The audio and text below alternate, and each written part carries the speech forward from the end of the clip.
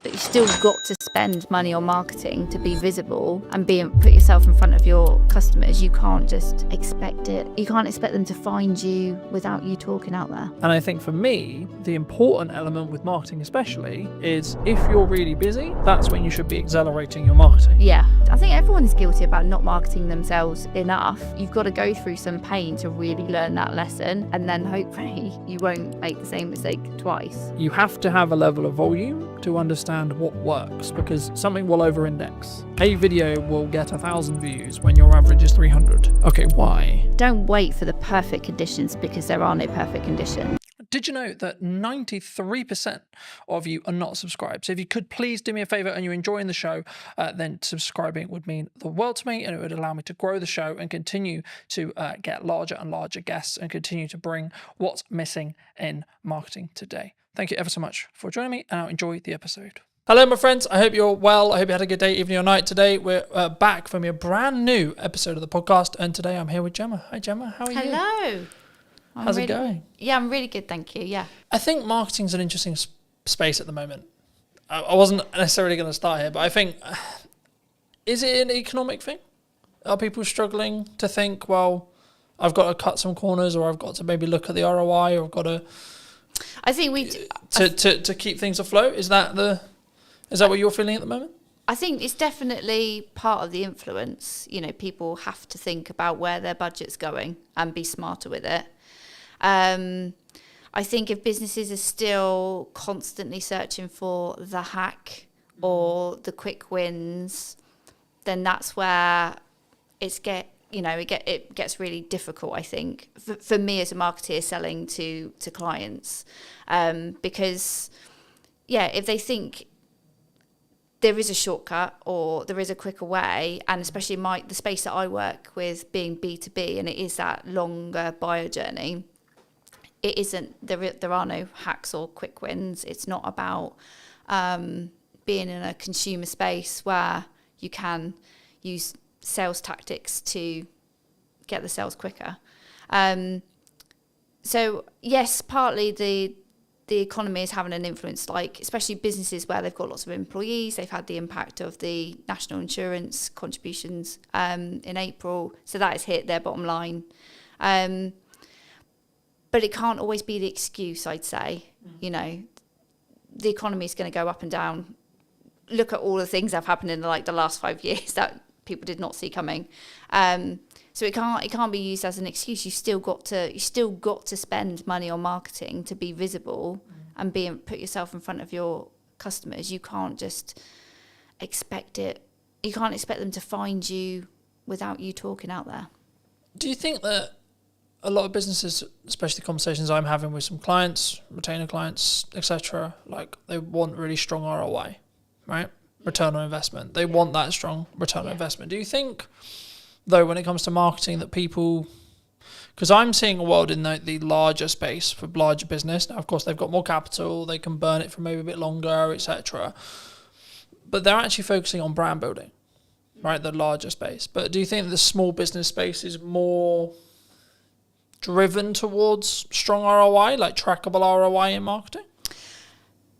Yes, I think ROI in marketing people sometimes feel it's a bit of a dark art, you know, and it's difficult to be able to go, yes, I did this particular piece of marketing and it resulted in X. That it doesn't always work like that. The clients I work with, I help them with marketing across a number of channels, because ultimately activity in silos does achieve so much, but it's the bigger picture and how it all works together. Yeah. That's where you gather the momentum, and that's where you start to see the results. Do you think, let's play a theoretical scenario, let's say I do 4 different things in marketing. One thing, maybe the podcast is an example, and I've seen my revenue go up by 20-30% in that time, let's say, but I can't directly track it because the client hasn't said categorically, oh, it's because I watched your podcast that I've hired you. Is that still because of the podcast though? Could I look at it that way, and could I, from an analytical point of view, when a client or me or you or etc., we look at our spend and we go, okay, well, I'm outputting these things, right, and my revenue has jumped this way. I've had a change in revenue, whether it's 10%, 20%, 30%, whatever it is.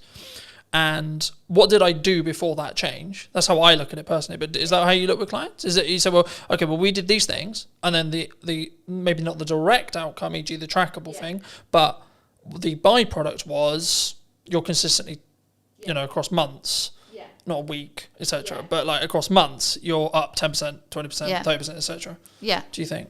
Yeah, definitely. It all works together, and the thing, especially with B2B and the longer buyer journey, is that they might remember like the last engagement they had with your marketing, and then that, when you fill in the surveys online or something, how did you hear from us? You might then, you'll legitimately put the last thing you remember, but it will be because of the influence of all the other engagements that you've had. So it might be that they go, oh yeah, the most recent thing I saw was one of your podcasts. That's how I heard about you, or that's made me want to buy from you.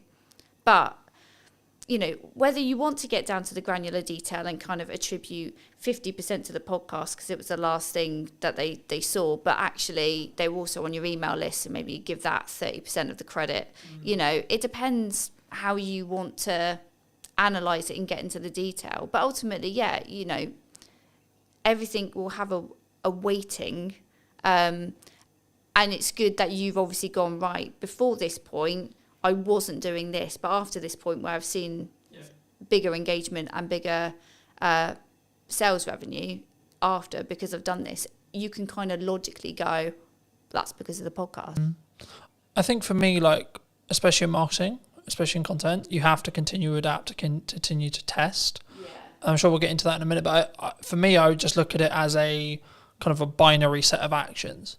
So I do a set of things in marketing. What is then the outcome, either in my number of views, etc., tangible target there, or revenue, right, or both. And I think for me, sometimes people, especially maybe starting out businesses, or maybe, I was going to say maybe slightly older businesses, but not even necessarily older, but I think businesses as a whole, sometimes we don't understand that marketing is the journey to the sales conversation, and then the sales, when it happens, gets all the credit. Oh God, yeah. So it's like, oh, it was an amazing funnel and amazing client journey and this and this and this, but actually the salesperson who closed it is the one that gets all the hooray. Absolutely. Because they're the one that's tangibly tied to the revenue. Yeah. What would you say to businesses, people listening maybe who are in that boat?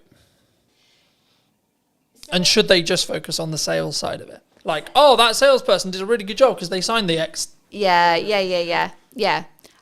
I mean, God, sales and marketing have had a crazy relationship over the years, haven't they? So they have to work together, because yes, sales will ultimately get the glory of converting that prospect into a client, but it won't have happened because that prospect won't have got to the point of needing a proposal or, having a sales conversation without all the effort that marketing has done to warm them up, to build up the knowledge of the brand, to build up the trust, to build up the credibility. Sales can't do that in their kind of one hit, I'm going to tell you about features and benefits, or whatever the conversation goes like. So yes, they might get the credit at the end, but unless they work together. And it's the same, like, marketing can do so much to get a prospect to the point of wanting to buy and convert. You still need to have a sales message and a sales process to get them over the line and get the revenue in. So they can't work one without the other. They have to work together. But yeah, you'll always come across organisations that kind of weights slightly more to marketing, slightly more to sales. But, marketing has to think about what happens at the point of sale, and making sure that they're not going to get the sales team kind of go, these marketing leads are rubbish, and actually it's because marketing has done so much, but then the salesperson is missing a piece of information that they didn't tell us that they needed. You've got to get them to work together. Got to get them in the same room. I see them in it. Well, there's two analogies I could use here. One, like marketing and sales is a dance, right? You can't have one without the other. But also, number two, I think that your marketing is like up or downstream, depending on which one you're looking at in regards to either sales or marketing, in correspondence to what then you get in 3 months' time. That's how I look at it. And I say, well, the actions I'm doing now, the actions I'm doing today, they won't have ROI today, but they will have ROI in 3 months, 6 months, or 12 months. And when you're in a position where you can spend that little bit more on your marketing, maybe that's this month, and then maybe you have to pull back next month, or etc. Or actually you're in a really strong year, you should be pushing brand. You should be pushing marketing as much as you can and investing where you can. So making the upgrades where you need to, making the, for me, buying a new camera, buying a new lens, buying a new microphone, etc. That's then going to pay the rewards when things are harder, because I can lean into those changes and use them as maybe selling opportunities or selling reasons, right, in my marketing that will then trickle down into the reason why people made decisions. But have you always wanted to work in marketing? Have you always done marketing? How did you get sat in front of me today? Yeah, I knew exactly the career I wanted to take. I knew I wanted to work in business. I knew I wanted to work in communications. So I've kind of been your standard student who did GCSEs, A-levels, did a marketing degree, and went into a marketing agency. Just because that's the path I knew I've wanted to take. Never did I think I would actually run my own business. That kind of came over the last few years. I was always happy working for somebody else, working part of a marketing team. I was always, I didn't foresee the kind of the change. Why did you go freelance? Because some people are forced into it. Right? Yeah, no, They're I wasn't. Oh, I'm good. Yeah. I'm in an agency, and then suddenly the dreaded redundancy call comes. Yeah, I wanted to do a bit more marketing. It was for me. So I'd had my son, and I'd sort of lost a bit of my work identity. So I started to do a bit of freelancing on the side, not in the freelancing that I do now. But then COVID actually gave me a really good opportunity, because I was at home. I could do loads of online networking. I could meet loads more people. And that just gave me the opportunity to pick up a few new clients, work with some other marketeers. I had an employer that was absolutely fine with me doing my little side hustle, no problem. And then I got to the point where actually I think I wanted to work with more different people, feel a bit more valued. So I sort of crunched the numbers, picked up a little bit more work, and then it was like, right, this is the moment. Let's go. Let's switch it over. My employer actually did become a client, so I was rather sensible with my sort of dip into freelancing. So I had a plan. I had a bank of clients kind of ready to go, and then it kind of went from there. Do you think people, maybe in the current climate, I'm always hesitant when I say that, right? Because I've been in business nearly 10 years now, which is a really nice place to say. Yeah. But also, I'm also aware that I've now got a bank of knowledge in my head, which is like, well, there was that thing 4 years ago, there was that thing 3 years ago, then we had COVID, so I try to be nice and try to lead with empathy when people are like, it's really hard, I'm struggling, the economy's hard, but I'm like, there's always going to be something. Always going to be, the government's doing this, geopolitics is doing this, etc. So I think for me personally, I always focus on my inner work in respect to A, how's my client delivery, B, what's my marketing, and C, how much is where is my pipeline, where's my cash reserve, etc., etc. Things like that. And I think for me, the yardstick I always use, and I've been thinking about this like a lot over the weekend, it's like the problems I'm now trying to fix are drastically different to where they were a year ago. So for me, that's clear growth metric. Yeah. Because I'm trying to fix larger problems. I've got more, whether that's financial problems or delivery problems, or etc. You always have problems, I think, in my view. Yeah. So I guess to phrase it into a question, people who are maybe looking at the economy as, should I maybe pack in what I'm doing and then go get a job? Or the other way, and saying, actually, well, maybe I'm a little bit concerned about my job security. Maybe I'm seeing redundancy in the next 6 months, either because their company's actually said that's going to happen, or they just have kind of a gut feeling that's like, I would feel more secure if I had something else. What would you? What would you? Is now a good time? Would you say? Any time is a good time. Like, don't wait for the perfect conditions, because there are no perfect conditions. Employment, some people do look at it a bit more securely. There's more, law behind, to protect employees. I don't sit there and think, I don't think either or is more safer, freelancing or employment. I saw somebody post something the other day about, maybe I think they must have gone through a redundancy. And I just sort of commented to say, like, look, don't overlook freelancing, but also don't look at freelancing if you want to get some income in your pocket quickly, because it's not the quick result, unless you've got somebody that has got a project lined up, that they're going to be good payers. But I think that happens because you did the work 3 months ago. Yeah, no, that does. But that's what I'm saying. I'm saying, like, somebody that was like literally, okay, I've just been made redundant, I'm going to jump into freelancing, and it's like, that's fine, but brace yourself. You are going to financially, you're going to just. You need to live humbly.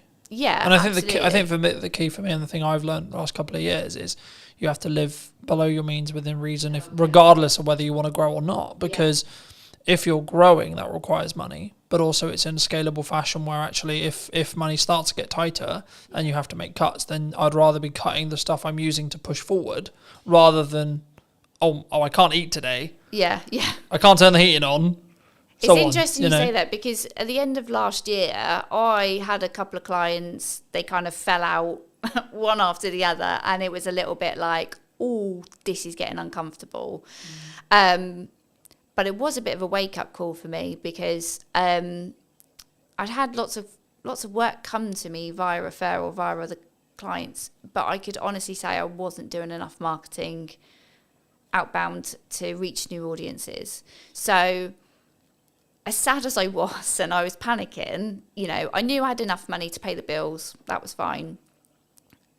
But I decided to invest in myself a lot more. So I invested in a bit more coaching. I invested in some other kind of support marketing communities where I was going to meet other marketeers, learn from them, possibly grow my network and find other people to work with. And it was absolutely the best thing I've done. So it's scary to spend money when you know your income is reducing, but sometimes you have got to do that. You've got to invest in new systems and technologies and new ways of doing things. Yeah, I was going to say, I think it's like, what's your response? And I'm having this like constant concern, right? When things are going well, you should make wheat. Okay, cool. But then actually, maybe I've got runway of, let's say, 3 months or maybe 2 months, right? Or maybe a month and a half. Cool, right. Do I continue to move forward, continue to say, well, this is working, this is growing, and trust in that by the time I hit my end of my runway, I'll be fine, the work will be there. Yeah. Or I'll make the money, or I'll found a way through. In that scenario where you are, like, unfortunately losing clients, the project work isn't there. We're recording this will be going out probably nearly October, but we're recording this in the middle of the summer holidays, where I naturally know there's going to be a lower demand for stuff happening, which is understandable to an extent, because kids are home, things are harder, people are working less, people are enjoying either holidays or time with their kids, etc., which is completely understandable. But also I'm like, okay, when I looked at my financial plan, I was like, okay, I need to kind of plan as if there's not going to be any project work for the next 6 weeks-ish. Yeah. I guess to phrase it into a question, I mean, what's your response? It sounds like it's like lean into growth and lean into investing. Or have you always been that way? Or do you sometimes feel like maybe you should have pulled back on costs and gone, actually, I can live on this for 3 months now? The interesting thing is, if you ask my husband, I am Captain Cautious. So I am not necessarily a risk taker. Like you mentioned earlier about sort of like living within your means. So I think you've got to be sensible, and it is. I guess it's a personality type, isn't it? So if you're somebody that really likes to live on the edge, and you're quite comfortable kind of going, it'll work itself out, then you might take more risks. You might spend more initially and kind of hope for the best, know that it's going in the right direction, you're investing in the right areas. So for me, in November last year, where I had less clients, but I knew I had to do something different, and I knew perhaps I was probably hiding away from really putting myself out there. Because it is scary. It's scary to put yourself out there. I was just saying, did that come from like, I've overused the word insecurity, but I can't think of another word to use lately. It's like, but is it an insecurity within yourself? It's like, what if, because it's the classic of like, what happens if people comment nasty things or etc. Yeah. It's pushing yourself out of the comfort zone. So when I went into my freelance stuff, I had a bank of clients. I grew, quite quickly. I was quite fortunate. Maybe I use that word too much. I'm good at what I do. That's why people work with me. But I guess I was comfy. I had enough money coming in, but ultimately I didn't have enough of an eye on my pipeline. And so, and that was in like the first 2 years. So I've learned a lesson, and I'm happy that I've learned that lesson. I don't think there was any other way I was going to learn it. Like, nothing was giving me the kick up the bum to focus on my pipeline. So when you say focus on your pipeline, what does that actually mean in tangible terms? What are you doing when you're focusing on your pipeline? In terms of having more conversations and lining up potential new clients, new work. So you're in sales? Yeah. So I think there's sometimes a misconception when we look at pipeline, which is like, I'm going to push marketing really hard. Because that is a approach to get more pipeline. My answer is yes and. Right? Yeah. Yes, and you should be doing more marketing. Yes, and you should do more outreach. Yes, and you should be connected with your clients. Yes, and you should be adding more value to your clients. Yes, and you should be trying to go above board for all of the clients you currently have. Yeah. When things are good and when things are bad. Because the result is identical. But I think if you can financially plan it and or plan in such a way where actually absolute worst case scenario, you probably got close to 3 to 5 months, you're going to be fine either way. Because if you think about how long that time actually is in regards to actionable things, it's so unlikely, if you look at probability, that you're going to then not have any other work within that window of time if you're doing all the right things. Yeah. You would, it would fill me with a sense of, okay, actually, I'm going to be fine. Yeah. But also, I think that comes back to the level of resilience you have, the level of experience you have. And this is one of the issues that I think maybe for starting out freelancers maybe have, is they don't have that evidence in their brain to go, when my back's against the wall, I need to make money. I know I can go in what I call going into the trenches, which is I'm going to have 15 cold outreach messages a day. I have stages. Like for me personally, I have seasons or stages, depending how you look at it, depending on where I see my pipeline, where I see things. When things are good, I lean into marketing as hard as I possibly can and try and add as much value in a short window of time. When I know that potentially I'm about to go into a season where I need to make sure things happen, like say like money hitting my account every month, then I'm like, okay, we're going to change gears now. Right? And I will potentially change the content a little bit, and it'll be a bit more pushy, not salesy, pushy in respect to, hey, remember me? But also what I'm doing in the background of that is sending 10 to 15, maybe 20 DMs a day.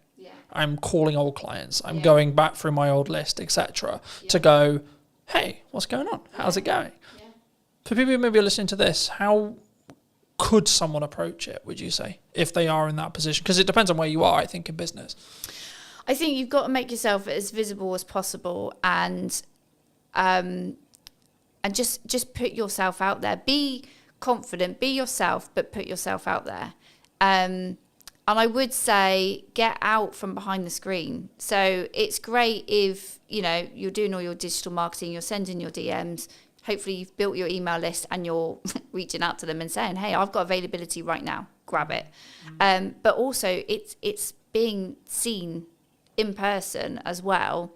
Just try and be in as many places as you can. If you're really like, I need to get some money in this month, you've got to, and be honest. Like, I don't think there's any shame in anybody going, hey, I've got a gap. I've got a gap right now. I need to make some money. My skills are going unused.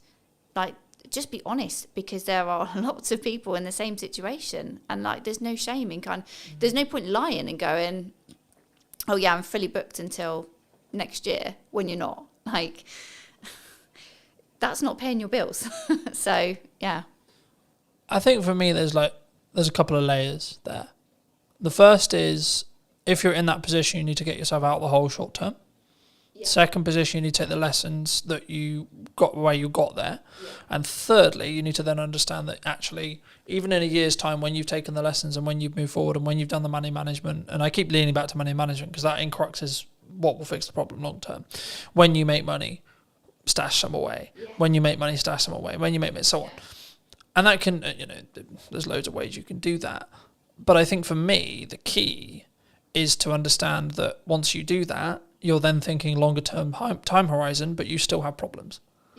Yeah. I might lose some of my retainer clients tomorrow. I might not. Right? Cool.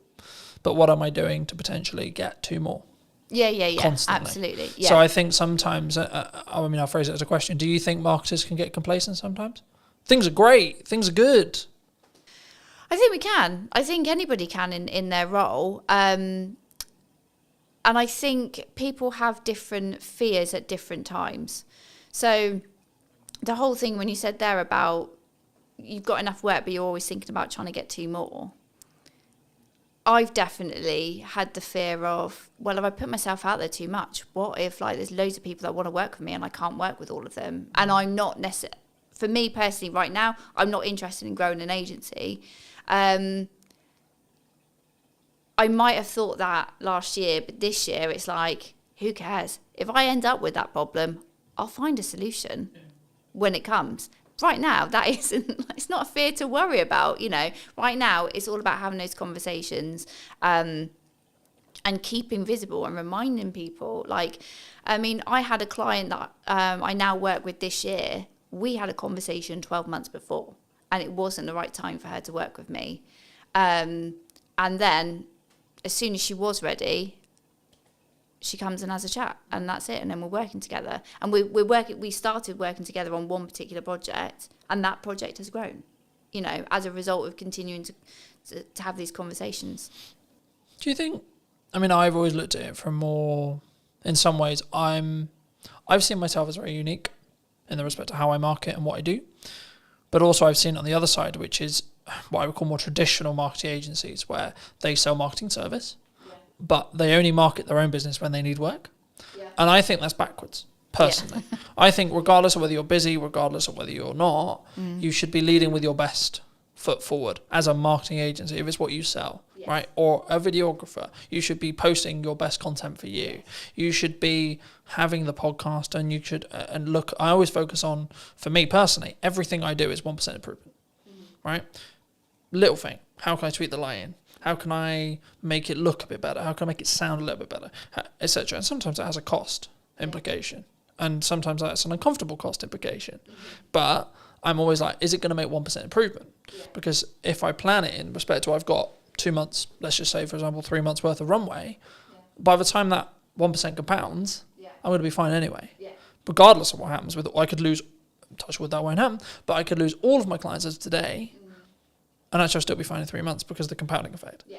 Because as long as I've got enough cash to live that runway, then I'll be fine on the other side. Yeah. Do you think, is that common in marketing? Do people take their foot off the gas for their own stuff because it's just a application of resources kind of question? Yeah, and this is the reason why I'm a freelancer and people work with me, is because they might give marketing their best effort when they're really motivated. Like I say, they need the sales, they need the income.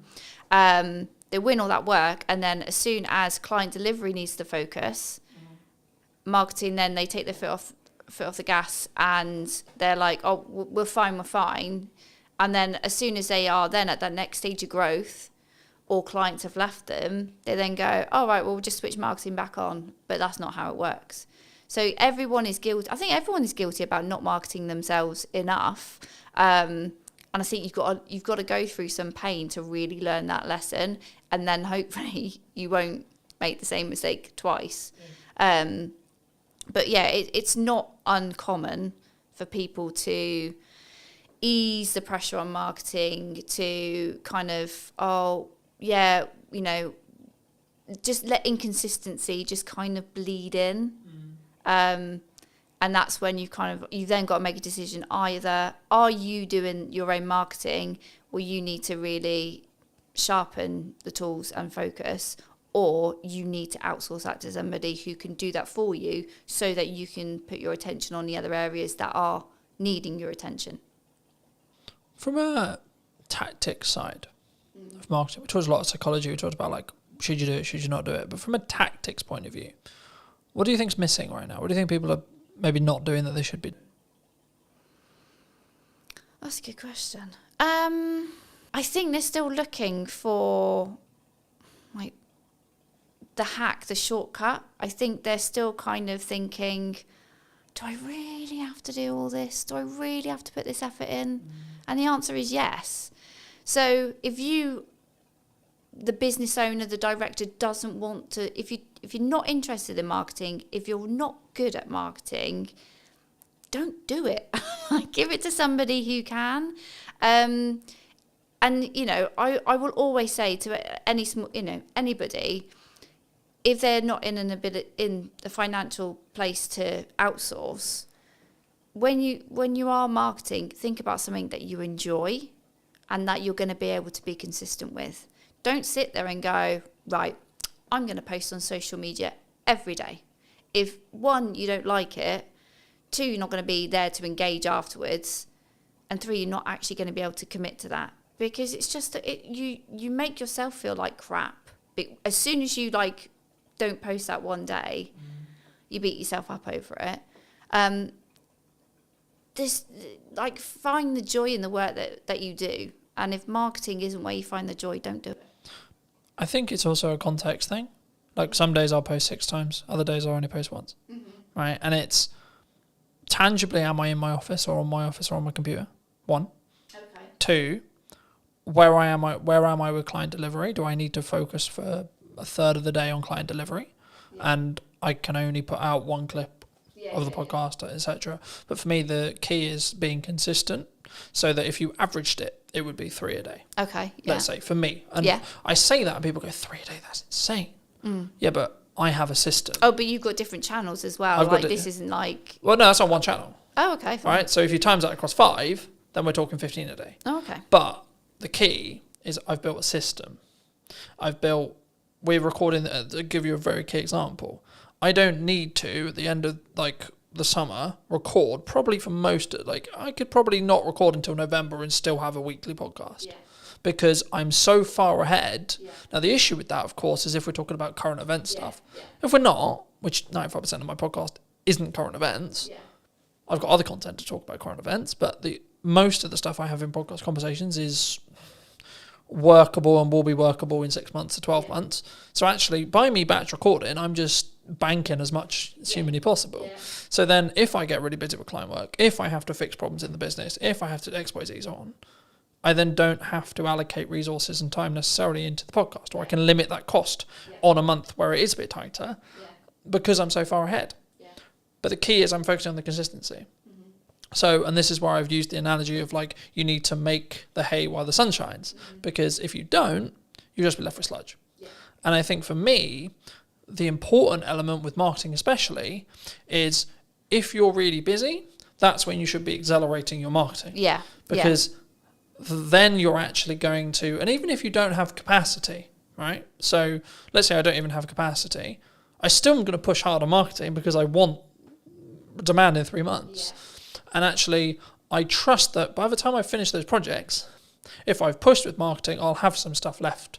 I'll have some people who are ready. And just being honest with clients and saying, look, I don't have the availability until September. Yeah. I don't have the ability until October, November, December, whenever it is. Yeah. And saying, cool, can we book something in? Can we get a pre-production call? Can we get a discovery call in? Yeah. Cool. But also understand that actually a project that you quoted and you alluded to earlier where you had a conversation a year ago, I've just finished a project started a project last week. I had a pre-production meeting for that I initially quoted about 3 months ago. Yeah. Right? And I was like, at the time, maybe it's wrong time, maybe they're not ready, etc., etc. I was like, okay, maybe it won't come through, maybe it will. But then I got a call 2 weeks ago saying, hey, Cotton, we're ready to move forward. Fabulous, wonderful, right? And I think for me, if I had, perhaps, I haven't asked them yet, but perhaps if I had stopped marketing, they wouldn't have been constantly reminded that I existed. That you're around, that we've got that project there. Yeah. And the same with a handful of other clients who are like, yeah, we really want to do something, but we're not quite sure what we want to do yet. And I think that's the key sometimes. And I think that's why when people maybe don't look, maybe they fall off their consistency. And I think the reason why the podcasts are very different this series than it was last series was I was in that boat of I'm trying to do too many things and not doing them well enough. So I'm very focused on 2 channels for the time being, which is podcast and my event promotion for my event in September. And by the time this come out, the event will probably have finished, and then it'll be about marketing the next event. But anyway, the crux, I guess, from a tactics point of view is what role do you see? Like, what do you value right now for your marketing or for clients? Is it written word? Is it audio? Is it podcasting? Is it video? Is it user-generated content? Like, what do you think's working? I would say I hate to start with it depends, but it does depend on the client. So let's talk about what I'm doing right now. Obviously, we're having this conversation because I invested in some video content a few months ago. So that, absolutely, I am like you, championing investing in video to have another format of delivering your message to your audience. It's great, and it can be used in so many places. So it's it is an investment, but it's a worthwhile. And also networking in the right places. So there's lots of different networking events out there. Some you might like, some you might not. I always say to people, like, it's about finding the right kind of event that you enjoy. It's got the right people there. Because ultimately, don't go to a networking event where it is just a cup of tea and a natter. Like, you do need to meet people and build relationships. It might not. Don't ever go into a room and think, right, who's going to buy from me today? Because that's not what it's about. It is about growing. Yeah, exactly. Yeah, but yeah. So for me, it's been and remaining consistent on LinkedIn, and not wondering what the hell the algorithm's doing, and sharing posts from 3 to 4 weeks ago. Yeah, I find it really interesting when people go, "Oh, the algorithm shadow banned me." Right, I'm a handful of chapters into Gary Vaynerchuk's new book. Well, it's not new now, but it's new for me. Day Trading Attention, and he talks a lot about no, your content's just not very good. Yeah, hard love, right? But the reality is actually through posting a huge amount, you know what works. And you can gain customer insights through that. And you can gain what's working for your market through that. And I think that's the key there.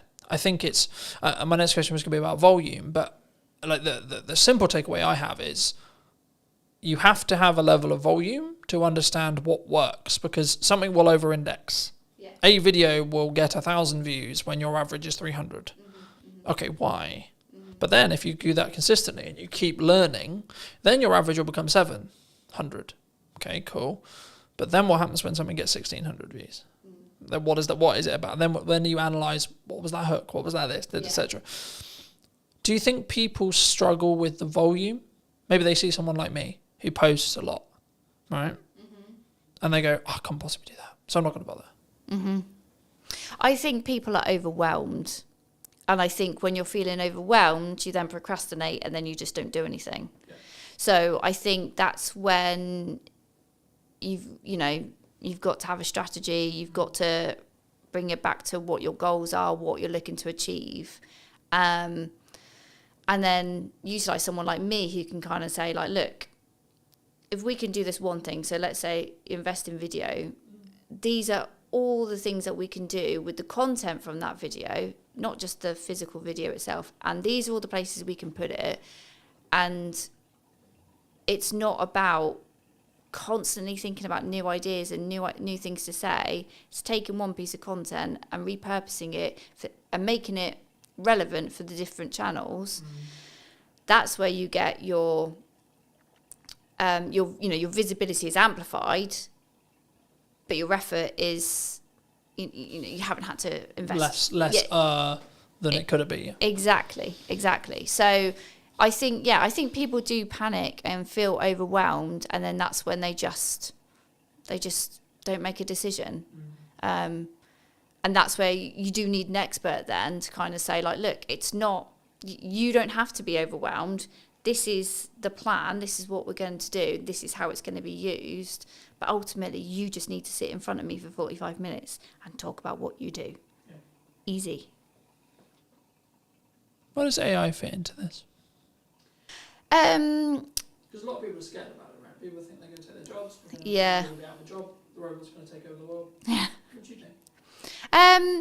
AI is a tool. They are all tools to help you be more efficient, but ultimately they can't replace human creativity. I've heard some people talk about AI is for lazy people. It's like, it's not. If you want to use AI correctly, you've got to invest the time. You've got to invest the time in understanding how these tools work and how you get the most out of them. And that is not just by going, chat GPT, please write me a blog about X, and taking that and posting it. Like, no. It's a bit like, I don't know, I was thinking about this today. Like a sat nav, okay? So a sat nav is a tool that tells you how to get from A to B. It's really great if you have no idea, but also you could work out using a map yourself, but it takes a little bit of the thinking time away from it. But you might also just want to go for a drive and enjoy whatever route you decide to take that day. So it's not, AI isn't there to replace what people do. And I think businesses that are looking at AI and going, I don't need to hire a copywriter, I don't need to hire a videographer, or I don't need a person to do something because I've got a tool, you're kind of missing a point there. If you're looking at it just from a cost perspective, you'll learn a lesson very quickly that basically what you've turned out is a load of rubbish. I think from my point of view at least, right? I think for me, it's understanding what tool is best for the job. And the analogy I've started using used to be, you don't want to necessarily put up shelves with a hammer, right? But actually, it's actually more, I think now, you want to sharpen the knife before you use it. AI can help you sharpen the knife, but you still want to be the one using it. And I think for me, the key, I guess, in that is actually, and this is where I think the trend sort of shifted originally, because originally it was, we're all going to be out of jobs because of AI. I think in reality, which I agree with, which is where the trend went, which was people who utilize AI as a tool are going to output more, be more efficient and be better than someone who doesn't. So in turn, it's human v human again, right? Yeah. And I don't like saying human v human because it implies that everyone's a competitor, sure. But for me, it's actually more about it's you v you and focusing on that mindset, just on a mindset shift really quick. But for me, I see AI as maybe a leveler or a tool rather than, it's going to take my work. If you're in a corporate landscape and your client's looking at you and saying, we need to cut some costs, or we're going to cut some costs and we're going to get an AI agent to do the thing you were doing. Okay. Ask yourself what you can control about that. The answer is probably not much. And then ask actually, well, did the client actually value what you were doing as much as they probably should have done, or actually, in the nicest way possible, are you actually that good? Are you actually better than a computer? Yeah. Right? And that's harder one to ask ourselves, I think, because we then have to be vulnerable with ourselves. We have to say, hold on, shit, I might not be. Yeah. Right? Do you think you're better than a computer? Yeah. Yeah, because the computer. And if so, why? Well, the computer hasn't got all that experience that I have picked up and all those situations and scenarios I have been in where I've had to think, what we're going to do about this problem, what we're going to do for this campaign, and pivot and react. It's not, that's not what AI is built to do. But AI is built to do what you tell it to do. So, like you, I use it as an assistant, and it's an opportunity really, because if AI can do some of the heavy lifting in your job, in the work that you create, if it can do some of the stuff and save you time, you then go, I've got more time, what can I do with it? And whether that is I can take on a new client, great, more income, or I can upskill in something else. I can use my brain in a different way. And I think that's the way I'm sort of looking at it. I think for me, there's a couple of ways that you think about it in general, right? And I think you can tell a lot about how someone looks at their business when that you ask them about what happens and how they feel about losing a client. My perspective personally, as someone who's been in business for a while, long enough to, I would hope, know what I'm doing, I would say there's a couple of ways you can look at it. You can go down the road of, that's a shame, but I added the value I could, I did the best job I could. And if you're being honest with that, then actually, what are you worried about? Because if you genuinely did the honest thing, and it might just be they have to cut some spend to stay alive, and you happen to be the thing on the cutting block. Now that you can go into the psychology of how much they value it, and if you want, sure. So there's that approach. A. B. Cool, I've got that time back. Yeah, maybe I don't have the income, but I got that time back. So now it's, how do I utilize that time? Because what we talk about a lot of the time when it comes to ROI or return on investment is return on money. We don't necessarily talk on return on time, right? For me, as I've looked and learnt more from really successful people, the thing they always focus on is time. Because money, yes, you need it, but the more you have, the longer runway you have, regardless of your expenditure level, right? So the more expenditure level, the more you need to have a longer runway, etc. If you're living humbly, then you have a longer runway with less money.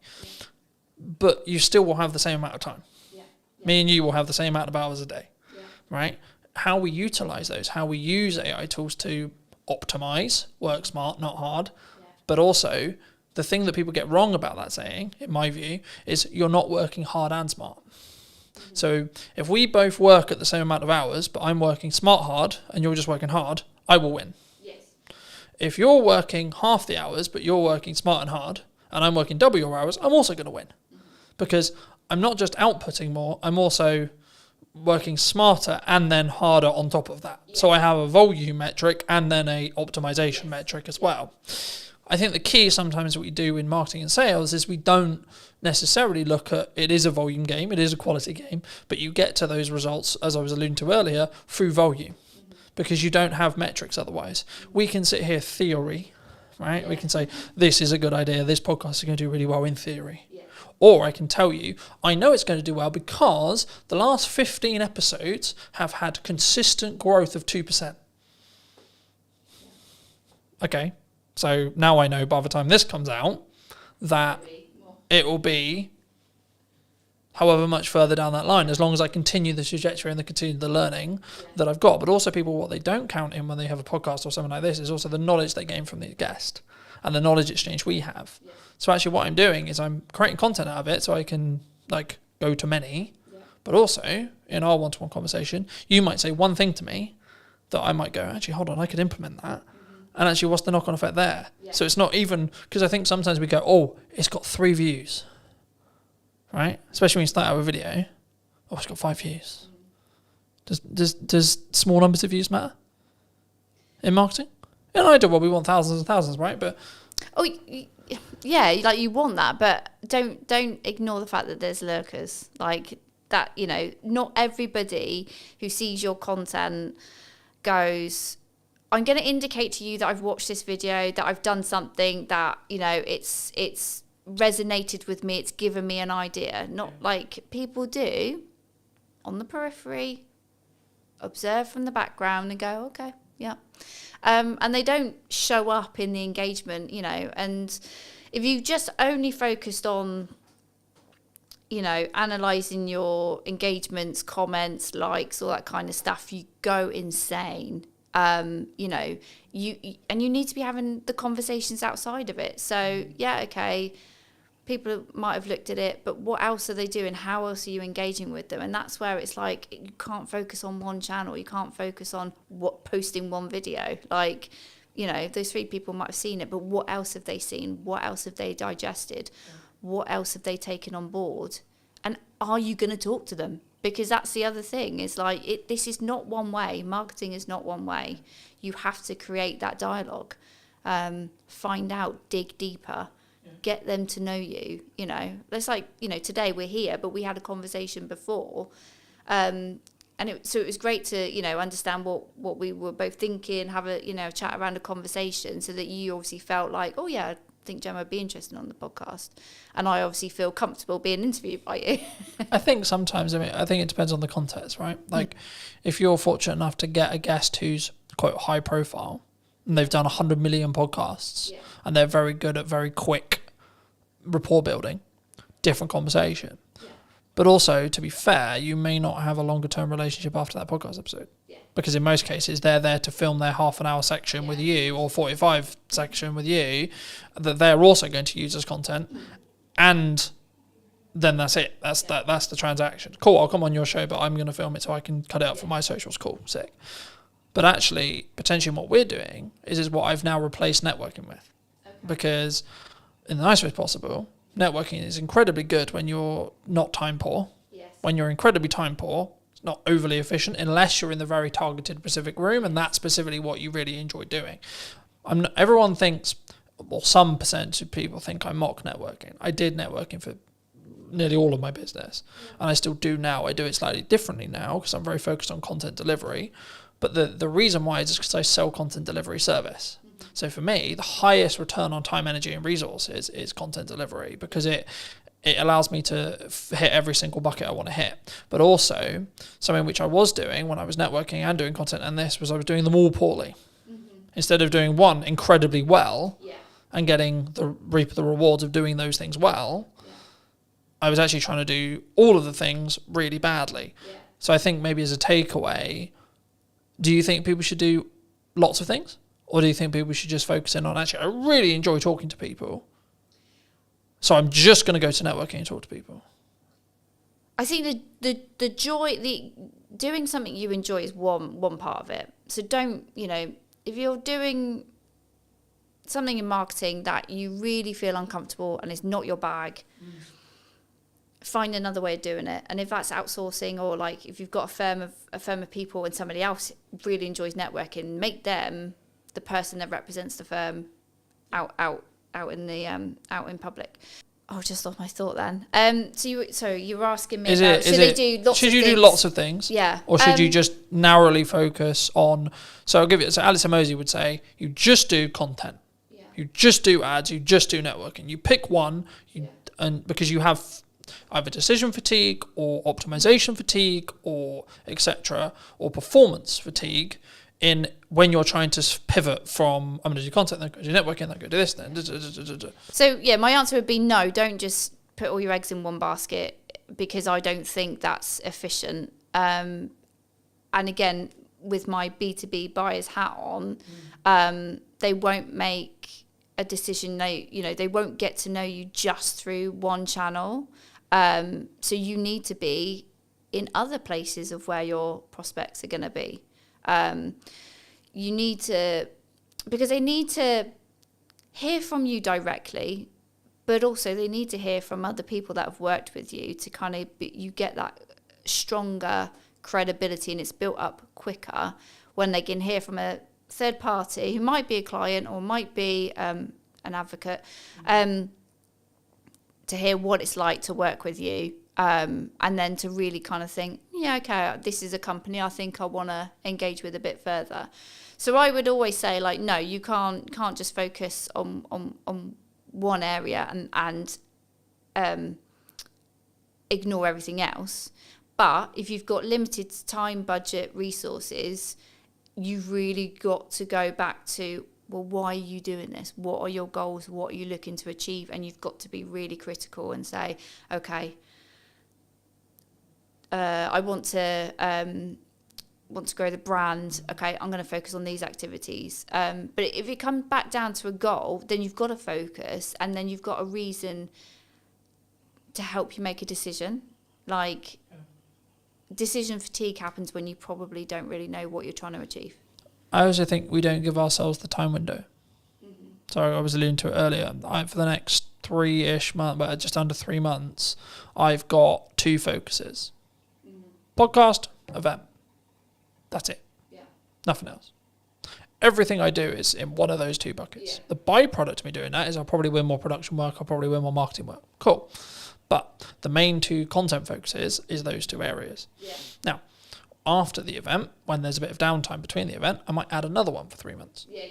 But the thing I did potentially poorly in the past, and why my marketing didn't reap the rewards I wanted it to, was because I was constantly pivoting and adapting and changing what I was doing all the time, so I didn't commit to anything, which showed a sign to the market, if I'm really looking into it, that I didn't necessarily believe in what I was doing necessarily, but also I wasn't getting good enough at it through that 1% improvement consistently, right?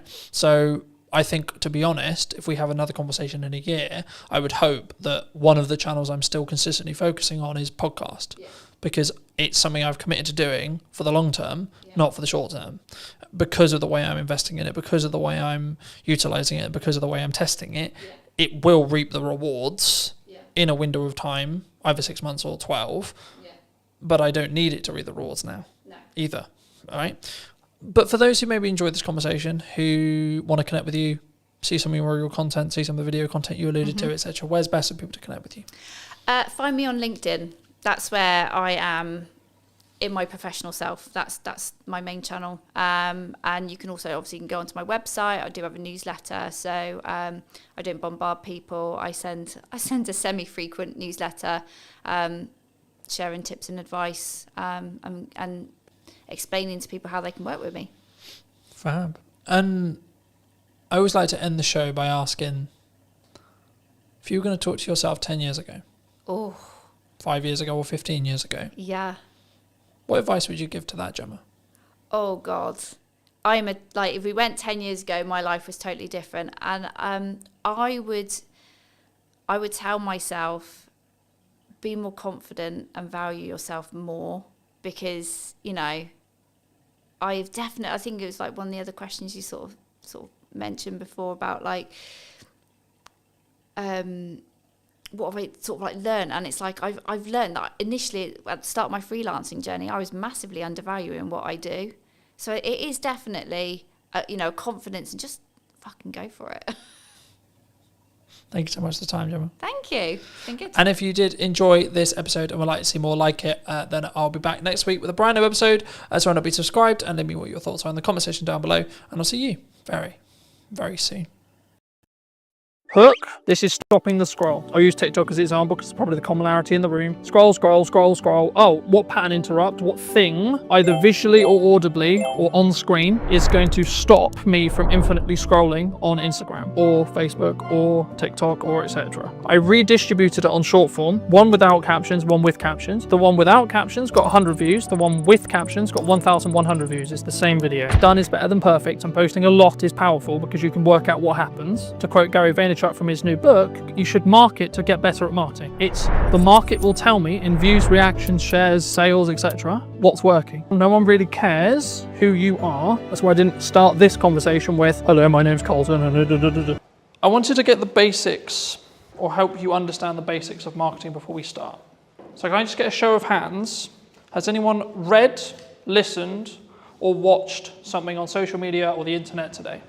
This is an opportunity for you to have either marketed what you do, how you do it, why you do it, or been marketed to. By the fact that you've all consumed content at least once today, means you're in that marketing system. Now this is quite basic, but then the question becomes, well, what do we create? How do we create it? The commonalities for me, in 95% of cases, whenever I have a one-to-one conversation, I work with businesses, etc., their hurdles are, in most cases, not knowing what to create, not having the time to create it, or not knowing specifically what to create it about as a whole, right? So the first part of this workshop has been designed in such a way for you guys to really troubleshoot what you feel is your hurdles. So I'm going to apologize ahead of time about spelling, because I'll probably get some spellings wrong, but just quickly around the room, what is your main hurdle right now with either creating content for what you do or utilizing AI in that process? So standing out. Okay, yeah. So it has that feel of AI, yeah? Okay. How to use AI. Anything else? Confidence is a really common one, but it doesn't sound like that's really the issue for the room necessarily. So that would be content pillars. So what you're talking about there is content pillars. So what are your specific pillars that you're looking to build? So I'll use myself as an example. For this moment right now, I have 2 main pillars. Podcast, what's missing in marketing today, and Christmas promotions or service-based stuff. So it's kind of 3 in some ways. This would be counted under service, right? Because I sell knowledge, I sell teaching, but also I sell the application of that teaching if you don't have enough time to do it yourself. The key whenever you do any marketing, before you start, is firstly have an overarching strategy that will help your bottom line. So that's why everyone does marketing, right? We want to sell more. That's the honest truth. No one's going to be here and go, yeah, I would love to spend £1,000 and then get nothing back, right? But the reason why in most cases, in my experience, why people don't have that is, I would probably say, this. So they're semi-inconsistent. So they do that example that Johnny gave, which was, we're going to post really good when we're not busy, because we've got loads of time and nothing else to do. So we're going to post 5 to 10 times one day, then nothing for 2 weeks, then 10 times again because I went, shit, I forgot. Or life got in the way, etc. Right? But I think the biggest thing for us is the standard. Yep. Okay. Standing out is, I'll do that next actually. That's quite simple once you understand how that works. So very quickly,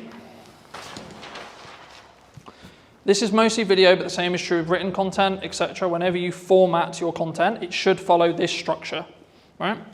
You've got 3 chunks, okay? Hook, this is stopping the scroll, right? Scroll, I'll use TikTok as an example because it's probably the commonality in the room. Scroll, scroll, scroll, scroll. Oh, what pattern interrupt, what thing, either visually or audibly or on screen, is going to stop me from infinitely scrolling on Instagram or Facebook or TikTok or etc. Right? This in most cases is roughly 3 to 5 seconds of your, again, video. If it was a blog post or something like that, it would be your headline and then your top 2 lines. If you do this wrong, you will not get someone to stop. Right? I'll go into depth in a second on what you could use here as ideas, but then you'll have a level of, so your body of content, so this could be, in most cases, value-led for me, and then a call to action here, right? So when we create content, we want a journey to happen, right? Step 1, get them to stop the scroll. We'll go into depth in that in a second. Step 2, what do you want to talk to them about? What's the objective that they're trying to do? If it's a piece of educational content, like this, for example, then I might have a captivating hook that positions a question that I'm then going to answer, but I'm going to first say, well, this is the solution that you're trying to create, followed by, as short as you can, because attention spans are dwindling, etc., gets to the point in the nicest way possible. No one really cares who you are, right? That's why I didn't start this conversation with, hello, my name's Colton, you don't give a shit, you don't care, right? The bit they do care about is how are they going to make their life, the viewer's life, more entertained, more educated, or both. Hopefully, after today, you'll understand how to do that. And hopefully, I hope, today will be that valuable for you. So you should be entertained, you should be educated, right? Just on that, sorry, Colton. Yeah, of course. Every piece of content you've got on TikTok has to follow that. We've started getting good reactions, say, on funny content. It's got no call to action on it. The only... Would you say that that's still valuable? So if I put my hand here and ignore the call to action, then yes, that would be true. Every single piece of content has to have a hook because you aren't going to stop the scroll. It doesn't have to be anything complicated. It could just be like, this is my opening line. So the things I'm focusing on for podcast clips, for example, is what's the first line of the clip, right? And because you'll see it as text, you're going to go, oh, so one that did really well was from Maddie's podcast a little while ago, and I was talking about how did I not become a drug dealer because I was dyslexic. So the opening line was, I'm surprised I'm not a drug dealer. So if you saw that on social, you're probably like, hold on, what the fuck?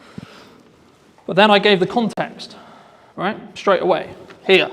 So Ideally, it should follow this format, yes, in every post. So you would say for us to stop messing around and spending half an hour filming the Jet 2 on trend TikTok with no value? So this is mostly for thought leadership. I will come on to trends in a second, because trends is a little bit different, and it depends on where it sits in the funnel as a whole, overarching. But this is mostly focused around B2B thought leadership stuff.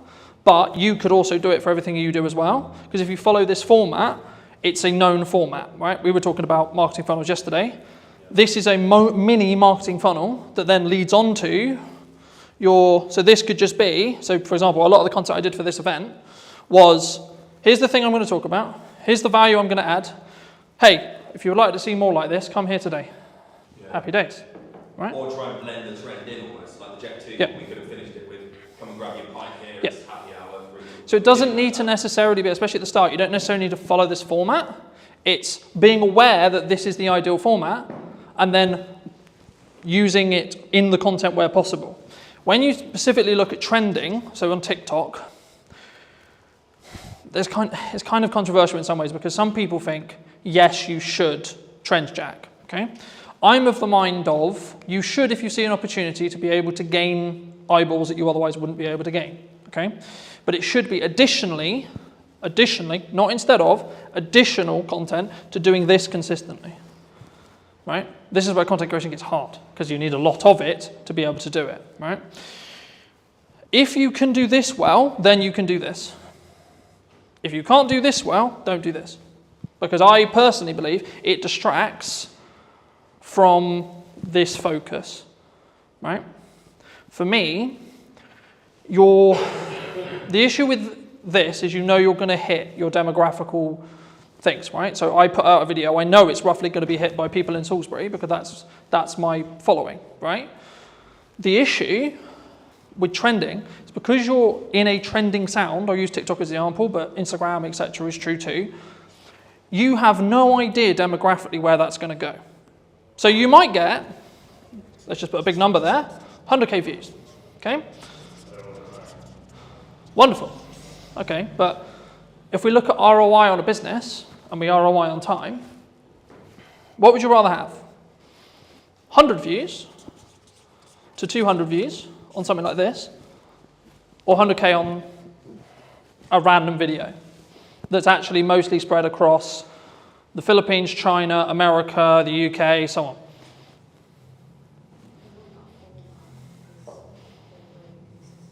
Mm-hmm. What do you think?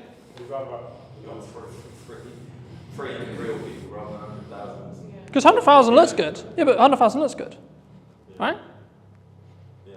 But when we... 999,000 aren't going to become, or probably might not be close to your venue. And that's why chasing virality, yes, it looks fun, yes, it looks sexy, but does it really do much for your business? I'd much rather have consistent of the right people at 200 to 300, maybe up to 1,000, but I know that each one of those views is going to potentially mean that I get more people sat in a room, I have more people to work with, I have more people I can help in my location. When How do you do that location on TikTok? Facebook's very simple, physical business. So social media has changed, right? If I did this presentation or talk 3-4 years ago, I would only be talking about social graphs. Okay, I'll explain both in a second. But on this side, we've got social graphs. Okay, that's how everything worked before TikTok or Musical.ly arrived. Okay, here we have interest graphs that I'm definitely going to spell wrong, right? But the job of the two, so this was basically what TikTok created. Kind of their algorithm created it. It was in other places like Tumblr, etc. But like modernized and actually like popular, it was TikTok who did it.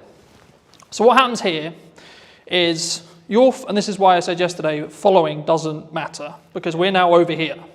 But just for those who don't know, socially, what happens is I would follow someone,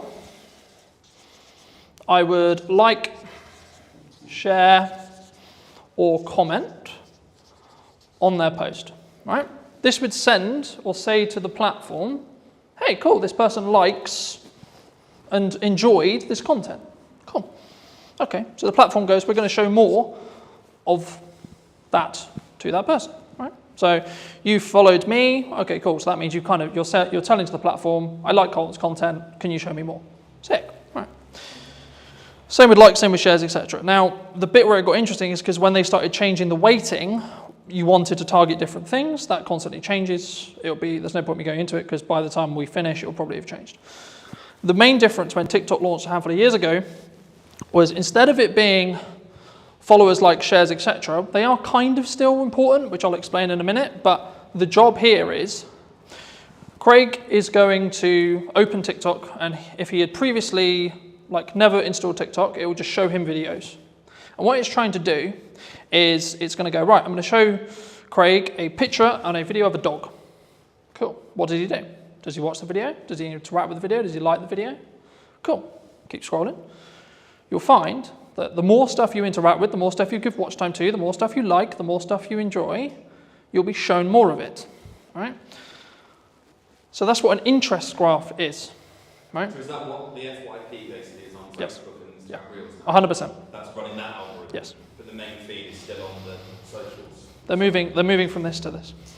The only place where this is still prominent is LinkedIn. Really? So Every... the same people, use the old Georgia example, right? We post on that a lot. We can get the same 30 people commenting on that. Yep. All the time. Mm-hmm. So they're still seeing it. Because that's interest-based. Not in an FYP of TikTok. Because they are interacting on the posts related to that location. Right. So they're signaling the platform to say, hey, I want to know more about this location. So it's not as fully TikTok 100%. The reality of socials, well, it will probably be in this line here for the rest of time, right?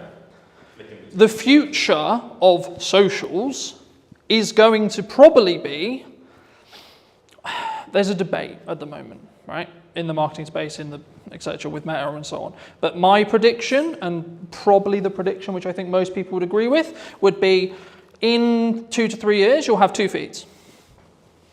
One that's like this, and one that's like this. Okay? So this would be your FYP, this would be for you to discover new content. And this is where, to an extent, trending would probably go into. So if you're trend jacking, following trending music, etc.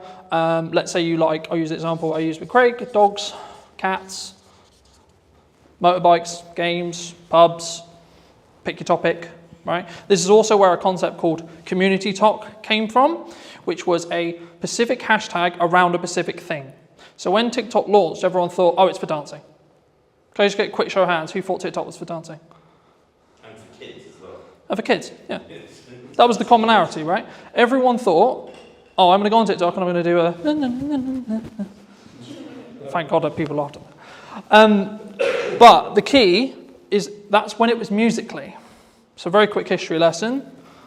TikTok is owned by a Chinese company known as ByteDance, who used to own an app called Musical.ly, where that was what the app was for. Lip syncing, dancing, etc. They bought this. They then launched it in China, did really, really well, and it was strong from an educational point of view. And then it moved to the West, and it became interest-based. But what they didn't realize was that interest-based would work so well, right? And that's why you're seeing, in the last couple of years, Instagram Reels launched, standalone, short-form feed that scrolls forever. Facebook launched, scrolls forever, so on, right? Even LinkedIn's now doing it. LinkedIn will probably have a video-only feed that's interest-based. The only post that will be social graph-based will most likely be carousel or image posts where you tag. So Johnny came to my event today. Thank you so much, Johnny. Going to tag you. Cool. How that quickly works, if you tag someone on socials, on a social graph, so this is mostly around LinkedIn, and they don't interact with it, it will be buried as a post, is the current conversation with the algorithm, right? And the reason for that is it stops people going, I'm going to tag whoever I want because I'm going to tag David Beckham in my post just to get more views on my post, right? Because unless David Beckham actually connects and actually, comments, likes, does something related to the post, it doesn't confirm that that actual connection happened. Because you need to remember, LinkedIn specifically is a recruiting platform. That's what it's designed to do. It's designed for you to get a job. Any questions on anything I've discussed so far? So the next thing I'll go into very briefly is creating a content ecosystem. I'll use mine as an example, and then we can go around the room and see where the holes are and see if I can help fill them. My content kind of evolves around, in most cases, 2 long-form pieces. So it could be an educational piece like this, or my podcast. So for this conversation, it'll be a podcast. So this is an hour to 45-minute conversation between myself and a guest of choice, right? So most cases it'll be talking about marketing, could be talking about trends, could be talking about very similar to this. But you might say, okay, well, who's going to sit and watch the 45-minute presentation? Quick show of hands, who would watch a 45-minute presentation? It was interesting. Okay. If I've been booked by, I'm sure. That's the key. Okay. So what most people do, and the reason why most people don't do it, is because they don't have the self-worth and self-belief to be able to put this 45-minute conversation out and it to get 2, 3, 10 views. What 95% of people should be doing is creating this, and then using it to fill their socials, right? I'll show you in a minute. And that's when you get like, when you scroll through on YouTube. Yeah. So that's called, that is basically about how you structure your short form, right? So very quickly, short form. I'll show you how to use AI to create 20 plus pieces from each one of these, because I do it, right? Every week I do it. For you specifically, you could talk, I'll use an event that you're running for an example, okay? You could talk about every single unique selling proposition and every single thing about the event that you think is really good, okay? Like a Q&A almost. Yeah, with your staff. You get someone to ask you questions. Okay. What's it going to be, what's it going to do, film it, chop it down, and then put it And you don't have to film it the way I would film it, with multiple cameras and pro audio and this and this. I literally mean, right, a phone on a tripod, looking at 2 people, right, stick person, wonderful, another stick person, you can tell I'm not an artist, right, 2 people having a chat, wonderful, okay? That will fill your socials, okay? Because it's this long piece here. Could be anything. Your long form piece could be, this is how to utilize 1 hour of content, especially if you're time poor, right, and you've only got an hour of content to deliver. You can film it once, then distribute it into short form, you're probably good for a month. And then if you want to hire an editor, like I do, I get a custom trailer made for each podcast. Some of you would have seen them. If not, go on my socials. There's one every week, right? And that is designed for the hook, which I showed you earlier, on the front of the podcast specifically. So that's meant to hook you in, show the best parts of the conversation, etc. if you come to the whole hour. But also it allows me to be on social media with short form. So by the nature of how the trailers are designed, I'm naturally going to get a higher retention chart, which will look something like this, which means people are watching the whole video, which in 95% of social media cases, if people watch up to 100% of a shorter video, less than a minute, it will then be served to multiple audiences, right? I'll go into that very quickly, but just quickly on this. Once you've got short form from this 1 hour, you can then do lots of stuff with it. You can pull out the audio and have it as a standalone audio podcast, right? You could also get it transcribed, and then using tools like ChatGPT, you can get it into blogs, etc., in your own tone, etc., right? And then also, you can then take that blog, turn it into 20 tweets, 15 tweets, right? Or standalone social media posts on their own. Hey, in this conversation, it doesn't even have to have the video, you can just take some pictures afterwards and say, in the conversation we'll be releasing next week, we talk about X, Y, Z, right? This is a very key example of hooks don't have to be anything. You need to do them to then see what works for your audience. Because what works for me is not going to work for you, and vice versa. So that's a social question. 95% of the time, socially, we watch videos in our breaks, when the kids are asleep, etc., right? So you don't want... Yeah, so or the telly's on or something else is on. So in a social scenario where you wouldn't necessarily want to blare out your reel, but you still want to know what's going on, right? And just to give you some numbers behind this, I re-edited some Christmas content that I did, I think about 4 years ago. I redistributed it on short form, one without captions, one with captions. The one without captions got 100 views. The one with captions got 1,100 views. It's the same video. Okay, that's a 10x difference in views with one change. And this is how I'm starting to test stuff. The one thing people get wrong with marketing all the time is they go, this is our ideal profile, this is the person we're trying to talk to, and I know what they like. Do you? You may have known what they liked 2 years ago, but is that what they're into now? Does your ideal profile change through time? Mine does. Personally, my content consumption habits and what I consume will change on a weekly basis. When I want to go really deep on AI, I'll be watching nothing but AI stuff. Okay? When I want to go really deep into content and delivery and how to do it, shift again. So on an interest graph, my feed is going to change dramatically across 2 weeks. On a social graph, I'll probably get some of the same content. So on the Look into the terms and conditions of TikTok, you'll be scared about how much it knows. Well, this was actually a big problem a couple of years ago where I was aware of it, where people would be watching a specific video. So I'll give an example where maybe it's a motivational video, or maybe they're feeling a bit sad, etc. They're watching something that may be a bit sad. And what the TikTok algorithm did, and they got in a lot of trouble for this, but they would then start feeding more and more, and you would go down this loop of negativity, right? I don't want to go into detail on it today, but it's the same with the quote Redfield spear, right? You are fed what you watch. So people are like, oh my God, my TikTok's so annoying because it only shows me X, Y, Z. I'm like, okay. A, log out, reinstall the app, watch stuff that you don't want, so watch the stuff you want, and then the algorithm will catch up. Or just when you're on the socials, just stop consuming and interacting with the stuff you don't want to see more of. Yeah. Or search what you do want to see. Yeah, or manually go in and search, I want to see pretty kittens. Yeah. I want to see dogs, I want to see positivity, I want to see quotes, I want to see etc. To start, put your video everywhere. Put your blog everywhere. Put your piece of content everywhere the same way.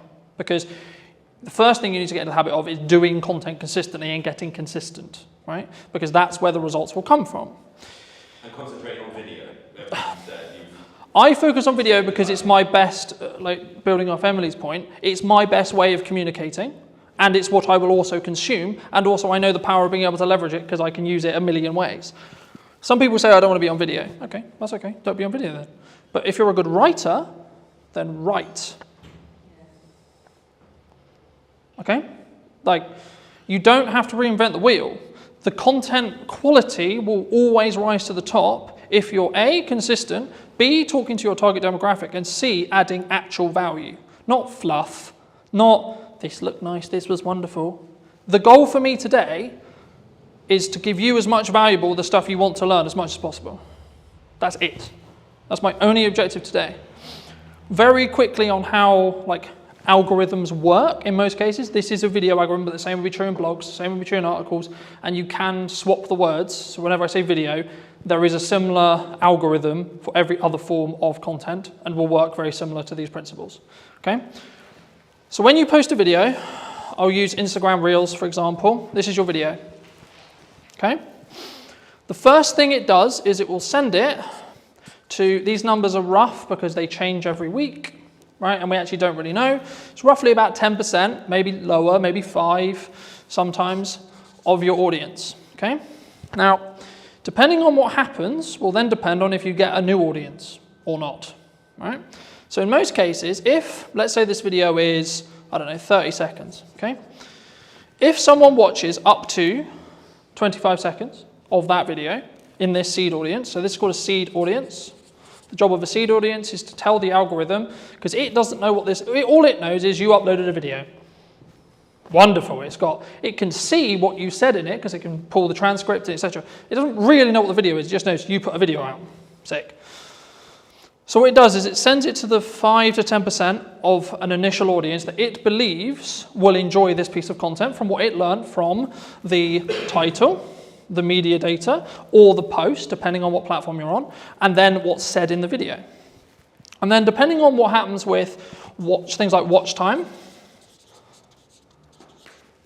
likes, a key one on Instagram, especially right now, if you save or share it, because this is where understanding each platform is really important. So Instagram specifically is designed for people to share videos around, share posts around, because it's a communication platform. It wants people to communicate with each other on it, not just consume content, but have content as part of the ecosystem, so that, oh, I really like this video, so I'm going to send it to Paul, right?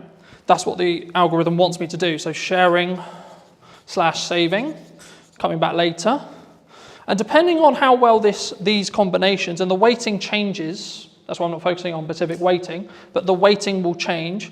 Depending on what happens will then change how much of an audience, what that audience is, and what the size of the audience is. So when things go viral, what's happening is this. So it's going, initial post, okay, cool, it did well. Sick. All right, first audience, did really well. Then there'll be a bit of a plateau, maybe for half an hour, maybe 30 minutes. Then another one. Did it do well again? If so, and so on. And eventually, it won't have a good reaction. And that's when it will stop. But if you can keep that loop, so there was a trend a little bit ago on TikTok where it would be a 2-second video with a load of text on it. Why do you think people did that? They were farming watch time. Because it's a 2-second video. So TikTok was going, is people who watch this video in that seed audience watching the whole video? Because it's 2 seconds. But to read it, you need about 15 seconds. So actually, the percentage watched on that video was close to 500%. So TikTok went, oh my God, 500%? So people are watching this video 5 times? Cool, we'll send it to loads of people. Now, they got on top of it because they realized that was the game. But for a long time, it showed a very clear example of how your seed audience can snowball your views. And it will copy the audience. Because every single algorithm wants to understand and wants... Okay, no, I'll ask you. Before I tell you, I'll ask you. What do you think the job of an algorithm is? To keep people on social media, for example. What does every single social media platform want? Eyes on it, letting them really target. How do they make money? So the sin, you could say, is taking people off platform. Because Instagram doesn't make money if you send them off platform. If you send them to YouTube, you're sending them to a competitor. That's why people started getting quite clever with their link in bios, because link in bio became a term which TikTok itself would suppress, because it was sending people to the website. For a marketing point of view, that's what we want to do, right? We want to send them to a landing page, we want to send them to a YouTube channel, we want to send them somewhere else off-site so we can potentially sell to them or retarget them or etc. or get their email so we can then email market it to them, etc. But purely from how does it perform point of view, and this is what I said at the beginning, where you need to start really delving into your content and really start working out, okay, so this one's going to be a very value-led piece, this one's going to be trend, this one's going to be for this purpose. And it can be overwhelming, but hopefully you're just going to get some ideas from today. If you can get some videos, and this is why done is better than perfect, and posting a lot is powerful because you can work out what happens. To quote Gary Vaynerchuk from his new book, you should market to get better at marketing. Right? So it's not about I'm going to market because I know what I'm doing. It's the market will tell me in views, reactions, shares, sales, etc. what's working. So I'll give you an example. A phone video over-indexed than a professional video in most cases for me. I follow the same format, hook, content, call to action, but because I story-told in the video and it felt more real, it got, I think, 4 times more views than my average. I think it's on like 1,300 now, because I told a clear story. So for those people who are like, I don't have a camera, I don't have this, I don't have that, I don't have all the kit, I can't create content, who doesn't own a phone in this room? You all own a phone, right? So then you don't have an excuse. Because especially if you create it in-app, you can outperform, because there'll be a small performance bonus. For example, on Instagram at the moment, they launched their own editor. It's called Edits. It gives you the ability to edit in the same way I can edit with Pro Software, and deeper analytical data on every single reel you've ever posted, purely through the app that you cannot get through Instagram. So for that reason alone, you should download it, because then you can see your click-through rate, then you can see your percentage of your seed audience, and then you can tweak stuff, and you can tweak the hooks, you can tweak that first line, you can tweak your packaging. The same when it comes to your first line of your actual copy for this, Because if someone misses the video and you don't have captions on it, you might be able to re-engage them by getting a captivating headline. So if you're doing multiple kinds of content, you can learn from... Stops it just being lost. Yeah. Because you can then re-engage people. Something that also people worry about is, I posted a video and it only got 20 views. Okay. But what's happening when you first post a video for the first 24 hours, bless you, is it's only showing it to your seed audience. So on average, it will take 48 hours or so before you really start to see something pump. Unless you're trend jacking, that's a bit different. But on the structured content we talked about at the beginning, it will take roughly about 24 hours before the algorithm really understands it. The more content you feed the algorithm, the more it's going to understand what you do and what audience is going to connect with the content you're creating. Does that make sense? So what stage do you start paying for it? So at the minute You don't need nothing I've talked about today is paid ads. I know, that's what I'm trying to think. If you want to do paid ads, you can follow all of these principles, and what I'd recommend you do very quickly for those who are interested in doing paid ads, you should post a load of content, see what does best in regards to views, retraction, etc., and then take the best performing pieces of content and then amplify them with ads. Because then you don't have a question mark on whether the creative or the video or the blog or the post, etc., is actually going to do well or not, because you already know, because it did well organically. So that way you're not wasting money on amplifying bad creative, because you know that it's going to be good, because you've already tested it organically. Does that help? But if 10,000 people saw it organically, it goes to millions if you pay for 10. yeah.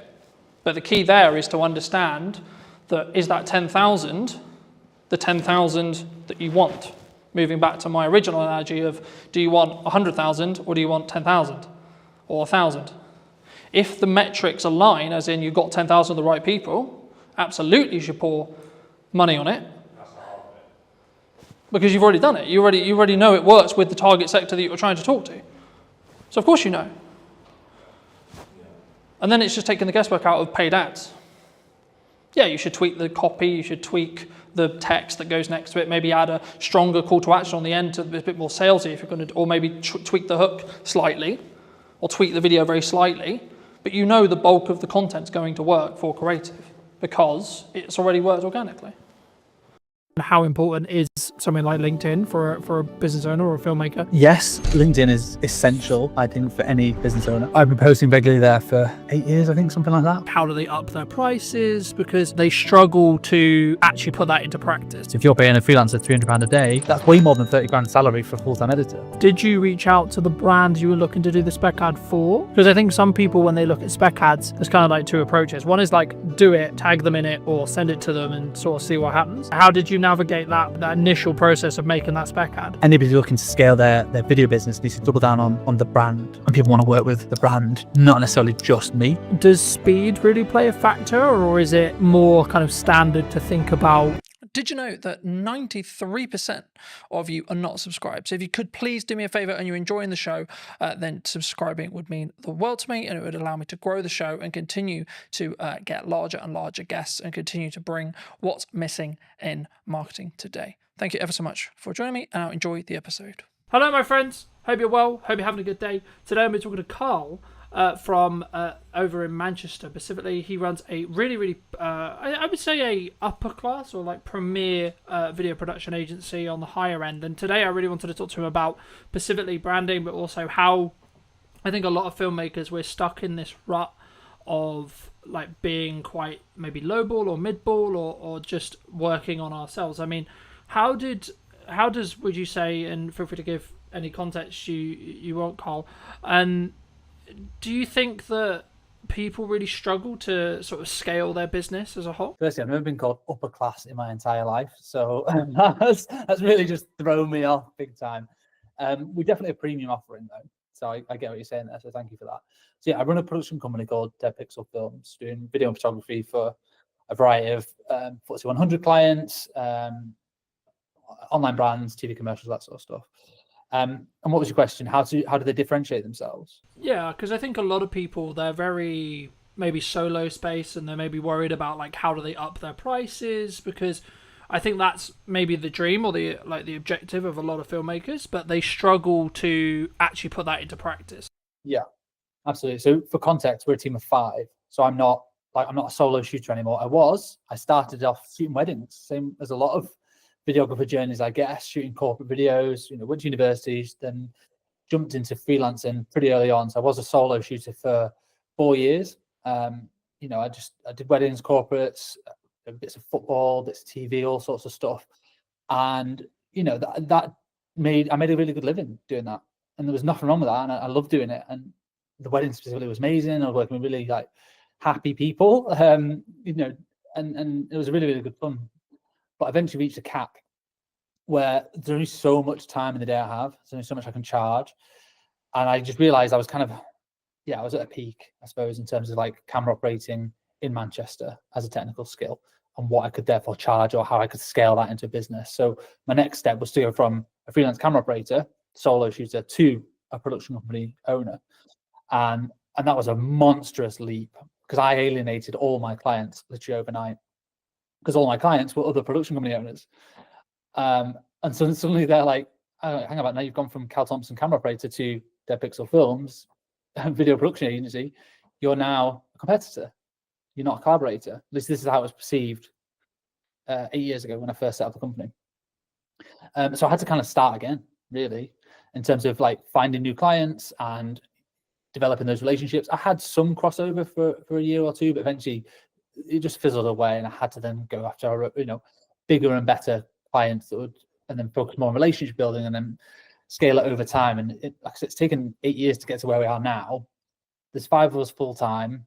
We've got a production studio downstairs. So I'm in it's like a meeting space that we're in at the moment. And then we've got a 1,000 square foot production office, and that's where all the edits are being done. And then this downstairs is a 4,000 square foot studio space. And that's taken years to be able to have the cash flow and the regular clients to be able to build to that point, to be able to afford to have a studio. We've been in the studio 2 years now. And we use that as a bit of a marketing tool as well to generate more opportunities. It's very challenging because it's very expensive to sort of keep it going and making sure that it's not just burning through cash.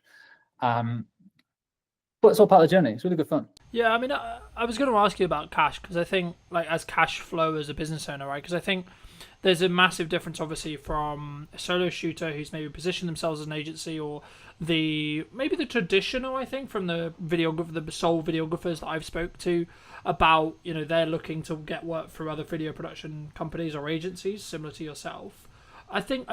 Did you always have good money management skills, or because the story that I found is people normally get it wrong before they get it right? Yes. Cash is king with any business, and it's definitely applicable to video production and photography services. I've always been good with money. You have to be a business owner fundamentally, but even as a kid, I was always quite tight, I guess, with money. Didn't intend to be. I always did what I wanted to do. And I went traveling all over the world and stuff like that, and I had some great experiences in my 20s. But I've always been quite strict with money. I've never been spending it on designer clothes. I'm not really fussed about anything like that. I bought my first house when I was 27, which I was really pleased to be able to do. Me and my wife got a mortgage together. So I've always been quite good with money. And that has served me well when running a production company. It's whenever an invoice gets paid, immediately save the 20% VAT. That goes into a reserve account. Immediately save roughly 20% corporation tax. That goes into the savings account as well. And then I've got the cash account of what we actually use for day-to-day spending and paying payroll and expenses and overheads and stuff like that. So there's always been a reserve account. I'll always have a figure in my head of the minimum amount of cash I'm comfortable with. And that's taken a long time to build it up. And obviously, when things like COVID come around, and that is a world-changing experience where you can't have all the cash that you've always wanted. You might have to dip into it, or you have a few quieter months. But in order to run a company, for me, to sleep well at night, I need to make sure there's months and months and months worth of cash flow sat there. And some people might disagree. They might say, well, you should be putting your money to work and making it work for you, so you're earning money in your sleep. And obviously we invest in the studio facility. we invest in our marketing and invest in our team and training and all that sort of stuff. But having a good cash buffer for me just makes me sleep much better. And it means I've got the mental capacity to pursue opportunities that I want and don't just have to take any project that comes our way because we need a quick 500 quid. Yeah, I think I mean, I think that does lean on to my next question, was going to be around like how does one attract larger brands to work with us either consistently or as like maybe one-off projects in general. But just to build on what you were discussing there, I think it's very key to understand, and something that I have struggled with maybe for the last couple of years, but not this year specifically, has been understanding your numbers, but then also giving yourself a little bit more like cash cushion than you think you're going to need, right? Like, oh, I'm going to be fine on X amount. And then in reality, if you have just a little bit more, then something will end up happening that takes that cushion, I think, for me. But just to reiterate the question, I mean, how, for maybe someone listening to this who's maybe solo or maybe looking to scale up, how would you say they should look at maybe working with, the Red Bulls of the world or equivalent in that respect, in regards to like the size and the scale of the actual brands that maybe they're looking to attract as a client? I mean, this is changing loads over the last few years. From what I've seen, is historically the big brands would only ever work with big agencies for the longest time, and that is still the case for a lot of places. Like Coca-Cola will only ever work with WPP, or they have done for forever, because they feel like they need the resource. They need the WPP, are one of the largest advertising agencies in the UK, in the world. They feel like they need the cushion and the experience of a big advertising agency, and they probably do. They need the strategy thinking and all these different resources they're going to pull upon. But what I can see is over the last few years, more and more brands are doing more in-house, and they don't necessarily need the big agencies or the big thinkers, from what I can tell. Now, I could be wrong, but a lot of brands are now doing that big thinking in-house, and they're bringing more smaller, independent specialist agencies. So rather than just like one overarching agency that handles everything in terms of their marketing and their branding and strategy and their content, they might have, okay, there's an SEO agency there, and there's a production agency there, and there's a web design agency there, and they manage it themselves rather than an agency managing that. And they just make sure that's all sort of aligned, which means that smaller companies have access now to bigger brands, and they're able to work. Basically, once you've got one, it's easy to get the next one, or easier. You still have to chase for it. It's more competitive for sure, but once you have a few bigger brand names under your portfolio, and the work can start speaking for itself. So we're able to attract bigger name brands because we've worked, like we had a Premier Foods Group, which is a FTSE 100 company. That we did over 15 YouTube pre-roll videos for those guys back in, it was like 2021, I think. And that's for their whole suite of brands: Ambrosia, Oxo, Bisto. Anyone in the UK will have heard of these brands. They're in every shop ever. So we did loads of ads for them. And by doing work for those people, it opened up doors to more foodie brands. So then we're suddenly able to work for BBC Food. There's another project we got off the back of that. Yeah, we had to pitch for it. We went up against 27 different agencies and a public tender to win that particular project, but suddenly we got that. And then I marketed the fact that we worked with BBC Food for a 9-month content retainer on LinkedIn. That then led to one of our current biggest clients, which is Uni, and they're the pizza oven company based in Scotland. And that's because I put out one post on LinkedIn about working, like a blog post about how we work with food and break down that process. So it went from one to the next. So you can, when you look back, when you're in the thick of it, it's hard to tell what's going on. It's just like, shit, where's the next client coming from? And you just want to do the best work you can. But when you kind of step back, you go, okay, I can see how that one has led to that one, has led to that one, has led to that one. But it's been I've been self-employed for 12 years. It's 12-year experience to be able to get to this point alone. And some people are way further on than me in terms of their career, but I'm really happy that we get to work with like some world-class brands. And just by working with one does tend to lead to working with the next. So I bet your next question is, well, how did you get the first one? Because that is the challenging bit. And the way I would say doing that is work for free, which I know everyone here is going to hate. By free, I mean make a spec ad. Speculative. I don't know if you've ever done it, but you basically need to prove your skills and your services and the quality of your work off your own back. So that's how we won we started getting to super slow-mo. That's one of our core specialisms, which works with food and drink kind of content, is the 1,000 frames a second, super slow-mo videos. We shot an ad for free with Whitley Neal Gin in a little corner of a studio. Me and my business partner at the time just kind of messing around, working out how does the kit work, how does the lighting work. This was years and years ago. And we put together a little 20-second montage. We partnered with a kit hire company who lent us the camera for the day. So that was very generous. All it costed was our time and the ingredients. And then we pieced that together. And we used that piece of work as a marketing asset, piece of collateral, to then go and win the next one, and then win the next one, and then win the next one. And that just snowballed. We then became the specialists in super slow-mo and food and drink, which then led us on to the next project and to the next one. So that's always my advice to anyone looking to get into it. How do you attract bigger brands? Is you can't just go to university, study a bit of film, and then go, well, now I'm just going to either have my own agency or go work for another agency, and I'm going to be balling working on these big bad projects. Like, you've got to prove it. Education, you've got to prove it with your skills and your portfolio and your work. And if you've got to just go out and do it. Yeah, no, I completely agree. And I guess the question that comes from that is, did you reach out to the brand you were looking to do the spec ad for? Because I think some people, when they look at spec ads, there's kind of like two approaches. One is like, do it, tag them in it, or send it to them and sort of see what happens. The other one is like, hey, start building that client relationship, etc., and be like, hey, we would love to work with you, or etc., but can we make one for free? Like, how did you navigate that initial process of making that spec ad? Depends how big they are. If they're massive, if they're like a high street name, if you're suddenly doing, I want to do a spec ad for Gymshark, they've already got amazing commercials, an amazing in-house team. They don't need your spec ad. So you emailing them saying, I'm going to do this ad for free. If you want to use it, use it. They just won't. They don't need it. So in that sense, I would just go and do it and just tag them. Like, massive fan of you guys. I hope you don't take offense to this. We've made our own ad. We want to tag you in it. And if Gymshark will unlikely see that and then want to just hire you immediately, but their competitor might.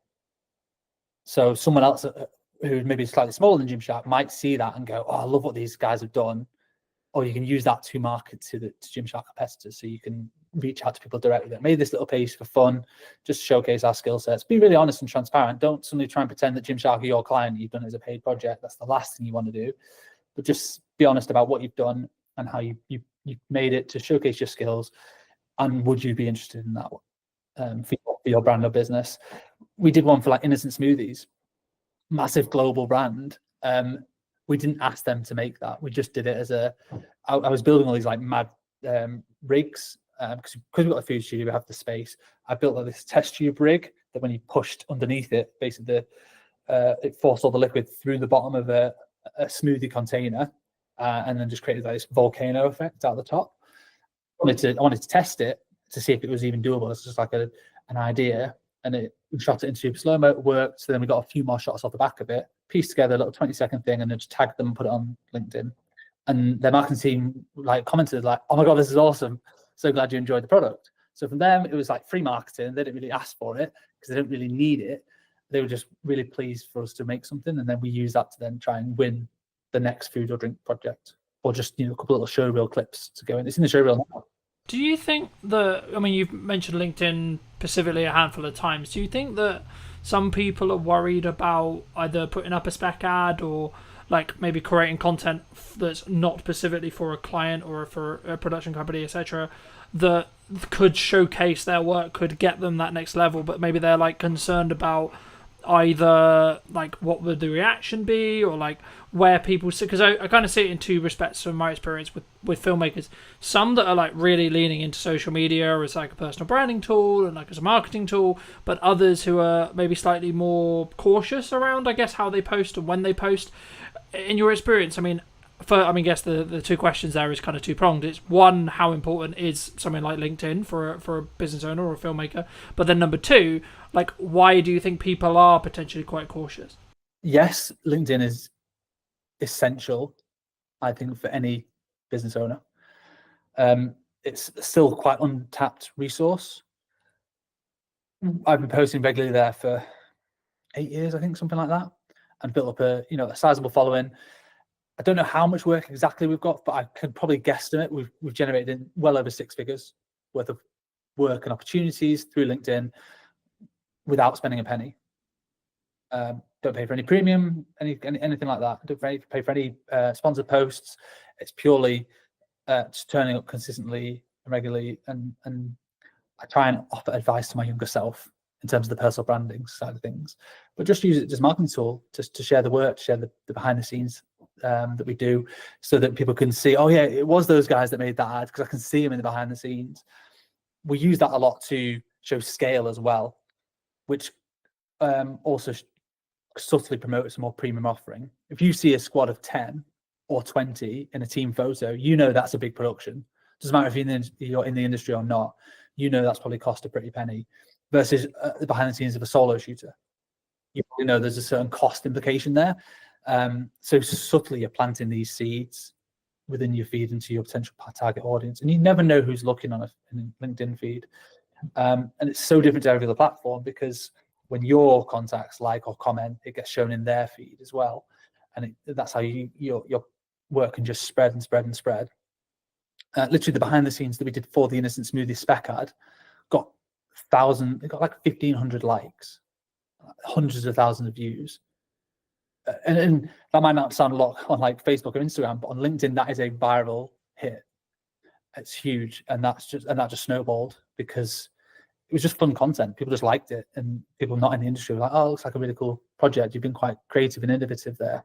So yes, I'd say if you want to, scale a business or attract new clients and new opportunities, it's not just who you know anymore. Like it's who knows you. So LinkedIn is so valuable for that, and anyone could do it. Yeah, I mean, just because I think traditionally so much of filmmaking was like go to filmmaking meetups, meet another filmmaker, meet a gaffer, meet a sound guy, etc., etc., and then you sort of build your, I guess, referral work from there. But for me personally, I've actually seen it as a builder now, where you should be doing that, absolutely, but you'll potentially get to a scale, especially as a production company, where you actually, and I guess it comes back to like who's your target client, right? So if it's another production company, then actually knowing other people is probably a better use of time. Maybe I'd be curious on your thoughts. But the key for me, if you're trying to get end clients, as we're discussing here, I think you have to put a level of best foot forward, either on LinkedIn or on socials, etc., because you need to gain the attention of the right marketing people. I mean, do you think it's solely down to like the target person you're looking to talk to? Yeah, it's 100% that. Like, who's your ideal customer? If your customer is video agencies or production companies that make high-end TV commercials, then your best job is to network with other crew members. If you're a gaffer, meet as many DOPs as possible. If you're a makeup artist, meet as many producers as possible. And you're a technician, your job is to get on set as much as possible, and you charge a day rate and you get to work on some amazing projects. That is completely different to being a production company, because you are dealing more with brand managers, marketeers who don't live and breathe that specific skill set every single day. They're thinking more wider strategy of the brand. So you need to completely change who you're networking with, completely change your messaging. So, I see filmmakers all the time like geeking out about the latest kit, and ultimately clients don't care. They don't know really what the kit is and what the difference is. They'll be able to tell the difference in the output, the final output, and the results it's given. But fundamentally, technology's got so good that I don't think people need to be geeking out about kit as much anymore. Technicians always will do. Like at my heart, I'm a DOP, and I'm a technician. I'm a camera nerd. I always have been since I was 13. So I do still love it. Doesn't mean my clients care about it. Really, they care about, okay, I need a super slow-mo shot. How do I get that? Okay, we need £100,000 phantom camera that we have to rent for the day. And we need the skill sets to do it. You need high-speed lighting and all that sort of stuff, and a lot of power. So they care about the results of the slow-mo and what it does, not necessarily the camera. They don't care what it's called or how much it might have cost. Yeah, they care about the rental fee. But in terms of like the specs of it and stuff, they're not really fussed. You have to market to your respective customer and who that is. If producers are hiring you and you own a super slow-mo camera, then talk about the specs all day, because they probably will care. But the end I mean, my next question was going to be like, from a delivery point of view with larger clients, does speed really play a factor, or is it more kind of standard to think about like, oh, we're going to give you a 2-week delivery or etc.? I mean, obviously it depends on when they're going to use it, but would you say like a unique selling proposition for what you do specifically is speed related in regards to turnaround, of course quality as well, but is specifically looking at speed really important? We never market ourselves as like the fastest video agency in the West or anything crazy like that, because I think it would just attract a certain type of client which will expect everything yesterday. We do have a lot of clients who still do that, and like they want it as quick as possible. That they usually come to us because they have a project in mind, a deadline in mind, or if they don't, we certainly ask them. You know, that's one of the earliest questions. What's the idea? What's the budget bracket that you're kind of working with, and when do you want it? And then we can work backwards from there and go, okay, well, when can we slot it in? You know, we have certain projects that we're producing one now that we're not shooting until September, and the deadline's not until the end of September, and that's marketing for a Christmas ad. So we're talking about that now. Other ones we're shooting tomorrow and we need it live by 1st of August. So that's quite a fast turnaround because there's 5 20-second ads, like montages with like heavy edits and a lot of content going into it. So speed is important, but I think clients prefer more like a stress-free production. And are you going to handle the brief? Are you going to deliver on the concept? And are you going to be obviously professional and make them look good to their boss ultimately? People might not say it, but they kind of is what they mean. That a lot of brand managers are sticking their neck out certainly with a new agency they're working with. They're putting their neck on the line. They've said, right, we really like these people. They're going to be great. You have to deliver on that. Yeah. You have to. Yeah, I think the key is you have to follow through on the content or the promises that you have like said that you're going to do, but then over deliver on those. So I've always followed a motto for a long time, and it might be why I'm doing quote unquote okay in business, because I've always under promised and over delivered with every project that I do. But I think it does to an extent kind of bring me on to kind of the next question I wanted to ask you, which was about like how do you justify to a client who's maybe on the fence about spending, let's just say 10 grand or 15 grand or whatever it ends up being, right? How do you deal with those hurdles when it comes to being higher priced as a whole? Yeah, so we don't do quotes anymore. We do proposals. So for every single client, they get more than just a one pager. So we used to just do quotes. People come with a brief, amateur video. So you go, okay, put it together in a spreadsheet, put it onto a 1 or 2 page PDF with a breakdown of your pre-production and post, and this is what it's going to cost with a number at the bottom. And people either go yes or no. We don't do that anymore. We're now doing proposals. So pretty much every client that comes to us will get a bit of an idea. They might already have an idea and they want to just flesh it out. With here's a few visual references of the style that I think we can execute on based on your budget. I tend not to do this like on a whim. Like if I know they've got 20 grand, okay, I can work backwards from there and go, well, this is the kind of production that I think they might need.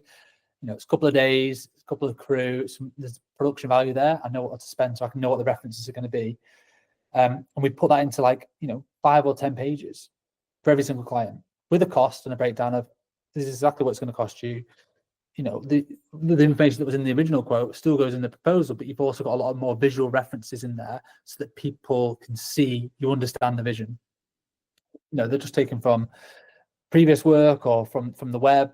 It's all internal stuff, so it never goes live. It's just like we're just trying to share ideas, and then we're trying to follow through with the execution. Like this is what you're going to get, and we found bigger clients kind of expect that a little bit more. They don't just want a one pager. Like what's going to separate you from, if they're getting 5 quotes, how are you going to stand out amongst those other 4 companies? And you don't want to just be on price. You want it to be that you understand the brief and the unique ideas that you can bring to the table to deliver on that brief. But it's free time. It's a massive gamble. We don't win all the ones we put proposals for. We lost one yesterday. Like, oh crap, that took me a day or longer, hours spread out here and there to pull that together, pull together references, come up with a bit of a script. I think we're going to nail this. I thought we'd nailed it, and then they still didn't go for it. And you're like, oh, well, not sure what we've done wrong there. That's the game we're in a little bit. Some people might disagree with that. They might say, oh, you should be charged for that time. And we charge for creative development time, but sometimes that initial spark, we often give it away for free. Do you think that like that's one of the obviously that's one of the reasons why you do just stand apart? But is that the same? I guess the next question was going to be around like the confidence of maybe charging more or being value based price rather than necessarily the time. Obviously, there's always time that goes into it, of course, but it's more about, I guess, in some ways, when you look to attract those higher paying clients, it's also about how do you. It's the entire, in my experience at least, it's about the entire process and journey and the perception that that client goes on with you, rather than necessarily just the production day. And that's, I think, where it comes back to where you and I both agree, which is like they don't care that much what what it's filmed on. They care about what it's going to do for their business and what the return on their investment is going to be. But for you, when you started out, was there a confidence kind of hurdle for you to say like double your day rate, for example? Probably, yeah. Not really thought about it. Often we just do it. I started off charging £250 a day. So as like a corporate filmmaker, if you like. I charge a lot more than that now. So yeah, there did just become a time we can't. I mean, you can base it off APA rates as well. That's a good starting point. Producers Association, it's like a union, not part of it, but they do set rough crew rates, and they adjust them every year based on inflation. So you can roughly see what a crew rate should be charging for those, and it varies between like commercials or dramas or photography or whatever. Everything's slightly different, and communicating with other people in the industry as well, asking other fellow filmmakers like what sort of rates do you normally charge is a good way to at least set a benchmark. And if you're winning loads of business and almost like too busy and don't really feel it in the wallet because you're too cheap, and because you're just saying, yeah, well, here's a £500 video, that person will work on it for an entire week, and when you work it out, you're working for less than minimum wage. That's not a very good business model. So at that point, you need to pause and go, what do I need to change here? Well, I clearly need to up my rates and probably reduce the workload, and I'll still be earning the same, if not more money in the long term, because I'll have more time to focus on delivering that project to the best of my ability, and then creating marketing collateral to then help generate the next one, or more account management time to work with the clients to be able to communicate the ideas better and fairly, so that when it goes from ideation all the way through to production to post, that client feels like they've been looked after throughout the whole journey, not just been sold the dream and, oh, you're going to get your edit in 6 weeks time and not heard from it. It's more communicating every other day. This is where we're up to. This is what the deadline is. This is how we're doing. And that always takes time. I can't do all that myself. And that's very hard to do as a solo operator. There's 5 of us here. There's 2 people full-time editing. And there's a producer and a studio manager. So they do a lot of the account management side of things in terms of liaising with clients and communicating and getting edits through the post-production workflow and then back to for amends and all that sort of stuff. So that does take a team to do it to the level that our clients demand. Yeah. When you were building your team, because you said at the beginning that you went from being solo into like developing the team, did you scale it from like 1 person, then 2 people, then 3 people slowly? And then if so, did you focus on systemizing how you did it yourself? So originally it was myself, and then I partnered up with somebody else. So we then became 50% business owners. And that was just the 2 of us for probably a year. And I was literally doing all the shoots and the edits, and he was doing business development and operations. And that was fine, around COVID time, just surviving. But eventually the edits got too much. So it's like looking at the business model and trying to work out where are we bogged down with in terms of time. And it was edits. So it made sense to hire an editor. Great, let's work out what the finances are going to be. It can be quite daunting when you look at your first hire, like, oh my God, how am I going to find 30 grand or whatever you're agreeing that first initial salary is? But you tend not to look at it on a yearly basis. You just have to look at it on a monthly basis. Oh, I actually need to find 2.5 grand or whatever it works out at. Because obviously including tax and all that sort of stuff. So that's much more manageable. And it's a bit easier to think of it like that. Or what do I need for this quarter to be able to hit that, rather than thinking about the larger scale side of things. And editors are amazing, hardworking people, and that is quite an easy way in terms of a business model to, as long as you keep them busy, they will pay for themselves very, very quickly.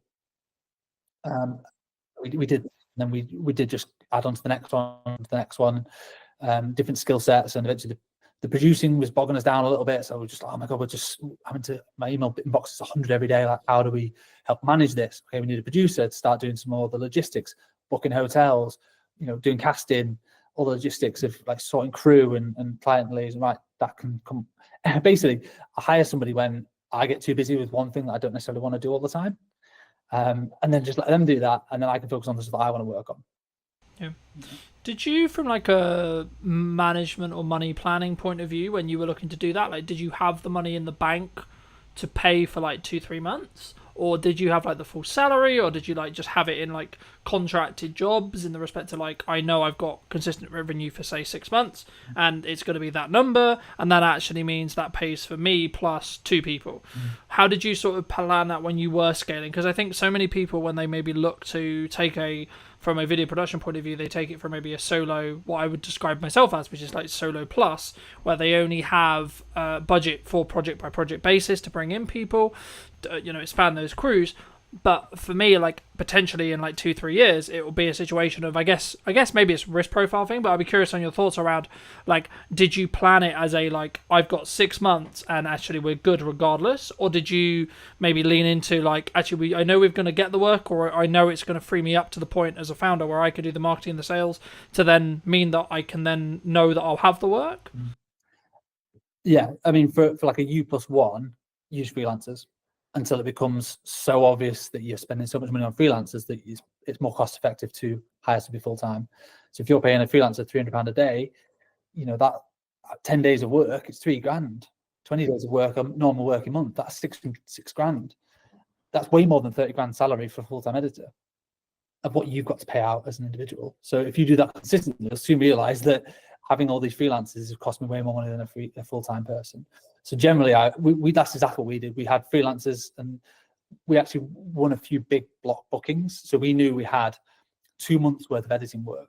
So we had freelancers just coming in. I think we had 2 at the time, just helping us churn through this massive volume of work. It was all costed for, so it was all fine.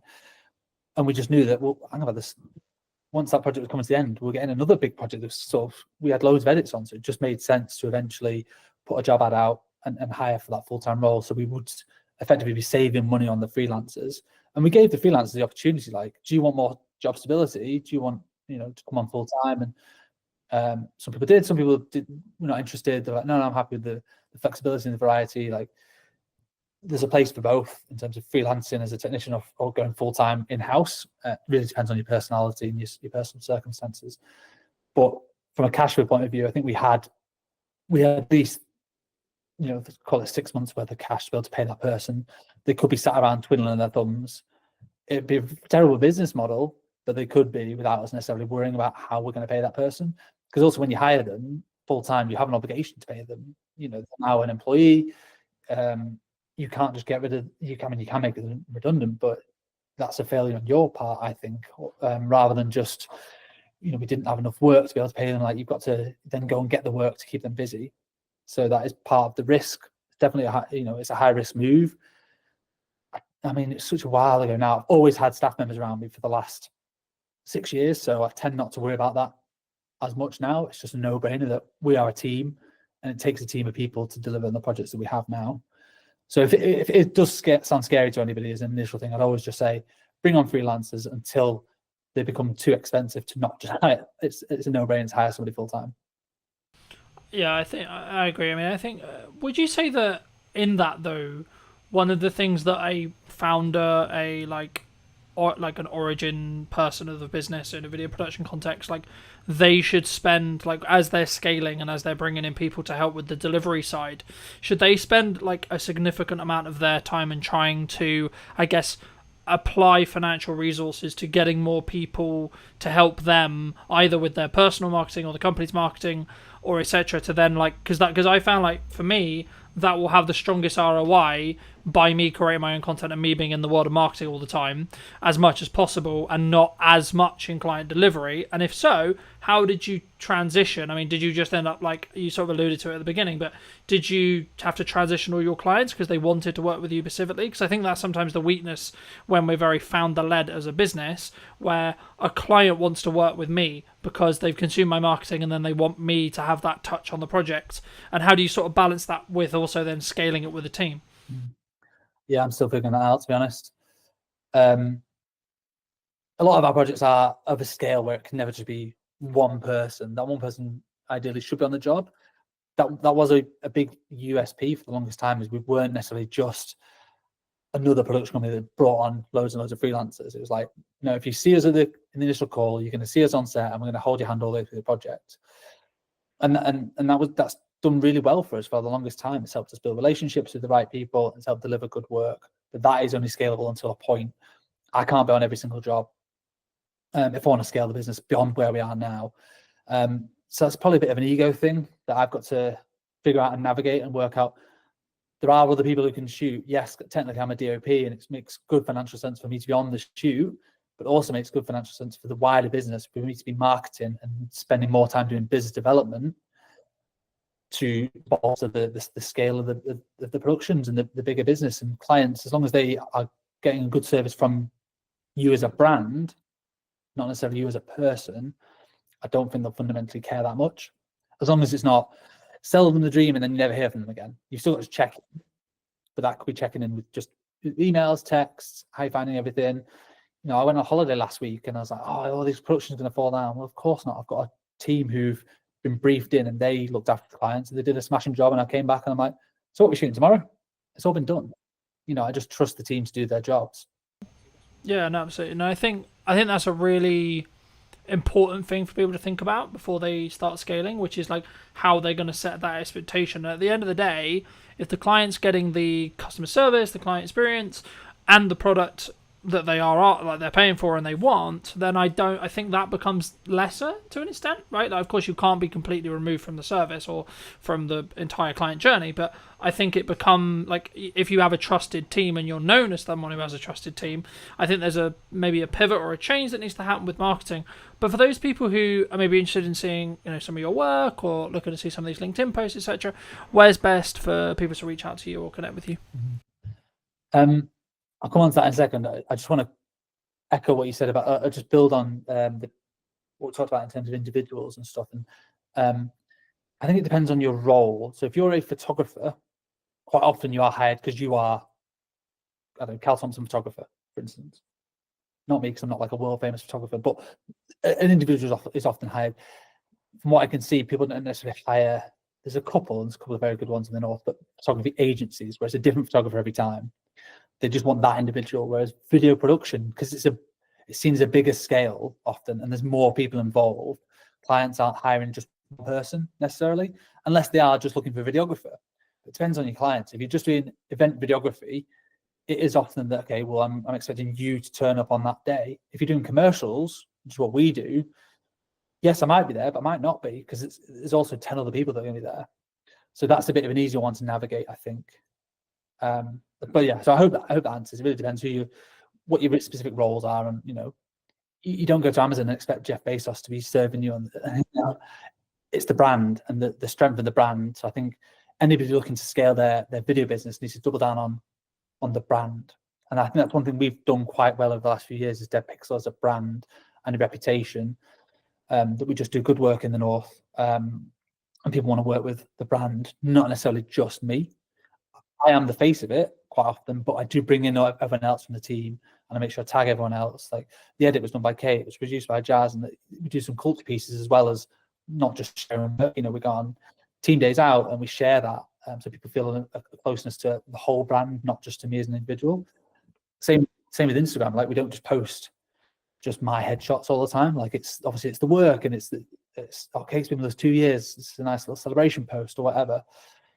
So strengthening the brand will only help strengthen you as a company.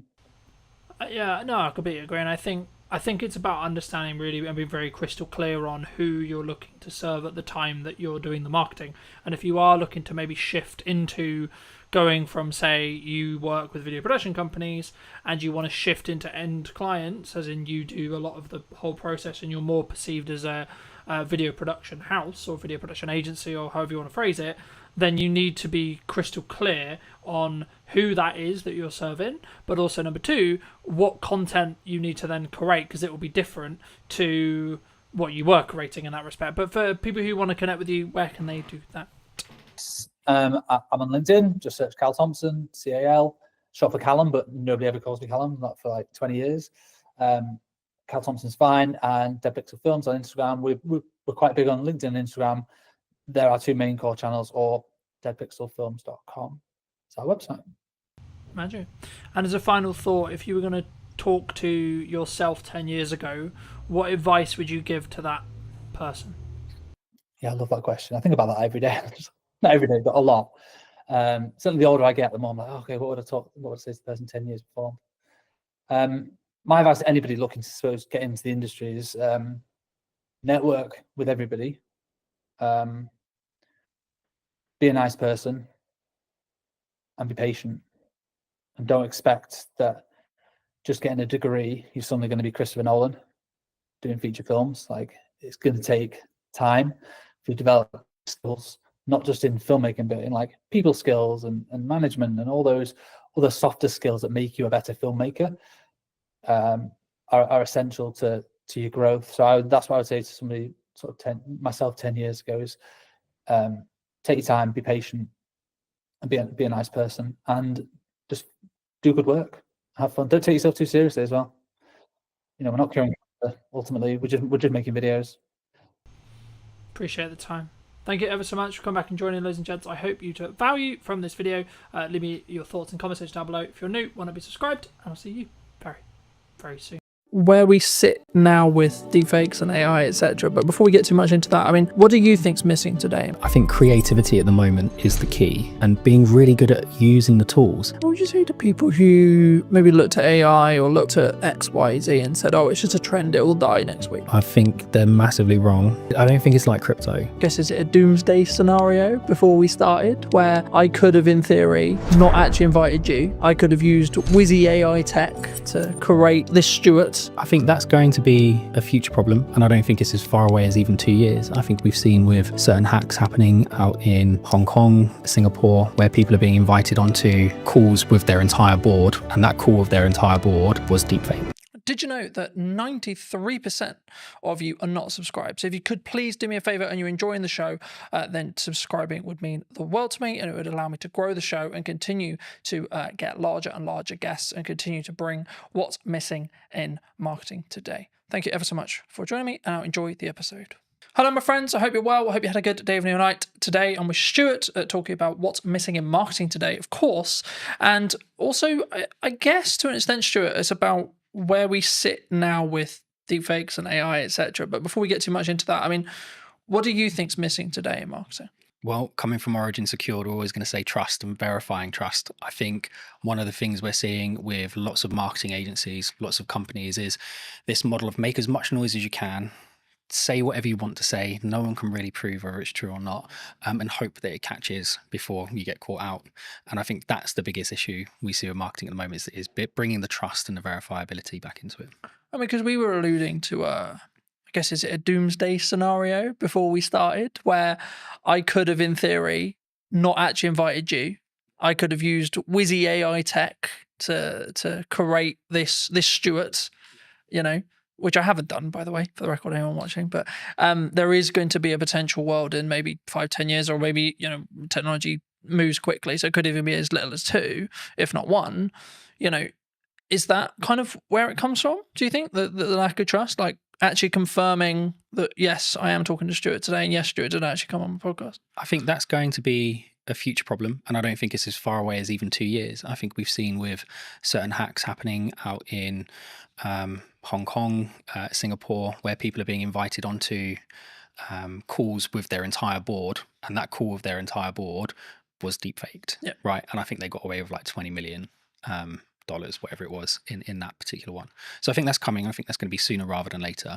And I think we're seeing that online, where you'll get images of people like Martin Lewis or whoever saying something that just isn't true, or supporting a project that is a scam. So I think that's coming. But I still think just traditional trust, right, is a problem.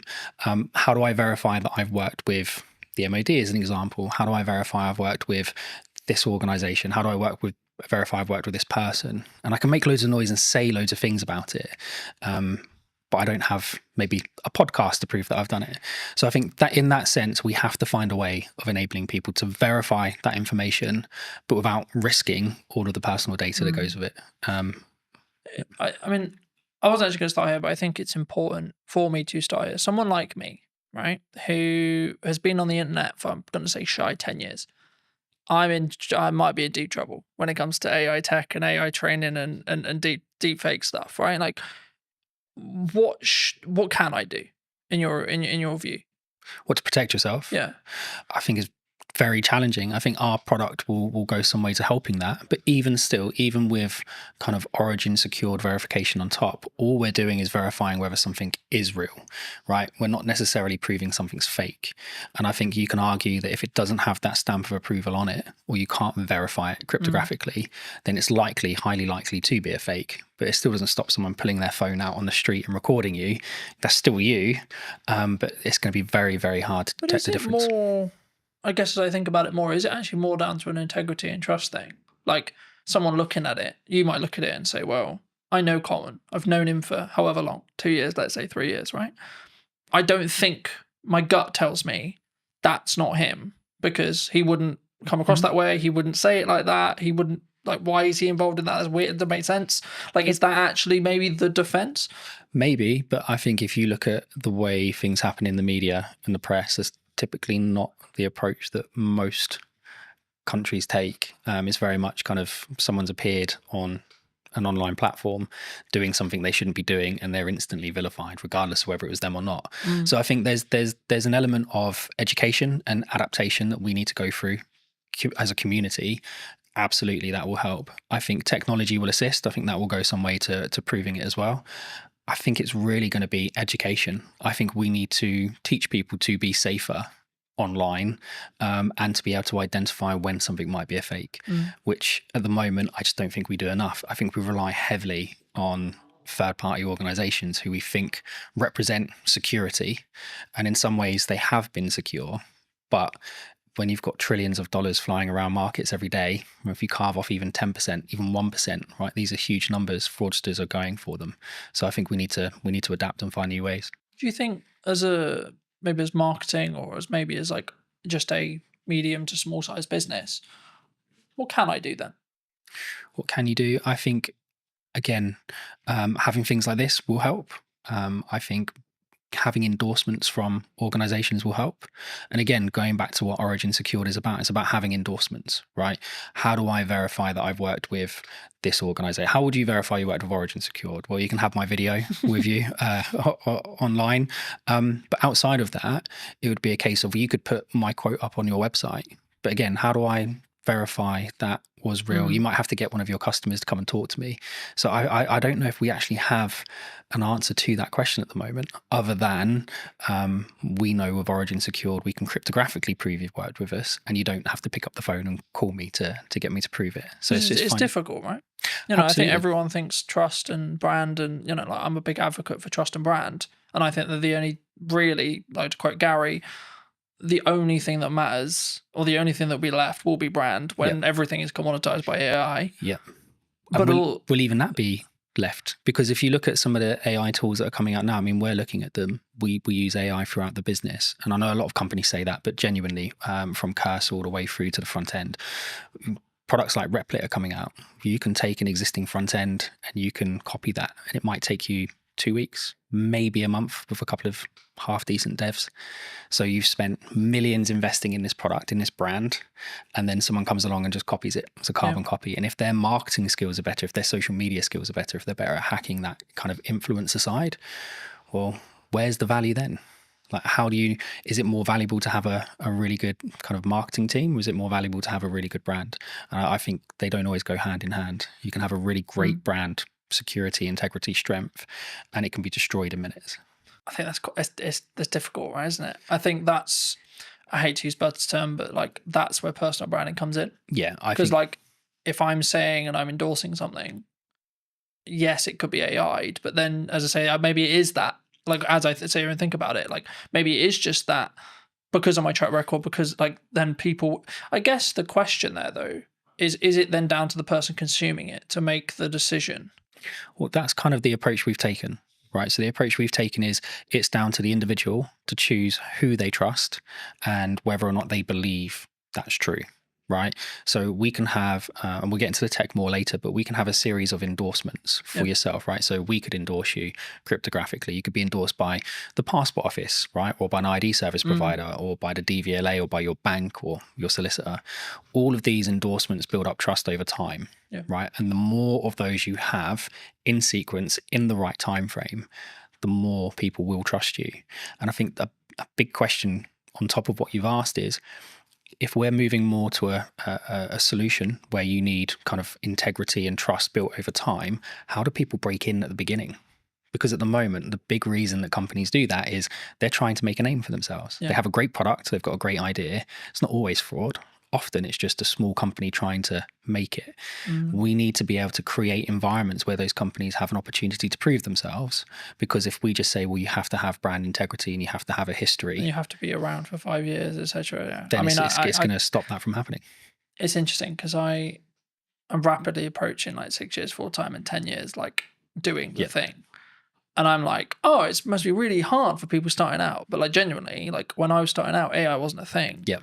And that's the big conversation with AI at the moment. It's like completely obliterating those grunt jobs that people did as junior editors and junior tech people and etc.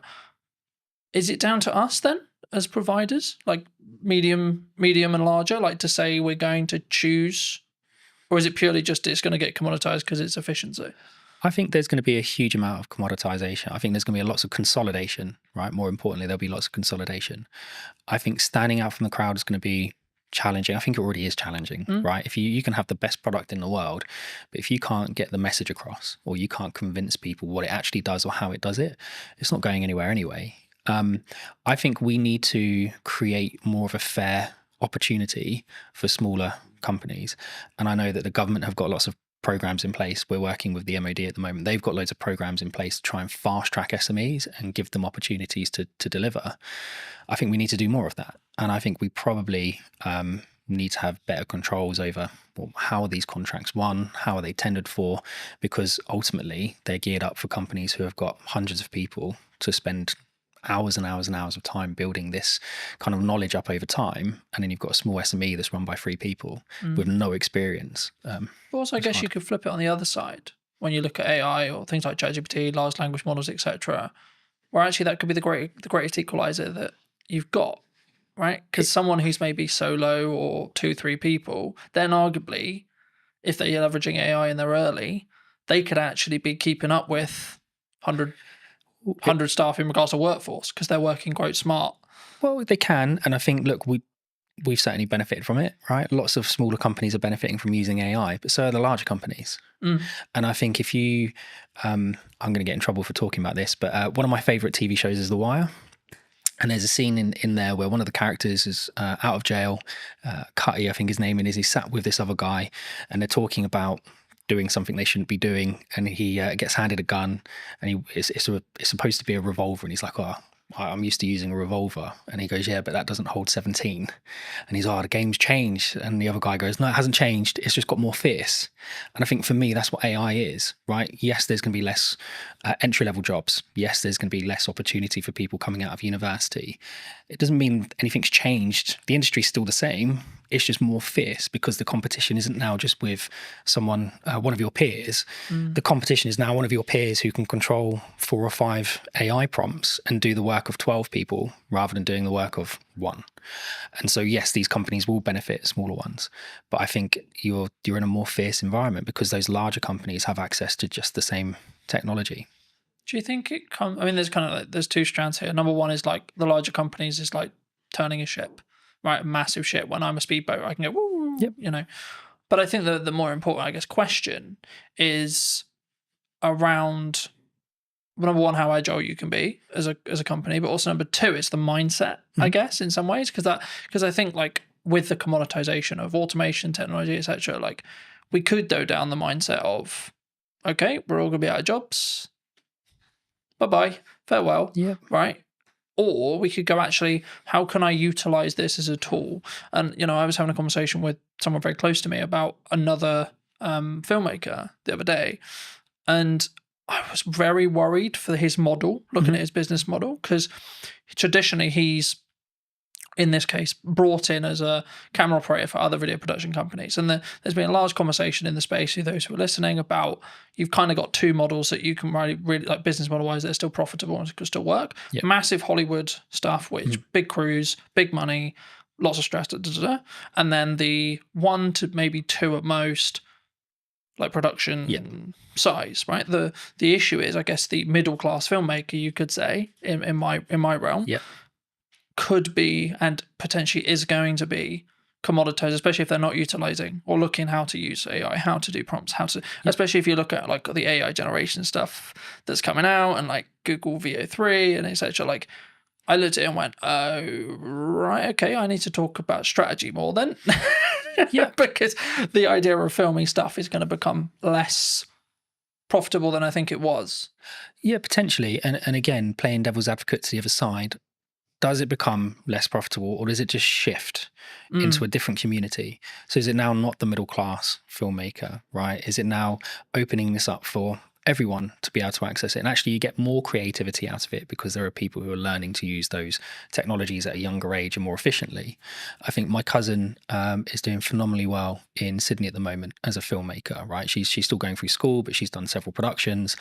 She came up with this phenomenal idea about a particular singer, and she's been talking to their team about being able to produce a particular song. The idea behind it is incredible.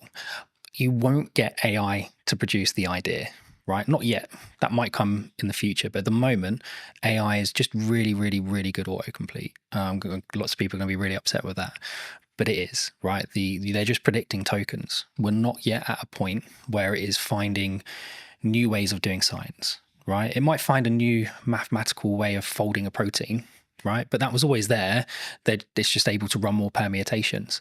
But it's not going, I've got this great idea for this film, and I want this, and I want that, and I want the other, and I want the other, right? That's still really a human kind of product. And I think... Do you think that's where the opportunity lies then? 100%. I think creativity at the moment is the key, and being really good at using the tools, right? I still think there's going to be lots of jobs. I think they're just going to change. I think you'll have less entry-level jobs, not necessarily a bad thing, but you might just have lots of people who are really, really good at doing the prompt engineering. That will become a big job in my opinion. What would you say to people who maybe looked at AI or looked at X, Y, Z and said, oh, it's just a trend, it will die next week? I think they're massively wrong. I don't think it's like crypto, right? I think my co-founders and I always disagree on this, especially one Mark. He's very, optimistic on the crypto side. You know, Mark, and he loves it. I'm still very much of the opinion that there's been too much happening with the mainstream cryptocurrencies from a dark web standpoint, right? From a criminal historic standpoint. So the AML piece and the KYC piece can be incredibly challenging if you can trace it back on the blockchain to criminality, because really you should be taking that as proceeds of crime. So I think there's a major issue with that. I think the difference between that and AI is AI genuinely has solutions, right? You can take someone who spent the last 20 years of their life learning how to spot tumors in lungs, right? They might have a really good accuracy, 80-85%. And then you can train an AI model to 92-93% accuracy in 3 or 4 months. That's a huge jump, right, for us as a species, in my opinion. So I just don't see AI dying. If anything, I think it's going to become more and more integrated. And I think actually what we're going to see is that AI is going to become smaller and smaller and smaller. And I don't think it's going to be long before it's fully inside your device, not in the cloud. It will be inside your device. You'll have your own private AI. And it will learn you more and more and more. And this is why Origin set out to do what it does, right? As more and more information is being collected, you need to secure that in a better way. You need to be comfortable that your data is yours, that you have control over who accesses it. And if they do manage to get access to it, that you can revoke that access. And if someone is storing your data somewhere, you've got some level of encryption yourself over that data. I think that's much more important as a conversation. Is not necessarily is AI going to be a great tool, 'cause it's not going anywhere. Is how do you secure the data? How do you scrub the PII out of it? I think, yeah. Because I know that, you know, other large language model providers, I'm sure, have done similar. But I know OpenAI, owners of ChatGPT, got into some hot water because they basically, what it seemed like was they were basically ignoring copyright law completely, and they just went, "Oh look, the internet's got loads of internet and information on it. Let's just take that, thank you." And I don't believe that could be undone now. We're kind of in the wild, like we're in the Wild West in that respect, as in like ChatGPT knows everything and they will know everything forever. Yep. And again, there's only so much data in the world, right? So forget kind of some of the data that people think is proprietary for their organization, right? Where they might have taken 4 or 5 pieces of information and done something cool with it to produce another metric. The actual data, there's a finite amount, right? OpenAI found that out really quickly. You can still download pretty much the entire website scraping, and you can pay to download that online, right? There's several companies that offer that as a service. Anthropic will have done it. Google will have done it. Apple, all these organizations, if it's not just specific to OpenAI, every single company has done it. And I think at that point, there has to be a kind of really important question being asked is, how are you protecting your information? Not just from a copyright standpoint, but even from, we were talking about this the other day. So M&S, their hack, right, which was social engineering. Well, how secure is me sending a 6-digit passcode to your phone? The phone is not linked to your identity. It's not linked to anything other than you've told me that's your phone number. And yet this 6-digit code magically makes it secure. I think that's a big issue. And if I can now use an AI, and it doesn't have to be OpenAI, right? The safety protocols are there, but you can use any of the open source versions like Llama, whatever it might be, run it locally on your own machine. There's loads of tools out there like anything LLM that will allow you to do it. Well, I can now connect that online and I can say, right, go and find the maiden name for Colton's mum, right? And give it access to Facebook, give it access to LinkedIn. And what we were saying before about kind of marketing, whoever makes the most noise, whoever's connected to the most people, well, you don't know who half those connections are on LinkedIn. Yeah. So now if I can connect into you for all of these fake accounts that are being kind of managed and hosted in really not very nice environments, then suddenly your maiden name of your mum is not a security kind of question. Yeah, it's actually a security risk, right? First name of your dog, whatever it might be, school, so on.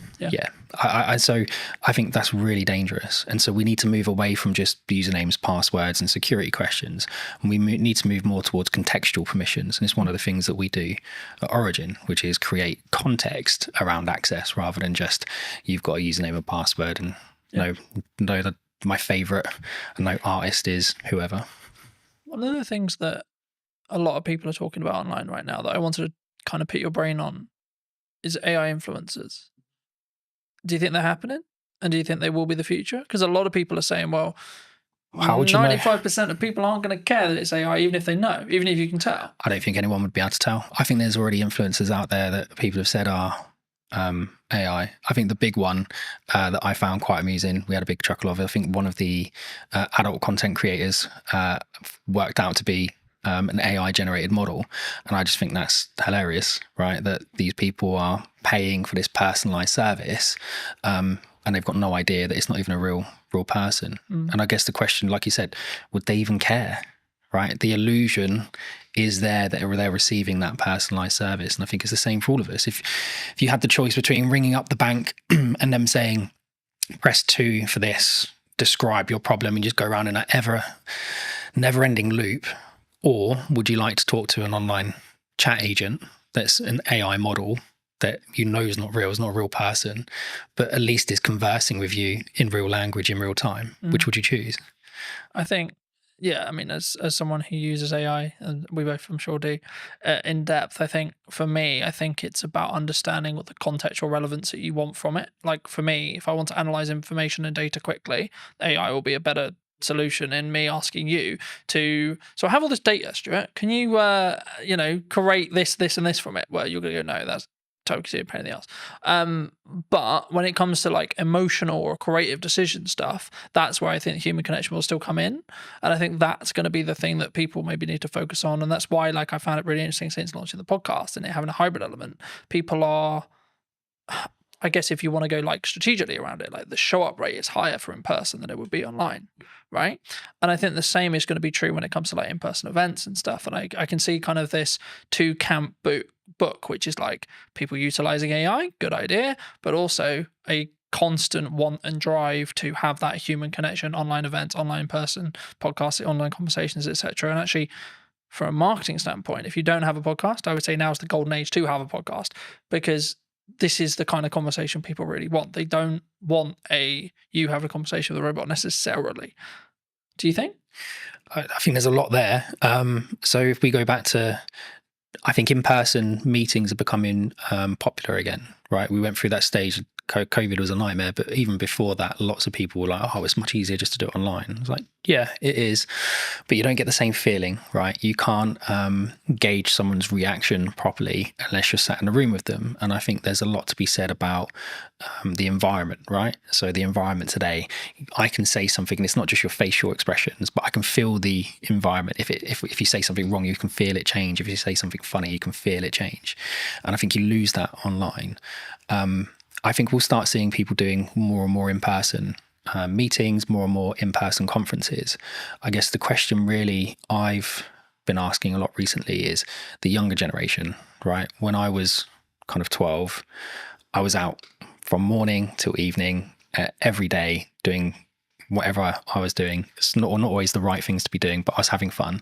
Whereas my 12-year-old, getting him out of the house is a nightmare. And it's not just because he's on his devices, because we limit his time on his devices. He does lots of exercise. We do Muay Thai together. We train together. We do loads of stuff together. But him and his friends don't go out.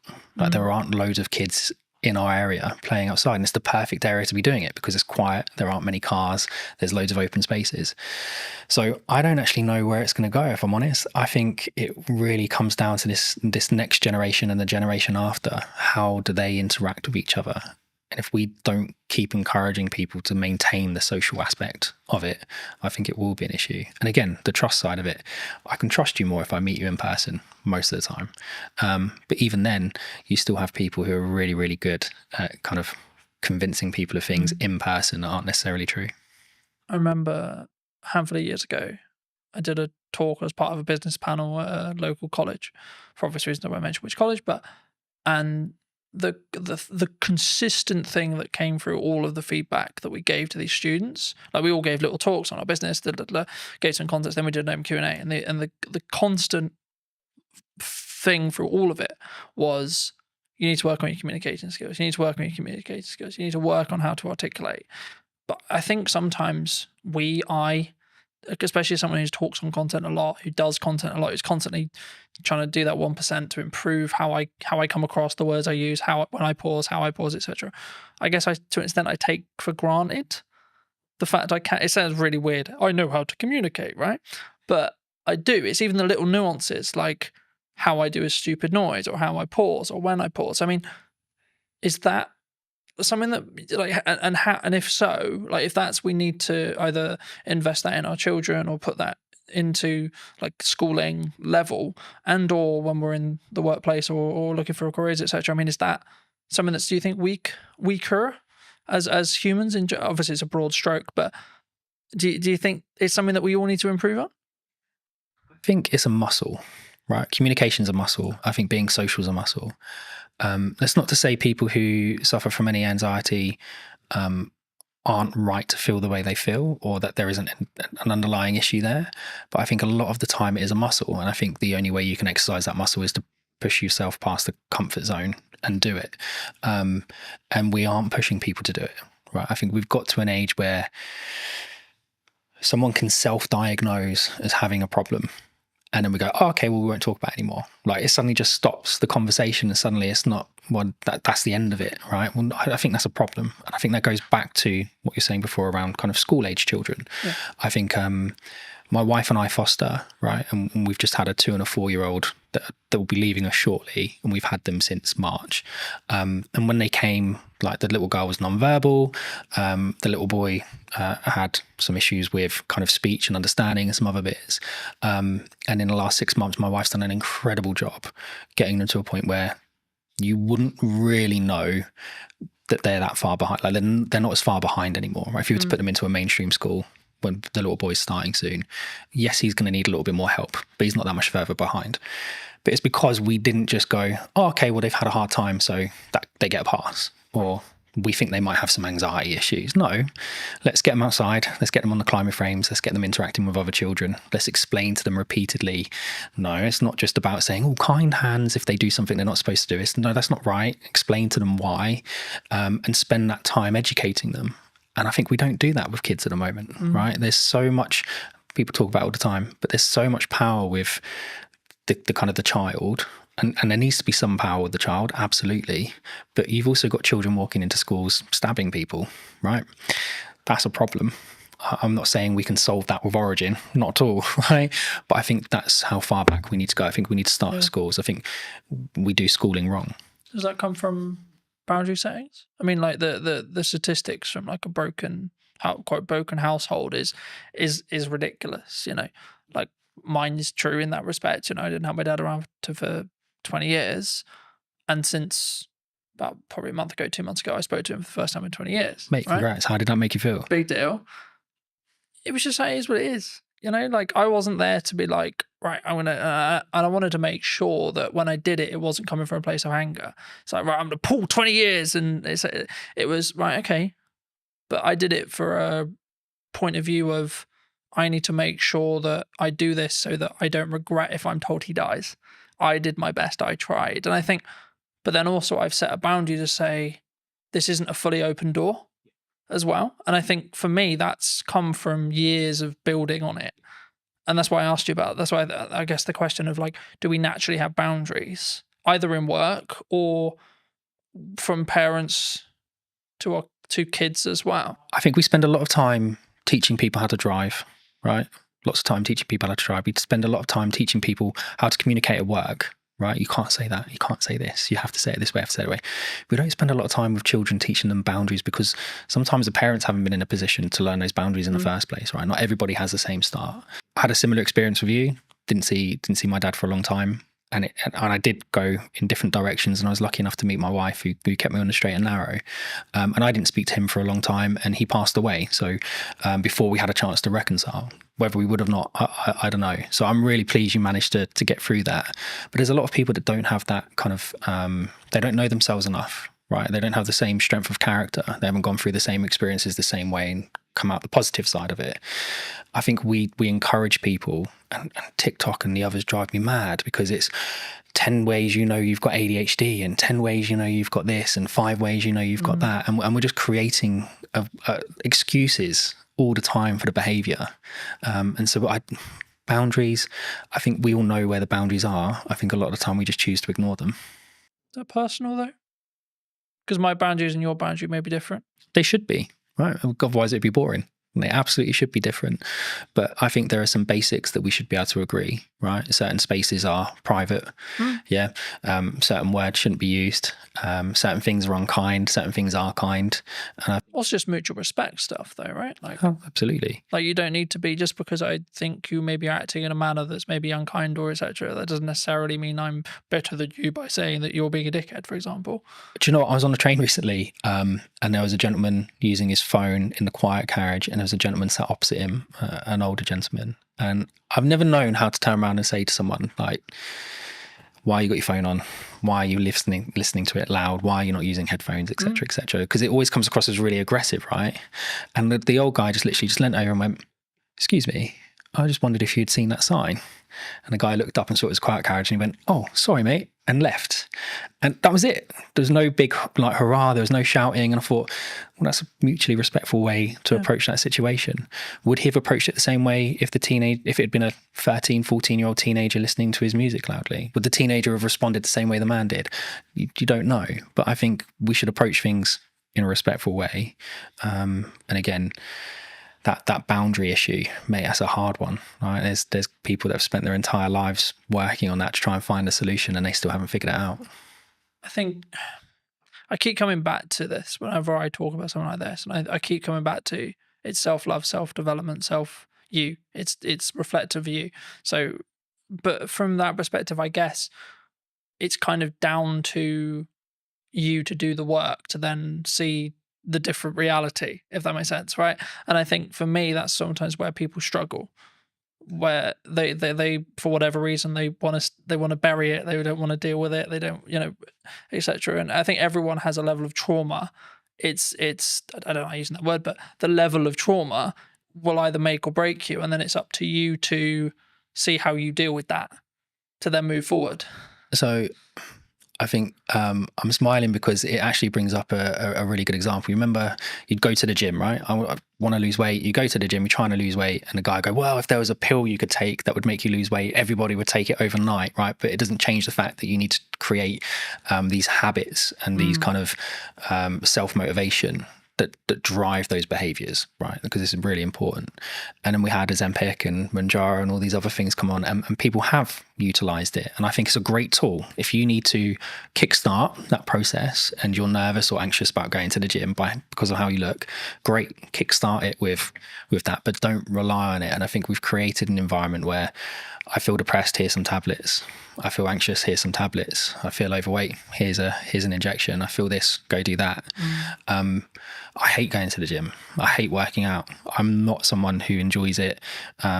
If I haven't eaten properly during the day, I will throw up. It doesn't matter how much I train, right? My body just absolutely hates it. But I push myself to do it because I want my son and my daughter to see me go through those hard things and realize sometimes short-term pain gives you long-term gain. It gives me an extra 5 years with them, then it's important. And my dad was 41, 42 when he passed away, and I hadn't spoken to him for a long time. So I don't want to be in the same boat. I'm only 3-4 years away from being in that age category. So I'm going to do everything I can to. Do you think we need to not live with regret then? 100%. And if we can take actions that are maybe uncomfortable today to mean that we're not going to be regretful in 5-10 years? Yeah, I've lived a lot of short-term pain for long-term gain. And if you ask my wife, she'll tell you that it's been kind of lots of long-term pain for not very much gain, but actually we're starting to see the fruits of our labor. And I've got lots of friends who I've grown up with who haven't always taken the same approach. There's one or two of them that absolutely have, and they're smashing life and they're doing really well. But there are still an incredibly large number of people I know who are living month to month, and whether that be just kind of taking out finance on a new car because they want another car, or they're not taking those kind of short-term pains of, well, actually maybe I'll just hold this car for another 5 years. Nothing really wrong with it. The plate might be, I don't know, my plate's a 17 plate, right? I've got no interest in selling my car. I love my car. I've had it for a long time. Yeah, but you don't get the, oh, that's a cool car. Oh, well done. You got a new car. Tick box from your social circle, though. No, you don't. But again, it's that confidence of being able to say, well, I don't need it. And again, you go back to what you're saying before about boundaries and how you're brought up. Lots of people don't have that. And again, from a trust standpoint, well, who's going to give it? Right? Because you do need a parent or someone you trust in your life to give you that validation. And if you're missing it, you're going to be looking at it from all the wrong people. Do you think we come from a place of like strong, I guess, I'm just thinking of the best word to describe it, but like for me, it's like we can only think about this way because we come from a sense of privilege. Yeah. Because I'm always aware, for example, like, and not to like dwell on what's happening in the world right now, but there's areas in the world where like children are starving. Mate, I look at what is happening in the Middle East, and it fills me with dread that we kind of won. And even then, we're still have to struggle. We're in the fortunate position to have the available time, energy, and resources to sit here and have a conversation that we can put on the internet. Well, it's a genetic lottery, right? Like we just happen to be born in the UK. We just happen to be born into the families we were born into, or the environments we were born into. It doesn't mean that we haven't had to struggle, haven't had to go through interesting times. But it just do we have to frame it in our perspective when we come with it is a privilege? We're coming in from a level of passive privilege because in 95% of cases, yes, there's exceptions to the rule, etc., etc. Everyone has their different story, but in most cases, in the UK especially, or Western culture especially, like we haven't really need to worry about most of the essentials, either because state looks after us, and or because we come from a family that can look after us, and or we're given the tools to be able to create income that then means we can take those, have those things. Just having the opportunity, right? I think cars aren't exploding next to us. And I think when you can walk down the street and a bomb isn't going to go off, that creates a level of opportunity where you can focus on different things. You can focus on building wealth. You can focus on improving yourself and moving up the social ladder, so to speak. My upbringing, my parents, my mum, my stepdad, everything they could for us, but we still went without certain things. But my dad loved holidays, right? So we did one big family holiday every year, and he loved to travel. He loves politics. He loves history.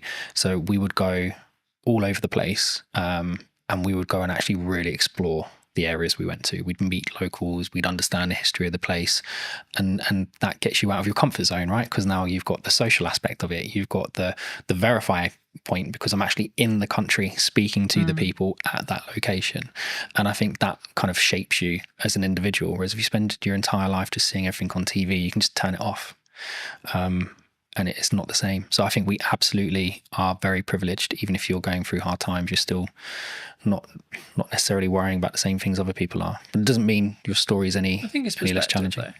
And I thought that's why I've always, for as long as I can remember, I've always talked about the fact that I don't have to walk 3 miles to get 50-50 chance if I die from drinking the water that I got, you know? Like, I have clean drinking water, etc. And it sounds slightly ridiculous, but like also just the odds of being alive is 1 in a trillion, right? Yeah. Like, and being alive now, like, yeah. and if you look and at in this age as well, with this level of opportunity, etc., Absolutely. which is maybe why I can sometimes come across quite brash, because I'm like, I don't have time for people who maybe victimize themselves. Cause I'm like, you don't understand how lucky you are. I feel the same. I've look, I'm not gonna get a violin out. My life hasn't been anywhere near as hard as some people, and some of the children that we've had come into our care, their starts to life have been like horrific, really horrific, and how they are going to shape themselves and cope through life, bouncing around kind of the fostering care system, I dread to think what the outcome is going to be at the end of it, because how can you kind of fix that? But then there are a lot of people who haven't gone through those experiences quite like that, who, like you say, kind of want every excuse under the sun not to be doing something, not to be doing this, not to be doing that. Why can't I just have a pill? Why can't I just have an injection? And I think that's one of the things that AI can't do, right? AI can't solve that. That's a social issue that we need to solve together. And I don't think we're going to solve it by all being in our homes tapping away on AI. We have to be out with people, meeting people and doing it ourselves. Moving back to what you do. That was a bit of a detour. Nice detour. But digital licensing, where does that sit? We've discussed this at length. So one of the key things we wanted to solve of Origin was, how do we verify information about something without revealing the underlying data? And I think a really good social example of that is when police do stop and searches, right? I experienced it quite a lot when I was younger because of the environment I was in. My friends did as well. We'd get stopped and searched by the police lots of times. And sometimes it was okay, and sometimes it was really not a nice experience. And I think it always started with, what's your name, what's your date of birth, what's your address? And even if I give you my name, date of birth and address, how do you as a police officer verify it, right? Does he have any tattoos? Does he have any markings? Does he, I don't know, look a certain way? But you kind of become generic. Guessing, right? Lots of guesswork, right? And lots of gut feel on the police officer side. Whereas we wanted to try and find something that would, and it wasn't just for this specific reason, but it lends itself really well to it. We wanted to be able to provide technology to the environment, to the world, that kind of removed that friction. So a digital license isn't like an ID card. There isn't a centralized database of all your information in one place. That's ridiculous. If that gets breached, it's going to be horrendous. The fraud will go through the roof. What we've done is we've used kind of a decentralized approach. So we've taken some concepts from blockchain, but removed the blockchain because it's inefficient and doesn't really work for this context. But the idea behind it is, you can have an ID service provider, right? So it's a government approved company, verify your identity and give you a cryptographic endorsement that sits on your digital license, which you can carry on your device. It could also be hosted in the cloud, but the idea behind it is you've got control of it. So now if I was to come and stop and search you, you would be able to present that credential to the police without revealing your name, your date of birth or your address, but the police would know to a degree, he lives within a 5-mile radius. There's no outstanding warrants. He's verified that is his identity because he's done it with a biometric check on his thumbprint. And we can see that biometric check that's linked to that IDSP hasn't been changed on that device. And then we can link it to other credentials. He's got a full-time job with an employer. Don't need to know who the employer is, but he's employed full-time. We can see that he is part of a charity, or he does this, or he does that. There's all these different aspects we can start to build into that check. And it all comes from, I still haven't revealed any of the data underneath it. These are all independent cryptographic proofs coming from third parties. But that police officer is now sure that individual doesn't have anything outstanding. And I think that would help. I'm not saying it's going to solve the issue, but it certainly would help remove some of the friction. And if you then start to expand that out to kind of the business world, so if we're looking at things like how do I onboard employees in a fast and efficient manner whilst maintaining their privacy. So one of the tools that we're doing for the digital cleaners license is we do the right to work checks. We do a modern slavery check by making sure that the bank account name matches the name on the ID. Real basic check, but lots of organizations don't do it, right? And that's one of the flags for modern slavery. We then can go and endorse all of your employment history, right? And again, we're not the verifiers. We're not verifying the data. We're not storing the data, right? But we're going off and having those independent third parties endorse you. Same for your certifications, your training. And I think in that environment, when you're dealing with disparate workforces where English quite often is a second language, not your primary language, these people, they kind of get left behind, right? They come along with their paperwork and they have every right to work. They have every intention of working, but it might take 5 or 6 meetings and 10 or 11 copies of their documents. Now, where's all that documentation going? They've got no idea where it's being stored, no idea who has access to it, no idea what copies are out there. But we're expecting them to just continuously do this. And if they're now working 3 jobs, we're extrapolating that 3 times over. So for us, it's about digitization, yes, but without just copying the existing paper process and doubling the problem, right? You have to do it in a different way. That would fix the problem we opened with? What, going for back? Someone like me, for example, who, let's be honest, if deepfakes become mainstream in AI, someone points an AI with that mindset, I'm screwed. Yeah, I think there's definitely a way of being able to verify something's real. But again, there's then nothing stopping someone from creating an AI deepfake and just putting their endorsement on it anyway. Right? They haven't had to do the work. Like the AI has done all the work. I think it will become more important for organizations and in fact probably more important for creators to be able to verify that's their work. Right? I was the one that created that first. Here's my endorsement. In some ways from a maybe not a legality point of view, but kind of a copyright plus model, I guess you could say. Yeah, absolutely. And I think one of the things we've seen with the endorsements is, and you'll get it all the time with correspondence from the BBC, right, or for Sky News or whatever, our person on the ground. Well, that's great, but I don't know who that person is. I don't know their credentials. I don't know where they're from. I don't really know if they're from that country. I don't know what their background is. Whereas if you were able to say, here's the credential that's been lent to this article, well, now I've got, well, yeah, he's got an IDSP verified in that country that he comes from that country. He's got a university credential that says he went to that university. He's got an employment credential that said he was employed there at these points in time. That's not to say people can't build those profiles up at a state level if they really wanted to go to that level, but it becomes much harder to do, right? The threshold for access to fraud becomes really, really high, because when we're actually taking these interactions and monitoring them, we create an encrypted hash of the interaction, and that gets stored on what we call event chains. So not blockchain databases, but the event chain is a point in time. And so you can't go back in time and put something on the event chain in the past. It has to be done in time. It's temporal. And so in order for someone to perform a high degree of fraud, it's going to take them 5, 6, 7, 8 years to build that profile up. And they will have to do it in multiple chains simultaneously. And they're just not going to be able to do that. And I guess it comes back to that point, which is it sounds horrible whenever you say it, but you're making it less likely that you're the one who gets targeted, because the burden of likelihood that your stuff gets stolen, etc., is so much higher than Barry, than Sally, than James, so on, and that's, I hate to say it because it's go and steal their car, not mine, because mine's a pain in the arse to steal, for example. There is that, but again, from our standpoint, I mean, we want to give it to universities for free. Right? We want to give it to schools for free. You have the Online Safety Act that's happening at the moment, and I think you've probably seen some degree of access to adult content reduced.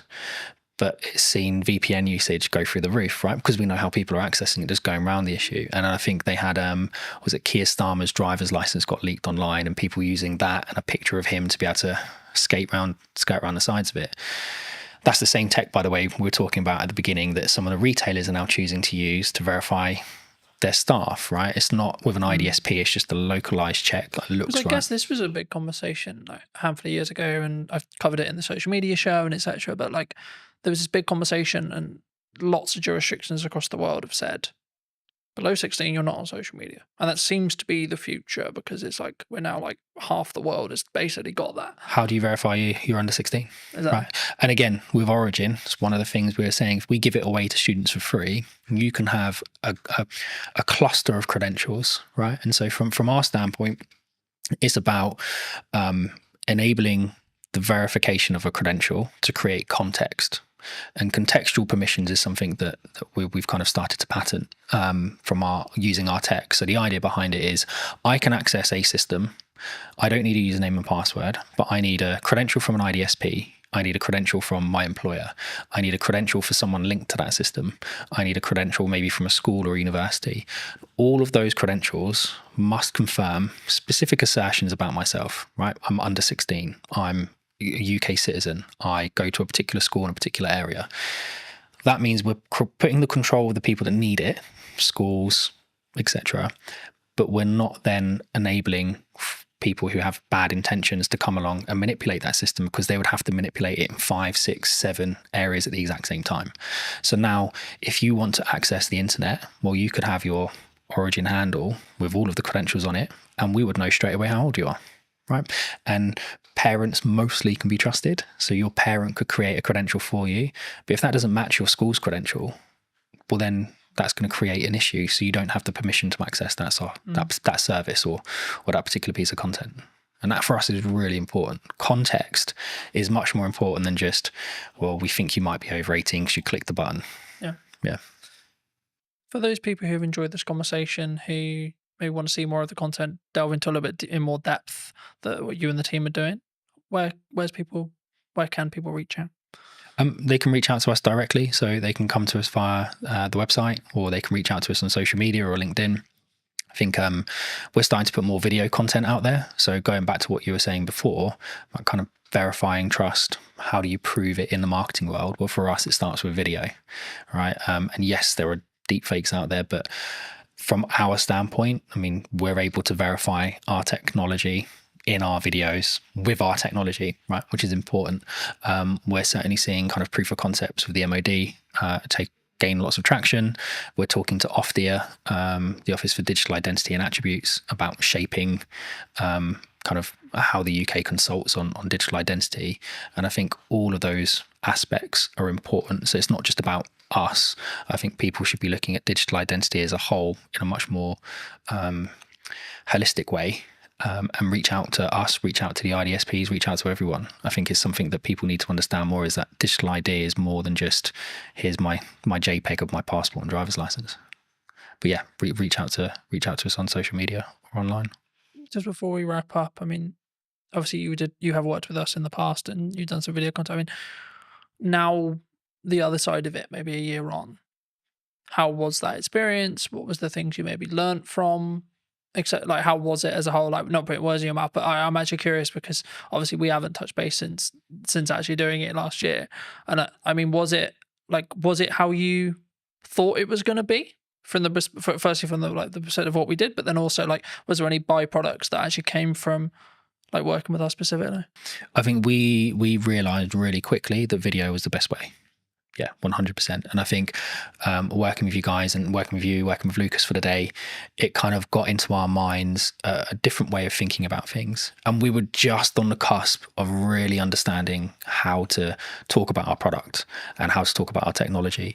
And by focusing on the video approach, and we've now released several other videos that we've kind of produced in-house, it kind of got us to where we are now, which is we know what our narrative is, we know what the story is, we know how to describe our technology. Whereas a year ago, we were still kind of trying to work out what it was that we were. And we were early to market, so lots of people trying to explain it to investors, trying to explain it to customers. It was a challenge. So no, mate, having that time with you and Lucas massively helped us kind of crystallize what we were trying to do. And then over the next kind of 2-3 months, I think that's when we nailed it. But it come off the back of the original filming we did, which was phenomenal. What would you say to people who are maybe looking at what's going on in the economy or etc., and they may be on the fence about maybe utilizing marketing right now, or like, because the traditional kind of known thing is like when things get hard, you cut marketing. Yep. Honestly, I'm probably not the best person to answer it, but I'll answer it as best as I can. I think you absolutely have to have a presence, right? You have to. Unfortunately, at the moment, it's about noise, right? We spoke about it earlier. The more noise you make, the more you get noticed, the more the algorithm picks you up, and the more it promotes you to the top. And it goes back to what we we're saying as well about the SMEs. Like, how do you get spotted? How do you get noticed if you have to have that kind of credentials proving you've done something? I think consistency. Right. And we had this chat about podcasts a year ago. I think it's something like most podcasts end after 11 episodes, something along those lines. Right. So 11 weeks, 11 months, whatever it is, that's the kind of podcast limit. People go, oh, it's not growing. Right. You have to push past it. And it's the same with the marketing. And yes, some people are really fortunate and they do growth hacking and all of a sudden they're a viral sensation overnight. But that's not the norm. And I think the only way you can build your message is consistency. You have to be in person at events, you have to be putting stuff online, you have to be writing articles, you have to be talking about it, you have to be meeting new people and spreading the word. So I don't think marketing just stops with video. I think it's something much more holistic, and it's something that you have to consistently do every day. And we have a great marketing team, so Hannah does that for us, and she's excellent at it. If you were going to wind the clock back to speak to Stuart 10 years ago, 15 years ago, what advice would you give that Stuart? It would probably be trust your gut. I think we've had hiccups along the way with everything that we've done, right? Whether that be businesses my wife and I started, with raising children, with kind of investors, whatever. There's always going to be a hiccup. Something's always going to come up that you weren't expecting, but you have to trust your gut. And even if that is completely in the opposite direction to what everyone is telling you, sometimes you just have to go with your gut, because at least at the end of it, you don't have the regrets, right? If you listen to everybody else and they turn out to be right, that's great. But if you listen to everyone else and it turns out to be wrong, you're going to spend the rest of the time going, oh, I wish I'd listened to my gut. I wish I'd trusted my gut. So I think take people's advice on board, listen to it, kind of take the best strategies, build them together, but ultimately trust your gut. Yeah. Thank you so much for the time, Stuart. You too. Cheers, Carl. And if you did enjoy this episode and would like to see more like it, then I would love to hear what you think in the comment section down below. Why not subscribe so you don't miss next week's episode? And I'll see you very, very soon.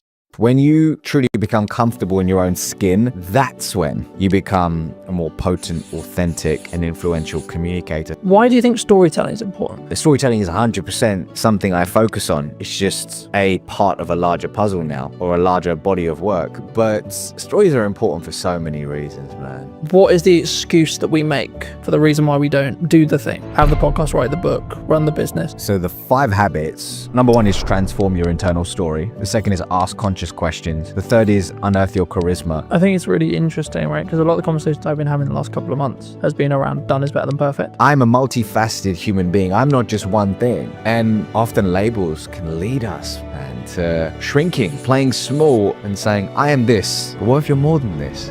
Did you know that 93% of you are not subscribed? So if you could please do me a favor and you're enjoying the show, then subscribing would mean the world to me, and it would allow me to grow the show and continue to get larger and larger guests and continue to bring what's missing in marketing today. Thank you ever so much for joining me, and I'll enjoy the episode. Hello, my friends. Welcome back to a brand new episode. Today, I'm going to be talking to Ravi, who talks all about communication and actually why is it important. So that's going to be what this conversation is going to be about. But welcome, Ravi. How are you?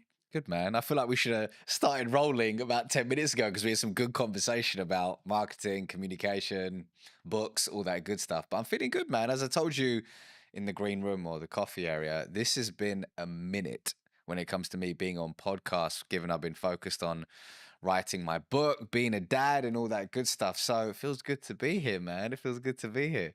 Well, thanks ever so much for coming down and for the time, of course. I mean, it would be wrong to not open the show with what you feel is missing in marketing today. I mean, we touched on it in the pre-show conversation a bit, but just to reiterate for the audience's sake, I mean, what do you feel is missing today?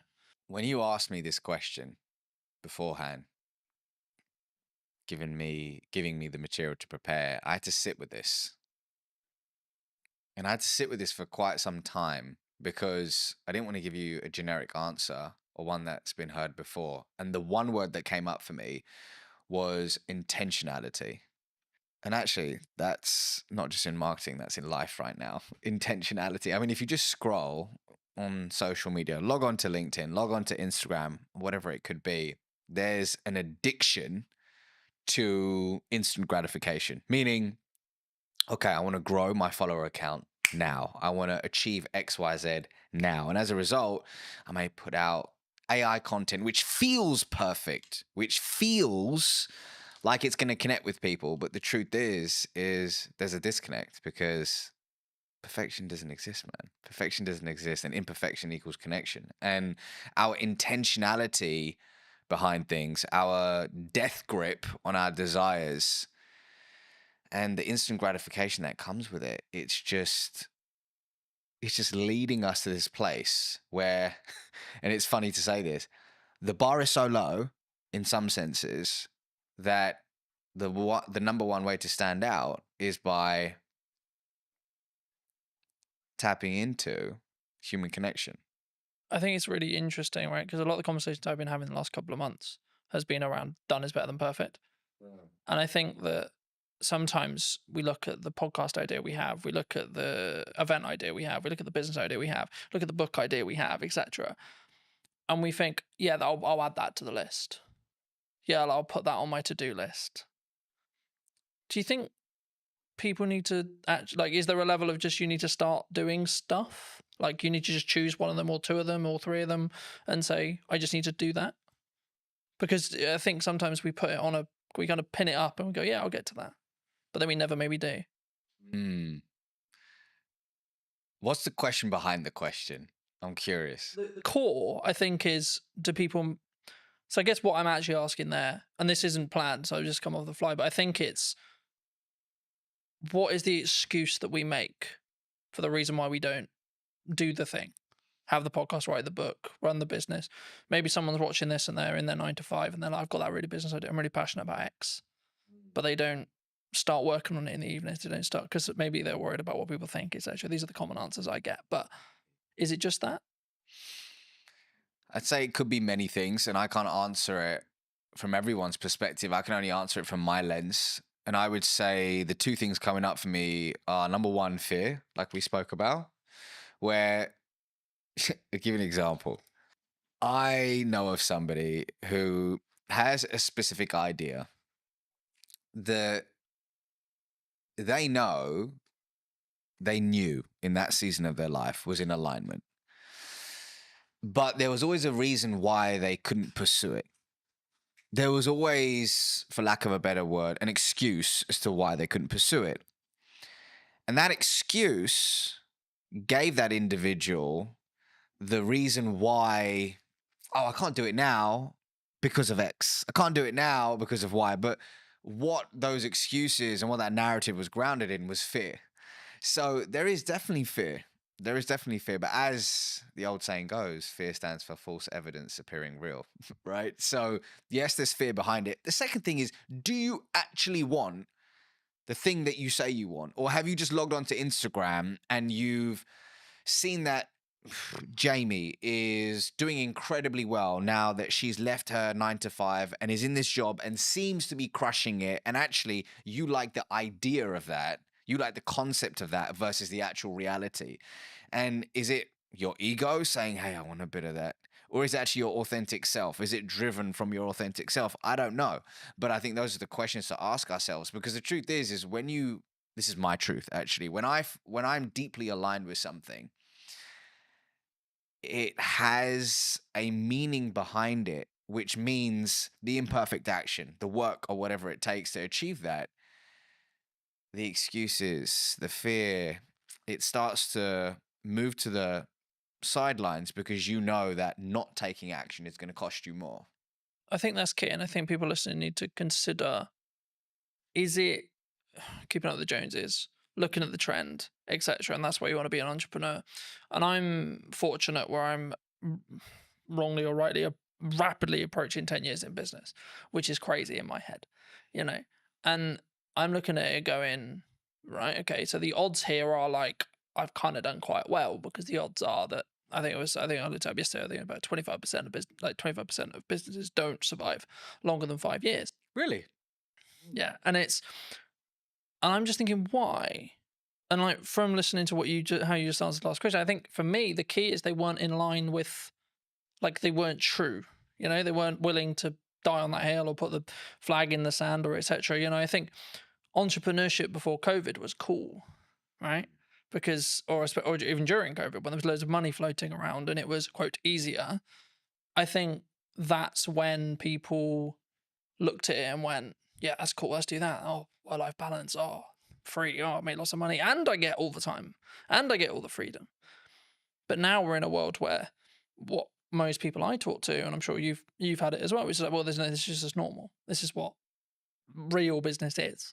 You know, things are harder, you maybe lose a client, or things are harder in the economy, etc., etc. That's just another day at the office, you know? And I think for me, I think that's where the true entrepreneurs will stand through.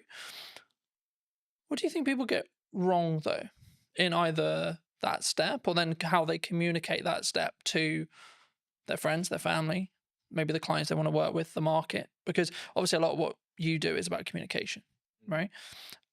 And that's why I want to focus on that, because it is your unique skill of expertise and etc. But I also think it's the most underrated one, because it's like, well, there's not much to it, Colin. You just have a conversation, right? Well, before I answer that, to back it up for a second, you know what was cool when I was growing up was everybody wanted to be an investment banker. Everybody, you know, there was like, everybody would watch the movie Wall Street.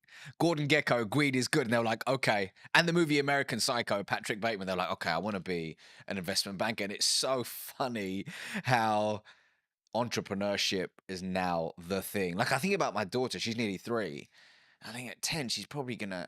A YouTuber won't even be a thing then. I don't know what will be the thing, but it's crazy to think how these things move in seasons and how whatever is flavor of the month, people gravitate towards. The question is it in alignment with you and your goals in this season of your life? You know, Ravi now with 2 kids under 3, married, is very different to Ravi in his 20s. Very different. But in answer to your question, so actually to back it up, is the question, what do people get wrong about communication in business, or have I missed or misunderstood that? What do you think people get wrong when they communicate what they're looking for, either in a personal relationship? Let's start there. And then maybe then going into a business relationship and how we show up and how we communicate. When you say what you're looking for, meaning how they communicate their desires to the external world, I think, actually scrap that. I believe that often we forget to look within before we communicate our desires to the external world. And I think it's important to, in today's noisy world, just find solitude, regulate your nervous system, and find neutrality so you can really figure out, hey, what is alignment for me? Is the thing that I say I want actually the thing that I truly want? Or is there a path that is more aligned to me in this season of my life? I think that internal communication is super important and really tapping into your unique genius. I believe everybody has a zone of genius. Everybody has a zone of genius. But so much of the time, when we look externally, we say, oh, Colin's doing this thing. Colin's pushing out content 24/7. That looks so dope. That looks so cool. Maybe I should do that. But actually, your zone of genius may not be being in front of the camera. Maybe your zone of genius is writing. And you should go all in on writing. Yet, what looks good is Carlton on video. So you disown your genius and you move towards a path of misalignment. But hey, sometimes we need to have the disconnect to allow for the reconnect, right? And that's a part of the journey. So I think, once again, actually scrap that. I believe that looking inward is a step that is often missed in today's world when it comes to thinking about our desires in business and personally. I think that's really important for people to consider, but also like it made me think of where I was at the early part of my 20s and now I'm in my later half of my 20s, right? Yeah. And I think the definition of the word success when I was 20 was very different to what it is now. And I find, like, I can say this now, like, in hindsight, but I find that really interesting in how it's developed and changed. And I think that's kind of, to an extent, what some people misunderstand, right? When they look at, maybe, I'm going to do this business and maybe it didn't work. Or maybe they gave their all for 5 years and then actually they're like, you know what? Yeah, I could, but, you know, like, I'm just going to go get something that is close, but not there, right? And it's a job and it does what I need it to do, but then I can focus on everything else. And they're putting that first. Do you think that people sometimes struggle to, I don't want to say the word abandon what they used to call success or what their definition of that used to be, but do we need to, as we move forward in the seasons of our life, do we need to constantly readapt and constantly be okay with changing what success means, do you think? It's funny you say that, because if I think about the version of me in my 20s and what I defined as success, so different. And it's wild. But I also needed the 20-year-old version of Ravi to, like, actually, a better way to put it is, I acknowledge that younger version of me. I have compassion for that younger version of me. And I know that he did the best he could with the consciousness that he had at the time, versus berating that version. You know, some people say, oh, God, man, I was such an idiot. I did So many years. Yeah. Actually, we did the best we could in that season of our life with the tools that we had. So I've got to honor that version of me. But when I look back, I'm like, wow, I'm glad I've evolved. I'm glad I've evolved. And I think we do need to be comfortable with not labeling ourselves. We need to be comfortable with labels. I'll give you an example. Somebody could say, I am an entrepreneur. I am an entrepreneur. And on the face of it, great. Gives that individual a sense of belonging, pride, identity, brilliant. However, let's say that one of their buddies hits them up and says, hey, Jamie, I've got this role at Netflix. It's in the C-suite. I've spoken to people internally. We think you would be incredible for it. But Jamie's like, hold on, but I am an entrepreneur. But actually, it's not working for them in a way that they would have hoped. And actually, being in the C-suite at Netflix could be more expansive and abundant for them, but they reject it. And they say, no, but I'm an entrepreneur. So the labels that we give ourselves can often create these mental cages where we shrink our desires, we play small, and we often reject abundance. Versus, instead of saying I'm an entrepreneur, we could say I'm somebody who runs a business. Instead of saying I'm a podcaster, is I'm somebody who has a podcast. So when we expand our identity, we expand our being, and we allow abundance to organically find us. So, for example, when it came to writing my first book, this was a first for me. I haven't written a book before, so I intentionally thought about embodying the label of I'm a world-class author. I am a world-class author. So I could embody that identity to write something I'm deeply proud of, but quickly switched it to I'm someone who writes books. Because does that mean I say no to speaking? Does it mean I say no to coaching? Does it mean I say no to consulting? No. I'm a multifaceted human being. I'm not just one thing. And often labels can lead us, man, to shrinking, playing small and saying, I am this. But what if you're more than this?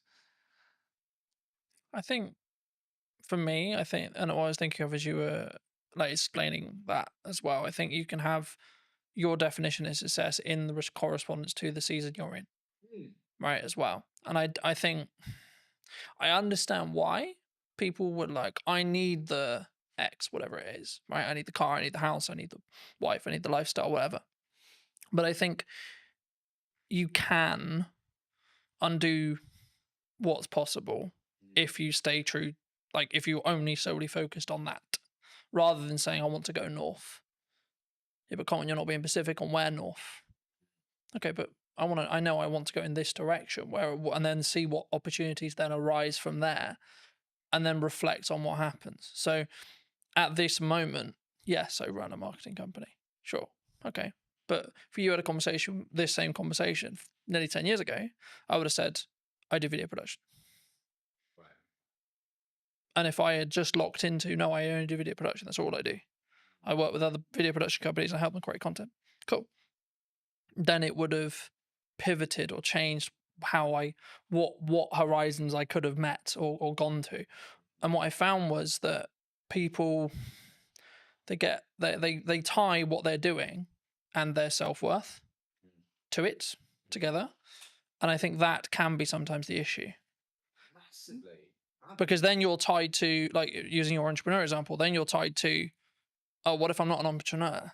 Now I'm lesser, right? Because that kind of implies you failed. And then to you, that means actually me as Colton has failed, not the company has failed, or not the company served its purpose and it got me to the Netflix role or etc. Colton has failed. Colton will not be able to win. Colton will not be able to be, quote, successful. Do you think we need to, is that a inner work thing that we need to do? If someone is listening to this and going, shit, that's me. They've tied what they are to them and their own kind of self-belief, self-worth, self-love. Two things are coming up for me. Firstly, picking up on something you said earlier. Something I talk about in the book, inside of Habit 1, is about being fixed on the desire, but flexible on the path. So let's say somebody says, I just want to generate more revenue. Broad, but more revenue, okay? And they have the idea that the path to get there is landing net new business. They build this whole team around it, but all of a sudden, this beautiful opportunity arises with their existing client base. If they are fixed on the path and go, no, we're just going to acquire net new business, and they reject this abundant opportunity, they may not reach that idea of more revenue. But the idea of pivoting, being open to the infinite possibilities to reach that said desire, which will evolve, and it's okay to evolve it, is super key. Yes, that requires inner work. But going back to your question about self-worth, I used to work in investment banking. And one of the reasons why it took me a long time to hand in my resignation notice back in August 2016 is when I left that world, was I had pinned so much of my identity and self-worth to I am an investment banker. I'm somebody who works in an investment bank. So much pride, status came from that, which stroked my ego, and it was beautiful until it wasn't. But that experience, I'm so grateful for it, man. I'm so grateful for it. And it was, I believe that everything, this is my belief, that everything's happening for you, not to you. And whatever you're experiencing right now is a lesson that you need to learn to be able to transform your identity into the human being that can receive and sustain their true desires. So somebody listening to this right now may say, man, I'm so annoyed that my team member or my employee just keeps doing this frustrating thing. They keep being late to work, or they keep missing XYZ, and you're getting frustrated. Why can it not be like this? It is not fair, you keep saying. However, you may have requested from the universe, whatever your North Star is, that I want to be an influential leader. Well, you've requested it. So as a result, the people, the projects, the challenging circumstances are coming your way to sharpen you, to expand your being so it can, once again, your identity can be transformed into one that is able to receive and sustain. So whoever's going through, whatever you're going through right now, see it as a gift, an opportunity to transform your identity. So if you are pinning your entire self-worth, over-indexing on career, whatever it could be, see it as an opportunity, right? Does it take looking inward? I believe so. For me, that's the way forward, but you got to figure out the right path for you. I think for me, lacking in the business world, and this is a very broad stroke, there's obviously exceptions to the rule, but I think sometimes is lacking is the self-accountability side of it, right? So whenever I have a project or a podcast or something I'm doing, I'll go, right, even if it went well, cool. Great, it went well. Great, the client's happy. What can I do to make sure that experience was better? What can I do to make sure that that went closer to plan?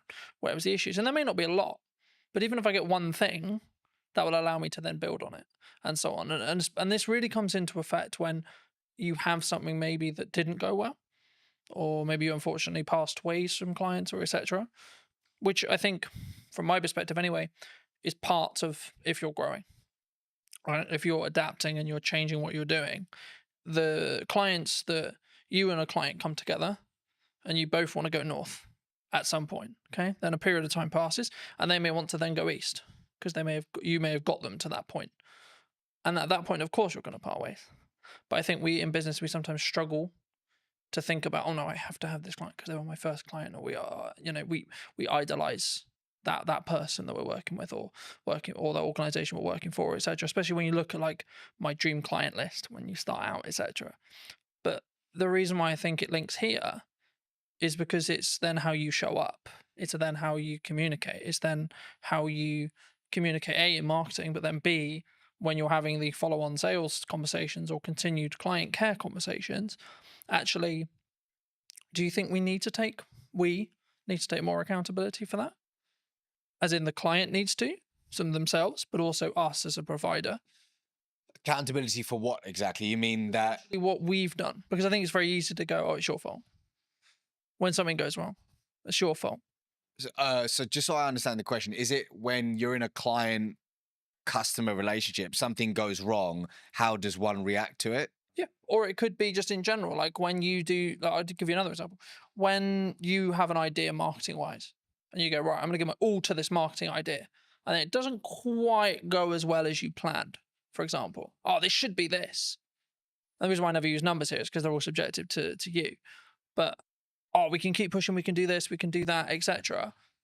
And I think, for me, you have to sometimes tie the result from what you're looking to achieve in the respect to the amount of effort, because sometimes that result is lagged by 3-6 months. So everything I've understood in business is I do stuff now for the growth I want to see next year, or the growth I want to see in 3 months or 6 months. And just to frame it back into the question, when you look for the relationships that you want to create and have, either in business or personally, I think they're very similar. Do you look personally, or would you recommend people look personally at looking for people who can take self-accountability when things go wrong? Is the crux. So just so I'm receiving that question, it's in business, when you're finding strategic relationships, is accountability an important thing? Is it an important element, do you think, moving forward? I'll give you an example. Inside of my business, something happened in the past 4 or 5 days, and there was a mistake made. And I spoke to a team member about it, saying, can you help me understand what happened with XYZ? Now, they could have got defensive. They could have deflected, and they could have completely disowned the part that they had to play in that situation. But you know what this individual said? They said, I'm really sorry about this mistake. I truly own it. And here's what I'm going to do to ensure it doesn't happen again. And they provided a solution. Now, here's why I'm telling you this. That was the most beautiful response, which told me the following story about this individual, that they have a character of intention. And it told me that moving forward, I can deeply trust them. And something I talk about in this book is that when it comes to trust, one way to establish it is through the 3 C's. Connection, character, competence. In this imperfect moment, which is a gift, I got the opportunity to learn something about this individual that would have never happened if everything had gone perfectly. I learned that they're self-accountable, and I learned that they're open to owning their mistakes. And they showed up with a character of integrity. It was brilliant. Simultaneously, I had another challenge, or gift, shall I say, in the business that happened about 2 weeks ago with a third party. That didn't occur. which told me a different story about the individual in question. It told me a different story about that company. And it really has left a sour taste in my mouth. And I probably won't be partnering with them in a different season of my life once this project in question is over. So it's everything, man. Accountability in that sense is everything because it leads to trust. And I don't know about you, but I don't have a meaningful relationship in my life that isn't built on trust. Yeah. I think, I think for me, of course, everyone's really happy when it goes well, right? But the reason I wanted to go there is because of what happens when it goes wrong. Yeah. And I think what someone does, what a person does, what you do will tell you a lot about A, the person, or B, where they hold that relationship, right, with you, if it's someone else. And I think that's why I always look at, okay, let's look at what I could have done better, but then let's maybe look at where the other elements, because everything is a two-way dance, right? But I think in some ways, whenever we bridge that across in business as a whole or in personal, maybe we don't necessarily go into each relationship when it's a new business relationship or a new partnership, etc., without the, I don't want to use the word baggage, but the residue maybe from previous relationships. I mean, do you think that people don't give themselves the time to reset sometimes? Like when it comes to either like you had a long-term relationship with a client and maybe you've got some other clients, but in that sector that you don't step back and say, okay, well, kind of building off that accountability question, you think sometimes we need to take that time to step away? Can you give me an example? Yeah. So let's say, for example, I worked with a client for a year. Okay. And for whatever reason, our relationship has ended.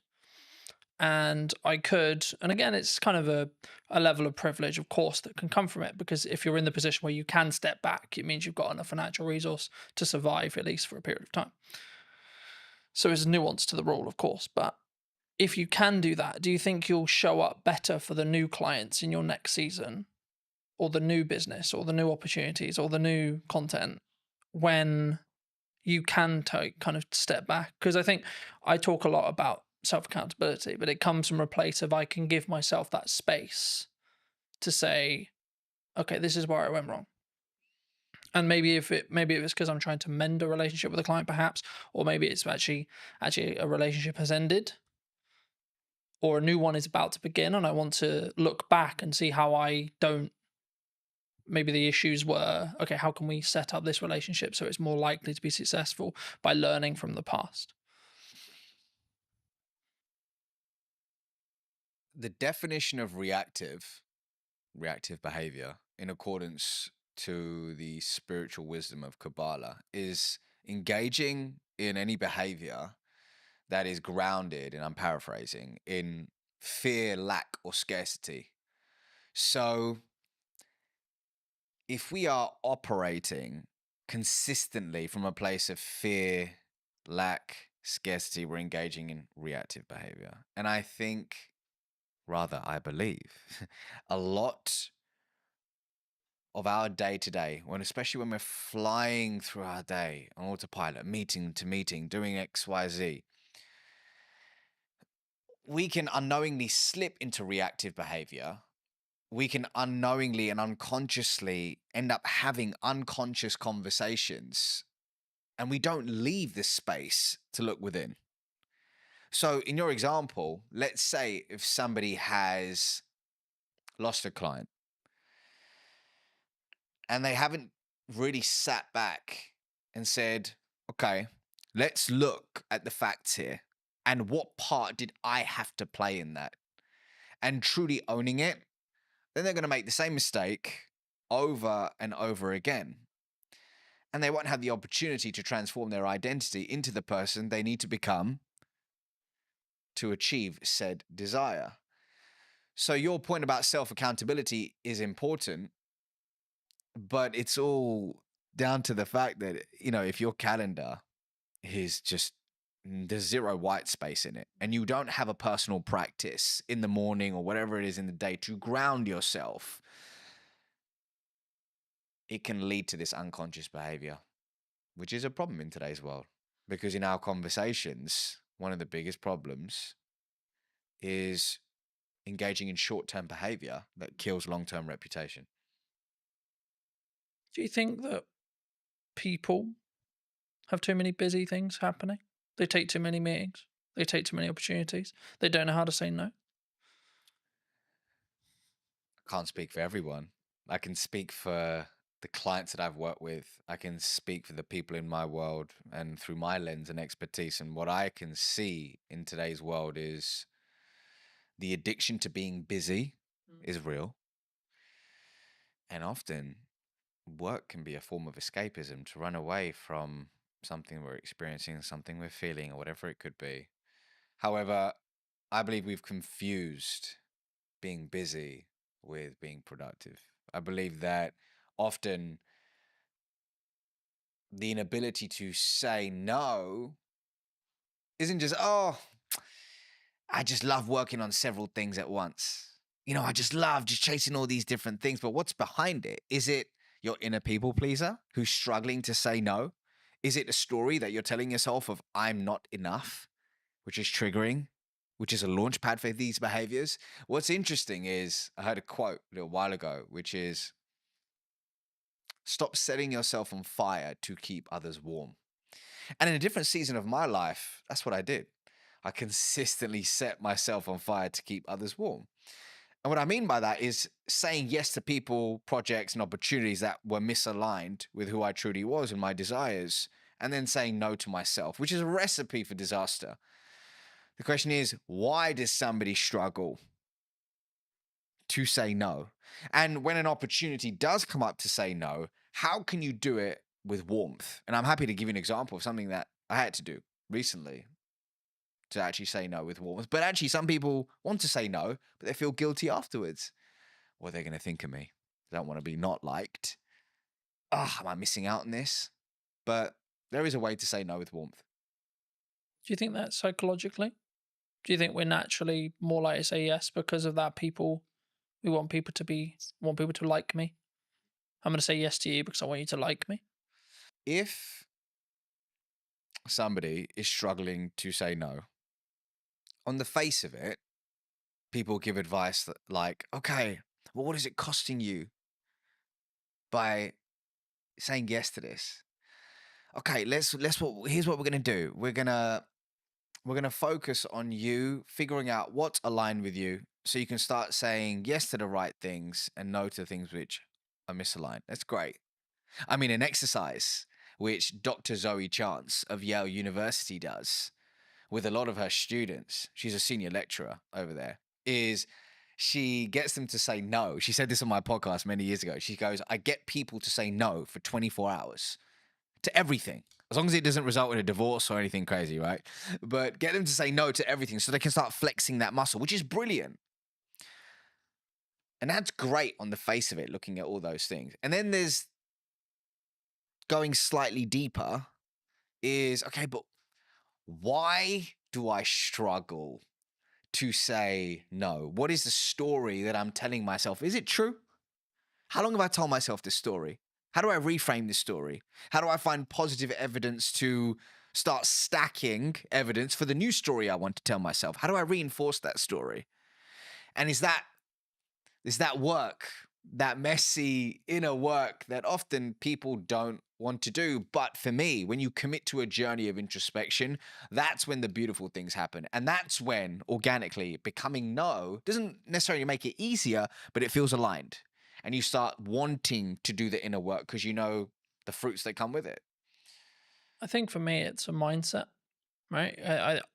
I see it as something I've tried to do is like, I have a certain window of time, let's say 3 months, and I'm only allowed to say yes to 1, maybe 2 things at maximum during that window. So is this really worth those 2 shots? Yes or no? And I think it's not like something you can like if it's a job offer, etc. And like look and go, okay, is that going to help?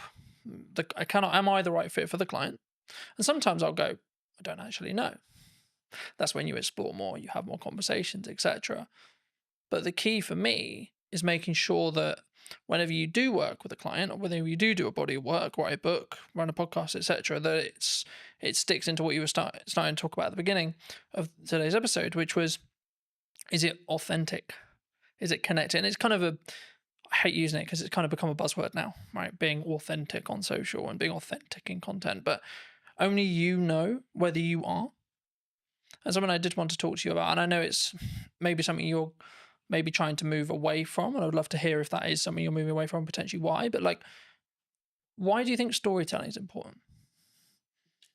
Well, actually, storytelling is the 4th habit in my book. So the 5 habits are, number 1 is transform your internal story. The 2nd is ask conscious questions. The 3rd is unearth your charisma. The 4th is tell stories that inspire change. And then the 5th is become the trusted guide.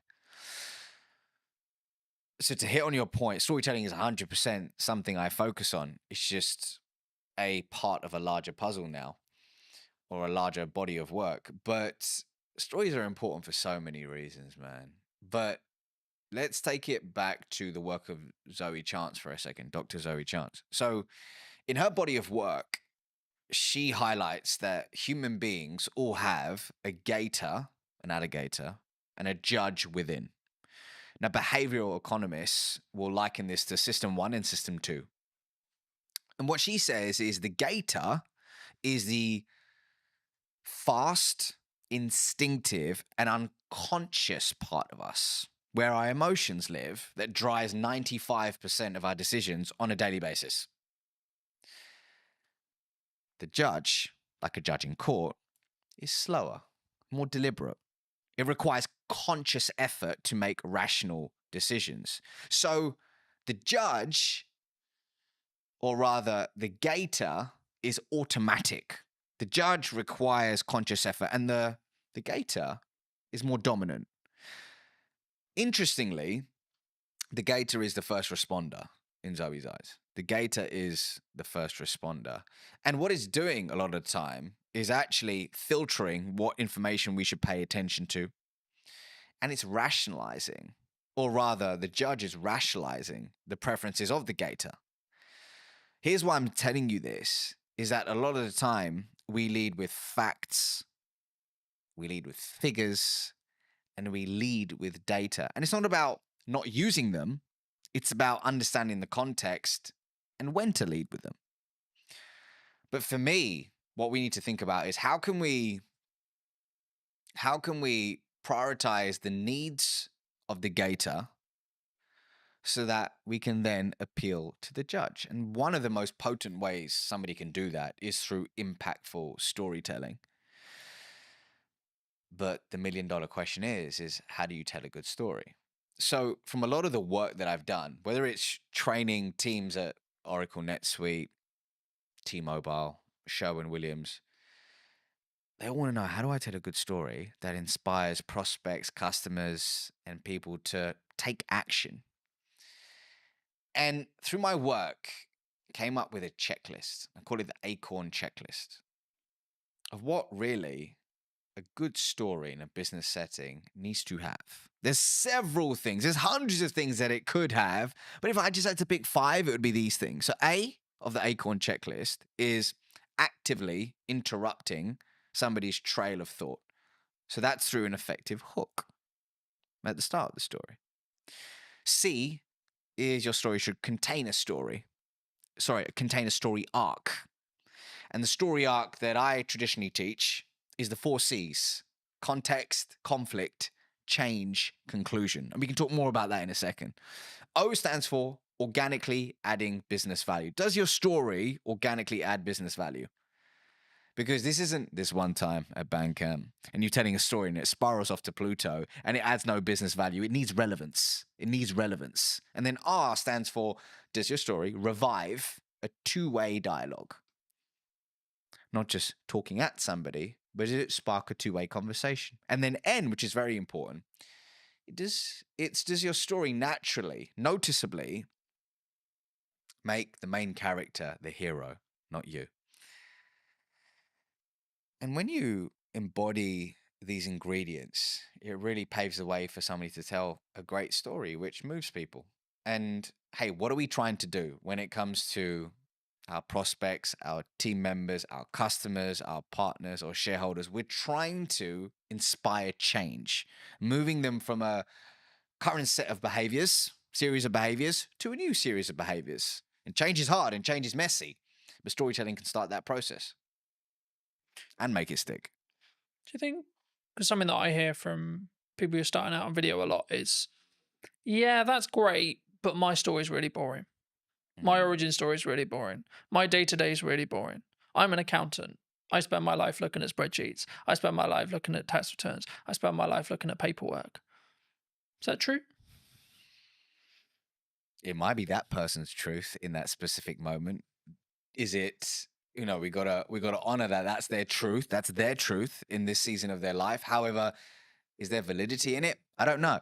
I don't think so, right? I'm sure we'll be able to find cracks in the story that they're telling themselves. So I was recently speaking at an event called Atomicon.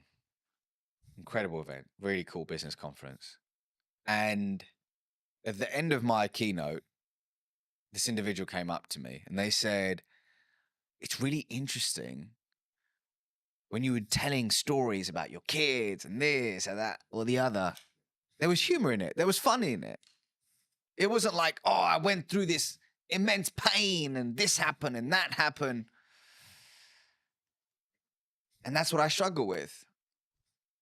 I was like, what do you mean? Tell me more.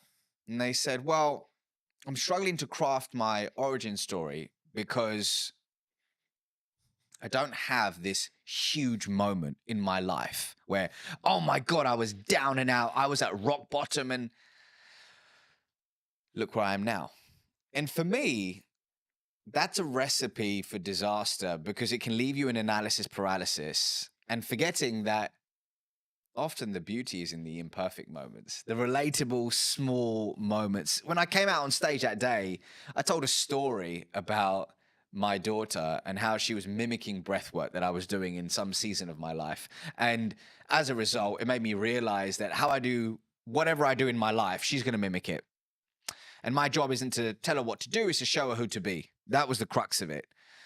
But that came from a seemingly insignificant moment in my day-to-day life. So I think what it boils down to is creating a story bank. And I have a process for that, but creating a story bank where you're collecting these insignificant moments, figuring out which one of them can be transformed into a story and testing them versus sitting there trying to think of that one story and then going, I don't have it. I'm going to wait for it. And then just doing nothing. So everybody has a story to tell. The question is, do you have an intentional, going back to our question at the beginning, do you have an intentional approach to finding them, identifying them, and then delivering them in low stakes scenarios to test and tweak and iterate for high stakes scenarios? It's a real process. I think it's something that you'll adapt as well. Like as you move through the seasons, right? Like you might not talk about the current season or the season you just come out of, but you potentially will talk about maybe season 1, season 2, season 3, etc. And I think for me that allows you to tweak and adapt and show that you're a non-finished article as well. Building off that, like my level of success at 20 was very different to now and will be very different in 10 years. And I think that's the constant thing. And the thing that kind of goes through the core of that is, what's my improvement today? What's the 1% thing I can do? What's maybe the thing I heard from you today, or the thing I picked up whilst watching something, or the key takeaway from the book I just read, or etc. And I think sometimes we don't give ourselves that time. That's why I asked you about the kind of the busy schedule thing. And something that I've tried to do is book less, like put more barriers in the way of those meetings, put more barriers in the way of guests coming on the show or etc. And then have more of a filter of who comes on, why, who am I having a conversation with, why, how can I be present in content, what content am I doing? And the reason why I do that is because then I can be more present and more focused on, and doing less work means I'm more present in the work I'm doing. And it means actually I'll be more transformational, so to speak, to that client, to that customer, to that guest, etc. I hope, I believe, anyway. in that respect. But for those who've really enjoyed this conversation, where's best to reach out to you? Where can they get the book? That kind of thing. Yeah, so if you click the link in the description, I'm sure you'll put it in the description, but you can pre-order my book now, which is available on November 4th, and it's called Relationship Currency. And really what it's about at the core is teaching people in any conversation how to build trust, cultivate authentic relationships, and master the art of communication along the way. So, hey, if this conversation has aligned to you, then pre-order a copy and I'll see you on the other side. But otherwise, I'm on LinkedIn, YouTube, Instagram, TikTok, all the places, just at the Ravi Rajani, and you can find me there. Magic. Thank you so much for coming on. And if you were going to talk to either yourself 5-10 years ago or someone who's your junior, what advice would you give them? About life, about communication, because I could take this so many places. Wherever you want. Let's stick to communication. And I would say the following. I would say you can listen to podcasts like this. You can watch videos. You can absorb books, courses, and all that good stuff. But if you truly want to be able to communicate with influence and with intention, it doesn't begin with that. It first begins with a journey of introspection. And for some people, that can mean seeing a therapist. For some people, that could mean journaling, seeing a coach, or speaking with a friend where you can speak freely and remove the mask. But here's my truth. When you truly become comfortable in your own skin, that's when you become a more potent, authentic, and influential communicator. So start within and then look at all the cool stuff, such as the podcast and the books. But hey, if you can't look within first, there's no hack, gimmick, or trick that will save you. Thank you so much for the time, ladies and gents. I hope you took value from this episode, and thank you for coming and spending the time with us today. And I will see you very, very soon. If you did enjoy this conversation and would like to hear what's missing in marketing, probably tomorrow or today, then be sure to be subscribed. I'd love to hear what you think in the conversation down below. And I'll see you very, very soon. What would you say to the people who maybe are on the receiving end of the obsession? I think you've got to be a part of it yourself and experience the ins and outs of the day to day, rather than just when the person comes home and they've had a bad day. I think that's true in anything that you do, marketing or fitness or writing or driving or whatever the skill is that you're trying to build. With consistency and with showing up when it's harder is when it will work. I think what you touched on there is a really common misconception in marketing. I'm not a fan of it. I'd much prefer the in-person world. So if you were going to speak to either yourself or someone 10 years your junior, what advice would you give them? So I'd say take the risk, take it sooner. I waited too long. So I left it and I left it and I left it, and then I went, okay, I am going to do this now. Did you know that 93% of you are not subscribed? So if you could please do me a favor and you're enjoying the show, then subscribing would mean the world to me, and it would allow me to grow the show and continue to get larger and larger guests and continue to bring what's missing in marketing today. Thank you ever so much for joining me, and I'll enjoy the episode. Hello, my friends. I hope you're well. I hope you had a good day, evening, or night. Today, we're filming a brand new podcast, as you were seeing, with Matt from Involved Health. Thank you so much for coming on. My pleasure, Colton. Thanks very much for having me. No, you're very well. Good to be back.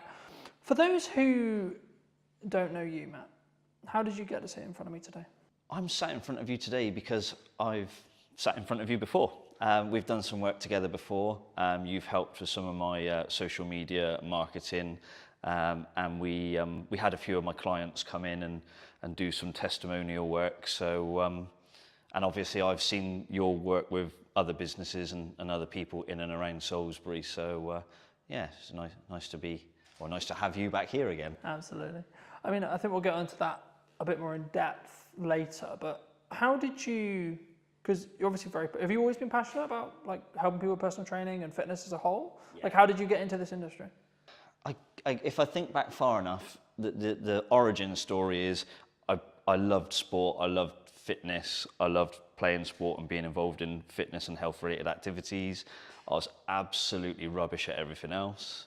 So that it was like, how can I make what I enjoy and what I'm half decent at into potentially a job further down the line?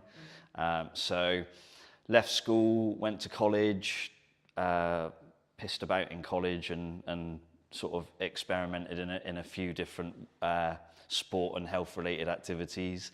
And then through pure chance, I ended up working at the University of Bath, sports training village and sports setup that they had at the time. That was back in 1996, I think it was, 1997. So I'd have been about 17 years old, showing my age now. Started off there, ended up living there on campus in a sports house with the Great Britain Olympic swim team. And being part of that campus and being involved in the university gave me a massive exposure to high performance sports, a lot of different athletes from a lot of different sports and disciplines. So I got to see how elite level athletes were trained, how they lived, how they recovered. I got to understand what operating a sports facility was all about. Part of my role was making sure that the gym was in operational order, looking after swimming pools, you know, all sorts of different stuff, athletics tracks. So I had quite a broad education, if you like, being at a university, into how that world works, and it just snowballed from there, really. Was there or is there, should I say, because there's obviously still athletes who are around that you may train and work with, you know, but is there a kind of commonality in respect to the mindset? Because I think athletes and high performance people, I think there is some standard traits. Maybe it's like the cliche, wake up at 5 a.m. kind of morning routine stuff, or it's actually their mindset as a whole, would you say? I mean, I couldn't comment for everybody because everyone's got their way of doing things, but I think there's dedication, there's discipline, sometimes obsession, and I think all of those things are quite interesting to me. I feel like I'm a relatively driven person. I work hard. I put in a lot of work over the years in the industry and with this business in particular. Some would say potentially sometimes I might be a little bit obsessed, but I think that's a good thing. But you certainly that's necessary for high achievers. Yeah, you can't be a high achiever and not be obsessed. You have to throw yourself into whatever it is you're wanting to do or build or grow or be a part of, and if you're going to deliver a highly successful business or an environment, depending on what aspect you're working in, I think you have to be obsessed. I don't think it works if you don't. Not at that level, anyway. What would you say to people who maybe are on the receiving end of the obsession, right? So maybe they're with someone, their partner, their mother, etc. Like maybe when they're starting out and it's their parents, or maybe as it develops into a full-fledged business, what kind of can that support person do? Because I think for obsessed people who are very driven, like we get it, but sometimes that they don't get the attention or the thought process when it comes to, I wouldn't say how to deal with an obsessed person, but how to support that's a person in that respect. Of course, in your own experience. Yeah, I mean, first off, I'm not a parent. I don't have any children. But what I do know from the backgrounds I've worked in is sometimes the obsession starts from the parents, and the kids or young people are pushed into something, and the parents, I mean, you know, when people used to say pushy parents, I think actually sometimes those parents are just obsessed with creating an environment for their kid to thrive, and sometimes that's awesome, and sometimes it can be, you know, sometimes terrible.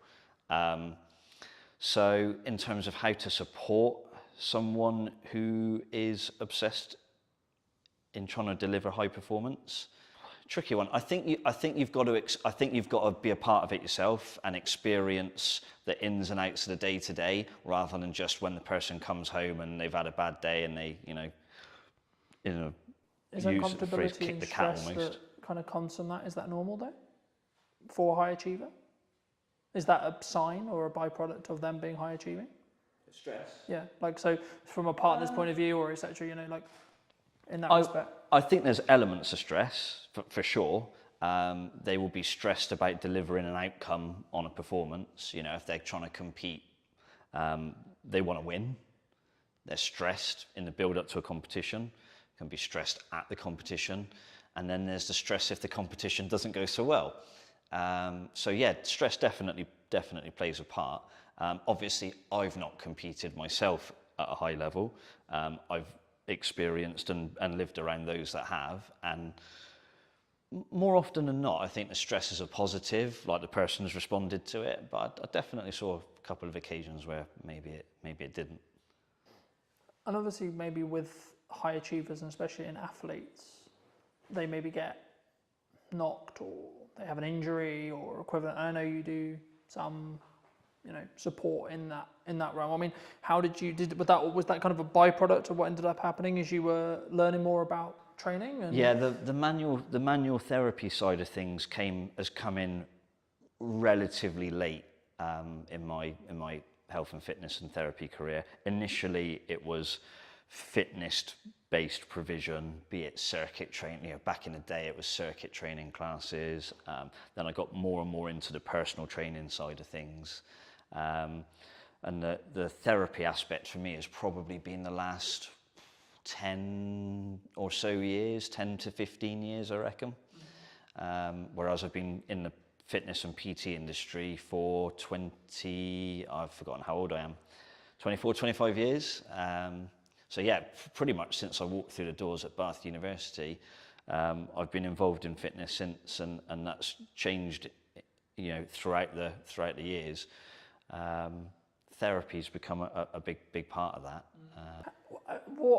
I guess, how was it a natural progression from, so you train people, maybe they have injuries, and then you saw it as like, actually I can help people here with X injury or Y injury to actually help them with their recovery to get back and train as hard as they actually maybe want to mentally. Yeah, I mean, but certainly their body isn't there yet. Yeah, it was a combination of things really. One, I started to listen to most of my clientele is Gen Pop, so general population. So it could be business executives, stay-at-home mums or dads, doesn't matter, but it's across the board, probably age 25, 30 plus, up to my oldest client's 94. So they would always mention niggles and aches and pains. And it was like, right, how can I train around it? How can I train through it? And then I was like, hang on a minute, why don't I just try and help them deal with it more directly? And because of the nature of my client base, the need to be able to do therapy work was becoming more and more clear to me. So I'd say around about 15 years ago, I really started to delve into the therapy side of things. And 15 years later, that's probably a fairly significant part of Evolve's business now. Do you think that's one of the things that makes you unique in comparison to, say, another personal trainer, another gym, another, etc.? I think when I first came to Salisbury, for those that don't know, I didn't grow up in Salisbury. I wasn't born here. An opportunity came, where are we now? Probably around 2014, 2015 maybe, to start getting involved here in Salisbury. So what I realised through that is a lot of places had personal trainers. There were some gyms around. Sadly, there are fewer gyms around at the moment. That's another story. And I realised that nobody was really creating an environment where it was seamless. So you could be down here in the gym, maybe having a therapy type workout. You could be upstairs on the treatment table. You might have ligament damage that needs hands-on treatment and things like that. So the ability to put the two things together is really, really important, because as a professional then, I can manage and help the client through a myriad of different options. So I can be involved in their fitness training, I can be involved in their therapy work, I can guide them on their stretching and flexibility, and it all has a carryover.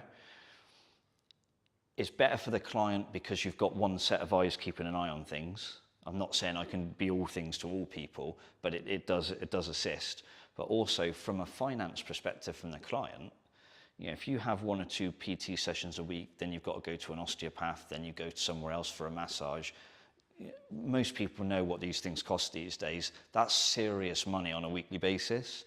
Whereas within a visit to here, they can have a PT session. They might need just a few minutes of hands-on work or some help with a stretch. And they've spent a fraction of what they would spend if they had 4 or 5 different professionals helping them. So it's almost trying to create a multidisciplinary environment, but the one person is delivering that multidiscipline.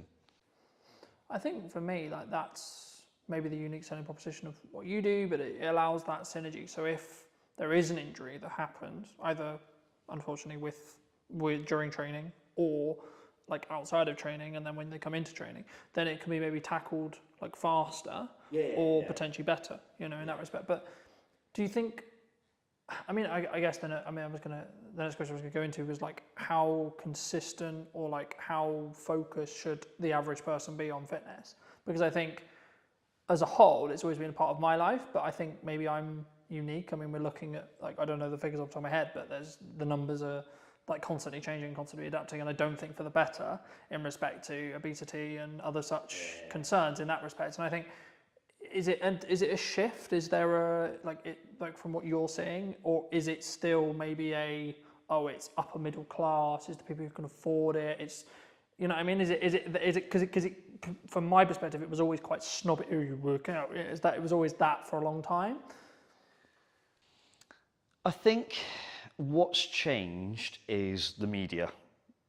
So you look at anything in life now, the media get their claws into it, and that can be good or bad. There's definitely an increasing problem of lack of physical activity in schools. I can remember when I went to I can just about remember when I went to school, primary school and secondary school. I was lucky. I had great PE teachers. I enjoyed sport, and the provision was there to do it, and we did it for a few hours a week. But talking to clients now who've got kids in certain schools, and they barely get an hour a week of like taught physical education or the chance to just explore different sports. And I think these days, a lot of that seems to be happening outside of school. And then it becomes choice.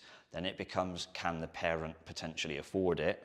If you're in a school environment, it's kind of delivered for you, to you. But to have to choose to go out and take part in a sport, it's not just the kid's choice, it's parents going, I work 3 jobs, I can't take you to wherever you need to be 3 times a week, or I can't afford for you potentially to have all the kit you need. I saw some kids walking along, I'm pretty sure it was hockey, and the stuff over their shoulders and what they were carrying or what they were wearing, I'm thinking, if you've got 2 or 3 kids, that is costing you some serious money. So the chances are you are in a slightly higher class. I don't like this class differential that people have, but it's definitely a problem. And I think, you know, I understand from my perspective what I charge for the work that I do is reasonable, and it certainly isn't affordable to the masses. Do you think the key is the educational piece then? Even if it's just like having resources or having more people talk about bodyweight workouts, calisthenics, etc. I think it's good to get the message out there that exercise is good for you, and sitting on your backside all day eating, you know, chips and whatever else is probably not very good for you. But I think the key thing is the provision of facilities that are free and accessible to anybody. These parks now where they're starting to put exercise equipment and like bars that you can do pull-ups or hang from and stuff like that. They're awesome, and we need more of those, but we also need people to understand how to use them. So we probably need to find some sort of community scheme where people who are big on calisthenics and outdoor workouts and almost like parkour and stuff like that. If you've got people like that who are helping kids from quite a young age get into that, then there's probably going to be a natural progression as the child gets older to, I want to carry on doing stuff like this, I want to go to the gym, I want to play in a team, or I want to partake in an individual sport, but I'm prepared to put in the work to do it. These are all the things we need. They're not being provided, not at the level they need to be. I'm quite lucky, I'm fairly well travelled, and a lot of places I go, you go to places and they've got outdoor, again, environment comes into it, climate, things like that. But even countries where the climate's a lot like ours, they've got outdoor parks, they've got outdoor physical activity. We're a long way behind in this country in certain areas, and that needs to change, and fast. Do you think, like, because for me, it's like, number one, it's a priorities thing. Number two, it's a mindset thing. Like, there's one thing having the education. Once you've got the education, you've then got to have oh, I'm really busy, but I need to do it anyway, right? Because I look at it from a perspective of, I'm very fortunate where I'm younger and I've had a level of fitness in my life for a very long time, but I understand that if I want to continue to be able to do the job I do, I need to be in better physical condition than so I can continue to do it for 10, 15 years. Absolutely, but what I'd say to that is, if you get the exposure from a young age, and it's a positive exposure, not, oh, I hated PE, they made me do PE in my pants and socks or whatever. I can remember, back in the days when I was at school, if you forgot your gym kit, it was plimsolls and pants and socks and off you go. There's no way that's happening now. It wouldn't be allowed. It's if you expose somebody to a positive health and fitness related activity from a young age, and you can do that consistently for a while, then the likelihood is you don't have to worry about mindset, motivation and things. It's almost inherently in there, ready to go. There will be people who went to school and hated PE and hated exercise who have grown out of that, and some will have gone, actually, I need to look after myself and my health because I've got a family now. And there'll be other people who go, well, I hated it at school and I hate it now. And we've got to get those people back then. If you were going to give advice to maybe those people who hated it at school, who maybe haven't done what they should have done, maybe they know they're not, like, I don't think you say to anyone who's like not in good shape, I don't think helping the problem is, haha, look, you're fat, or haha. Oh God, no. That's not, that's because they know. It's not like they see themselves sometimes every day, sometimes you've got to have hard conversations. Part of my job as a personal trainer is sometimes you have to have very difficult conversations with people, and in the best way possible, you're trying to explain to them that the situation they're in is not a healthy one, it's not a good one, and there's a desperate need to change. In terms of mass information, I think you've just got to say to people, like, hands up if you want to die young. Not many people are going to chuck their hands up. Yes, please, Matt. Yeah, do you know what I mean? I can't speak for everybody, but most people are going to, well, of course I don't. Who wants to live as healthy and as long as possible? Probably most people. Yes, please, Matt. Yeah, exactly. So if we can say to people, look, there's still time for things to change, for you to have those positive experiences, and ultimately it's going to massively benefit you. Some of the hardest conversations I've had to have with clients, I remember one guy, I'm still in touch with him now. This is when I used to PT back in Bath.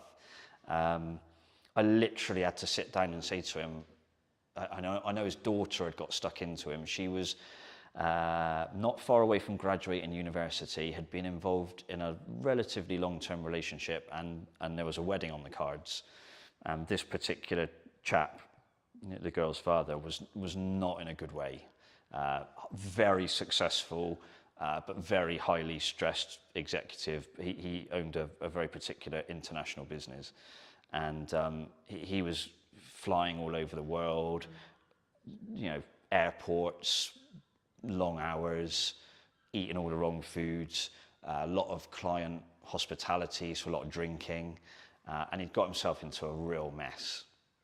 And he'd had a heart attack. And the daughter had sort of said to him, look, if you want to A, see me graduate, and B, see me get married, you need to sort yourself out because you're going to die soon. And I think when it comes, if you're a father, I can imagine your daughter looking at you and saying that's got to be a gut punch. So he came to me and he said, Matt, I need you to help me. And we did a lot of good work. And that was 10, 12 years, probably even 15 years ago.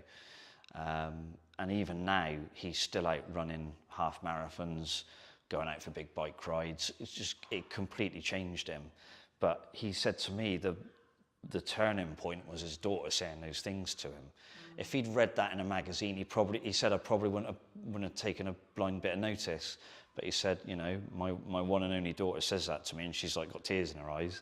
It's like, I won't use exactly what he said, but he had to sort himself out. So sometimes you've got to be fairly hard on people, and other times it's how you create a different message or a different environment that might encourage people to get involved. Thank you for sharing that. And I think even just through that message, I think, I don't want to use the term wake some people up, but hopefully you'll wake some people up to maybe, I mean, my next question was going to be around like age, and I think the science is semi-conclusive and you probably did confirm or deny, but like for me, as far as I look at it, like the healthier you are in your 20s, the better your 30s and so on, right? But there is a point where it becomes harder, but I think that could be perceived as, well, I'm not going to bother then. Is it that, or is it actually you just? I mean, there's no doubt that as you get older, things get slightly more difficult to do. Yeah. Within reason, it doesn't have to be that way, and it isn't just a linear decline. You know, you were fine in your 20s, not so much in your 30s. 40s are getting bad. 50s onwards, you're bollocks. That's not true. Obviously, if you haven't done anything for a long time, and then you come into a gym environment or a fitness environment, maybe you take up running, you're going to find those things slightly more difficult, slightly more comfortable at first. And if people tell you it's all going to be easy and sunshine and rainbows, you know, no, it's not. And you have to be honest with people about that and set the right expectations. So part of any personal trainer's job, but certainly how I look at it is, you have to set expectations. Sometimes you have to put a limitation in place, because sometimes people attack it too hard and they can do themselves damage.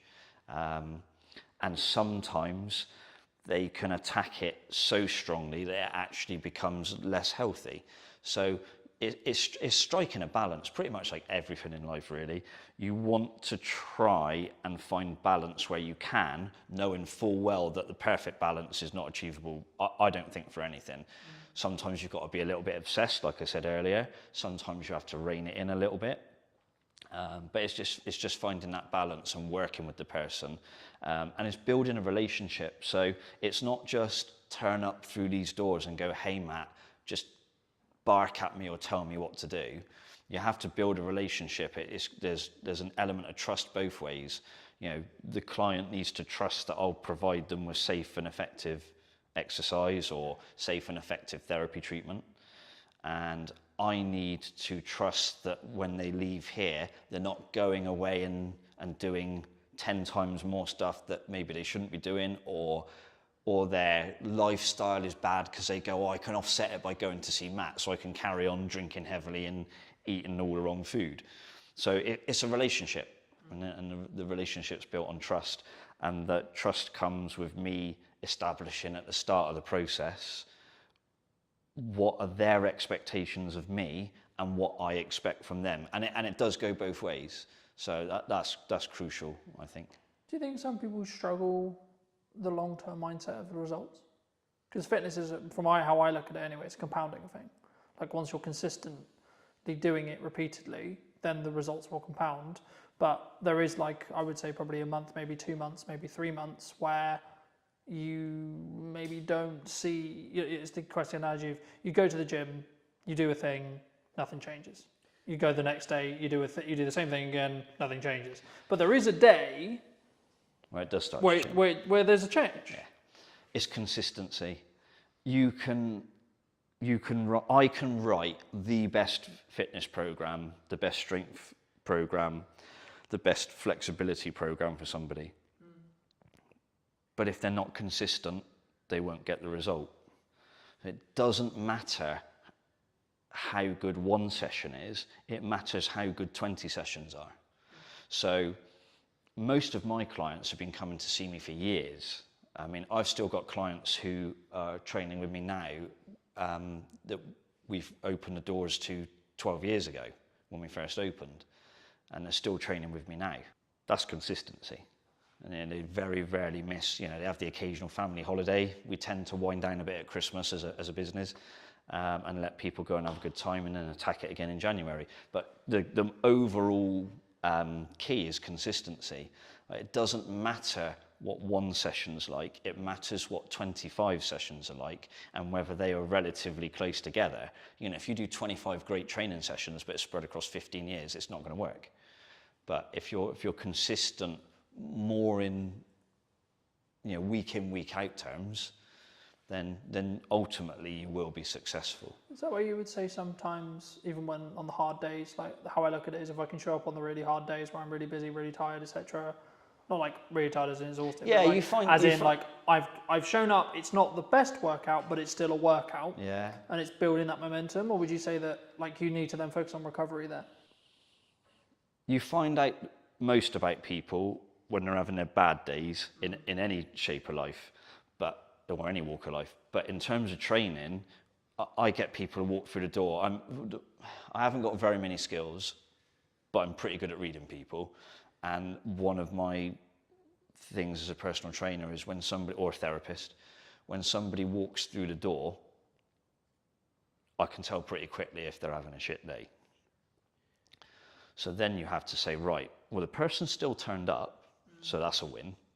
So how do I structure the session now to make sure they go away feeling like they've had a win? And any personal trainer will tell you this, any personal trainer. The number of times someone will say, I didn't feel like coming today, I've had a shit day, but I've finished now and I feel much better for it. Every PT's had that conversation, or every PT's had that text message or WhatsApp message, whatever it happens to be. And that's crucial, like the ability to read the room, if you like, read the person, and still deliver a session and try and give them that encouragement and that consistency, even on the not so good days. That's when you get really good results for people. And if there are PTs watching this, then they're all going to be nodding their head to that. There's not one that won't be. I think that's true in anything that you do. You know, marketing or fitness or writing or driving or whatever the skill is that you're trying to build. I think that's with consistency and with showing up when it's harder is when it will work. But you mentioned at the beginning roughly that obviously we worked together before today and that respect. I mean, how did you, what, if you can recall, it was a while ago to give the audience some context, but like what were you looking for when you reached out to me for that project? I think it was, how do I deliver the message of how we can help people, but through the lens of another person? So it's easy for me to say, hey, I do personal training, I do osteoarticular joint pumping for therapy, but most people are going to go, I haven't got a clue what you're talking about, Matt. But you're able to derive answers from people by the way you ask questions, and that's a skill that I haven't got. So I think that was one of the key things, is it developed into a conversation with you and some of my clients, and that conversation brought out some interesting answers. And it was an interesting experience for me, actually, because they said things to you on the camera in the interview that they hadn't said to me. So you get a different perspective on why they're here and what they think of the place and whether I've done a half decent job. Hopefully it seemed to be that's what they thought, which is good. But the key thing for me was the ability to extract information from them that I hadn't got myself. Even though I know the person and I know what they're trying to achieve, the way they explained it to you was different, and I found that really useful. And that kind of then helps you think, well, how do I put that message out further down the line? So that was pretty cool. What, I mean, either since or in general, like, how do you look at marketing in the current landscape? What do you think people should do? What do you think people shouldn't do? Is it a time, obviously it's nuance related to the business, of course, but is it a time, I mean, a lot of people are saying the creative industry is struggling, people are saying the economy's hard. I mean, in the nicest way possible, I've heard that for nearly the 10 years I've been in business. I've always heard that. So I don't want to be this way, but I'm like, but what's really going on? You know what I mean? Because for me, there's always something going on. There's always something going on in politics. There's always something going on in geopolitics, etc. But right now, at the time of filming, what are you looking at from a marketing point of view that you think is really going to work, or you know, are you leaning into more referral-based stuff? Are you maybe like keeping your costs lower because you are seeing the climate, or are you going the other way? I'll try and unpack that. I think the key thing is be transparent and be honest and upfront about what you do and how you do it. Don't bullshit people. Like I can't deliver I don't know, think of someone who's in incredible shape, who's on TV a lot. Can't think of a name now. But if I said to all of my clients, you can have that in 3 weeks, I'm telling some porkies, yeah? So be honest with people about the process.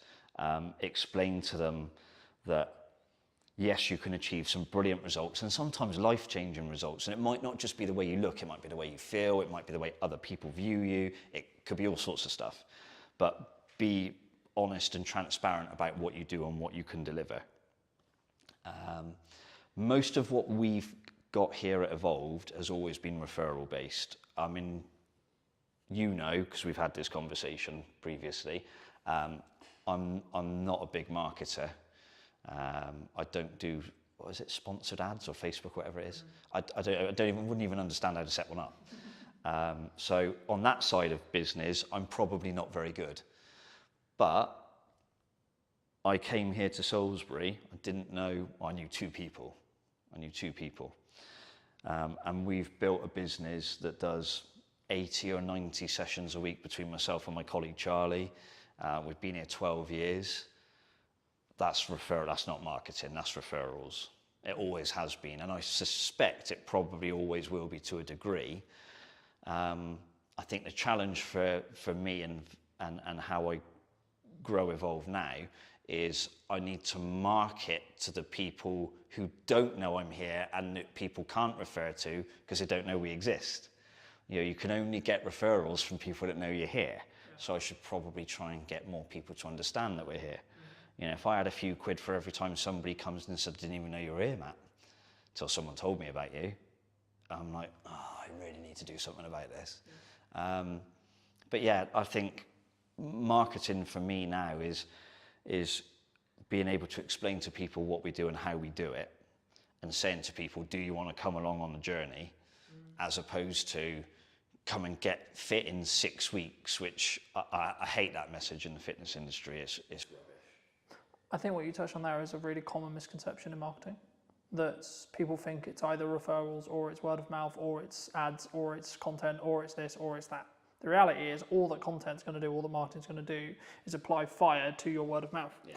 If you have good word of mouth, happy days. Yeah. If you've got bad word of mouth though, you can kill your business very, very quick because it's just going to make things better or continue things moving faster in whatever direction the business is currently going in. So what I say to clients when I start working with them, and I think we had this conversation when we initially started thinking about working together, I said, okay, well, are you moving the trajectory you want to work in? One, and then two, how can we utilize video content that's scalable that allows you to then do that upon scale, right? So instead of you having to trade one-on-one time with each person, you can say the stuff you want or get your clients to say the stuff you want on camera to then be like, okay, cool, this is what real people think. And social proof, which is what you're talking about, getting your clients to talk about it, is infinitely more valuable in a marketing context than you saying it. Yeah, exactly. In the nicest possible way it is, because in the same way with me saying, I'm going to say video is a good idea because I have a monetary tie to whether it's good or not. Yeah. In the same way you're going to say PTing is a great idea because you have a monetary tie. We don't even necessarily do this deliberately, but we're naturally going to because it's our natural sales process, marketing process, however you want to articulate it. And that's why hearing from clients, that's why I ask people about marketing, is really interesting and really important because then to an extent they're making the decision all on their own. Yeah. And I think for me, as the landscape changes, as the economy does what it will do, I think and it's more of a mindset thing and seeing how people either want to shift or don't, because and I guess actually this is a question of, in your case, do you actually need to market?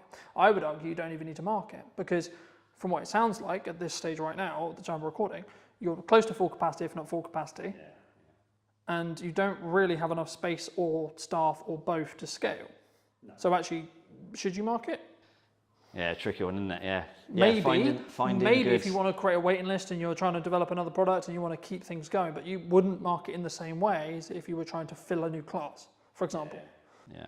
Yeah, finding good people in the industry locally is quite difficult. So it is something to factor in. Because I think for me it's a key on whether it's a scaling issue, and that's why I think any marketer listening to this, they need to ask the clients they're talking to and the people they're talking to, what does their client, the person they're doing marketing for, how about marketing, what do they actually want to get out of it? Yeah. Because there's one side of it's like continue with the reputational gain that you can gain from doing video, sure, but that's a way of doing it. And then it's a bit more punchy or a bit more maybe paid ads or etc. would work if you were trying to fill a class in quick time. But actually in the position you're in, for example, you wouldn't want to do that necessarily. Are you, I mean, again, that also kind of changes to an extent of what stage you are in business, which will come to the next question, which is like, do you think businesses like have stages? In the respect of like when you're starting out, you're constantly looking at growth and then you maybe get to a size and you're like, oh, actually, hold on, maybe I don't want to grow beyond this? Either speaking about what you've done or in general? Yeah, I think it depends on the type of business. You know, this is a people business, it's a service-based business. Can I produce 10 of me to look after thousands of people? Not really. So there's that element of I can only grow to the extent that I am able to deliver sessions for people in some regards. Could I bring other people in? Potentially, yes, but there's challenges with that. Could I go online? Possibly, but I'm not a fan of it. I'd much prefer the in-person world. One of the things that COVID taught me was I don't like Zoom very much. So I would be keen to avoid that. So yeah, it's a tricky one actually. So I think in terms of stages for a business, I think it does depend on the type of business you have and where you want to take it. You know, do I want a franchise evolve? No. Way too much stress, way too much money involved, way too much leverage. What are things about stages where you are in your life as well, right? Yeah. I mean, I'm 45. Yeah, 45. Do I want to be franchising a business at this stage in my life? Probably not. I've certainly got a fair few years left doing what I do, and I feel good. But I'm not sure I'd want to put that sort of pressure or stress on myself. Yeah, I'm pretty happy with where we are as a business. So in terms of growth for us now, it will be, I think it's improving what we do as opposed to doing more things or trying to be more things to more people. I would like us to go in a slightly more medical direction, and I am looking at maybe bringing a medical professional into the business, whether that's as a part of it or a service that is available to people.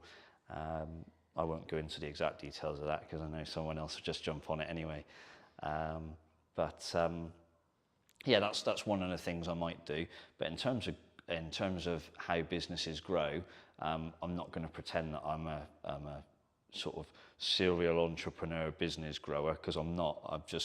I've worked really hard at this one thing, and I've tried to be consistent. I tried to do the right things by people, and it seems to have worked so far. You know, we've been, as Evolved Health, it's been 12 years now, and hopefully a few more years yet. But no plans in terms of trying to launch a huge business. I think those days have passed now. Is there anything else you want to mention before we wrap up? Being in Salisbury has been quite interesting actually, because it's a very different dynamic to where I was previously in Bristol and Bath. Obviously it's a little bit smaller. Everyone in Salisbury tends to know each other.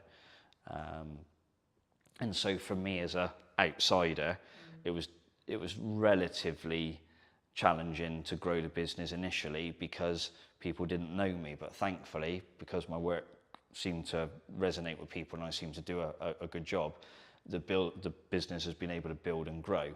But I think if you're a young person trying to start a business in Salisbury now, I don't think there's ever been more opportunity, but I also don't think at any stage it's ever been harder. You know, whether it's, you know, don't get too political, but you know, there's a lot of financial pressures on businesses the last few years, and they're only going to get bigger potentially by the sounds of it. I still think there's too much red tape in business, and that needs to be looked at. But also, I think there's a scarcity of space and facilities for people to start businesses. You know, if you want to go into town and rent a building there, you have got to have some very serious money behind you.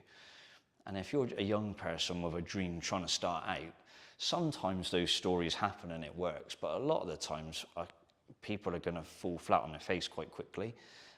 So I think there needs to be some way in which young people who have an idea and something that can really grow are supported locally. I don't just mean by national government, but you know, maybe there are some property landlords who've got a space in town and think, actually, I could divide this building up and people could have, you know, some really cool startup businesses in here and I'll help them. I think that there needs to be things like that. And there's not a lot of that around at the moment. I don't know if there are any groups in Salisbury. I'm sure there's like a small businesses association or group in Salisbury that might be able to, you know, jump in and say, actually, Matt, we do that already. But I think we've got to try and support young people in Salisbury, because one of the things I have seen over the 12 years I've been in Salisbury is that the demographic is getting older and older and older. And young people now leave Salisbury, and I've seen it in the time that I've been here. They disappear, they go to Bristol, they go to Southampton, they go to London, wherever it is they've gone, but they're not here. And that's because they don't see opportunity. And I think that's really sad. I mean, like I say, I'm an outsider, but Salisbury's my home now. I live here now. I've lived here for a couple of years or so. I eventually got fed up of commuting to and from Bristol, but I think we need to make sure that we create an environment for young people. And I don't just mean fitness-wise, I mean any business. I think the local council need to do more. The local Salisbury, Wiltshire Council as a whole could probably do more. On a national level, I think they've got to look at things like business rates. It is seriously expensive. You can have business rates that are higher than the rent you pay on your building. That to me is insane. Like, that's just stupid. So I think someone somewhere needs to get a hold of that. But yeah, anything to try and make the town, the city, I should say, more vibrant would be a really good start. And there are a few businesses coming into Salisbury now, and in the town centre, different food and restaurant businesses and a few other bits and bobs. So there are some positive signs, but a lot of these people are older and have got money behind them, or they're chains potentially. So something for younger people to say, you know, we want you to stay in Salisbury, we want you to build life in Salisbury, build a business, yeah, and, you know, stop seeing it disappear 50 miles down the road. It's, you know, maybe I'm wrong, but hopefully someone else sees this and goes, he's right. But that would be my one thing for Salisbury, having been here a long time now and sort of seen a few different things. For people who may be interested, really enjoyed this conversation, they want to see more of you, they want to connect with you, they want to reach out to you, where best to do that? One of the best ways is probably on the Evolved Health website, which has got various contact details. We're on Instagram at evolved_health. I hope I've got that right. We've got Evolved Health Salisbury is our Facebook name. And if someone decides they just want to rock up and knock on the door, that's not always the right thing to do because it might be with clients, but we're based down on Churchfields. We're in the Glenmore Business Park. There's normally an open door policy, so if someone wants to come and say hello, they can do. Or if they don't want to reach out directly through me, they can contact you and say, is it worth having a chat with this guy or not? Absolutely, would always be the answer. If you were going to speak to either yourself or someone 10 years you're a junior, what advice would you give them? What advice would I have given myself 10 years ago? Yeah, if you could talk to even maybe longer, when you first moved to Salisbury 12 years ago, what advice would you give to that Matt? With the hindsight and with the knowledge you now have sat in front of me today. Take the risk. Honestly, take the risk. I'm quite pragmatic, so I tend to, I analyse a lot. Probably one of my faults is I overthink things. So I'd say take the risk, take it sooner. I waited too long. So I left it and I left it and I left it, and then I went, okay, I am going to do this now. And I should have done it sooner. So to anybody else, take the risk. To myself, Matt, you should have done it sooner, because it's been brilliant. But yeah, take the risk. Thanks so much for the time, Matt. My pleasure. And if you did enjoy this video and you would like to see more like it, make sure to be subscribed. Leave me what your thoughts and comments were down below, and I'll leave Matt's information down in the description as well as always. And I'll see you very, very soon. But entering the retail market was a huge step for us. Like how you want to perceive yourself in the market. It was a very difficult time, I think, for the business. Do you think it's changed how you show up as a leader? And it was honestly the most fun thing I've ever done. And it was stressful. What do you think's missing in marketing right now? When somebody rebrands, the general question is, has the company been dissolved? Like you want to, in some ways, make him proud first. I think if you've built brand loyalty, and by that I don't mean you're selling millions of products, but if people trust in you, I think as a person, you'll automatically gain respect within the market. Let's restart everything. Let's replan the business model. Let's replan marketing. Let's replan everything. And then, funnily enough, when I executed on those things changed. The results changed. Work on yourself. Just work on yourself. Seriously. Like every day. Just be better every day. Hello, my friends. Welcome to a brand new episode of the podcast. Today's going to be a really special one because technically I'm actually interviewing my first client. Now, that sounds a bit weird, nearly 10 years in business now, but it is. So, welcome to me. Welcome back. It's been, I think it's actually been, nearly 4.5 years since we've actually seen each other?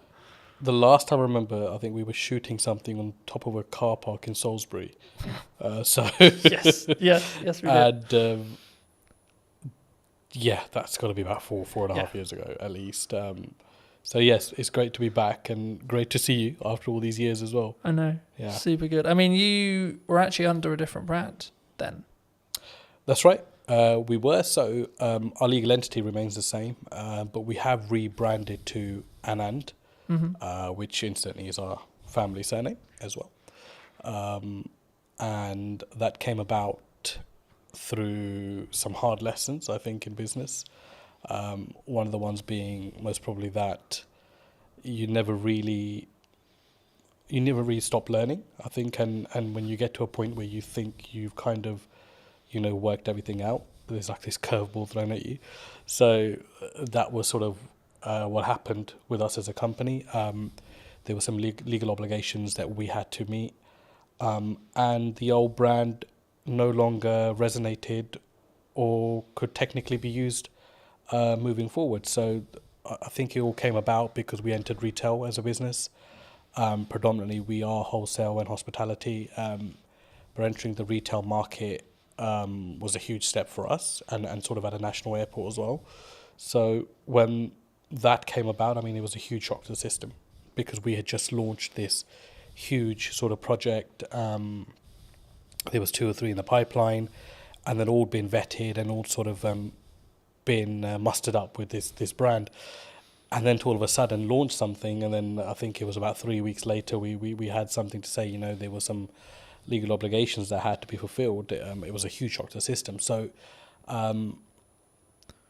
it was a very difficult time, I think, for the business, because I think being a director, I always say you have huge responsibilities for your staff and your company. And I think I felt at that time that, this was, do or die kind of thing. It was either we really got this going and sort of made the necessary adjustments. And we did. And, Anand was formed off the back of that.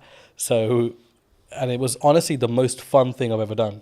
And it was stressful because, you're running this medium-sized operation. We employ up to 50 people, and all of a sudden you're rebranding, and everyone's question is why. And there's a fine line where you can tell someone why openly and why you can't. And majority of the reason was, it was just something that we had to do as a business. So the rebrand came as a shock, but honestly, it really taught us a lot of valuable lessons from in there, because I think off the back of the name, we actually found a voice as a company. I felt for a few years that we didn't really know what we were. And I think that's really weird to say for a company that was fairly well established. I mean, you visited before as well. But I felt with Anand, all of a sudden we're back to this blank canvas, right? And we're creating everything in reverse, which is the worst way to do it. Don't get me wrong. But because it had to be done, it kind of forced our hand to look at aspects of business that we never had before. All of a sudden we're engaging marketing companies, we're engaging branding companies, we're engaging companies that help you find your voice. I didn't know those things even existed. And all of that came off the back of my mentor saying to me, look, this is one of those times as a businessman where you either go big or you go home, right? And for me, it was like, we got to go big here. Like, I've invested too much time in this. Like, I've invested too many years, those sleepless nights, everything, to just, pack up and be like, yeah, we're done here. No, we're going to go big and we're going to spend big. And sometimes that's not the best solution, but we kept a control of that, because spending big wasn't just throwing money blindly at stuff. It was really taking our time, really looking at companies that met our ethos, but also companies that we felt genuinely wanted us to do well. So they didn't make us just feel like a number amongst their client base. And that was hard to narrow down, because we made some mistakes along the way there as well. And in hindsight, it's easy to say, these things happen. But at the time, when you're financially forking out money, it's a huge, huge deal. So, look, it was an amazing journey. And it's been a year since we've rebranded. And I think as a company, we couldn't be any happier than we are at the moment. Do you think that maybe some people are really worried about rebrand? I mean, you kind of forced into it, but I think maybe people who are listening who are maybe on the fence about what do you gain from a rebrand? Was it just that voice and that really what I would call depth work when it comes to really understanding what your brand values are and how you want to perceive yourself in the market? Would you say, or is it if that's a disconjointed? Because for some business, I think that can be really disconjointed for some people. I mean, I'd answer that in reverse. So one thing you won't lose is your reputation, which was a huge aspect for us. It was, when somebody rebrands, the general question is, has the company been dissolved, or has something happened? Has the company gone bankrupt? Has there been a huge gross misconduct from somebody? And the thing is, you've got to get past that, because naturally as an individual, we would think that. And you've got to put yourself in the public domain as well as a director personally yourself and think from both sides. So for me, I think if you've built brand loyalty, and by that I don't mean you're selling millions of products, but if people trust in you, I think as a person, then you'll automatically, especially a small to medium-sized business, you'll automatically gain respect within the market. So we didn't realize how much respect we had amongst our clientele until the rebrand happened. And I think that's what carried us through. So I think there's this illusion that if I rebrand, I'll lose customers. And that's a general worry, because, of course, you need your finances to run a business. And your clients are your clients. You spend years and decades working with them, whatever, right? But those relationships can be ruined at a drop of a hat as well. A split-second bad decision. So I think what I've learned the most is that if you are genuine and you are genuinely there for your clients, and if they're not just a number to you, which is how we do things at Anand, then you will be absolutely fine, because people will carry through. And that's what I noticed, that all of our clients said, we don't care if this company is called ABC tomorrow, but we want to work with the same leadership that we're working with within this company. And that's what made me realize that, not that I didn't know people were important, but it made me realize how important the team that we had were and how dedicated they were. And that all stems from, I think personally, from you as a director and what your attitude is within the business, how you look after people, how do you go about daily life, and how much do those people matter to you as well. And that kind of proved to me that, those things mattered a huge deal to us as a company, and it filtered right through. So I hope that answers your question. Yeah, no, absolutely. I mean, I think for me it's important to appreciate where you've come from, but also then understand sometimes we have a growing pain, right? Yeah. So it's we're shifting into a new brand, we're shifting into scaling up, etc. But One of the quotes that you gave me very many years ago that has really stood apart that I wanted to remind you of, but also ask you to apply some context to, is people are loyal to their needs. Yep, absolutely. Do you? I mean, how did you sort of? I guess that's a life lesson for a lot of people. But how did you? Where's the story behind that? So, I think just sort of, I've been in business for about 10, 15 years myself, and I can't put a number on it now, to be honest with you, but it's been a very long time. And one of the things that you realize very early on is that it's very much a dog-eat-dog world. Like, as much as, you think you might be out there to set the agenda straight or to start this new, loving relationship with every single person, it never works out that way.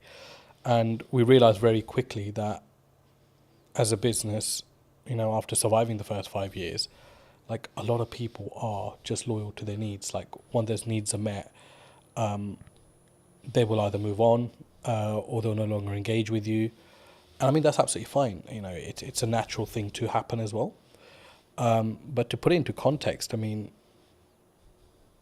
if I look at how we operate with our clients at the moment, I don't think there's a single client that can say that, if their volumes drop with us, that we change our attitude towards them. Mm-hmm. Whether it's the smallest client on our sort of, accounting system, or it's a big renowned sort of company, it makes no difference to us. We work personally with every single client and every single person that we work with. And that might mean along the way you have to accept that once their needs are fulfilled, that they no longer will engage with you. But to put into sort of context, that quote at the time came from, it was one of the things that we've always steered away from as a company. Don't be those kind of companies, or that company that is all over a client when it's hot. Yeah. And when it's not, they don't want to know, or they don't want to help them out with anything. And there are some clients that we work with that, we did millions of pounds of business with before. And all of a sudden, they have engaged another company. But there are times where they still engage us when there's an emergency, and we would never turn them down, because you've got to remember that whether they've moved on as a client to another supplier, they were also once your client and made up the DNA of your business to be what it is today. So yeah, I mean, it's something you have to get comfortable with, I think, in business, and grow some thick skin around that, because people are loyal to their own needs, and it's just the way of the world. For me, it's something that sort of, at the time, I think when you initially told me, I didn't really get it. Yeah. Right? And now I can say, 6 years, 7 years down the road, I get it.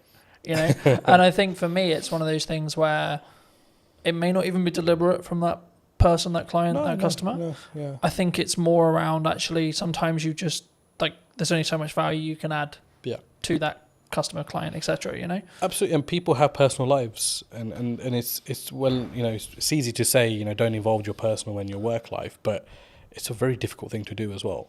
So sometimes we do forget that people might have stuff going on in their own lives.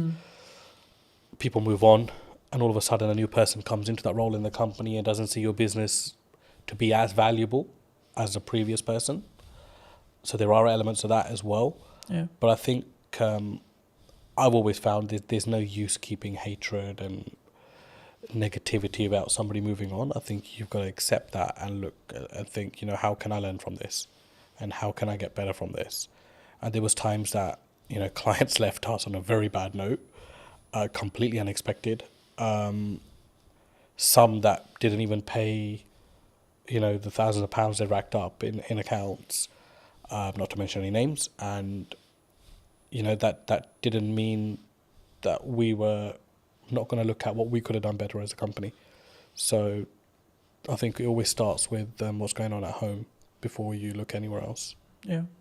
Do you think, because I've been fortunate enough to be in business and grow and scale and adapt and be in a position where I think there's always some people who are saying there's something going on in the economy or COVID or et cetera, et cetera. I mean, is it a mindset thing as an entrepreneur, as an owner? Because I've always been of the mind of yes, there's stuff going on, but actually your output can then fix your Like if it's a revenue problem, then there's a solution for it. If it's a marketing problem, you can fix it. You know, it's down to you to fix it, regardless of like the economy's in bad shape. You know, a lot of people have said to me like the creative space is challenging right now. You know, in comparison to maybe when like COVID was really good, for example, where there was loads of money floating around. But it's like, actually, I think for me, you've got to focus on what you're doing, and I think that's the key. But I mean, in your experience, have you?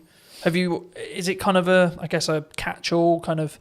Oh, they're just saying it because the economy's hard, or as maybe as an excuse. Look, I mean, there's no doubt the economy is very different to pre-COVID, but then it's also very different to 2009, when there was a huge crash, right?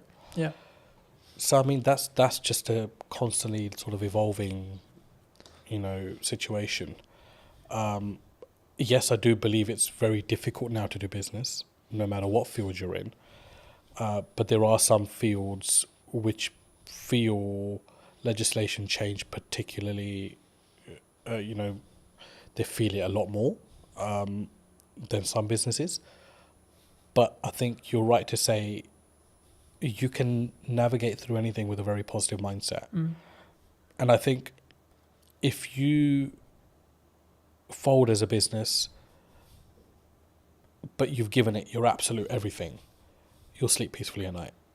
And that's for me personally, and I felt that in a situation. I mean, 2023 to 2024 financial year was our worst performing year as a business, and it was also the year that we rebranded. And there was a lot of sleepless nights there because revenue was, rock bottom.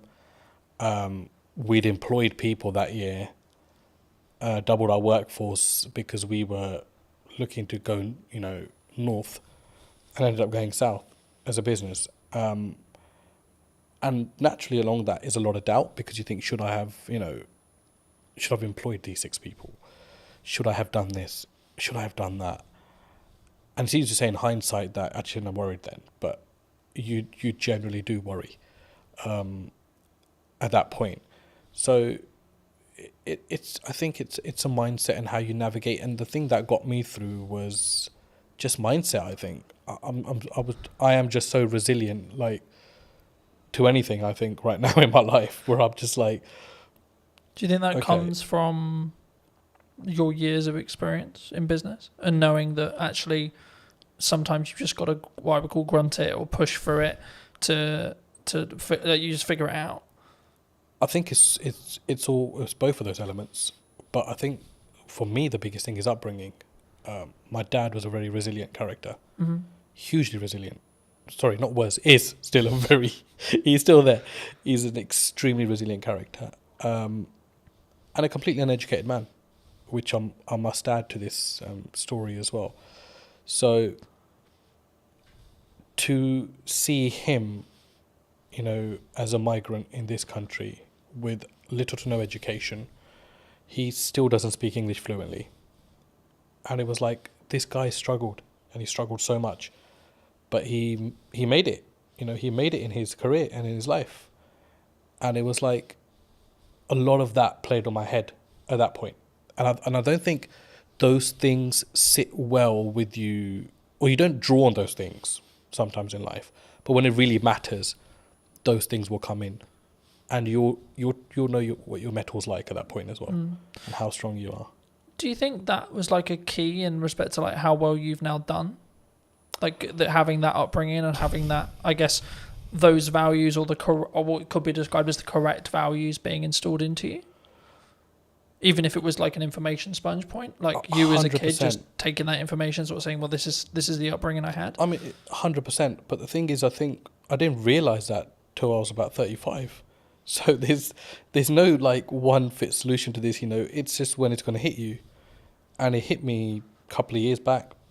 The big change came from COVID. To be honest, COVID was a blessing for us as a company. I mean, that's not because we made money off unfortunate situations, but it gave me an opportunity to come out of the operation and be like, pause, because it's not something we could have done the way we were going at that time. We were climbing as a business. There was no structure, there was nothing, and it was just like, this is going to be a massive train crash one day. And COVID came and just put the brakes on everything, and it allowed us to restructure. So when we came out of COVID, I'd say that's my real journey in business started then, because all of a sudden now I'm responsible for totally different things, because now I'm actually acting like a director. I'm not now, stuck in the operation, and there were so many things that were falling off the side. So it was about coming in, containing that, and then restructuring the business through that. And then certainly, obviously, the rebrand came behind it. There is that, and obviously the resilience side. For me, I learned that from my dad, and I have a huge admiration for the man. And that's to say, I rub shoulders with a lot of businessmen, but I take my dad's advice very seriously in life. I always have, but I don't think you as a child or as an adolescent at the time, will particularly understand that. But if you're exposed to that environment, I think it does rub off on you at some point. And for me, I want to be like him. Yeah. I look at him and I think, just the way he stands and acts and stuff, right? So, huge influence on my life, yeah. Do you think it's changed how you show up as a leader, or even in your marketing maybe as well? That core, you want to in some ways make him proud first, is what I'm sort of hearing from you. Would you say? I think I don't really think in that way, to be honest.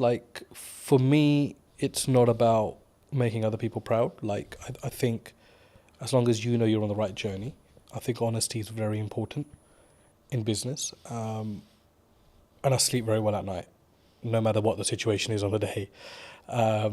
Everybody knows me, knows that once this guy is out, he's out for the night. So, and I think a lot of that comes from your ethos, and there are many shortcuts you can take, or there is the difficult, untraveled routes that you can follow as well, or create yourself along the way. And I think I'm more sort of on that journey of testing my limits and also just not stressing out, along the way. And there are times where you obviously get stressed within business, right? But I think as a director, you've always got to have that sort of facade where everything's okay. And sometimes it's not, but you need to have that because you need to always give your staff and your company the assurance that you've got it under control, because the buck does stop with you, the director. To install that confidence into the team? I'd like to think they're confident without that, but I think what's your problem as a businessman should not rub off onto your team, because it's for you to deal with and put those things right. And I'd like to think we've created enough leaders now within our organisation that those sort of mistakes won't be repeated again. But that, again, is no one's fault. That's your responsibility as an owner or a managing director of a company. As I say, do you think people struggle with taking accountability for themselves? When things go wrong in business or when things go wrong, they're more likely to go, oh, it's your fault, rather than it's my fault and it's what I could have done better. I think it's an easier route these days. And society kind of allows you to get away with that now. Do you know what I mean? But I think in your heart of hearts, you always know when you could have done something better. And I'm that kind of person where even if something has 0% my fault within it, I'd be thinking, what could I have done better? Or what could I have done to negate this issue? Is there anything? Do you think that what makes you stand out though? Because if you're going to say the culture of maybe the country, or and on average it's externally. Surely the unique advantage could be, actually it's my fault. How can I do it better? What can I do? I think any great leader, let's go back. I don't consider myself great in any sort of way, I don't think I stand out in any sort of way there. But one thing that I've noted is great leaders, whether they're businessmen, politicians, war generals, whatever, there's a lot of accountability. There's a lot of responsibility they take. And I don't think you can really take responsibility unless you hold yourself accountable. I know that might not make sense, but in my head it does. So I think that's really true, and I think that you have to take self accountability to what Yeah. goes wrong, right? Like Yeah. I've spoken in content quite a lot about last year was really hard. Economically, business-wise, etc. Now, I could go down the approach of, well, it was a harder year, and it was financially this, and there was political uncertainty, and this and this and this. Or I could say, well, what am I doing? Yeah, Right? exactly. Like, how am I showing up? How am I leading with value? Yeah. Am I leading in the right way? What's my office structure like? What's my business structure like? And then what I did was actually go, okay, right, so clearly something isn't working. Right, so let's go back to basics. Let's restart everything. Let's replan the business model. Let's replan marketing. Let's replan everything. And then, funnily enough, when I executed on those things changed. My results changed. Yeah. You know, so I think for me, especially something that you can't overly control, right? Like who's in the government, what the government policy is, etc., etc. That's why you should focus on you. That's why you should focus on what you're doing and what your key is, I guess, in some ways. But what do you think's missing in marketing right now that people maybe don't look at, or like either what you're doing specifically, or maybe what you're seeing as like potential opportunities? What I've seen, because we engaged with a lot of marketing companies before we decided to go with the one we did, it was just like how bad the quality of stuff is out there. And I don't know whether it's just that people settle for, you know, whatever's kind of fed to them, or don't challenge back enough on things. And for us, I was like, no, I don't want to look like a Pret or a Starbucks, because those things are fucking done. Like, I don't want to be that brand. No, I don't care how they're presenting their material. It makes no sense to what we do. And, you know, the comeback from some of the marketing companies was, oh, yeah, you know, but, you know, you're operating in a different domain. Yeah, we're operating in the aviation domain. It's a huge domain to this country. I mean, you saw what happened when aviation shut down with the ash cloud. Yeah. I said, we're operating in a very high marketable area. But I don't need to be another one of these brands. You know, so there's this whole, you know, I think in marketing, they've kind of got these slots in their head. Where, oh, okay, you're in hospitality, so let's just follow the footprint of this company. You're in travel, let's follow the footprint of this. No, it needs to be personal to you as a company. And I think no matter what size you are, I think you've got to have that arrogance and you've got to have that strength to be like, no, this is shit. I'm sorry. Yes, you might be saying to me this is going to cost me £5,000 a month, but I do not value this at £5,000 a month. Like, this content is shit. And it was until we took that stance, we were able to filter out the companies that we actually wanted to work with. And it ended up actually being a company that had absolutely minimal experience in marketing, had a very strong presence in videography.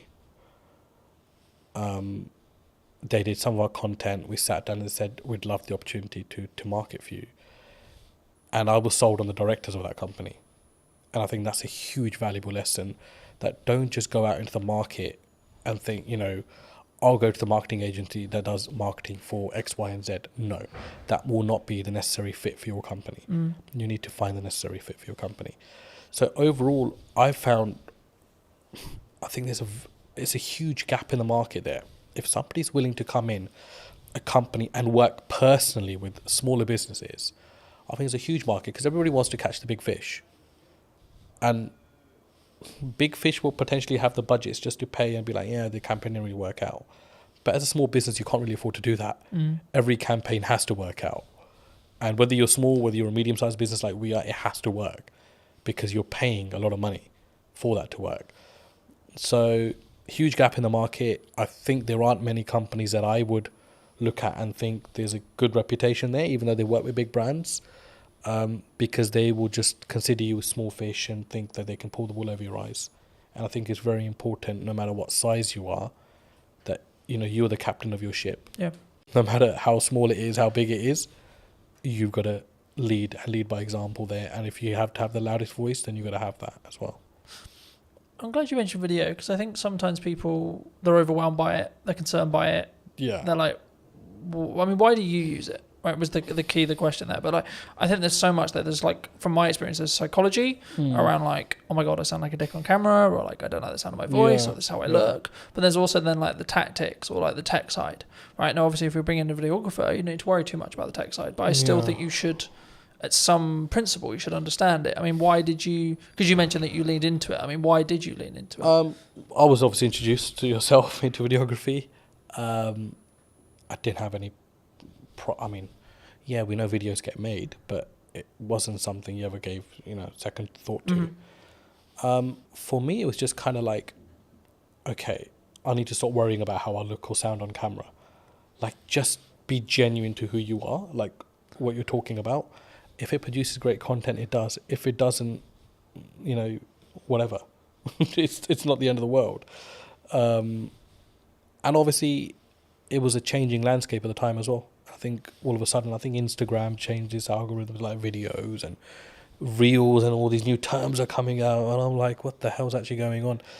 And so yeah, it was just something that came about, and for us, because we're hospitality and retail catering, imagery and videography is a huge aspect of what we do, as part of marketing as well. Of course, you can't just keep marketing with, let me take a picture of this and just keep sticking on social media. It doesn't really work that way. So for us, it was like, okay, we need to open our horizons here and actually look at things that work, and just keep yourself open-minded in the process. I think it's something that people should always try, and then see what the data then tells you, right? In whatever the campaign is, whether you're doing short form, long form, etc., etc. But I think it would be important when talking about data to think about AI, right? We're seeing an AI boom. Do you see it as we're all maybe in trouble, or some people, you're very obviously service based in respect to what you do, so it might not be as relevant, but is there elements of AI in your business? Do you utilize it? Or have you gone the other way and said, actually, no, we're going to lean into the fact that we are doing it ourselves and we're not maybe using it as a utilizational tool? Because I see it as a tool that can be sharpened rather than it replacing you. I mean, there were people in our team that were huge believers in AI. And there are elements of it that we use, no doubt. But I feel with what we do, if we invest too much into or rely too much on AI, I think it will stop your mind from working. And I think it's very important that you're engaged consistently. From just a cognitive ability. Cognitive ability. And I think you don't want to get into a situation where, you're relying on technology to tell you what to do. Because then all of a sudden you're not problem solving yourself. Or, use it where you can, don't get me wrong, if you're stuck or whatever. But I just think that there are certain aspects of business, old school values, that no matter, they've tested all elements of time and survived. So technology important, AI important, but I don't think it's do all and end all. No, I think that's a really important reflection. I think it can be, and I'm using the analogy of you sharpen the knife and then use it, right? Because I think it's a tool, and we need to be careful with how we use the said tool. But for me, I'm also building habits around doing more physical reading, right? Because I'm aware that if I use AI, my cognitive ability may become less. So I'm how can I actually increase my cognitive ability with effort and energy, right? And I think for me, that's the difference, and that's why I think you can still be sharper. But were you always maybe looking at because I think when we look at maybe the arbitrage, or maybe we're looking at for an advantage as a whole, were you always someone who maybe looked at technology and saw the opportunities it could give? Because I think sometimes people, they sort of put their defense mechanism up and go, no, that's not, we're not going to use it. We're not going to do that because it's scary and new. You've got to use technology. It's not, I mean, a side story, but a family friend, I mean, he owns about 20 to 30 industrial units in West London. And he's a landlord on all 30, and he accumulates rent of all 30, is the managing agent of his own estate, charges his own service charges as well. So huge business. And in COVID, he had an issue where his bookkeeper caught pneumonia and was hospitalized. So he called me and said, I need some help with software and accounting. And I remember driving to his place thinking, there's just going to be so much advanced systems here because it's a huge business. So I don't really know what I'm going to be able to advise him on. When I got there, I was completely shocked that he had no accounting system, no software, and he was doing everything manually, to the point where he was even adding up sums on a piece of paper or his ledger, physical ledger. And I was like, and these are not small figures, 7,200, 9,229, and he's calculating all this on paper, and he's got this account running per he's got a book per tenant running, and I'm like, shit, there's no way they can't be mistaking this. Like, there is absolutely no way. So his first job for me was, I want to move all of this onto an accounting system. Yeah. And I looked at it and I thought, like, that is just madness. Like, it's absolute madness.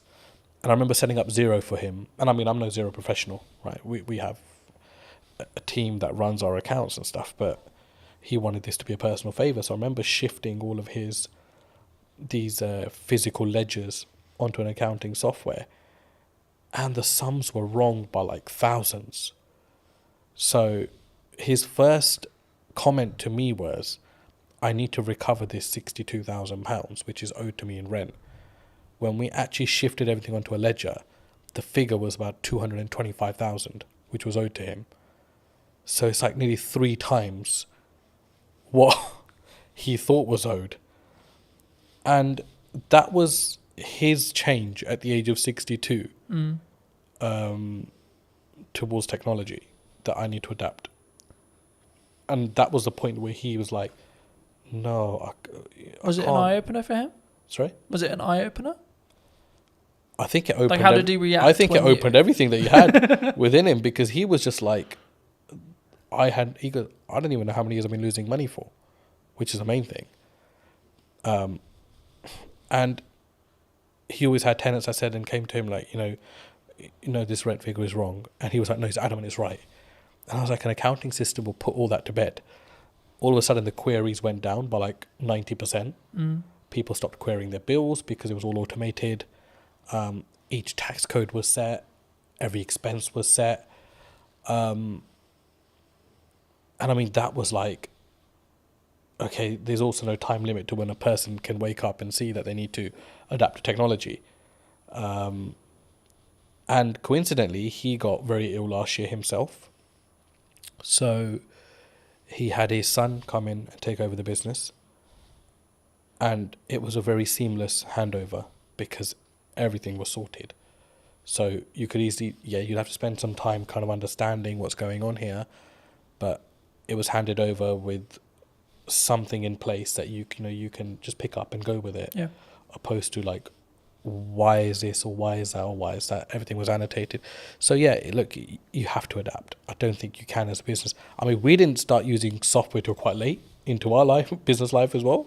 It was like 3 or 4 years in, we were creating invoices off Excel and that kind of stuff. And I was like, this can't be the way. And then slowly we've adapted to stuff. There are things that I think are really unnecessary in business as well. You don't need technology for absolutely everything. But yeah, basics like accounting and stock management, staff management, telematics on vehicles. You've got to have that. I mean, we had one of our drivers had a terrible crash last month, and the police wanted to know, what speeds were both vehicles travelling at, and we were able to prove that because we had the telematics. And the third party wasn't able to do that, which, favoured us as a business because we were able to prove that we were within, or our driver was within the speed limit. Didn't harshly brake. So technology is a lifesaver in certain places, and you've got to have it for the basics of your business. Yeah. You're specifically, obviously, a very niched business in regards to the sector that you serve. Have you always been that way? And if so, was that a very conscious decision from day one to be like, I'm going to serve this? Nope. Aviation just came about, to be honest. Well, I say it came about, but I kind of think you set your own destiny in some ways. We were so busy trying to survive as a company, but it was just like customer focus. make sure the customer gets everything they can from you, even if it means you're losing something. Just give your customer absolutely everything and make them feel special. And we do that till date. So in some ways, business is a funny thing because you can never say, I set out to do this and it happened. Because I think you've got to, a lot of things happen around it and you end up taking a different route. So, I discuss aviation a lot, but we work heavily with construction. We work heavily with tech companies as well. And we have a huge footfall in the city as well. And none of those things were ever targeted. I don't think we actually knew what we wanted to do when we started business. We just knew we wanted to serve food and, have a business as such, right?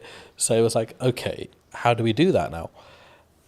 And I think along the way, your business will adapt. Things will come up. You'll see value. For us, it was about understanding our niche. And I don't think we understood our niche until post-COVID, which is scary because that was 10 years into the business.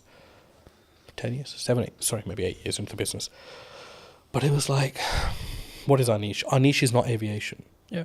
Because there's a hell of a lot of companies that operate within that. Our niche is short lead times. You get hold of anybody at any time of the day or night. We will solve your problems. And if we don't, we will make sure we've done everything possible to try to solve that problem for you as a client. Now, there are some clients that have my number specifically, and they will only call me in situations because although I'm the director of the company and we have an amazing workforce, I've built that relationship with them personally when I was building the company out. And I can understand why they only want to come through to me. I totally get that.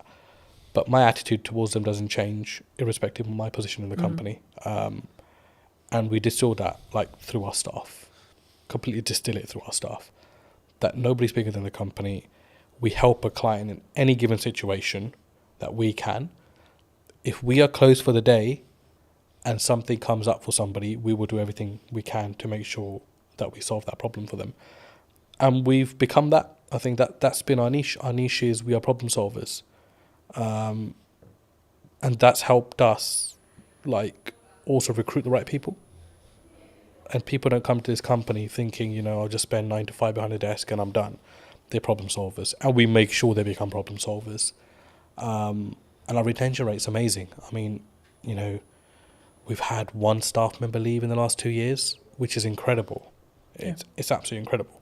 There are obviously niggles. There are obviously things that, staff feels management can do better or management feels ownership can do better. But I think that's a healthy relationship and it's good to have that open dialogue.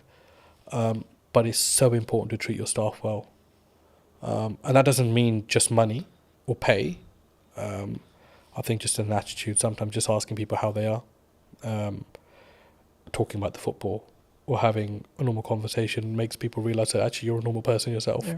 I was going to say, I guess in a business your size, is there a level of all the directors are in today? Kind of it's really scary, and then if so, how do you either defuse that or lead with empathy to be hey, I'm a human too? I think because I've never really come in wanting to feel important. I think because I was, working the fields, as you can say, when I first started. I've kept the same attitude now. If someone's a new starter or hasn't been around or hasn't got to know me because of the size of the business now, so they don't probably interact with me as much, they're put to ease by the older staff because they're like, this guy's actually really calm and really chill. He'll come in and be like, let's order some pizza. Or did anybody watch the football or the cricket or whatever? It's we have our company WhatsApp groups, and I was at the cricket India-England the other day, and I'm sending in the group chat, a photo of myself at cricket, but that helps people just feel I'm not intentionally doing that. I'm just doing that because I've always done these kind of things. And there are staff that say, they don't feel like sometimes that I'm the owner of this company just by how I act, how I am. I'm very relaxed. Mistakes are fine. I think we've always said that, look, it's fine to make a mistake, but don't let it become a repetitive mistake and we're not learning from. So it's that yin and yang. I think you've got to find the balance. for me, it's very hard to be serious with people, especially my day-to-day staff, because I think their life is serious enough without me having to add to it. Our work is serious enough without me having to add to it. So I try to, just be chill around them. If there's problems, I'll take that up with my higher management, and we will deal with it away from our team. But I think it's very important to have that balance as well. Do you think, as a founder, as a director, as a leader, that maybe not you specifically, but those people in the question, leadership founders, they maybe have an ego problem, and if so, like, is that maybe their undoing sometimes? Like, they have a massive ego, they care about the car, they care about the house, they're keeping up with the Joneses, but they don't necessarily lead with maybe the correct, what I would describe at least as the correct values. Yeah. And do you think that has a strong impact as from a leader, from a founder, from a kind of how you show up for your staff, your employees, your higher management, etc.? I think so. I mean, the people with, if you've got the nice car, the big house, you've made it in some elements in life, and that's amazing for you as a person. I'm really happy for people that are able to do that. But do you think it comes from insecurity sometimes? From insecurity, did you like say? They're doing it like, I've got the car because I don't maybe love myself as much, or like I'm trying to fill a hole potentially in their own self. I think everyone's trying to fill a hole in some way within themselves. I think we all have that. I mean, there isn't a perfect person out there. No, of course. Let's start with that. We all have our blemishes. End of the day, and there are things that we can always improve on. But I've been in business long enough to see both aspects. I've seen people that feel like they need to show their hard work or remind people how hard they've worked by showing possessions. Yeah. And they do that more for others opposed to themselves, which is sad. I think it's quite sad. And I don't mean that in a horrible way, but I genuinely think like I'd hate to be in that position myself as a person. Starting out younger, I was obviously the general perception around business, one day I'll have a really nice car and I'll wear those clothes, and I'll wear, I'll buy this and I'll buy that. But I think once you're fully invested in your business, all those things would just not matter anymore. Like, for me, it doesn't matter right now that I'm wearing discounted Next Aspidrills or I'm wearing a certain branded top. It matters nothing to me whatsoever. Because is it more about the quality of the person then?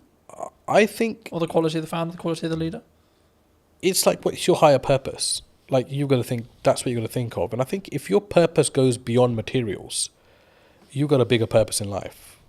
You're not thinking... I mean, I get absolutely no joy. I mean, I love my car. Don't get me wrong, I love sitting in my car. But if I get a phone call, the problems are still as bad as they would be on a bus or on a train. Yeah. So all of a sudden, that materialistic thing matters in no way. Yeah. Right? So for me, I think it's like, you've got to be like, okay, why am I in this? But what am I about as well as a person? And people lose one of those two aspects somewhere along in the business. They either forget why they're doing what they're doing, or they'll forget who they are. And for me, I can't do that, because I grew up eating dinner on the floor. I never sat on a dining table, because traditionally, my dad grew up, there was no dining tables, in his household in 1960, whatever it was, in India, because he was from a very poor background, post-partition of India, Pakistan. So they grew up sitting on floors and eating. So he distilled that in us. And there are times where we're just out and about and we're having a working lunch, and I'll just sit on the curbside, because I'm totally happy with that. Like, because I don't need to change as a person, I feel, to show my status or to show who I am. Like, for me, I'm another person in this world. Do you think by having that level of humility, that like humbleness, will keep you, I guess, in some ways empathetic or like connected with every layer of your company in respect to management and the people and the staff, and gives you more, I guess, humanity in respect to how you lead? Absolutely, because you'll be a human before you're anything else. A human that actually feels other people's pain and their situations, opposed to just your own consistently. Yeah. But it's very important for your personal life as well, because I mean, I've got 2 young kids. I'm I was at sports day yesterday with them, and my he's just four now, and he's starting school in September. So yesterday was his sports day, and today's his last day at school. And the parents were all sitting together, and we're talking about schools, and we talked about, where he's going to be schooling and where they're going to be schooling. And it was just like an amazing conversation, because no one's judging everyone, because everyone's on the same footing at this moment in time. Yeah. But you start to get a feel as life goes on, as you grow older, that it becomes, who's going to the independent school? Who's going to the state school? Oh no, they must have so much money because his or her son's going to the independent, or his or her daughter's going to the independent school. But it matters nothing if you as a person still have humility, I think. And it doesn't matter whether you're sending your kids to a certain aspect or spending X amount on yourself. It's how you are as a person, how you treat people. I think it's hugely important, and even more so when you know that the person you are treating well can't give you as much value back as you can give them. I think that's a huge aspect of you as a character. Yeah. I think also it's a pay it forward mentality to an extent, right? Like, I think what you output will also reflect back on you in 3 months, 6 months, 12 months, etc. At some point, it will definitely reflect back on you. Whether you believe in karma, whether etc. Right? Whether maybe don't go by our belief system, but like whatever your belief system is, there's always a crossover there. And I think, especially when we go back to business, I think that's true in marketing as well. Yeah. Right. A lot of the work I'm doing at the moment is actually, how can I scale out what I'm doing and then build systems so that it allows me to be more present for clients. So then in turn I can do a better job, which in turn means then when I take on new clients, I can ensure that the quality is the same, right? And actually, I think partly because I will say no to certain projects or certain clients or certain things. Do you look at that when you potentially look at a client or working with a customer, etc.? Do you say no sometimes? And if so, where does that mindset come from to be able to have the humility, I guess, or the confidence to say, actually, no, you're not the right fit for us? I think as a leader, you're responsible for a lot within your organization. And I think you realize that the more you grow as a business. It's something which is easy enough to ignore if you're stagnant or if you're growing through, the growing pains, right? And it's a very painful area when you're growing as a business. And I mean, by no means is Anand a multinational business, but I feel the pain of it every day when we grow. And majority of the time it's financial pain, because the bigger you become, the more restraints you get on your cash flow. And there's times you're thinking, I just want to be small again. I just want to be that business that everything was done on account, payment on receipt or whatever, right? But all of a sudden now we've got payment terms. There's clients that rack up huge bills, but we know we're not going to get the money for 60 days or 30 days. And, there's clients there was a client that came in, and we're absolutely wonderful with each other now, but they started and they, said, we won't pay you for 90 days, but we'll give you this much business. And everybody was like, oh, that's an amazing deal to be done. And it was somebody from our team, actually, because when I consulted him, and he said, there's absolutely no point to take this business on, because if this client's going to be giving us £150,000 a month, we won't have that for 90 days. So all of a sudden we would have racked up something like $500,000 in 3 months. Or this business would have racked up $500,000 with us and that's a huge risk, because we only get paid 150,000 out of that 450 after 3 months. Yeah. And then it becomes that again. And then it becomes that again. And if that goes down tomorrow, we're going to be losing $500,000 as a business. And that's not just the revenue, there's the cost that comes with it as well. Yeah, because you have to pay out the cost anyway. And I think sometimes when people look at business, they maybe don't appreciate it, right? They'll see them with the nice car, they'll see them with the new studio, whatever it is. But I look at it and go, oh, that's a lot of money. Yes, oh my God, that's a lot of costs. Yeah, of course. Right? And I think it's how, I guess in some ways we develop as people to stomach those costs as leaders. Definitely. And I think it's got to be your attitude as well. Yeah. I think you've got to, I do not think that there is a company in the world, I do not think there's a single company in the world that should ever come to you and try to take advantage of the size of your business. Yeah. Or play on the vulnerabilities. But unfortunately they do, because that's the way the world works. And that's where I think you've got to show your mettle. Like, how much do you value yourself as a business? How much do you value your services as a business? But be able to back that up with quality as well, which is a fine line, right? And that doesn't necessarily mean you've got to have the best product in the market, but absolutely deliver on everything that you say you're going to deliver on. If it costs you to deliver on it, you deliver on it irrespective. You don't just shortcut and then leave yourself exposed in the market for having a bad reputation. But I think it's self-belief. But I know that doesn't come when there's no income or little income, because only self-doubt's there at that point. But my last 2 years in particular in business have taught me, got to value yourself. Yeah. And that doesn't mean you go and shit on people's parade, or you go and mistreat clients, or if somebody comes in trying to bargain with you that you mistreat them. You've got to hold your firm in a polite way, but you've got to know what your business is about, and you've got to know where you're strong and where you're weak, and you've got to be able to make the right decisions. And sometimes the first decision is not always the best decision. Yeah. But leave the ball open where you're still able to have dialogue with clients. There's times where we made, mistakes. We've misjudged, and we wouldn't be human if we didn't. But it's how do you react to that? Yeah. How do you go back and manage that? How do you have the humility to say, we got this wrong, but still be able to have that relationship with your client? I think as well, and I had a very fortunate conversation a couple of weeks ago about this, and it was like, we just worked with a brand new client, and one of the things they said to me about why they chose us or me, however you want to perceive it, is that because I was the most expensive out of the ones they were talking about, and for like maybe a newcomer or etc., that sounds weird, right? Because it's like, why would you win the work but you're the most expensive? And I think from what they told me, it sounded like it was like, well, I've got the gonads, I've got the balls, or whatever you want to call it, I've got the confidence to say, no, this is how much my work, this is what I'm going to commit to price wise, but then also I'm going to follow it up with the value that I'm going to lead with as well. Huge. Do you think sometimes people get really challenged on price? Always. You're always going to be challenged on price.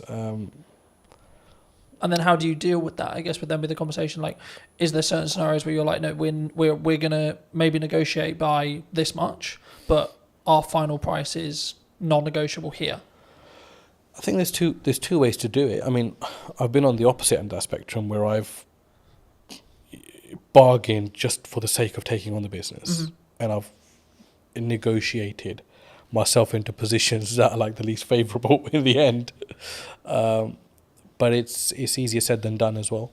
But I think you've got to know your costs, know where you sit, know what you're trying to achieve out of that deal, because sometimes you take on a deal with the hope that it's going to lead to bigger and better things, which is fine if you know your market. And that doesn't necessarily mean that it's going to happen in that way, but it's a calculated risk. Do you think sometimes you have to take something that's maybe not ideal client, if it is just I need to make this money? Or would you still say no? For us, I don't think we really have that, because we're quite niche in what we do. So everyone that comes to us generally needs us, or we need them in some aspects as well. But there are, you won't know until you start working with someone, I always say. And the ones that you think are going to be troublesome end up actually being the better clients. And the ones that you think, because they're a big brand, sometimes extracting money can be an absolute pain, which is why relationships are very important. And you've got to go above and beyond. A business deal is not just, here's my service, I've provided it, here's my invoice, you pay it, thank you very much. It's all the stuff in between, the dialogue, the things that you don't cost. It's impossible to cost a project, you know that. Yeah. To the T. You can't do that. Because we never add our own time into that, really, if you think about it, as a business. And even if you add your own time as a calculation, they'll still be like, oh shit, I'm still spending too much time on this business.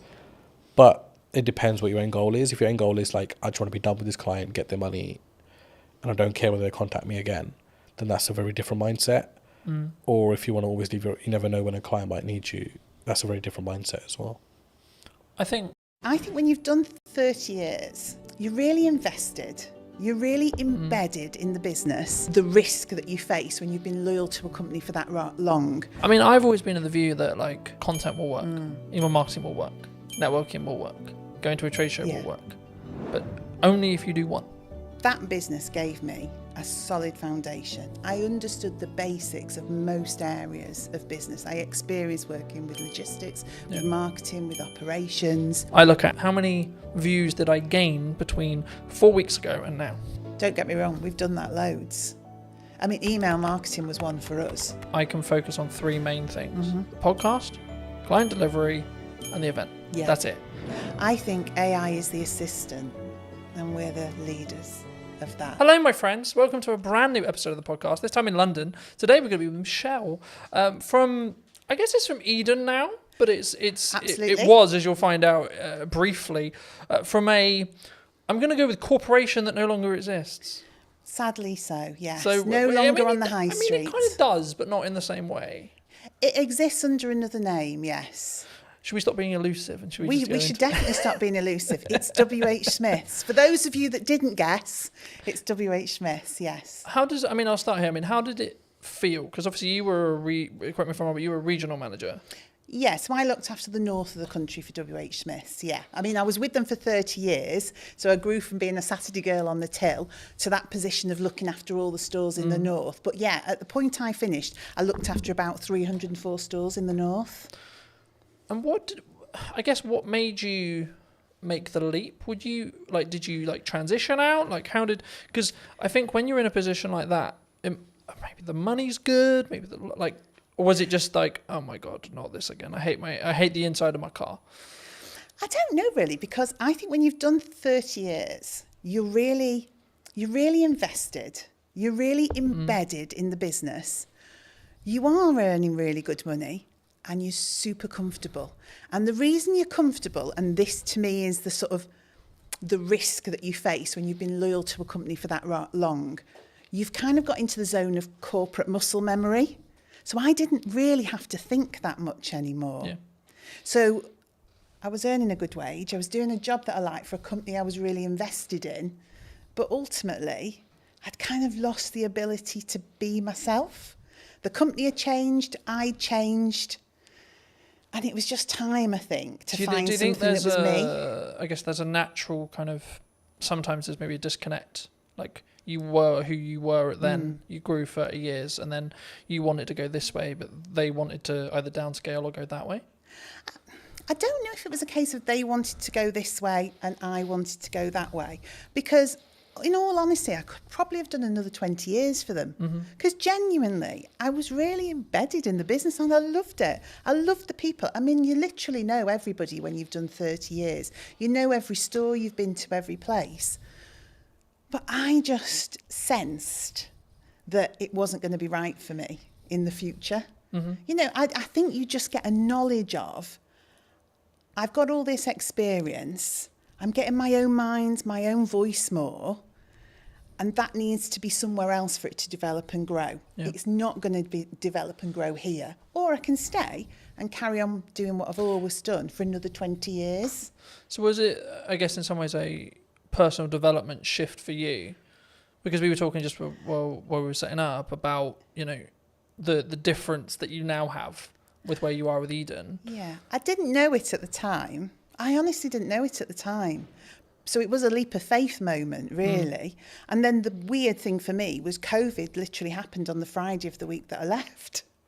So I gardened for about 12 months. So in that period, I really did start to think, well, what's going to work for me now? And do you know what? It is not an easy thing. I now see people going through that same process of leaving something really big and corporate that they know well and then trying to find their way.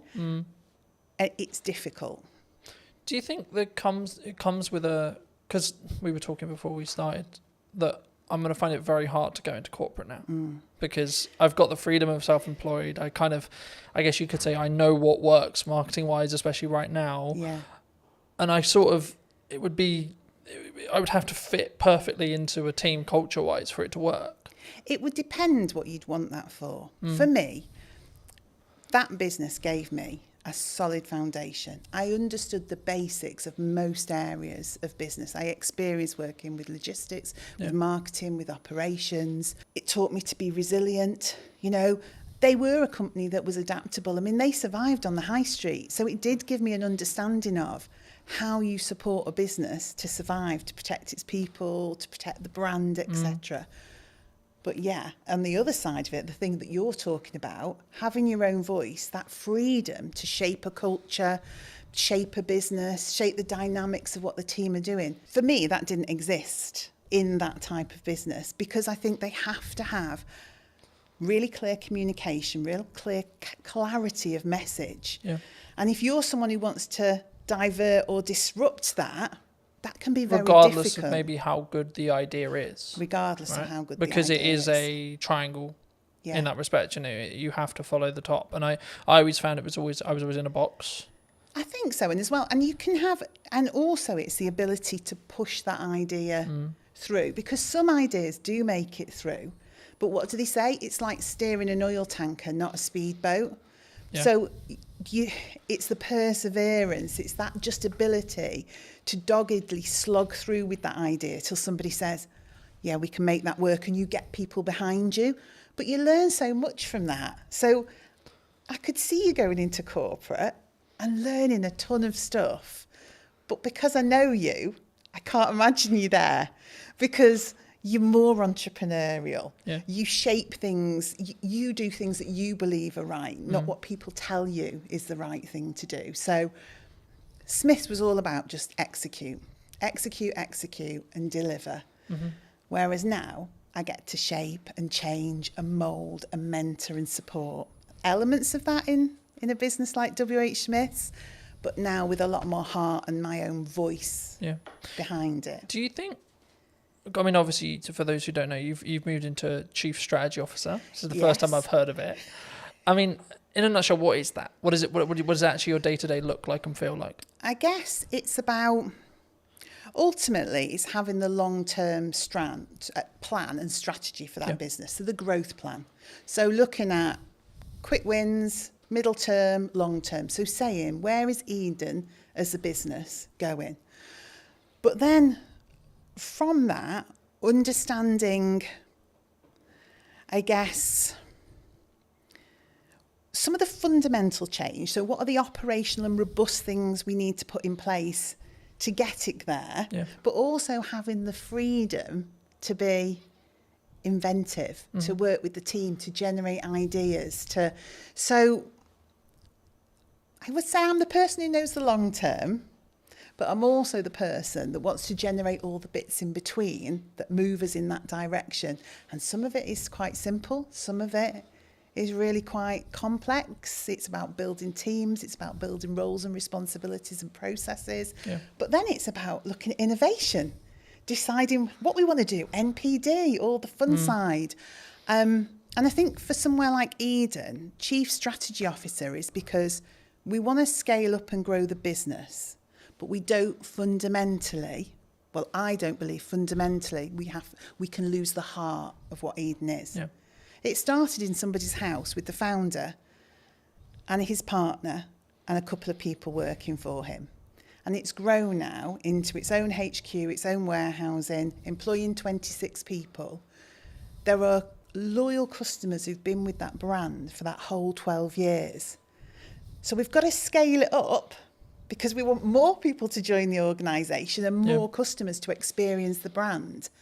But we don't want to lose the heart of what Eden's all about.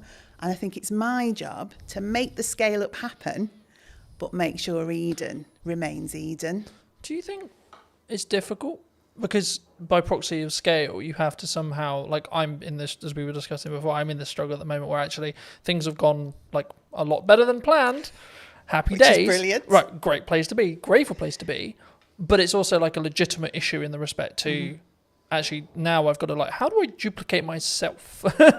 Because that's potentially the position I'm in, especially when it comes to like continuing the next step now, which is actually continuing with what I feel is working, but sort of, I guess, because I'll never be able to replace me sat here in front of a camera. No. Right? I can outsource everything else, But the only bit I'll never be able to, especially if a client is very tied to, I want Colton on the production, I want Colton on the marketing, etc., it's going to be difficult. I mean, did the team at Eden find that as well? I think Because obviously you sell a product, right? But the essence is still there. Yeah, I mean, ultimately our main product, it's dog food. I mean, that's what we produce and sell, premium quality dog food. I think when I came in to that business, it was difficult because it was change. It was somebody saying, what you've done till now has been brilliant because you have organically grown this business with people from the local area, not experts, just people with a passion for pets, a passion for the brand. And then I had to come in and say, that's absolutely brilliant, but we need some roles, some responsibilities, some routines, some best practices. We need to get back to basics. We need the foundations. And that was the change people found difficult. So that freedom to just almost do whatever you want, whenever you want, had to be pulled in for a while we established some core basics. But once we'd done that, once we'd got the right people in the right place doing the right things, once we operationally were robust, when we'd done our risk management piece that said what are those critical points of failure that sit within this business, then people could see, oh, actually, I can still operate the way I did before with freedom and creativity and innovation, but there's more support underneath. Things don't crash off a cliff.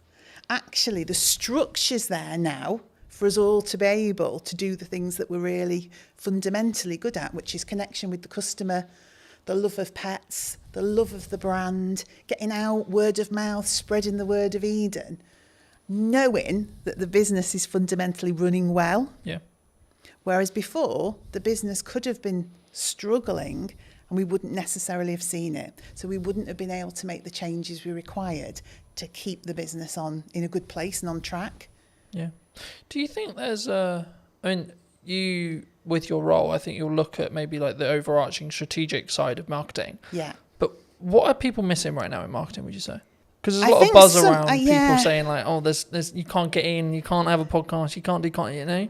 I think sometimes maybe it's not what are they missing, but it's have they sat and thought about the brand and their audience and what they want to achieve? Or are they just trying to follow trends and what people tell them they should be doing?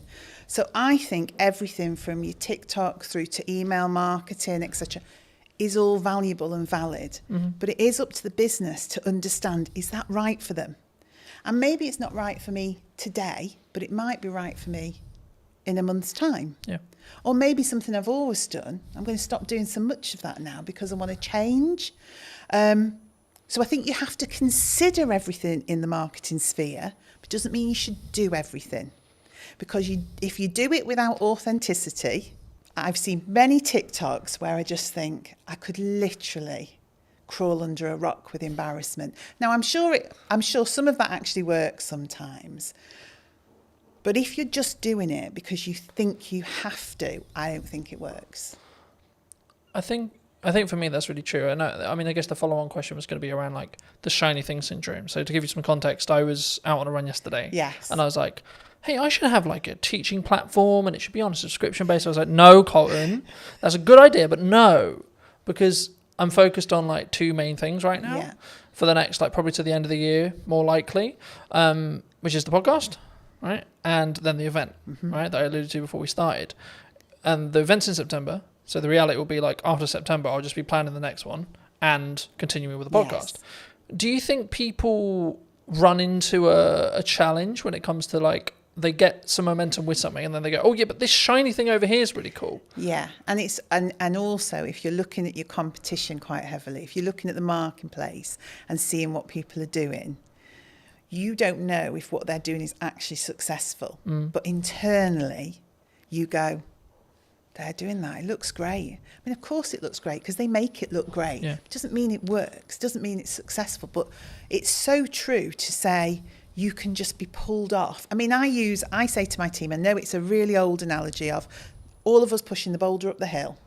If we all run off in different directions, we're going nowhere and probably going to get squashed. Yeah, who's going to get squished? Who's going to get squished? And that's what I say. Look, we've got some key pillars. Let's stay focused on that.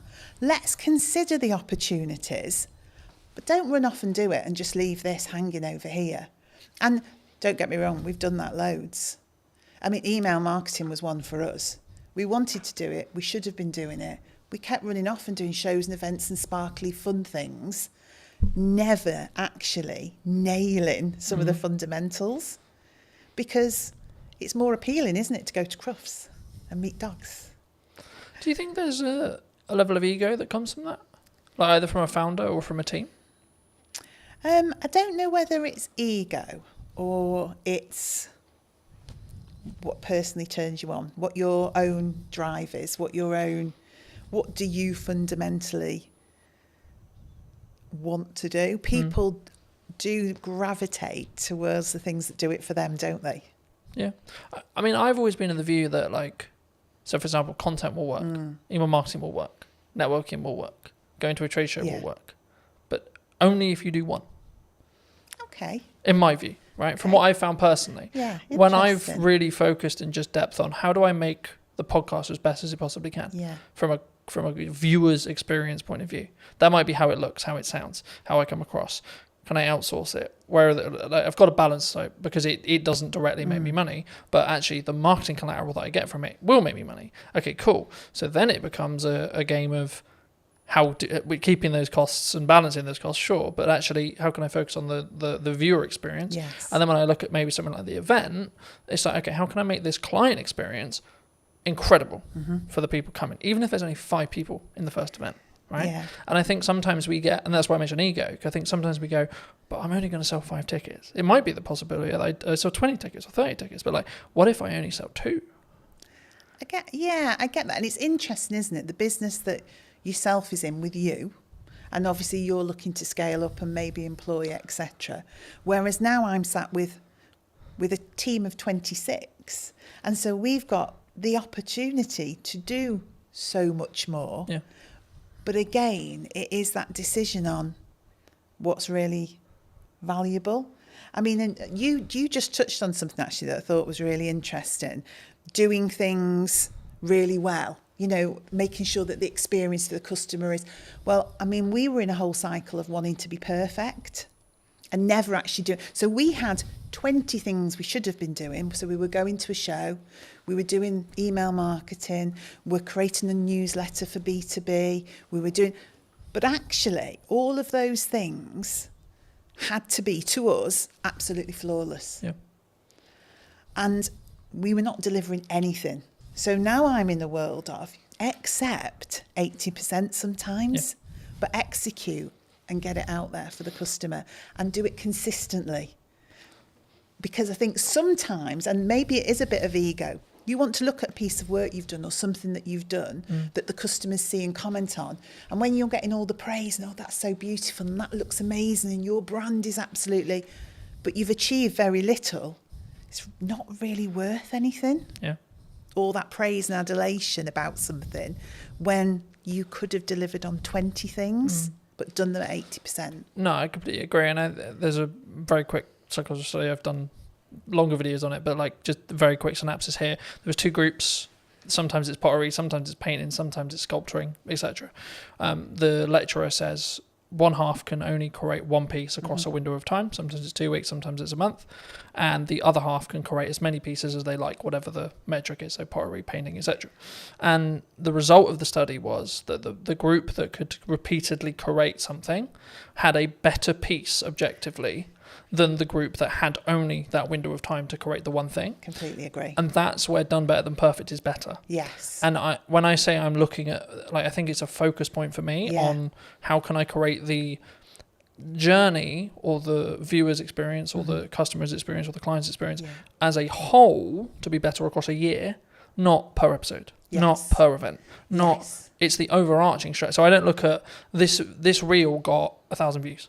I look at how many views did I gain between 4 weeks ago and now, right? That's the metric I track, not what when I go into what's working. Sure, I'll look at specific videos, but on average, I won't. I just focus on the output and then focus on how can I build each one to be 1% better than the one before. Yeah. And I think we do similar. I would say we start to look at consistency of communication. Are we building a community? Do people feel like we're engaged with them, and so that they're engaged with us? So it's a similar sort of metric, but in a different way. Because if you're brilliant once, those people soon just disappear. Yeah. But if you're constantly there, talking to people, engaging with them, they're able, you're responding to them, then over time, that just builds into we call it a community. We're trying to create a community, and we're always trying to draw people in to that community. Yeah. So the end result is growth. But I think we sometimes get into the world of we need it all to happen in one day, 2 days, 3 days, 4 days, 10 days, etc. That's me. Sometimes. But actually, in reality, if we just focused on, I can't remember the exact quote, but something along the lines of we underestimate what we can do in a week, but we completely over egg what we can do what we can over egg in a week, but what we can do in a year is really underrepresented mostly. Yeah. And I think for me, actually focusing on that 1% is what that matters overall. Yeah, because then you're building that compounding effect. You're pushing the snowball down the hill a little bit faster, a little bit faster, a little bit faster, a little bit faster. Yeah, and also I think people can understand more. So if you are constantly jumping from one thing to another, your team just cannot grasp where we're going. They can't grasp the brand. What is the message? What is the strategy? So that continued delivery, that momentum that builds, you onboard the team. And by onboarding the team, you onboard the customer. And particularly in our business, because we've got customers and consumers. So the dog's the consumer. It's the dog we're trying to get to, but it's via that customer. And so it's almost like the baby food world, isn't it? Yeah. The baby's eating the food, but the parent's choosing which of the brands to buy. Same in our world. The dog's eating the food, the customer's choosing. A lot of that comes through trust. So that consistency, that slow momentum, is people don't trust people that flip from one thing to another, and they cannot understand what they're doing, and they can't see the message. So that repetitive, consistent approach. Oh, right, I know what Eden's about. I can see what the team's about. And because we're so accessible as well, a team of 26, we're all working in Stoke-on-Trent. You speak to one person, that understanding of the brand, you'll speak to the next person, you'll get that same message, you'll get that same education piece. So people start to think, this business knows what they're doing.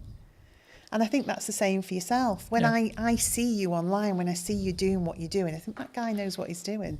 I also think it removes the pressure of being perfect every time, like building off the done is better than perfect thing. Yeah. Because as long as I'm authentic to me, then it doesn't necessarily, you know what I mean? It doesn't matter in the same way, because I'm not like, oh no, that's not, as long as it's on brand and on piece and still me, then I'm like, actually, that's cool, you know? But talking about that to its extent, I mean, we're in a world where AI's like risen, right? Are we all going to lose our jobs? No, we're definitely not going to lose our jobs. Is it all doomed? I think AI is the assistant and we're the leaders of that. And so you can use AI fundamentally to change your business. You can use it for insights, you can use it for planning, you can use it for content support, but ultimately it's the assistant to the business. It's not the business creative, it's not the founder. You know, the people are the heart of your business, but you can deliver fabulously elevated results if you work out how to use it in the right way. So no, it's not scary. And I did something funny at work the other day to show the team not to be fearful. It was just something really small. I took a picture we'd taken and I said to AI, you know, give this picture some movement. And it did this crazy thing. I mean, we're pirouetting around the stage on this picture. I think one of us had claws for hands or something ludicrous. But then I gave it real instruction, my voice and the heart of the brand, and explained what I wanted. What it created was amazing. But it needed that voice, that human voice, that human interaction, that brand understanding. So we shouldn't be afraid. I've used the analogy recently of you need to sharpen the knife before you use it. Very good, you know, in the same way with AI, you need to teach it what you want it to do and not just write me a social media prompt, right? It's about actually understanding it as a tool and not just seeing it as a fix all, right? It's the company assistant. It's like your PA. It's part of the business. It's part of your business. It's a tool of the business. Yeah. It hasn't become the business. And I would hope some of the more routine tasks that it will support people then to be able to drive more creativity and innovation, because they've got the capacity and the space to do that. You know what business is like. Sometimes it's incredibly busy, just getting tasks done, just executing things. And then you end up working in the business all the time doing. And you don't step away and think, right, okay, let me listen to the customers. Let me look at what's happening in the marketplace. Let me analyse some of the insights. And when you stop and do that, and I hope AI gives us that, so we can stand back and go, do you know what? This is what we need to do. Because I've had time to think about it, because AI is my assistant. Something that I found really interesting, and I'll be curious on your thoughts as I'm bringing up here. I mean, I'm rapidly approaching the end of Mel Robbins' the 5-second rule. Okay. I don't know if you know it, but it came out a handful of years ago, and the crux of one of the things I read on the way here was procrastination is actually a reaction to stress management. It's nothing to do with like not getting the work done. It's how we cognitively distract ourselves and have that stress break. And it kind of links to the AI thing, because I think the performance, you could say that, especially when you're in C-suite or you're, a chief marketing officer or a chief exec officer or a chief strategic officer, etc., we can be so do. How do you personally balance it, but also allow yourself to have that time to, I guess, think up the more creative ideas, or like have that more synergized approach in respect to actually, no, I'm going to step back now and say, let's look at the problems I may be facing and how I can like strategically fix them, but not with the pressure on having to fix the answer today. And sometimes I'm really bad at it. So if I'm overly excited about stuff, then I'm just do, just as you describe, really. There'll be days that fly by and I'm not quite sure what that day was about. I think there's a point in business there where you have to do that, right? Probably, yeah. Well, you do it because it's necessary, in the moment. But then what I also find, I like to be planned and organised. We were talking about this. I like my notebook. I like to think ahead because I like to show up in the right way. Yeah. I am myself. I'm always the same, but I do give thought to how do I need to show up tomorrow? What are the things that I need to achieve? Am I planned and organised around that? And when I am, that gives me those periods of time to step away with people. Do that for people in the business as well. Say, hang on a minute, let's just stop. Should we just go and grab a coffee, or should we go for a walk? Because we probably just need to think this through a little bit. Is that an environment thing, do you think, as well? Like you need to physically remove yourself from the office, the home, to get a change of scenery? For me it is. And I probably use that with other people. Now, whether that's everyone's reality, I don't know. But I am one of those, when I got home and walked the dogs at the end of the day, that's where things would come together. So all the strands from the day that all seemed very sort of disparate and all over the place would come together, and I'd think, right, that's what we need to do. But we talked about this in work the other day, actually, creating space, going for walks, having hours of the day where people put down their keyboards, they put down and we do something different. And whether you want to call that a team exercise or just chilling out and having a coffee, but forcing people in a way to have space.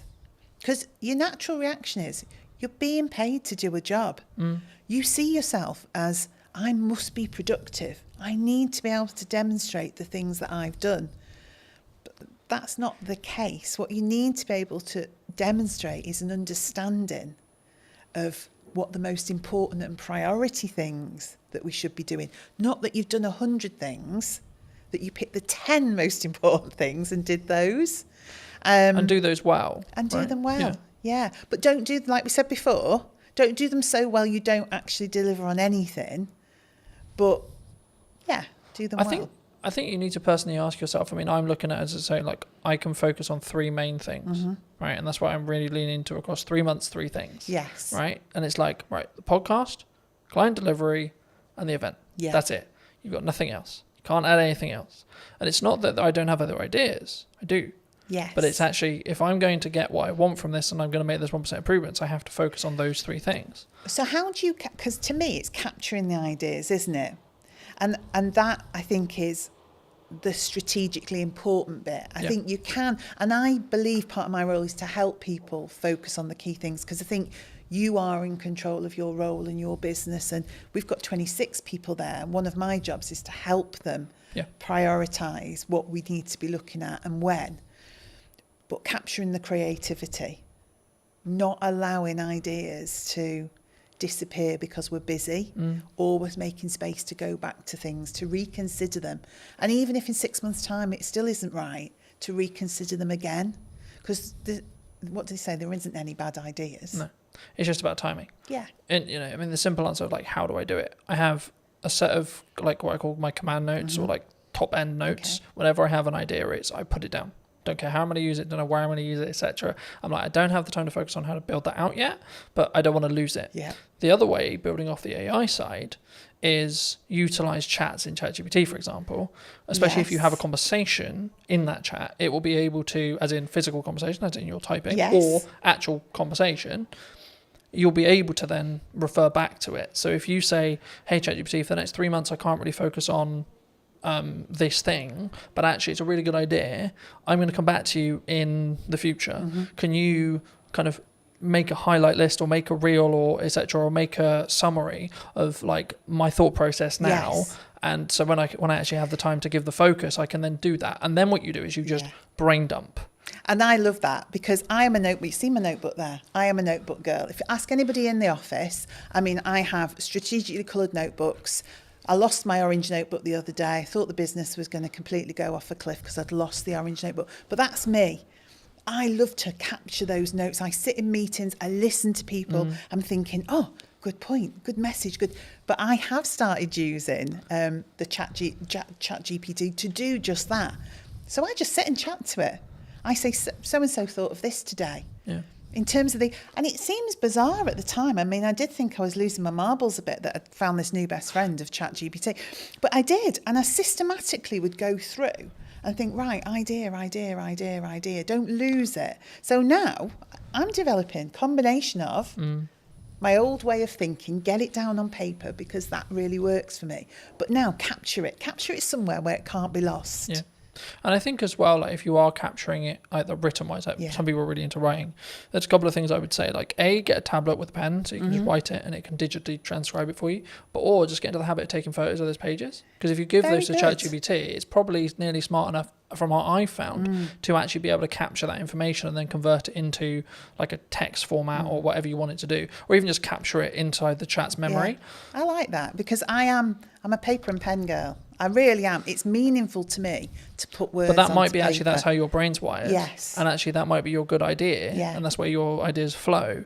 But then like in the result where you do lose your notebook, if you're also backing it up through ChatGPT's like chat memory, like you could just have one called idea dump, for example, right? And every single time you write a page in your notebook, take a picture of it. Yeah.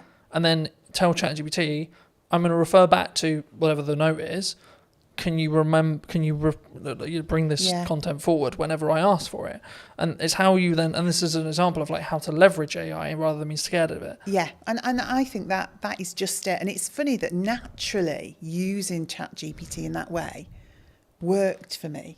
And also that ability then for me to create patterns, trends and insights from it, because I will go back and say, are there any common themes? And I didn't know if it would work or not. You never know if these things are going to work. So can you see any patterns, any common themes, anything that's coming together as one cohesive idea?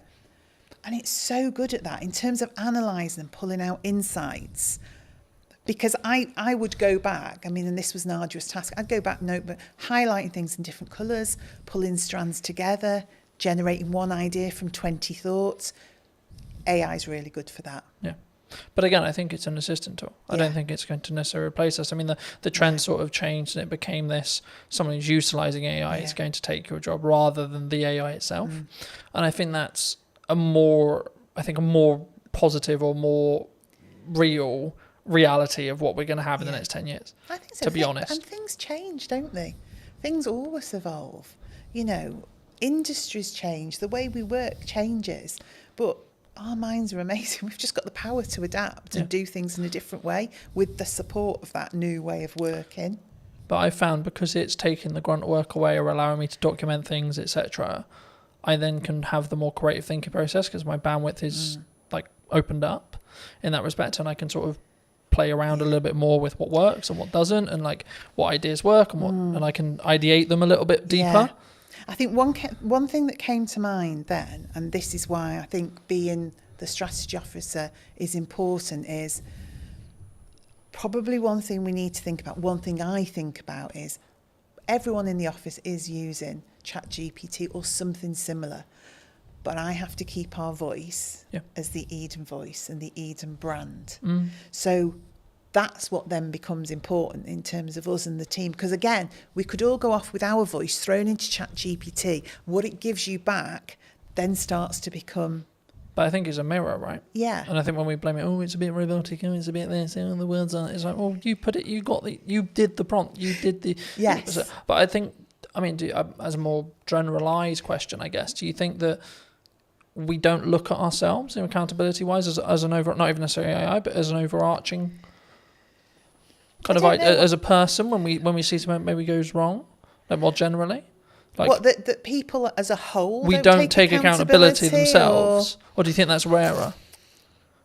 It's easier to go, it's your fault. Yeah, we don't always want to take accountability. If you're asking if we do, I think you know when you're accountable for something. Yeah. That doesn't mean you don't try and deflect that accountability, but normally, if you work it through with somebody, you can get to a place where you understand what role you had in that. And again, that's something I have to do, because I think part of my role is clarity. And I think clarity is caring for people. So getting people to a place where they do understand their accountability and they do understand... There's also needs to be a proven place of safety, right? Well, yeah, definitely. But that's how it should be, isn't it? It should be a place where... Because it isn't like, hands up, I made a mistake, oh shit, my job's gone now. No. It's actually, no, hold on, we're all going to make mistakes, and that's okay. How do we learn from it? It's we've made a mistake. You know, we have done... We've put tons of effort. We're relaunching it again, but we did a Try Before You Buy campaign. And we got quite a few little bits wrong in that. So that campaign did not deliver as it should have done. Now, we've learnt from that and we're relaunching it. But at the time, nobody wanted to hands up where the... So I just said, we've made a mistake. This team here, we're the project team. We didn't do it well enough. We weren't aligned. We weren't working together in a way that we were picking some of these things up. So you may have had that ultimate last part responsibility to deliver on that or to create that or to... But actually, fundamentally, it was a project. Yeah. So we all bear the responsibility. But let's go back and say, what was your part? What was your part? What was your part? So next time we do it, we've got clarity. Yeah. Clarity is a form of kindness. If you don't give people clarity, what you're saying is, I want you to keep making mistakes. So ultimately, at some point in the future, this is going to blow up and you're going to be in a whole heap of trouble. Where it's much better to say, oh, that's not quite right. What can we do about that? Yeah. Or I just want to have a chat with you because I've just noticed. That's much better. A way of having accountability than waiting for something to crash and then saying, you did that. Yeah. Do you look at it as in your role, because obviously you work with a larger team, so I'd be really curious, do you look at it and go like, do you come at it from a perspective of like, are you okay? Like when you work with someone one-to-one, like if they are making mistakes, because it's like you good? Like what's going on? If it's out of character. Yeah, I don't necessarily say I always would do the you good, because different people respond in different ways. But I like to be in touch with the team. I like to have sat with people before we get to that point, so I know a bit about them. So some people want to share more than others do, but fundamentally, you know the dynamics of the team, and you can see if they're having a good day or a bad day, if they need a bit of space but a business, and also SME, I have to say one of the things I noticed about being in a small business, it is a lot more personal and emotional to me, because I know all those people. I know their dreams, their passion for their role, but equally, that's really positive as well, because just as you described, there are days when I can say, hang on, that's not like you. Or do we want to just take 5 minutes? Or actually, is there anything we can do today? You know, is there anything you just... So, because I feel differently about a small business. I definitely feel it. There's a lot more heart in a small business because that connection is so close. I'm so close to the team. I'm very close to the product. I'm much directly closer to the customers. Yeah. So those decisions you're making, those things you're doing are much more personal. So I would say it's made me more thoughtful. I use my own voice more. I use my own judgment more, and I deal with things in different ways at different times rather than a blanket approach because I just need to get things done. Yeah. Do you think that do you need to, I guess, lead with empathy as a leader in some scenarios? Definitely. I mean, I would say for me, what has always been important to me in the roles I've had, outside of the things you need for life, like your money and all the rest of it, absolutely. is building a strong team and a strong set of people and individuals. So, yeah, you've got to have empathy for that. You've got to have some kindness for that. You've also got to be you want to drive people. So motivationally, you do want to stretch and challenge people. So it's equal hands of empathy, kindness and support, but drive and challenge and creating a buzz in people where they can see a future and they can start to really push themselves forward. So I think it's in equal measure, really. Yeah. I think sometimes we don't necessarily look at the empathised way of looking at it. I mean, I think we'll wrap up soon, but do you think people are purely just, you're here to do a job? Like, could that be the approach? Like, it can be very, like, I'll use the term like maybe domineering or led or like very pushy in that respect. Like, you're here to do a job, get the job done. It definitely could be, couldn't it? And I think we all have to admit there are times where you just want somebody to get something done. 100%. And actually, is it more of an ebb and flow? Yeah, in some scenarios, you need to lead with candour and you need to lead with empathy. And in other scenarios, you're like, come on. Yeah, because you're also thinking sometimes the mentality of just get it done is because you know what the impact of that is going to be for other people and other things if that isn't done. Yeah. So it is empathetic, but in a different way, because you can see the end result of that not happening. So say we get something wrong. We've got someone who's relying on our food, getting to them on a certain day for their pet, who's always at their food, has a health condition, and logistically we get something wrong. My view is I have to help that person. So in that moment, you just need to get that done. Because we really need to care for that customer, that pet. We have to do the right thing for them. Then we'll stop and say, right, okay, could we have done that differently so we didn't have to get to that point where we had to drive somebody to get that done? Yeah. But there are moments where it's right, but most of the time that's a result of not having done the hard slog in the first place, that you got there. Yeah. For people who may be interested in connecting with you, seeing more of your work, seeing what you're doing at Eden, where's best for people to connect with you?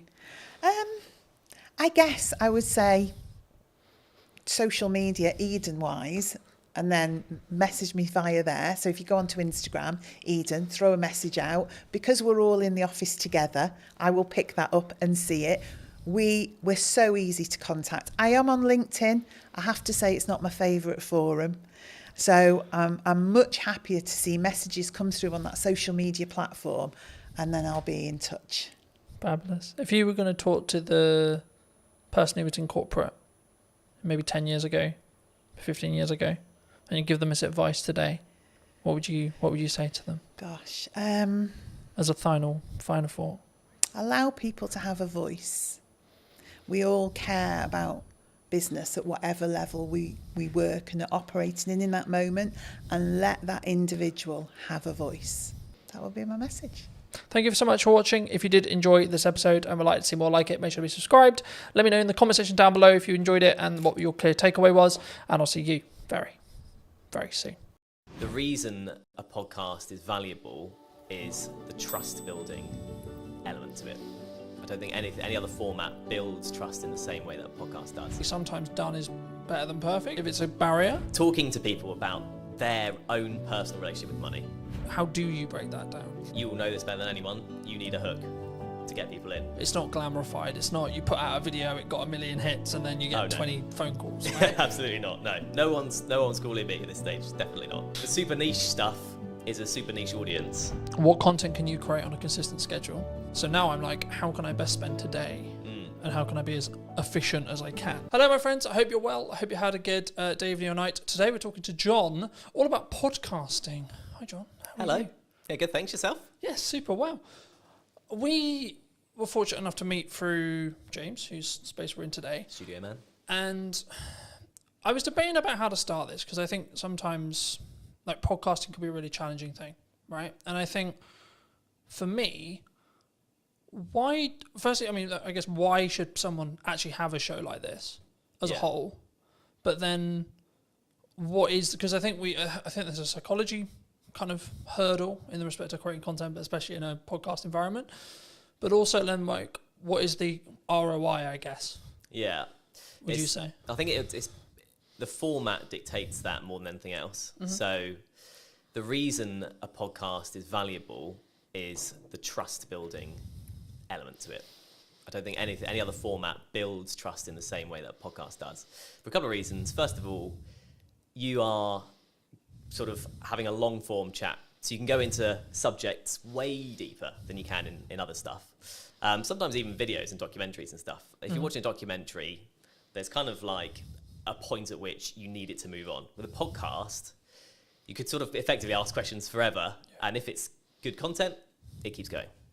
Do you think it's the first or easiest step into content creation, would you say? I think audio only, yes. Mm-hmm. Simply because of the barrier that is video in terms of skills and everything. And you've got to think about camera setups and everything like that. Whereas if you do audio only, so easy to get a mic, so easy to talk to someone online, virtual on a video call. Mm-hmm. That's so accessible that actually, it's quite an easy first step into it, I'd say.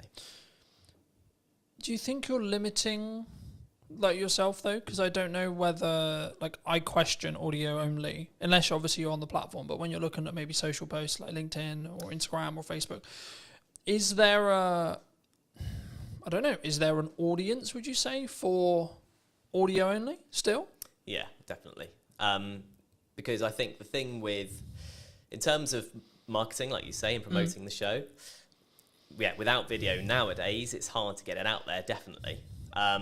But a lot of people, myself included, view the podcasting format as something you listen to while you're doing other stuff, while you're hoovering, while you're driving, that kind of thing. Yeah. So I think it's definitely still there, and I don't think that's going away. Would you say then it's more of a step by step? So someone could start audio and then where's step 2? I think so. Yeah, I think so because, depending on who you are, if you're a business, it's a bit different. If you're an individual, you kind of learn the time required to sort of get to each step. So once you start on the audio step and you're like, actually, it's taking me too much time, it's not worth it for whatever reason, it's not for you. If you then introduce video purely for clips, so you film the whole thing, but only use clips, then you can see what time the promo takes. And then when you should go to a full video, you can see how long that takes. So I think that's why you'd do it potentially in that step if you're coming at it from a completely new perspective, if that makes sense. And then, I guess you then can grow to the Diary of a CEO style, full form trailer-esque piece, right? And I think sometimes we get so, and this is true for any marketing, not necessarily a podcast, but it could also be true of a podcast. I think we get so hemmed in I need it to be Diary of a CEO quality instantly, right? Yeah. And I think that we struggle with the idea of I'm going to take one step, make a 1% improvement, next step, 1% improvement, one step, so on, right? And I think for me, especially with what I've done with marketing, it's always been so this is the results I've got previously from this output. Okay, but what happens if I double the output, right? And it's constantly that testing period. I mean, in your experience with podcasting, how would you recommend people, or how would you look at like working with a client, because I know that's some of the work you do, to actually help them actually work out should they have a podcast? But then secondly, like, what are the nuts and bolts of their podcast in regards to topics and like theme and etc. And or does that matter now? Yeah, so I think in terms of the sort of nuts and bolts, you kind of have to have the reason why you're doing it first. Then you go into the nuts and bolts. So, like I said at the start, the reason why is the building trust element. I think you need to, if that's what you want to achieve, and you have, say you're selling a particular service or a product that can be gone into in depth, then it's worth doing from the start. Then the nuts and bolts from there all depends on how you want to package that, I guess, to be unique or to kind of be the same, because everyone is kind of getting used to this kind of format. So there's options on the table for sure. I think there's obviously that psychology thing that we've talked about a little bit as well, but I think for me, I didn't overthink it. I was like, I enjoy talking about business, I enjoy talking about content creation, I enjoy talking about marketing. And yeah, I've evolved it, and yeah, it's sort of changed, and depending on like the guest will kind of tailor the conversation slightly. But I also don't overthink the conversation, because I trust in myself as an interviewer to ask, I guess, poignant questions or like what naturally comes to my mind. And I think sometimes when we look at content, it's not in this box, right? I watched a video this morning talking about the fact that like one of the reasons why they're not the person in question wasn't on YouTube was because he was constantly concerned about, he sells video production, so it has to look good, has to sound good, and I followed the logic of yes, sure, but actually sometimes done is better than perfect if it's a barrier. Do you like, how do you, when you look at either, and I'm sure we'll get onto the podcast you're launching, but like when you work with clients or when you're maybe looking at your own podcast, like how do you balance that line of, okay, it's done, but actually there's these things that that could be better? Do you hold a podcast back? Would you reshoot a podcast? Like, where's your line? Yeah, I think you'd want to know that before even starting, frankly. If you want it to be polished, and the client's a big company, for example, you want it to be polished, you start from there. That's kind of, the level is set effectively. And going on from there, in terms of, you know, if it looks scrappy, there's kind of growing evidence that a scrappier look still appeals on the right platform. I was reading recently about TikTok and how people or watchers or users of TikTok prefer the raw content, the raw sort of footage and stuff. So someone literally picking up their phone and talking, there's no kind of green screen, no one's putting any effects or whatever. If the content looks like that on TikTok, it sells on TikTok. Yeah. Whereas on YouTube, like you were saying, people kind of expect a bit more of a polished thing. But I think authenticity is quite a big thing these days when it comes to content. And like you were saying with your questions and it's coming off the dome and stuff, that's in some ways kind of seen as a more better or nicer to watch compared with a completely polished, you know, you've gone through 20 questions with a fine-tooth comb and you're only asking 10 because they're like the best ones only. It doesn't, like, conversations don't work like that, and that's ultimately what podcasts are. I think that's an important point. I think that there is obviously a line when it comes to like the quality, if like, especially if it's what you sell, like what I sell is video production, so there is a line. But I also think that there's an opportunity cost of refilming a conversation that isn't the first one, for example. Absolutely. Right? So to give you some context, last week or so, I filmed a podcast with my mum, and that post, me announcing the fact I did it, did really well, which kind of doesn't surprise me to an extent. It doesn't, but there's actually a tech like challenge with that podcast because one of the cameras isn't in focus. So my camera isn't in focus. So I was in a position last week, and I think I pretty much made the decision I'm just going to work around it. But I'm in a position where I'm like, the episode is really strong in regards to the content, but it's not perfect video production wise. Do I reshoot it with the potential opportunity that it will feel different and the conversation will maybe come across differently? Or do I work around the fact I've got multiple cameras and I fix it that way? Or do I just go with, okay, it's out of focus. It's not far out of focus, it's maybe an inch, like a tiny amount. But is that an approach some people should take? Do you think they should get like out of the way of the content sometimes? Because I could really sit here and like lose my shit over the fact that one angle's out of focus, but it is what it is. Yeah. I think the content is what matters most. I think if you tried to reshoot it, it's never getting anywhere near the same, especially if it was a good episode. Yeah. And you know, it's your mum, right? So it's personal to you, and it's like an emotional element to it. Yeah. And I know what you mean. You're coming at it kind of from like an editor's perspective, and it's just going to annoy you forever. But the average watcher probably won't bother them that much. Yeah. I'd say. So actually, if the content's really good, I guess like you say, you could in theory refilm your bits of like. You could pretend you're there again. Yeah. Unless you're a particularly good actor, it's it's not gonna work. Yeah. So I would say no. I'd say take the hit on the Because slightly also, blurry but I image. also look at it from a perspective, from my point of view at least, by saying, okay, well, in the grand scheme of all the episodes I've got in production, that's one episode out of 20, right? Like this week, I think I'm filming like 9 or 10, right? Total. And I think for me, it's like the action will always outweigh that, and maybe that one with my mum isn't perfect from a production point of view, but the conversation, the content's really powerful. Yeah. So I think that's the thing people need to focus on. I think that's when, especially when they start, I think they get in the way. Like they get in their way sometimes, and they're constantly like, it needs to be £40,000 of production. It needs to be this, and I only use 45 because Stephen Bartlett's known for like what he did with Direct Every CEO and like how he then scaled that to the point he did. But I think we don't look at the journey sometimes that Stephen went on specifically. If we're going to use him as an example, anyone with a big podcast, we don't look at the micro testing that happened through the journey to then get to the point where they're at today. I mean, have you confirmed like where you are with the podcast? Like, where's your podcast? So yeah, yet to officially launch, but you know, all the stuff's going on in the background basically at this point. I've got first bunch of guests booked, got the studio booked, and in terms of the background work, in terms of questions and what I'm thinking of asking and how I want it to look, that's all sort of down in my head. Yeah. So it's I've got to start it now. I've got the dates booked in, so it's just a case of starting when it starts. Happy days. That's super exciting. I mean, for people who may be interested, I mean, how did you come up with the idea? What is the idea? Like, what are you going to be talking about? Like, where's that? And I think it's really important to also highlight, and something I try to do is like collaborate with other people rather than, because some maybe will be watching this and go, but Colton, that could be like technically you're a competitor in some ways, right? Yeah. But I'm like, no, actually, because I think we can both work together to actually create a better show as a whole, right? And lean into each other's skills where it makes sense. But I mean, just to reiterate the question, I mean, where, what, and how is your podcast going to be about? Yeah, so it's called How Do You Money?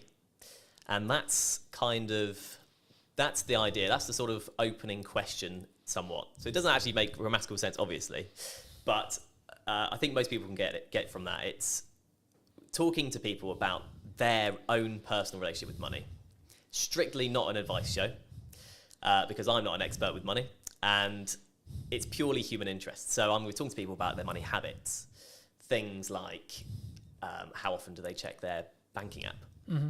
When you ask people these questions in day-to-day conversation, it's amazing how different the answers are.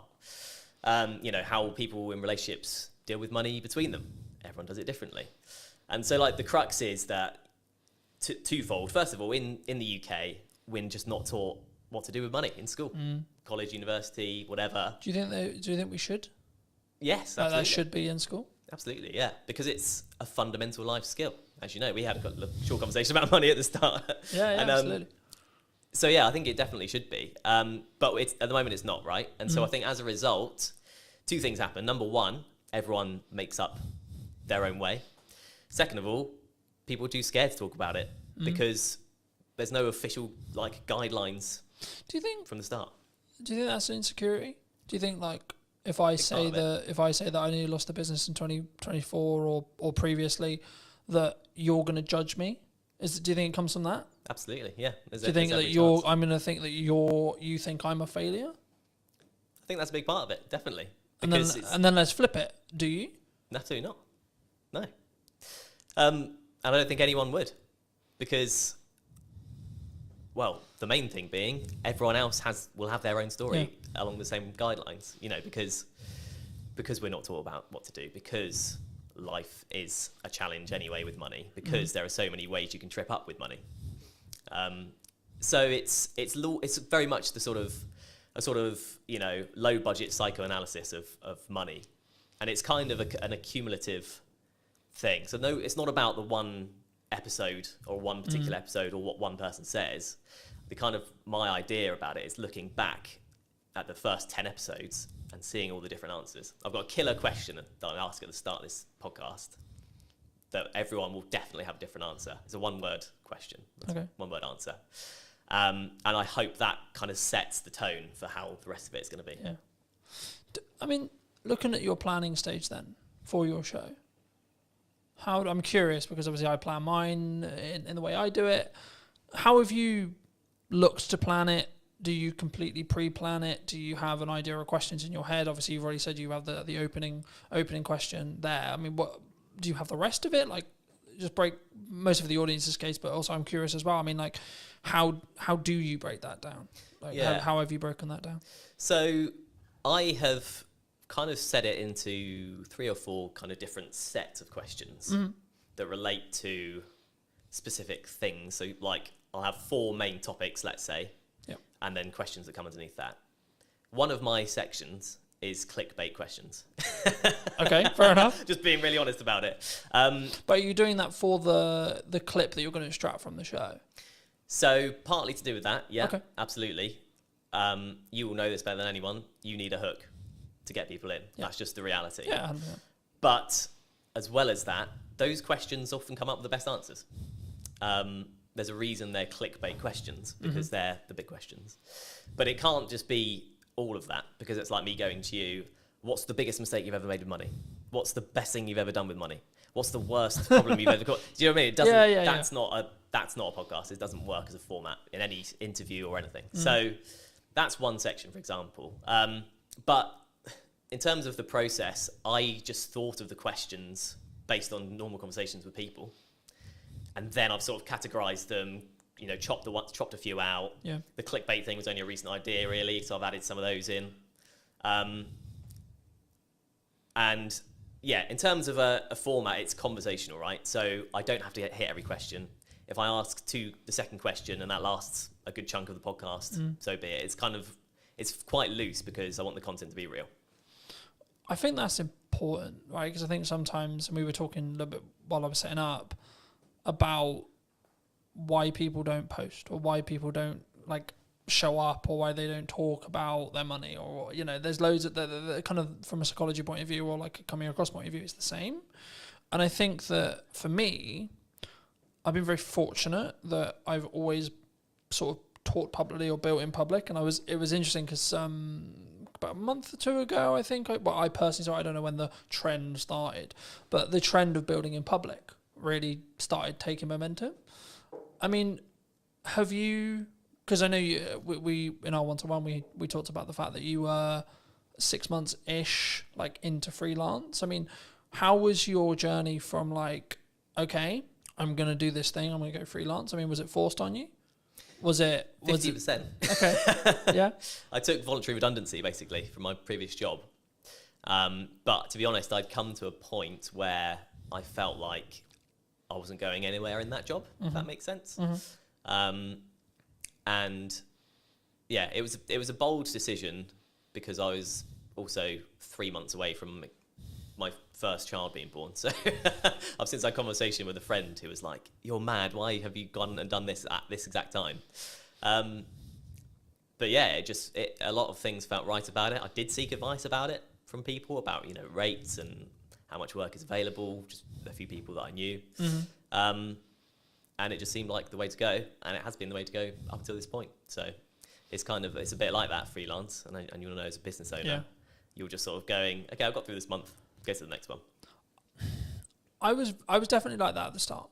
Right, I've been very fortunate. I've talked quite openly about the fact that 2024 was quite rough, but I blame myself on why it was quite rough. Yeah, because I wasn't showing up as it's in the correct marketing to actually get the output I wanted, but also in volume, I don't think. Yeah. And then if now I look in hindsight about what I was doing and like what went wrong, quote unquote, and I could sit in the respect of maybe a victimized mentality of saying, well, the economy was hard and there was this issue and etc. But like as we were discussing before, I think you're an example of this at 6 months in, but I'm maybe an example of this year. You have to have a strong business model. something that I've tweaked in the business model now is a more recurring revenue model. So we'll work with people on a monthly returning like payment plan. Nice. Or like, and it's not like that's not the only thing I do, but I still do project work. But like for me, it was always a matter of, from looking at a business point of view, of how do I squish those troughs, right? And also squish those peaks in proxy to an extent. But it's basically having a flat line. I know categorically I'm going to have X amount coming in, and then how do I design a business that allows me to do that? But then also, what marketing does that business need to then show to other clients that I know what I'm talking about? And I think when we look at actions, and this was going to be on to the next question, which was around like, is it just the reason why you're busy is because of your output? Because I think sometimes we sit here and go, oh, things are quiet, or like, you know, we both kind of alluded to it already, but business owning, freelancing is difficult, right? And I've had times where it's really, really hard, where I know I've got to hit a certain amount every month, and I'm like, I don't fucking know where that money's coming from. But how do you look at it when you were looking at either going full time or like now, in respect to like keeping your pipeline full? If you don't, because I'm in a quite privileged position where I've got that residual revenue, so actually I don't need to worry too much at the moment as it sits right now, because I've got that residual revenue. Of course, I'm still pushing, I'm still looking for projects, etc. But I don't need to worry in the same way as if I didn't have that income. Yeah. So for people who are maybe in the position closer to that, where they're just project to project, and maybe they don't have a pot of money and they don't have like money management, how do you look at it? How do you create a strong pipeline, I guess is the question. There's a magic wand called LinkedIn these days. And it basically, I've just utilised that. So you can find companies that do what you do, or companies that you want to work for in a freelance capacity. Then there's a tab that says people, and you can directly speak to the people at these businesses that you want to work at. That's all I've done.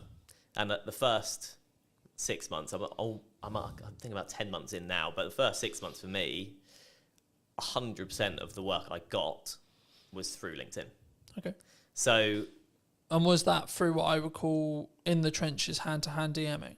Right. Yeah, absolutely. There's a strategy I call it. It's like cold DMing, cold outreach, cold warming. It's not glamorified. It's not you put out a video, it got 1 million hits, and then you get 20 phone calls. Right? Absolutely not. No one's calling me at this stage. Definitely not. But yeah, it kind of just through messaging people. Sometimes people I knew, and that led to work. Often most of the time, people I didn't know, and that led to work. And you know, it's you often hear in sort of success stories, it's like a lucky break or a sort of lucky thing.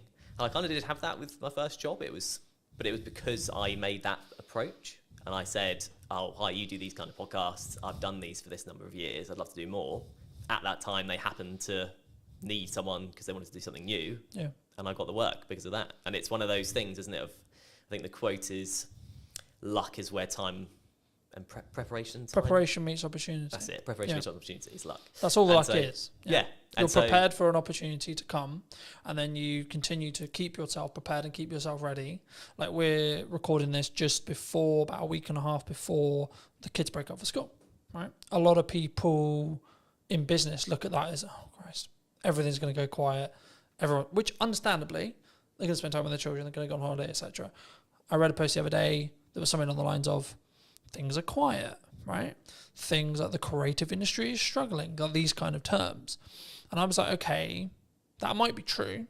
And it might be actually we're coming into the summer holidays, etc. But that's then an opportunity for you to A, output your marketing, B, look at maybe cold outreach or what you're doing there, and then try and set some stuff up for September. I mean, do you see, like, are you, because I remember when I was just project, especially when I was like tighter on cash flow, it'd be this rush to get money in because I knew I would have 6 weeks where things would be a lot harder.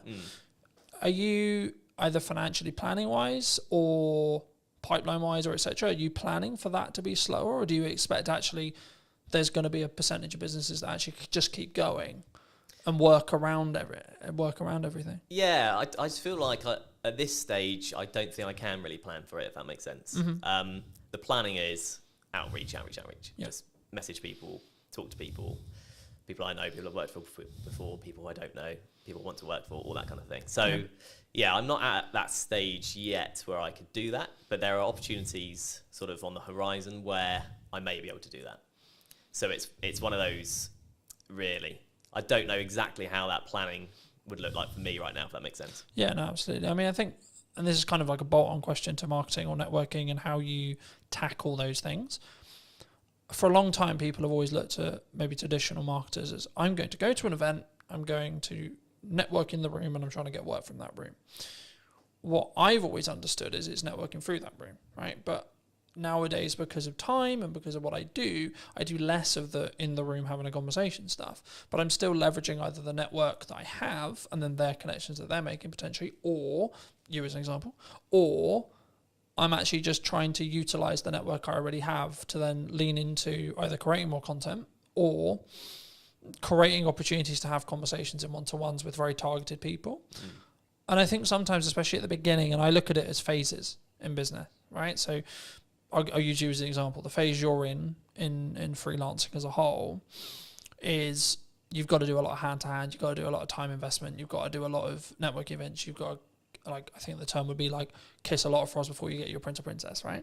And I think for me, it's then about like maybe looking at scaling. You may not have thought about this yet, but like how would you then look at, say, you're 3 years down the line, 4 years down the line, and actually you've got, like, not that you don't have a reputation now, but you've got more of an established reputation. How would you then like say to a person or a client or a friend that maybe was looking to scale? Because the issue is when you're trading time like that, it's not as scalable, right? You can scale the unscalable by just working really hard and working smart, sure. But would you look to do content? Like how would you look at it from your perspective, and or what are you planning to do?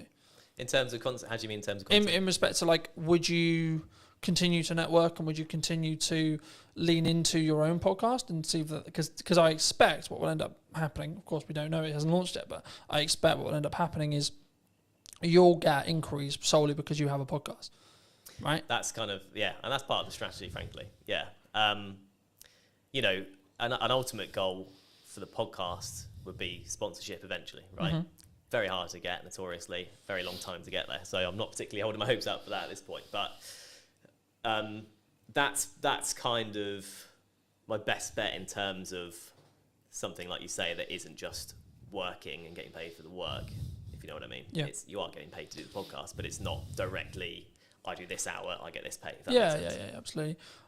I mean, I'm glad you mentioned sponsorship because I think it's something which people really struggle with. Do you think, because normally it's audience size based, right? Yeah. But I would actually say it's value, to an extent it's audience size, but also it depends on who you're asking to sponsor it, okay? Yeah. If you're trying to get Coca-Cola to sponsor it, you probably should be pulling like a couple of million, right? If you're not trying to go for Coca-Cola, you can probably do it on a lesser scale. I mean, at what point would you, from your experience, would you say that even entertaining the idea of a sponsorship is a good idea?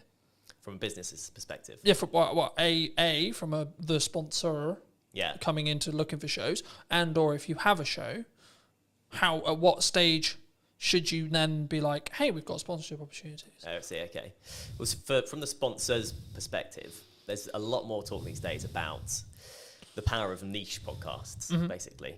Mine isn't very niche, so maybe I've missed the mark there and I have to relook at it. But the super niche stuff is a super niche audience, and super niche stuff brings a super dedicated audience in a lot of cases. Because if you love barefoot shoes, I'm particularly interested in them, you're looking about barefoot shoe stuff all the time. People look about, how to strengthen your feet, what to do with toe spaces. You can go into mad detail and mad depth.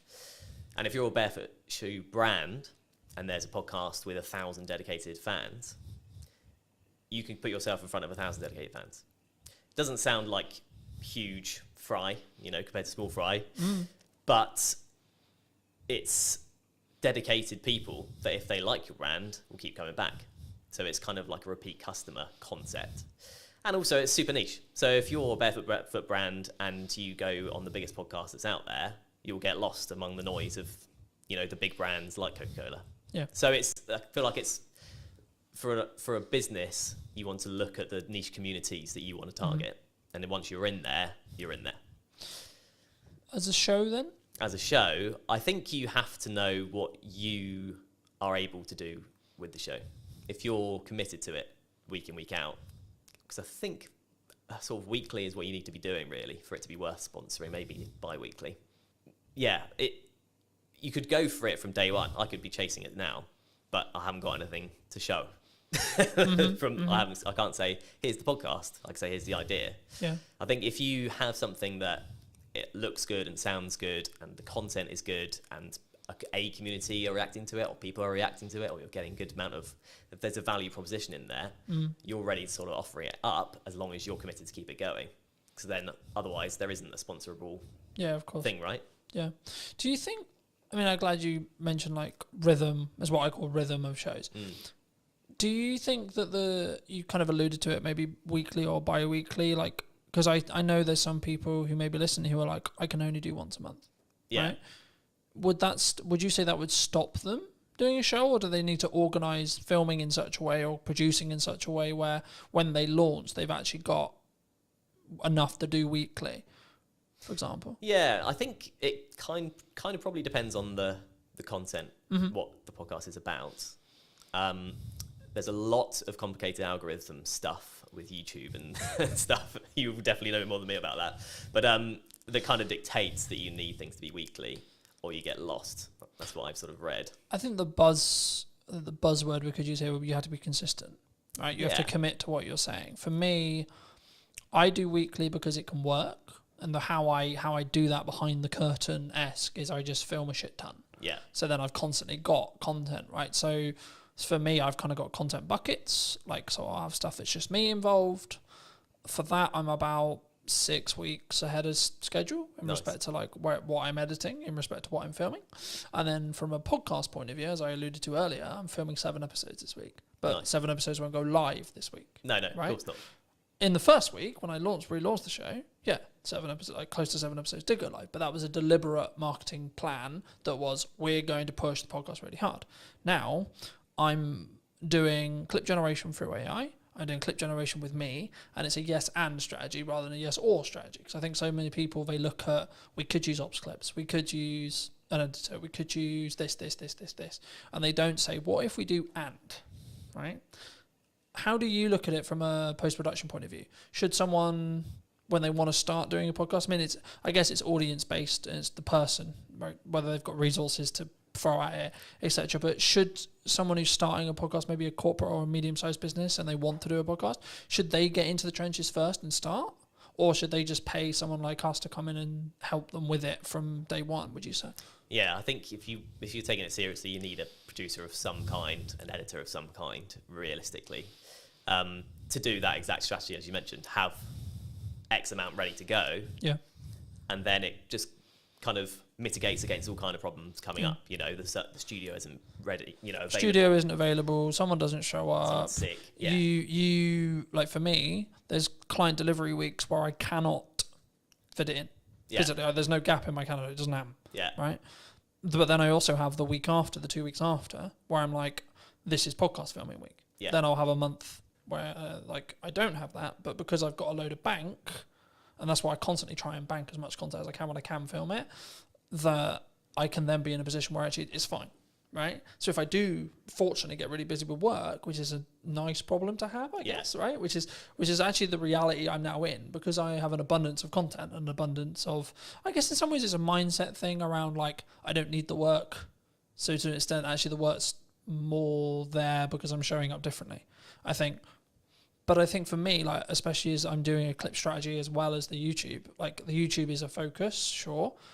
But for me, and just quickly, as we're talking algorithms very quickly, the way YouTube's algorithm currently works, basically, in a nutshell, is you'll be served a piece of content that you like when you open the platform. So it will pull, not push, it will pull the content for you. And what will happen is when a piece of content goes live, so I put a new podcast out, I put ours out, etc., it will send it to a specific audience sector, okay? And then it will say, okay, cool, this audience sector watched X amount. Y amount, it got number of views, etc. If that is, and the threshold changes, right, and it's the unknown bit of the algorithm, but if the threshold, if it hits above a certain threshold, it will then be served to a similar sized new audience. Then it will check the threshold again and repeat. So when something goes quote viral, what's happening is the watch time, the likes, the views, whatever it is, whatever metric they're waiting on at the time, is basically scaling repeatedly into new audiences, and the reaction from every new audience is great. So it's greater than the next one. So it then serves it to a larger audience and so on. That's how it gains momentum. But even virality videos will lose momentum eventually. Yeah. Just because it will be oversaturated to the market. It will go into a different part of the audience, etc., etc. TikTok's known for this. And then people will start clicking off or not watching it, and then you'll just watch it sort of drop off. Right. You know? But then there's also the reason why like YouTube's so powerful. So you can have a video that's been it's got 5 views. 6 months, 12 months time, for whatever reason, triggered by the algorithm, 1,000 views. Right? I've watched it happen. I'm sure you have as well. And I think for me, it's not necessarily about looking at what the algorithm is rewarding or isn't rewarding. It's more about what content can you create on a consistent schedule that you're passionate about, that you can speak from, that puts you in a position to put your best foot forward. When you look at working with people, are you quite picky and choosy? Or are you in a fortunate position where you can be picky and choosy when you work with people on their podcasts?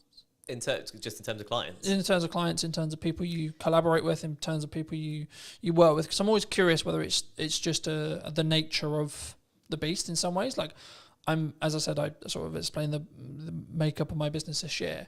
I'm now in a position where I'm very protective of my time. And that's not like I don't want to talk to you. It's just I only have a certain amount of time, and that's the only barrier, and that's my hurdle now. Because actually I'm okay on cash flow pretty much all the time because of my retainers. I'm okay because of project delivery. I've got a strong pipeline, and I'm good on content because I've got a large pile. So now I'm like, how can I best spend today? And how can I be as efficient as I can, in that respect? So is that, I guess the question, I'll re-ask it, but like, is it something you personally do? And if so, and or if it isn't, is it something that you think you'll adapt to as your business scales and grows in that respect? Yeah, I think it's a stage thing. So at this stage, I'm picking up what I can where I can effectively. If there's something I particularly don't want to do, I'm not going to do it. I was just saying, is there still a line? There's still a line, I think. Yeah. There's a line in terms of the day rate. Frankly, if that's not up to scratch, there's a line in terms of what the actual work is. Sometimes. Do you think people struggle with? So I've said no to certain clients just on like, not necessarily political ideology, but their approach, how they come across, whether they respect my time, things like that. And I think people, they sometimes worry, what if I say no? What if there's, like, do you think that's it comes from I'm aware that I'm overusing the word insecurity, but I can't think of another way to describe it. Is it an insecurity of like, there isn't going to be more work down the road for me? Yeah, well, it's the biggest insecurity, isn't it? Because money is security these days, really. Yeah. Yeah, absolutely, it is. I think in terms of people saying yes to literally everything. Yeah, I think you're picky and choosy when you can be, probably. Frankly, if you go, oh, the last couple of months are fine, I could do nothing for the next 2 months and be fine. Then you are very picky and choosy. Yeah. When you've had a barren 2 months, you're more likely to be like, I'll just take it. I also think it's a perspective of obviously synergize with the client. Can you add value? But also, like, even when you have an abundance of money or you're in a strong position with money, it might also be actually my goal is to hit this amount, right? And this project might not be ideal, but it pushes me closer to that goal so I can hit it sooner as well. And I think I'm in two minds about it. Because I'm a big advocate for you should say no, but also I'm a big advocate to get off your ego, get off your high horse. You still need to be in the trenches. Just because things are good right now, they're only good because you make them good for 6 months' time, etc. Right? And that's why I'm focusing on content. That's why I'm focusing on how I show up. That's why I'm focusing on constantly personally developing me so that actually in 6 months' time, things can be even better than they are, rather than, I had a really good 25 for the first half, Do you think people sometimes just want the instant, though? As a question, because we're very social media orientated in that respect. Do you think it's purely around short-term validation, short-term money, short-term deal, short-term this? I guess, yeah, to an extent. I mean, it's if you're in a situation where I need money now, everything else will go out the window for some people, depending on your circumstances. This is the crux of it, is it depends on your circumstances. If you're comfortable for a while, then you'll be fine. Otherwise, probably you will just snap up the short-term things. But I think, in terms of what you're saying, I think... Of course it's nuanced, right? Because it's like, if my back's against the wall, then I need to go and do what I call hand-to-hand outreach, right? Which is I need to come up with an offer and I need to go to my network and I need to sell it and I need to sell it quick. Yeah. Right? But if I'm not in that position, I can then take my foot off that. I can step back and I can say, okay, actually, let's play the mid to long game now. Yeah. And that's what I try to do in my content all the time. It's not direct sales. It's not this. It's actually, hey, have you thought about doing this? Hey, da-da-da. But as a society, as like starting creators, as freelancers, as video people, whatever you want to call it, have you noticed that people are more, they want short term? And they don't really have, I guess, the patience to look at where you're going to be in a year? Yeah. I think that's a reality. I mean, I would have been quite sort of downbeaten if I'd had a different first 6 months to it. You kind of have to go through the journey to understand what the journey is. Yeah. Right. So with clients, with people approaching you, and you will have experienced this as well. You have 100 people you message. Yeah. 30 reply, 10 say I'll have a call with you, 1 person gives you work. And if you think of it, if you go into it with that mindset, you'll live by that mindset, right? Yeah. So you'll keep doing it and you'll keep getting work because you've played the numbers game effectively. You've hit as many people as you can. Eventually something's going to come up. You've done the rep, so to speak. Yeah. I think, I was going to ask you all about speed of delivery, speed of output, speed of execution. Do you think that's maybe a nature of why someone's more successful than someone who's, I'll do that tomorrow, from a mindset point of view? Do you think? So I'll give you an example. Like for me, when I came up with the idea to relaunch the podcast in the format that it was, so on location, in person, and or remote, and then within a week I had filmed 3 episodes of the idea. Within 4 or 5 days, the first one was out. Because I didn't let myself get into that will be on the to-do list for next year. That will be on to-do list for next summer. That will be on the to-do list for 3 months' time. Because I knew I'm only going to get the results. I'm only going to start getting the data if I start outputting. Yeah. Right? And now it's becoming actually a core part of the marketing strategy for the next 6 months to a year. But that's because I've gained a load of momentum with it. And I know I'm really starting to get into a nice groove with it. And that's why I asked the speed thing, because one of the unique selling propositions I have personally as an editor is, so I'll give you an example. At the time of filming, I did a media day for a new client on Monday. And today we're filming on Monday. He's already got half the content already. And it's a week, right? But also, it wasn't like that was the only thing I was doing. I've also put out, I think, nearly 40 pieces of content for me, etc. I've done a load of other stuff related to the business. So for me, one of my unique selling propositions, or one of the things I do, is I work really smart and really hard consistently with no result, plan no result. But for me, from what clients have told me, one of the reasons why they continue to work with me is the speed. Yeah. Right? One of the things that comes up in conversation all the time, and James mentioned it a couple of weeks ago when I came to do 2 more podcasts, he was like, your speed's ridiculous. And it's because I've built a strong system to be able to work smart, but also just work really hard. And that's where I kind of come from that point of view. I know it's really important, but I know I'm willing to put the graft in and continue to put the graft in for 10 more years or more, if that's what it takes. But do you think that's uncommon in entrepreneurs as a whole? I guess potentially, yeah. I mean, you kind of touched on it. Because there's a level of complacency. There's the work smart, not hard mantra, isn't there? But like you say, if you do both, kind of double the results effectively. I'm going to outperform someone who's just working hard, sure, because I'm working smart and then doing the hours on the smart work as well. Yeah, right? That's it. Yeah. So I think it probably is in terms of that. I mean, the get up and go thing. If you follow Gary V on social media, then you'll get the get up and go thing, because that was very much me. This podcast idea I'm doing was, I think I first thought of it 2 years ago. I've been writing notes about it on my phone, month after month, something popped into my head. I'd be like, that'd be cool. And then But do you think we have a culture of we're going to write notes about it? Yeah, definitely. Rather than execute on it? Yeah, absolutely. Absolutely. You know, because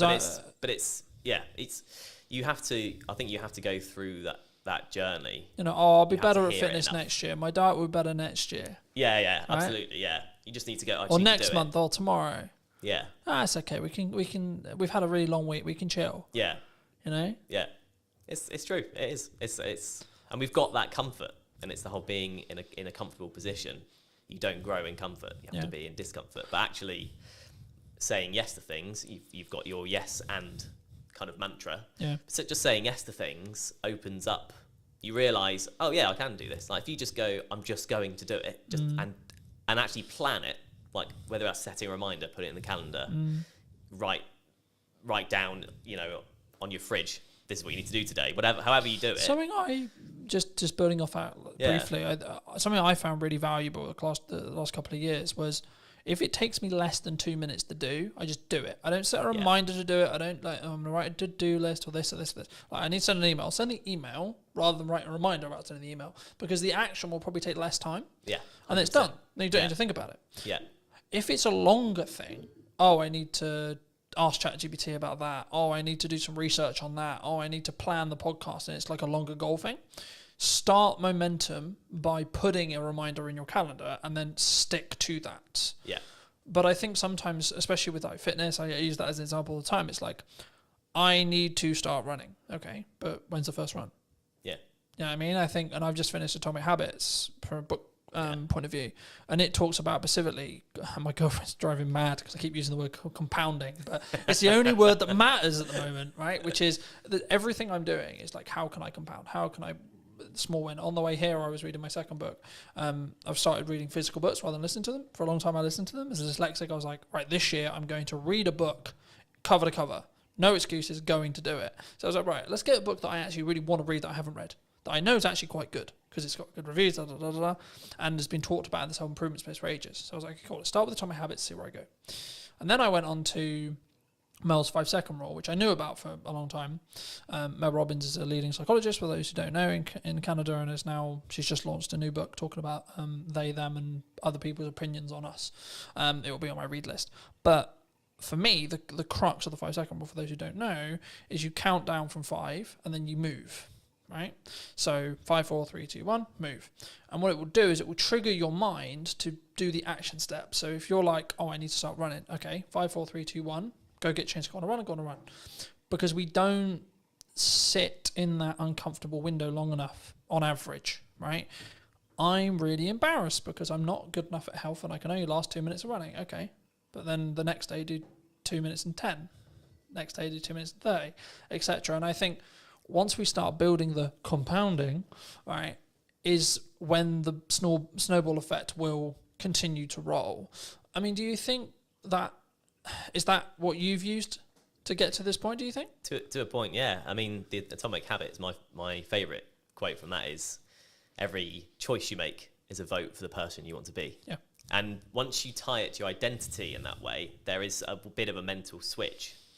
And you start doing even the smallest things, right? You know, like the eating healthy or whatever, you make the healthier choice on a menu or that kind of thing. You justify it to yourself in a way that's personal, and in a way that you can then live by effectively. So that's definitely helped. And you know, there's a lot of things in that book. That book's brilliant. You know, so yeah, I think definitely. Obviously I've read it as well, and it's probably helped me. I've signed up to the newsletter. I get that as well, and I do think there's something to be said for being in that world of like the positive quotes and shifting your mindset around certain things. If you look at it enough, you just will start to think like it. I think for me, I've been aware that like what I consume is how I'll show up, right? So like that's why I'm trying to build the habits from building off Atomic Habits, but in general, I'm trying to build the habits and build momentum. So like when I finished Atomic Habits, I was like, I've ordered another book, but it won't be here for 3 days. So I'm like, I need another one, because if I stop, then I won't do it. Then I broke the habit. And in the book, in Atomic Habits, they talk about streaking. And I'm the same with fitness, I'm the same with podcasts, I'm the same with everything. But for me, that's the key. So actually, I'm not like, my heart's not broken that my other book's not going to be here because actually it's now planned in for when I finish Mel's, right? So actually I'm constantly like, and now to an extent my travel plans, my thought process, etc., like how I use my downtime is actually kind of changed. And like actually I'm sleeping better because I'm reading before bed, like I'm reading on trains, etc. I'm like using my phone less, and I'm trying to, I guess in some ways I did an episode that I'm recording about a week ago talking about digital detox. And I for me, I've been notoriously known for like, because we work in media, so we're constantly on our phones and we're constantly, etc. And it's a tool, but I hadn't given myself that. And that's, I think, why I shifted into physical books as well, because I was aware that I was constantly on my phone. Do you think that's, like, from a psychology or your own well-being, or like as a freelancer, that can be your advantage? Like having those non-negotiables every day? Yeah, I think so. Yeah, definitely. I mean, it's an interesting dichotomy, like you say, because when you're in the industry and when you're in a position where you can't not rely, but you're chasing views, but then you recognise that it's tough. It's tough mentally, or it can be tough mentally. Yeah. It's hard, but I think that is where a podcast comes in, particularly an audio one, because you don't have to be on your screen, and if it's got enough value, it's not just doom scrolling. It's one thing with detailed information that you go into, kind of like you're sort of talking about audiobooks, is how we used to consume things. That's kind of what a podcast is. Yeah. Non-fiction, obviously. So I think that's, I don't know, I think that's kind of the power of podcasts in a way. It can be, you can consume without being tied to a screen. Yeah. I think also it's how you show up and the micro learning that you get from each one. Like, so for me, I'm not focused on how many books can I read a year, for example. I'm focused on, okay, how many pages can I weave in today, right? Today's quite busy. I'm traveling a bit. I've got loads of client delivery stuff to do, et cetera, et cetera. But it's like, actually, I've got this window of time, right? So actually, how many pages can I get in that window of time? Okay, cool. Gamify it. And then I'm also, to an extent, I'm rewiring the habits that I had. So previously when I would travel, I'd be constantly on my phone or constantly like listening to music or watching YouTube videos, which is not a bad thing as long as it's educational, sure. But for me, I'm curious to see where I'll be in like 3 to 6 months when I'm deliberately scheduling in time, whether it's travel or etc., to physically kind of disconnect from digitized stuff, especially as I live and breathe digital. And that's why I thought I'd mention it, because like for me, that's something I don't think we think about when we look at the podcast as well. Because I think what you'll find, and I'll be curious to see if we do an interview in a year about whether your money management skills is like compounded really, really hard because you're constantly talking about money, right? I found I'm becoming an infinitely better marketer because I'm constantly talking about marketing, right? So I notice little things like, hold on, I said that thing in the podcast, but I'm not doing it with my own content, right? So you mentioned hooks earlier. I'm not doing strong enough hooks on the ones I'm editing. Okay, how do we do that? How do we fix that? So now I'm focused more on how do I create a really strong captivating hook? That will probably grow into how do I create a micro trailer? Yeah, I expect as an editor, but also the knock-on effect for my clients will be they'll get a better product. Yeah, which in turn means I'll be able to charge more. Which in turn means I'll have more money to either give myself a longer buffer or outsource to do other things and scale the business that way. Do you think, like, I don't want to specifically like steal in some ways a lot of your podcast, but if you could rate yourself on money management right now, where would you rate yourself? 10 being incredibly good, you know where every single pound's going. 1 being, I've got no idea what's in my bank account. Yeah. There's a psychology fact about ask someone for a number between 1 and 10, everyone says 7. But that's kind of where I'm tempted to land on that, really. You know, I've been on my own journey with it, definitely. And, you know, I married an accountant, so that's helped me quite a lot. And, you know, just being in a relationship, she's super savvy. She's closer to the 10 mark than, you know, most people I know. But just being with her has helped me probably come up from a 5, frankly. Okay. In your 20s, you're in like a 3, you know, generally speaking. Yeah, there's a question that's going to be on the podcast, which is how often do you check your bank account every day? And in my 20s, it was as little as possible because I just didn't want to know. You push it away, right? You go. Does that come from you were anxious about it? 100%. I was at university, But it's shit. How much money have I spent? Exactly. Yeah. How much has gone on beer? I don't want to know. How much I spent last night? I don't want to know. So I don't remember last night, but I remember there was a card involved. Shit. Yeah, exactly. But once you sort of learn to look at it regularly, it empowers you. I've found empowers you because you go, okay, well actually I'm in control rather than just letting it all just slip and hope for the best. And if it's overdraft, it's overdraft. So I've kind of been on that journey, which is a small thing. I'm not trying to claim I've been on an epic money journey. Nothing dramatic's happened either way for me, but that one thing, kind of going back to the mindset thing, has helped massively. But again, you ask everyone. I'll ask you, how often do you check yours? 3 to 4 times a day. Right, there we go. Since I was in business. Right. For business, same as you. Just hide fucking away from never it. fucking terrified of it, right? That's it. In business where I know I've got to pay for shit and I need to work out where that money's coming from all the time. And I'm doing a technique at the moment where I'll hide a significant amount. Whenever I get paid, I hide a significant amount of my money away into an account that happens to have 4.1% on it. Happy days. Yeah. But it's actually the point of I deliberately, yes, I'm doing well, but I deliberately live on a lot less. Yeah. And I deliberately keep, in regards to what I see every day when I check my bank account, a lot less because it allows me to keep pushing forward and keep thinking I need to find another way to invoice something or have more money coming in, A, but also B, when there is an emergency, I can go, I'm actually good. Yeah. You know, I can fix that problem. Hidden account will fix. Yeah, so this is an example of how I use AI.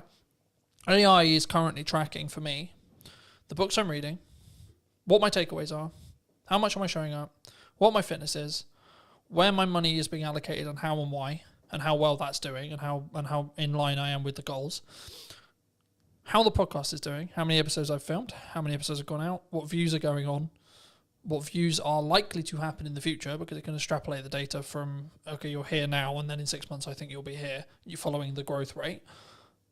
So people, and I wanted to talk briefly, and I'm aware of time, so I think we'll wrap up soon, but I wanted to talk a little bit about AI with you. Yeah. Because I think it's, people are either going to use it to be more efficient and have a lot of those things being monitored for them, as I mentioned, or they're going to sit on the moral of, I don't want to. You know what I mean? Yeah.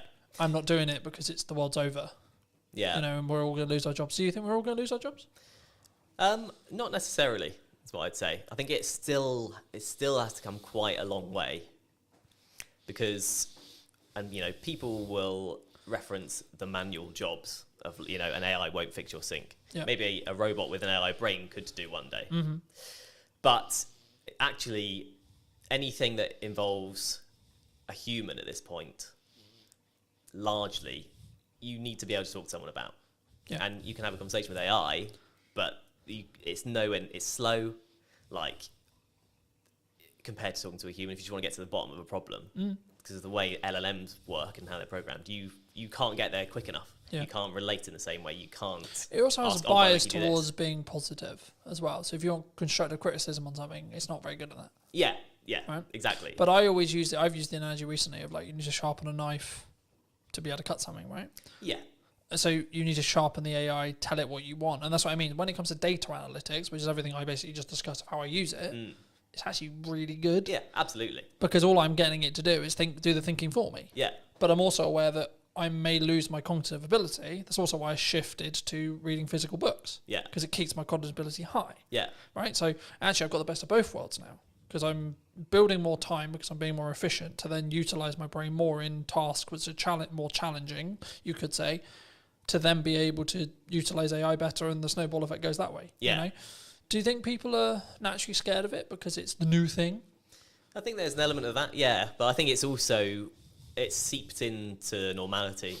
Hello, my friends. Welcome to a brand new podcast. We're here with James in his wonderful space. Hey, thank you. How's it very going, much. James? It's going very well. Very busy, though. The space is launching very soon. We just started kind of putting the idea together for Hampshire Podcast Studios, and it launches July 1st. So I'm sure by the time this is out, it might already be launched. But putting together an all-purpose space for content creation, video podcasting, audio podcasting, anything you need, one-stop shop, walk away with your footage. So it's going to be fun.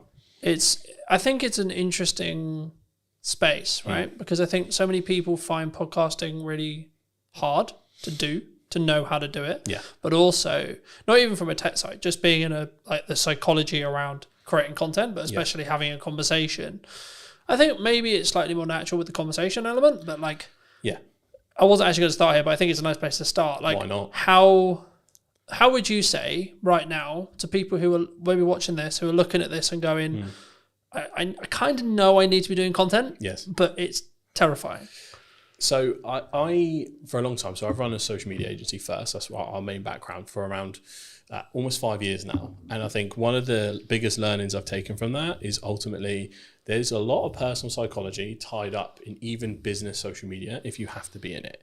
And I really didn't realize that in the first few years of doing it, because for me, a lot of it, this is so common sense. As like a marketing practitioner, is like, we need to get you in a content surplus. We need to get you everywhere. We need to transform your brand into a media asset, essentially, like a whole brand in itself, churning out stuff all the time. I want to do YouTube channels, Twitch, TikTok. I want to go to town. And I took that attitude to everyone. And I obviously had to kind of bring everyone through baby steps. I had a lot of pushback all the time. I was like, what's going on? And I realized that, it is how you feel about each app individually. For a start, so you've got different challenges in each thing. And also how you feel as an individual, because you've got to put yourself out there, whether you're the founder or you're a marketing manager. And I think in learning that is what attracted me more to the whole podcasting angle first, and video podcasting. When you try and drop someone straight in it to create 2-camera, YouTube videos and TikToks, you forget everything you've ever said in your whole life. Even if you're my mouth doesn't work, James. Yeah, literally you can be the most knowledgeable person in the world. You're like, what the fuck is going on? But if you can get in with a good co-host and you can just take some basic talking points and the theme of the show, and you're not too worried about the full show, again, you're just going for content volume, you can get so much value out and help so many people in a very relaxed setting, and it gets you used to it. So podcasting and video podcasting is my gateway drug into getting you into proper content creation and your brand into a new space. And also, we're seeing platforms right now like YouTube, we were discussing while we were setting up and such, that one of the reasons why I'm relaunching the show and how I'm relaunching it is because I'm seeing a demand in these platforms, firstly for short form, but secondly for a long form conversation piece that I don't want to say is fluff, but has value led, right? There's a lot of people who claim to be quote experts, right? And are they? Hard to prove these days. It's to an extent, I think it can be subjective, of course, right? Yeah, and how much expertise is actually valued. It actually does depend on the market a little bit, but from the amount of misinformation we see online, I think it's more about the trust and the brand of the individual as opposed to their knowledge base sometimes, which has its good and bad points. I mean, we're both in, unfortunately, potentially soon, a commoditized market due to AI, right? And I think having a podcast, having a conversation, having brand, having personal brand, buzzword, authenticity, buzzword, community, buzzword, right? Is the reason why you'll be in business in 20 years. Yeah. Right? I mean, where do you see AI? Its point right now, because one of the USPs of Hampshire Podcast Studios is human-led AI enabled, right? We've kind of created a unique workflow where using 3 or 4 different softwares, we can kick out a really good service much more quickly than it was ever possible before, depending on how fussy you are with shooting settings and all that kind of stuff. So it's right now it's beautiful for grunt work. It's beautiful for getting out of the way some of the things that were actually quite tedious. When it gets to the point where it can do the advanced stuff, then we're in a different space. So right now I'm not too afraid of AI, but also one of the reasons I wanted to start the studio itself is so we have, we kind of own the means of production a little bit.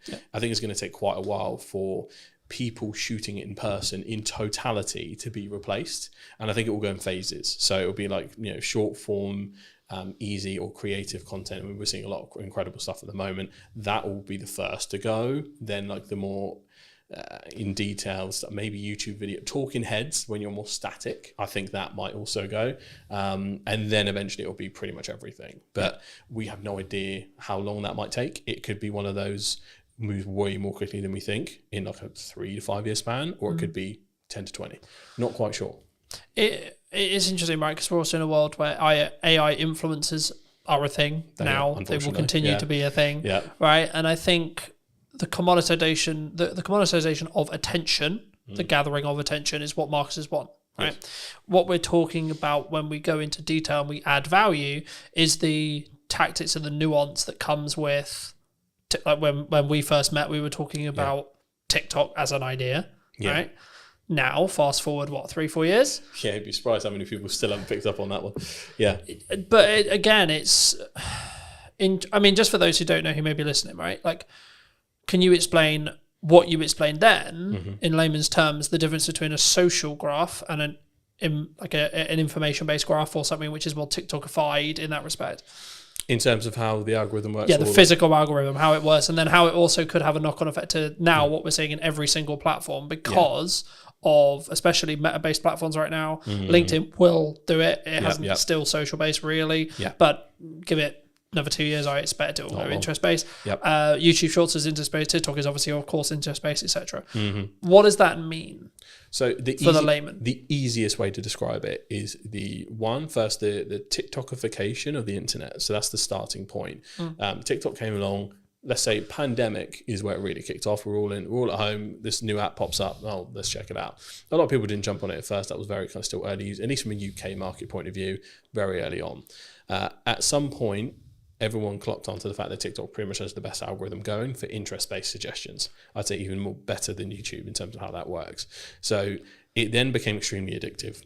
Every other platform caught on to that, realized we're going to get left behind in the interest-based economy. We have to get on that. So now every single platform has an interest-based video feed, and now pretty much main feed, especially the Meta suite, that's gone full interest-based. I think X/Twitter, that has gone interest-based. Blue Skies remained solid in the fact that they, for following, I think that's part of their USP. Even LinkedIn now is going interest-based feed for, they're testing it a little bit on the main feed, but mostly on that kind of scrolling video. So it is unavoidable. And that has essentially created a very interesting thing where it's the social part has been removed from social media. It's gone. It is just media. And if your brand, or personal brand, or as a freelancer, you're not part of that interest-based economy where you're churning out stuff that will eventually get to the right person, you will be left behind a little bit in that. Overthinking quality, overthinking substance sometimes can hinder your attempts and testing to get to where you need to be. I'm always a proponent of scale, test fast.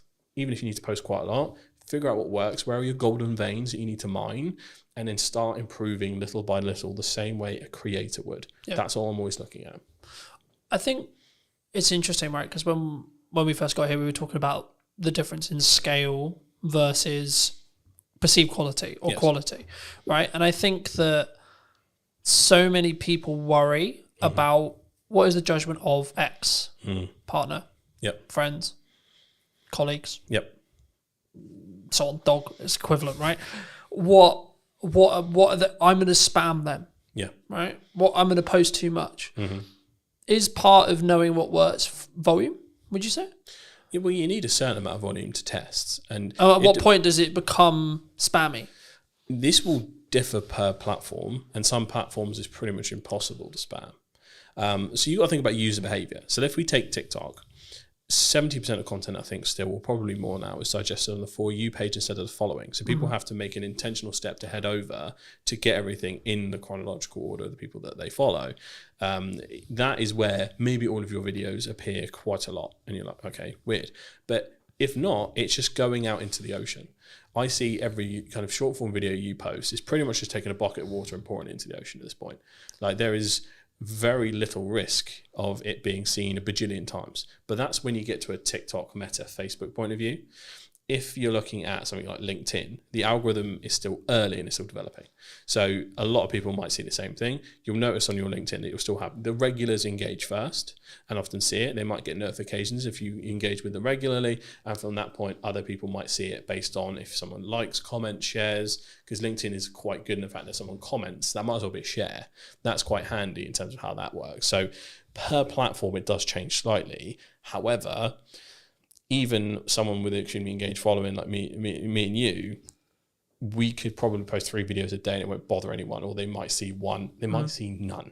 Well, they might see all 3 on Tuesday next week. You can't quite tell where that is at. So I'm of the opinion that you're never going to lose out by posting more often. What most likely is going to happen is someone's going to go, bloody hell, you're everywhere, mate.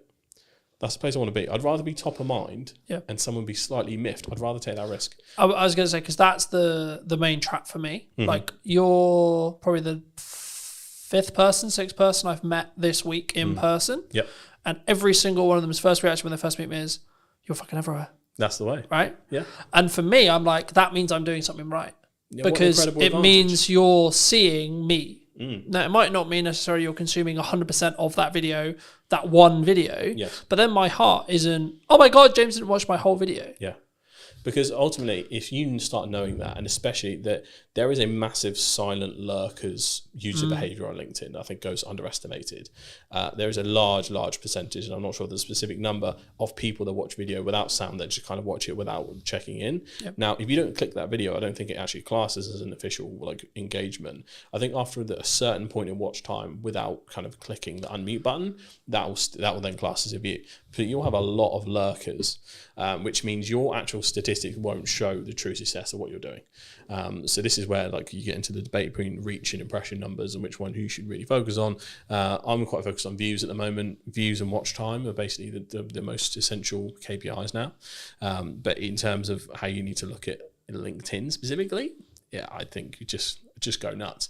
But if you're going to make those slight improvements to really focus on the quality element, again, quality is subjective.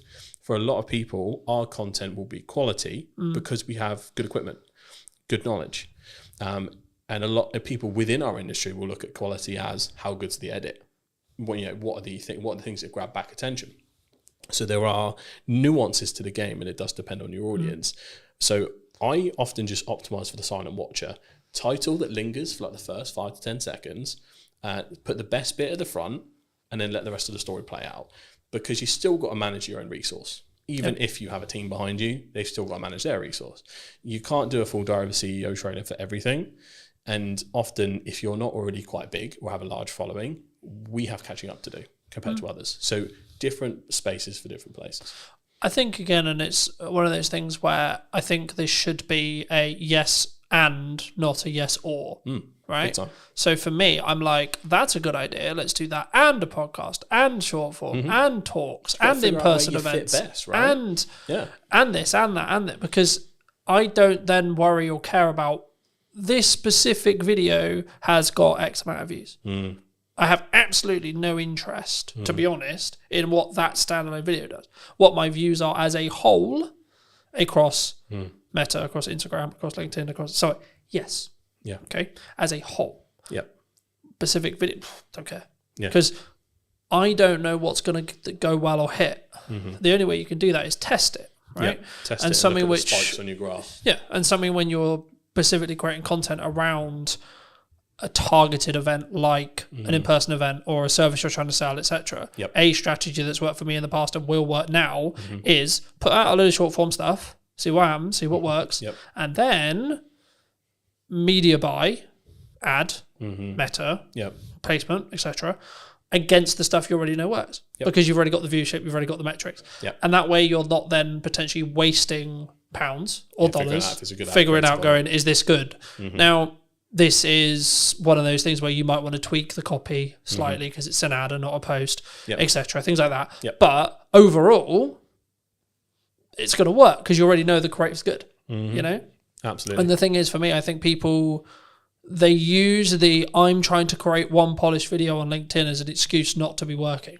Yeah, because a lot of people will take that out. Again, this is where we come back to the personal psychology point. We know we're supposed to go to the gym. Do we all go all the time? Some people do. Most people don't.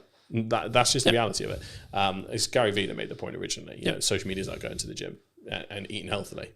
We're going to relapse. We're going to mess up. We're not going to stay consistent all the time. We're going to have sprints where we kill it and then times where life happens. Yeah. Don't punish yourself for that. Kind of go with the flow. Do what you can do best. And this is what the testing allows you to do. Find what medium is the easiest for you to create and find most comfortable. Because I've noticed that I'm a big proponent of TikTok and its uses and how it works. In terms of me creating TikTok content, I'm actually quite bad at it. In terms of the pacing, in terms of how you need to deliver it, sometimes some of the memes and things like that, like I personally struggle. That's why we have a good team behind us.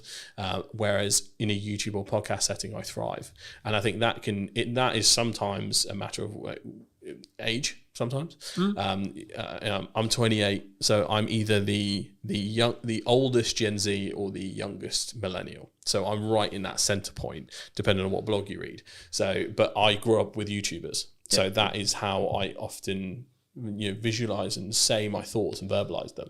And some people will talk as TikTok because, for example, if you got your phone out, the viral hook is as you're putting the phone down. Guys, the other day I did this, right? And they'll prop their phone down. Yeah. That is the telling the story or popping the phone down in the car or talking in the car or the quick flip up. This is stuff that is derived from TikTok and is done really well. And it's something you can learn, but it's not something that will come natural to you if it wasn't your first port of call almost. So you do have to adapt to where you're at. Once you test, once you get used to it, because you've got the barriers of editing, you'll hear yourself, you'll see yourself. We are so used to it at this point, it doesn't matter. But there was a point in time where we were like, oh my God. Wait, I sound like that? Yeah, literally. What the fuck? Literally. And now, for some reason, it sounds exactly the same to me. But before it sounded so different. Yeah. But there is that hurdle. So I'm very acutely aware, even in a B2B corporate setting at some of the largest companies, if I've got the challenge of bringing a video podcast in or video content, that person has to start from ground zero. Yeah. It does not matter how big that brand is. If we have to use someone, but I deal with internally- £100 million deals, James. Yeah, and then and I go, all right, tell me now, and I put my mouth doesn't work. Who am I? What day is it? Who are you? So it's hard, but you have to practice. Yeah. This is what a lot of brands do have some hubris around it. Like I'm a big brand, we can do whatever. Yeah, it depends on your presenter. Unless you're going to bring in a professional presenter and pay. But again, should you, from a brand point of view? Because the whole point is I'm talking on camera, right? You need so to the have same someone- person who sells is the same person who's talking on camera. Homegrown will always win, in my opinion. Homegrown, authentic, buzzword. Homegrown, authentic. We like our buzzwords We today. do. Homegrown, authentic, and just, I think, not tied to perfection is probably the best piece of advice I can give Done when is it better comes than to perfect, corporate right? content. Yeah. Like something completely unedited, probably similar to how this podcast is going to be, flows nicely. You can tell it's genuine. Their corporate trust is at an all-time low as is. If you are going out with something ultra polished that's over the top, you brought a TV presenter in, good luck relating to anyone, right? It is that kind of equation. So yeah, factor that in. If you're the biggest brand or just starting, both people are kind of in the same place. Yeah. And if you are starting, I think you'll pick up things, right? Like I've noticed, you may have noticed it in the show. I didn't piss around at the start. No. It was you lose bang, people this is who I am talking to, this is what's going on, bang, we're talking to James, cool, straight in, right? That's only because I'm used to doing long form content on YouTube. I've been doing it like 2 years, consistently for 2 years now. Yeah, because a lot of people don't realise the first 10 seconds is the new thumbnail. That auto plays as soon as you hover over the video. Yeah. So if you don't get straight into it, well, you've lost someone, and I know how the YouTube algorithm will work in the respect to, right, if someone sits and watches it for 10 minutes and is interested in this conversation, they're gonna then be then the video, the big podcast will be served to a larger set of people, and then so on. That's how stuff goes viral, right? Same with short form, but on a more narrow basis. The key, I mean, like, okay, we're probably at the point where people, if they're going to click off, they're going to click off. Hey, happy days. Yeah. So let's give people a bit of a history lesson on you, right? I mean, when we first met, you were not running this. You were running what, from my understanding, was a basically fully serviced social media company that helped B2B brands think like creators. Yes. In Crux, right? Yes. Okay, what happened? How did you get here? How did you start there, and then how did you get here? So it was really interesting. So the official journey was, scroll all the way back, lockdown, I think 2021 or 2022, is somewhere in that range. We all start working from home. Weird day for us. We think we're going to be back next week. Oh boy, did we mess that one up. So we were there, and I realised that, I felt like I was outgrowing the place I was at, to put it that way. And I was like, I could probably do this. So got an ad up on Fiverr, and for a month it kind of did nothing. Had no idea what I was doing. I came from an advertising marketing background, 4+ years in that, working in-house and agency side. So I had all of the knowledge to bring. It was just a case of how do I business? I had no idea. So that ad basically did nothing for like a month, and then suddenly it put me in this like featured creators section. So I had a lucky break there. Most people don't admit their luck, folks. That's how it happened. And then from there, I got my first client, and then got my second client through Fiverr. I got my third. That pretty much got me to a point where it was around what I was earning, and I just went, see ya, and then I took a risk from there. And then from there, it started to just me. One person, two person, third person, ended up kind of, as we're going along the scene, working with the likes of the University of Southampton, Barclays Eagle Labs, American Express, Global Business Travel, people like that, over that 4 year period, almost 5 years. And it grew very fast. very quick. Didn't know how to business. So from that point, it was a tricky thing to navigate. And eventually I was just like, this is also isn't making me happy. We grew way too fast, way too much pressure, navigating contracts, chasing people that hadn't paid. It was that essentially, and overspending too. We had office space at the time because I was in my head. And I think a lot of people's minds, we still had the path to return to normal. So I was spending a lot on a hybrid office space to go, come in if you want, you don't have to, but we have a space where you can still be creative, we can collaborate, and then trying to figure out what that was. But that was lots of extra spending on, mostly UK team. We had an overseas team as well, and helped facilitate both. So we had kind of a hybrid model. But in the end, there was a few kind of financial things we ran into in terms of contracts, things like that with larger clients. And it pretty much was, it sunk the boat. But I then kind of took some time away because it also happened at the same time as some personal losses. So I was very anti-work for like at least a year or two, I'd say. I was in the mindset of like, why do we do this? Reading Buddhist scripture, how it gets. I'm going to go mountain, man. Yeah, literally. I was just like, bro, I should be I'm going to vibe out. Yeah, it's all good. Out in the field. I was, when you get into watching like Outdoor Boys on YouTube and you're just like, oh. Show me the jungle, man. Show me the jungle. Yeah, I was just like, dump me somewhere in the middle of nowhere. I know how to survive now. I watch your YouTube video.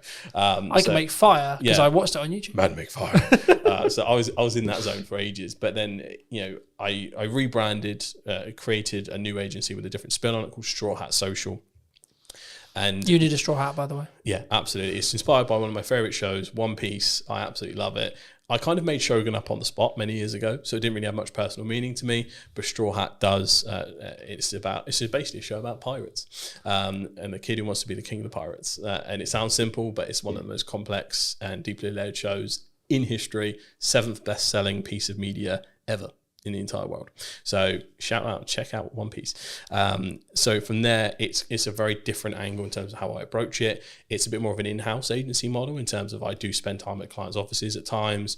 It's very involved in terms of more of a consultancy angle, because what I learned a lot of the time is most of the time there's other work to be done in the rest of the marketing cycle compared to when it was just social. So that is what Straw Hat is a little bit more. I'm still working on, I need to create a website still, all the taglines, all the rest of it. But then the next part of that was the podcast studio. And that has now been born from that journey of going. Often a lot of clients had financial troubles, especially some of the smaller ones. A lot of them needed content, but for us to produce it and for me to have a retainer good enough to support my team ended up being too chunky. And I was like, we just need a place where someone can come in, grab their stuff and go, but still have a good experience and get what they need. And it's guided by social first expertise. And that's how this was born. So that's the journey through and through. It's been really interesting. And it's a really interesting space. And I'm kind of curious where it's going to be in a year to two, right? Me too. From what we discussed. But I think that leads on quite nicely to what is the missed opportunities right now in marketing? Because we're talking about like short form is good, but it's kind of 3 years old now. The idea of it is 3 years old. Yeah, it's fairly commonplace at this point. I think a lot of brands know even AI, using AI is kind of like 2-3 years, right? Yeah, and I think a lot of people are so aware of it. I think there's multiple layers, so people are often overwhelmed by the amount of choices now. Even myself, I'm probably sat on, without no matter of a lie, about 150 clips odd that I have trouble distributing because of the time, alongside trying to do your regular duties and biz dev and all that kind of stuff. So sometimes you can hit a content surplus problem. So that's one, overwhelm. But there's also, I think things are undervalued. I don't think there's a silver bullet where like this is super underestimated, but I think because of the rise of TikTok and AI, I think YouTube is a seriously underrated platform. Because for brands especially, like my dream for Hampshire Podcast Studios is for it to be a full-blown vlog channel, podcast channel. I want it to feel like a living, breathing entity. And this is where the brand part comes in.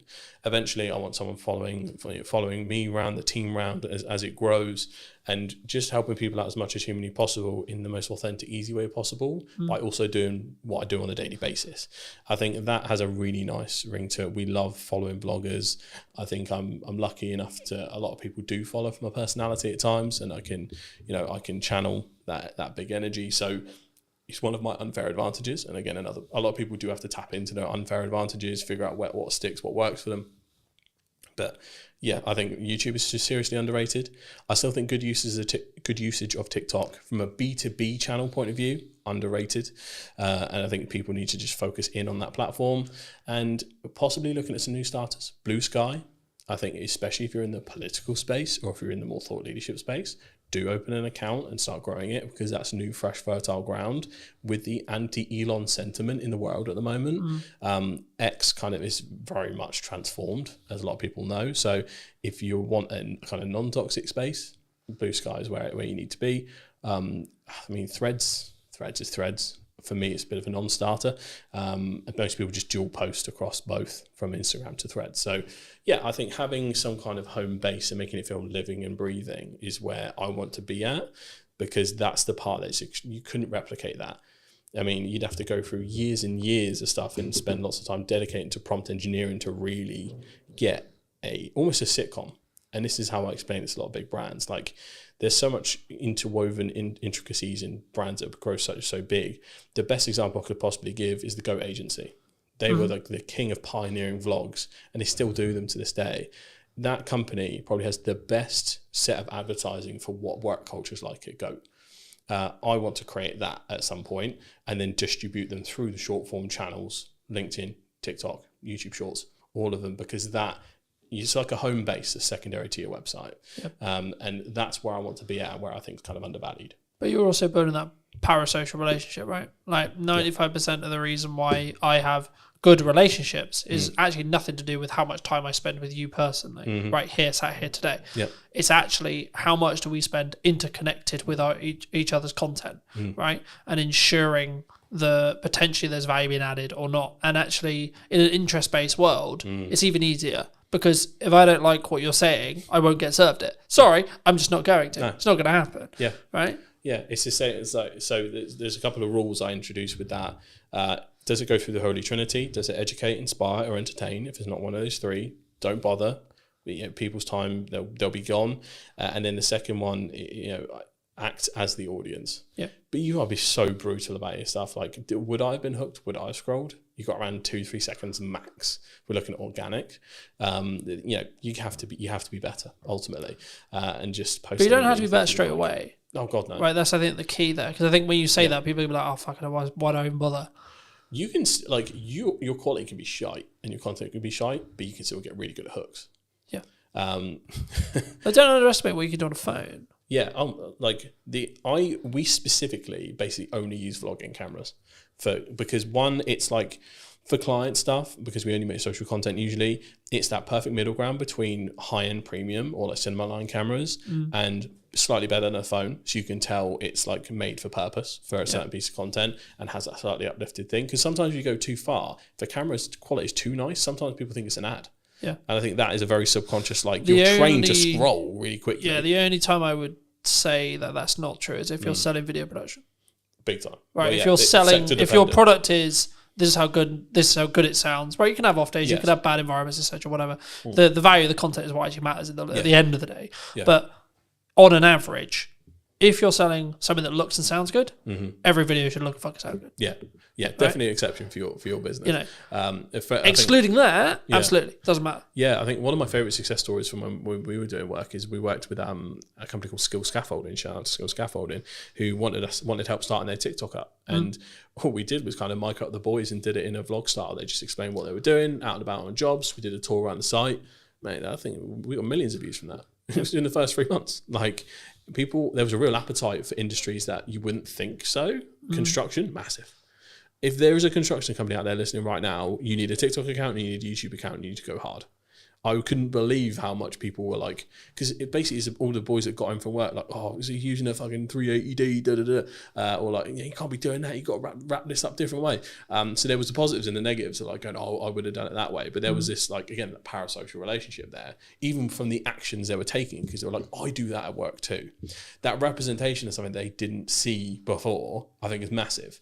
And I think a lot of companies, I think they're too boring to do stuff like that. Are probably I can't do the that. I'm an accountant, James. I think the accountants could absolutely do it.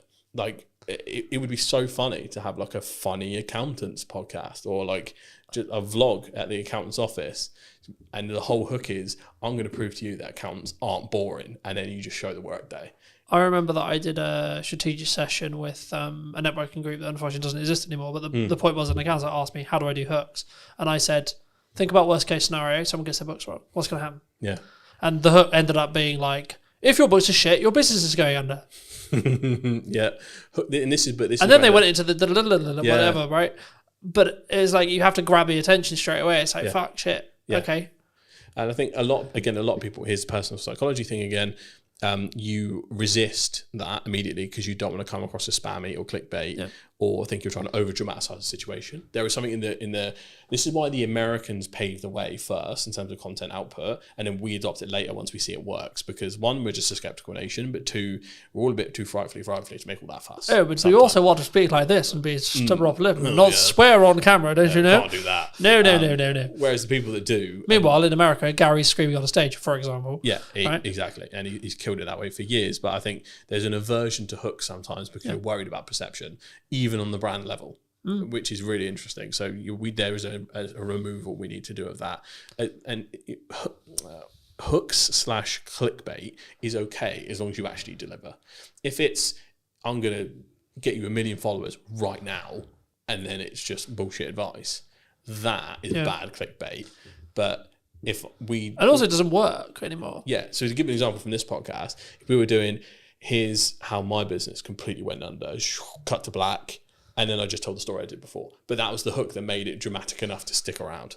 And that is what we need to focus on, essentially. But you still need to deliver in some way or form. I mean, the next thing I was going to ask you is about like fear related to AI, fear related, but I think it's actually about fear of being replaced in content or in jobs in general. I mean, do you see, in the people you speak to, your circles, etc., do you see people scared of AI? Are people like, okay, we're game over here, boys?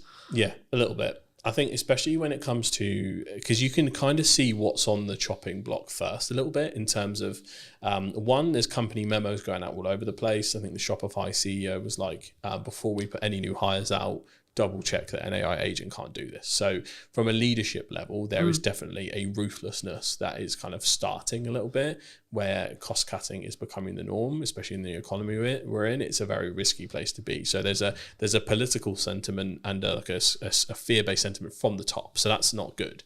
The leadership shouldn't be thinking that way in general. It should be to enhance every employee, not to replace employee or new hires. So that's a start from large companies that contribute. The second point is looking at, you can tell some areas are getting good fast. For instance, creating fantasy content from scratch with video. Is Google's tool VO? Is it? VO3. VO3. Yeah. I've been entranced with watching like the Yeti and Bigfoot vlogs on TikTok, which sound insane, but like I've never seen. I watched one the other day where Bigfoot was working for the cartel, like dropping drugs in the rainforest, and it's just like we are here, and they are really funny. But you don't sit there and go, "Well, that happened. That's real," because it's Bigfoot dropping drugs in a jungle, right? I think that's why it's fairly accepted, because like it's received really positively, because it's a whole fantasy thing. It's clearly AI labeled, and it's using AI in a way that's funny and not scary. But if you try to then, let's say if you took an audio podcast and went transcribe this but put us in a fake studio and everything else like that, I don't think that'd be received very well at all, because that is just a perceived thing of, right, you've removed the cameraman, you've removed this, you remove that, you're cutting the humanity out of a humanizing process. So I think there's a way you use it can help. Well, we already watched this happen. I can't remember which YouTube it was, but there was a Minecraft YouTuber who was like, I'm going to AI myself, and I'm going to make everything AI. And his entire audience turned on him. Yeah. The long and the short of that story was the entire audience turned on him. We're not in a place societally where it's like super accepted right now. Like, there are certain ways they're accepted and some ways that aren't, and sometimes you can't actually tell where that is going to fall. And if you're a brand that's just doing nothing but trying to AI everything, whether that's individuals, like I had a studio tour, for instance. I had to take pictures with the people that come down. I forgot to take a selfie with a guy, and I was like, could you send me a picture of you? And I'm just gonna like do a cartoon version and say, I fucked up. AI came to help us though, and here's a picture of us together. And that'll be my saving grace. And that's fine, because it's just a little helping hand, as opposed to, it's not like I could have sent that to a designer or a Photoshopper and they would have made that happen, because the pictures would have been clearly Photoshopped and weird. So it's a different use case. So if you can see it's helping someone as opposed to replacing someone, I think that's where the sentiment changes. But graphic design is what scares me for what comes first, I guess. That's getting scarily good fast, even better than the video side. Yeah. In terms of prompt engineering, if you can get that right, it's like, ooh, that's a bit mad. But I'm mainly worried for entry level positions, because a lot of the things you have to learn, a lot of the grunt work you do would be the base level edits, will be your standard graphics. It'll be like, that's where you learn your trade. And that's what worries me, because I know that big companies will try and cut that out fast. But is there the counter argument, I guess, to that is you could be valuable to a company that isn't leveraging AI by teaching them how to use AI to do that thing? Absolutely. There is, chaos is a ladder. There is an abundance of opportunity that comes from this uncertainty, this change and all that stuff. But this depends on whether you're looking at it from an individual solution or a societal solution. I'm always looking at it from, I could probably spin up a course tomorrow talking about how we can introduce it to your business, and this is how you don't get left behind and all this. Morally, for me, I'm like, I can't do that, because I want to look at the societal solution of how do we get AI to help us and not replace people that sometimes you just want a job. Like, I don't want to have to live in a world where we all have to be bombastic entrepreneurs and hustlers, because it is not feasible to live in a society where everyone does that. No. There was a fascinating podcast, Diver CEO, the debate between a guy called Gary Stevenson and Daniel Priestley. I respect both equally, but you could tell they were talking past each other. Yeah. One guy's talking about a solution for the individual, the other one's talking about a solution for society. And I think we do need to find a middle ground, because ultimately everyone's got to look after themselves. Yeah. If we go too far in the realms of rugged individualism, we leave everyone who's vulnerable behind. And I think there is a place where we can move forward and do this right. Yeah. But this is what's interesting. What will happen is America and probably China will pave the way in a massive way for AI development. And typically what's happened so far, the EU in general will then regulate the advancements that come from those two areas. That's typically its role. It's not really a powerhouse in terms of AI and technology, but what it does, it knows how to make rules right, GDPR, other stuff like that, and it kind of reins in rampant innovation, because otherwise people get left behind. Yeah. And I think there's so much you could go into on that, but I think the main thing is like self-accountability related to your own actions, right? Like, it's interesting because obviously when I've been starting the podcast and do the research on the show, what I want to do with it, etc. But like, even in the podcast I filmed this morning with Jack, we were talking about the fact that the economy is in a bad place, which is really weird for me to hear, to be honest. And this is going to sound really horrible, because I'm doing better than ever in respect to like commercial work. But is that because I'm self-action and I took an audit of what I was doing last year when things were harder? Like, it's not like, oh, I'm fucking immune to it. Last year was shit, right? And it was like, do I get to a position where I did my audit, I redid all my marketing, I redid all my structure, I fill in all the gap times, and then I'm very focused on client delivery? Yeah. Is that why? Because I'm 100% account. Like, I don't. Yes, you need to know what's going on in the news, but I'm not sat here going, Rachel Weezer said this. Like, we're speaking about this. It'd be easy to use that as a on crutch. the day that her spring statement is happening. I've got no idea what it said. Yeah, it's probably happened. I've no idea. Yeah, I've been too busy working. There's a spending review today. Yeah, that's what I mean. But I know it's today. Yeah, I've got no idea what was said.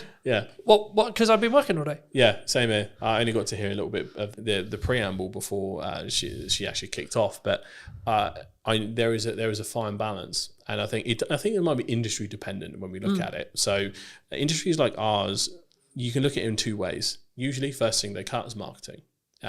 The smart companies don't. When everyone brings their marketing down, you ramp up. That depends on if that company has resource or not. And if you're talking to that company, that's the right mindset. So there's that. The second thing is, it is also, everything's down to the individual. Obviously, the pandemic was an awful time economically. I came up during that. That was my ladder. I was born in the dark, raised by it. So I completely get where you're coming from in terms of, right, yeah, fuck it. If there's chaos going around everywhere, I'm just going to take advantage of everything. But I think you just need to focus. I don't think it's just as simple as like you just need to focus on what the fuck has worked and what the fuck you think is going to work, and then just get your head down, right? Stop getting heady or whatever you want to call it. Yeah. In XYZ person said this, or Donald's done this, or the PM's honestly, done this, or the news cycle is so on. Is so draining at this point. It is. For most people's own sanity, and I'm super clued into the politics and news and all that stuff, it's almost impossible to keep up with America at the moment. And obviously that affects the world, unfortunately. The UK is a little bit more stable, but just not moving very fast. So, but I think the easiest way to describe it is like, I think that motorcyclists have a term for it when they get focused on the big truck that's next to them. If they stare at the truck, they will subconsciously get closer and turn into it. They're like, no, even though they could just like not go that way, but like it's like their hands make it. It's like when you're supposed to look where you're throwing the ball and things like that. So for business owners, freelancers, everyone that has like the agency over what they can do, I think that they need to focus and really kind of hone in and, like you say, just like blinders on. I don't care what's happening, the world will be falling down around me. I'm going to make this money. That's the opportunity we have.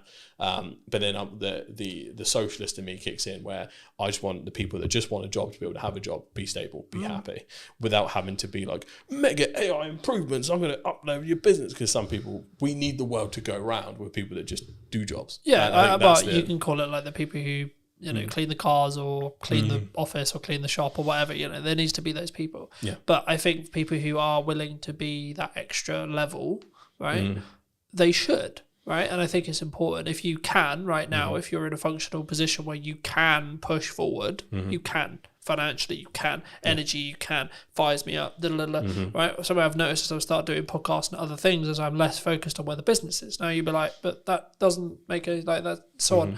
But with financial planning, I know that I'm fine regardless. Yeah. And actually, I'm like, okay, cool. But actually, I'm then winning more work because of that. Yeah. Which is a really weird Tell you what, concept, you know? I've seen very similar. The biggest learning I had from when the business started to go down on my side was my lead tab almost entirely turned off when I stopped focusing on social. Social was my main pipeline. Inbound was our main pipeline. We weren't. It's not like we had like mega, you know, website inquiries or anything like that. That was my lifeblood. But what happened was, subconsciously, I was like, we've grown to a point now. Bigger companies don't bother with all this social media. Like, maybe I can just calm down a little bit. Ironic enough, considering what I did. But I was like, I almost sat in this complacency of they'll come to us now. I don't have to try as hard. Would it be fair to say your ego got in the way?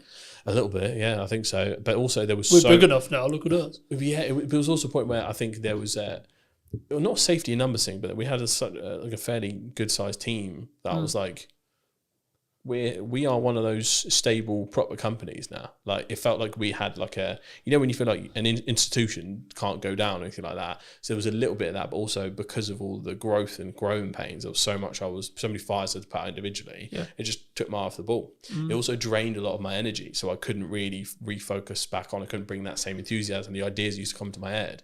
That was almost taken from me by the stress of a growing organization. Yeah. And I think, again, it's probably another problem that people might be facing that isn't talked about enough. But ultimately, like all of that combined, it made me deprioritize social. And that was essentially the start of the death of 1,000 cuts. So, yeah, social is important, folks. Don't be like me. But we're okay now. It's good. It's, well, I think in that respect, and I think to an extent, it's also about understanding where you are, right? If you don't want to grow and you're happy with where you are, then yes, you should still do social.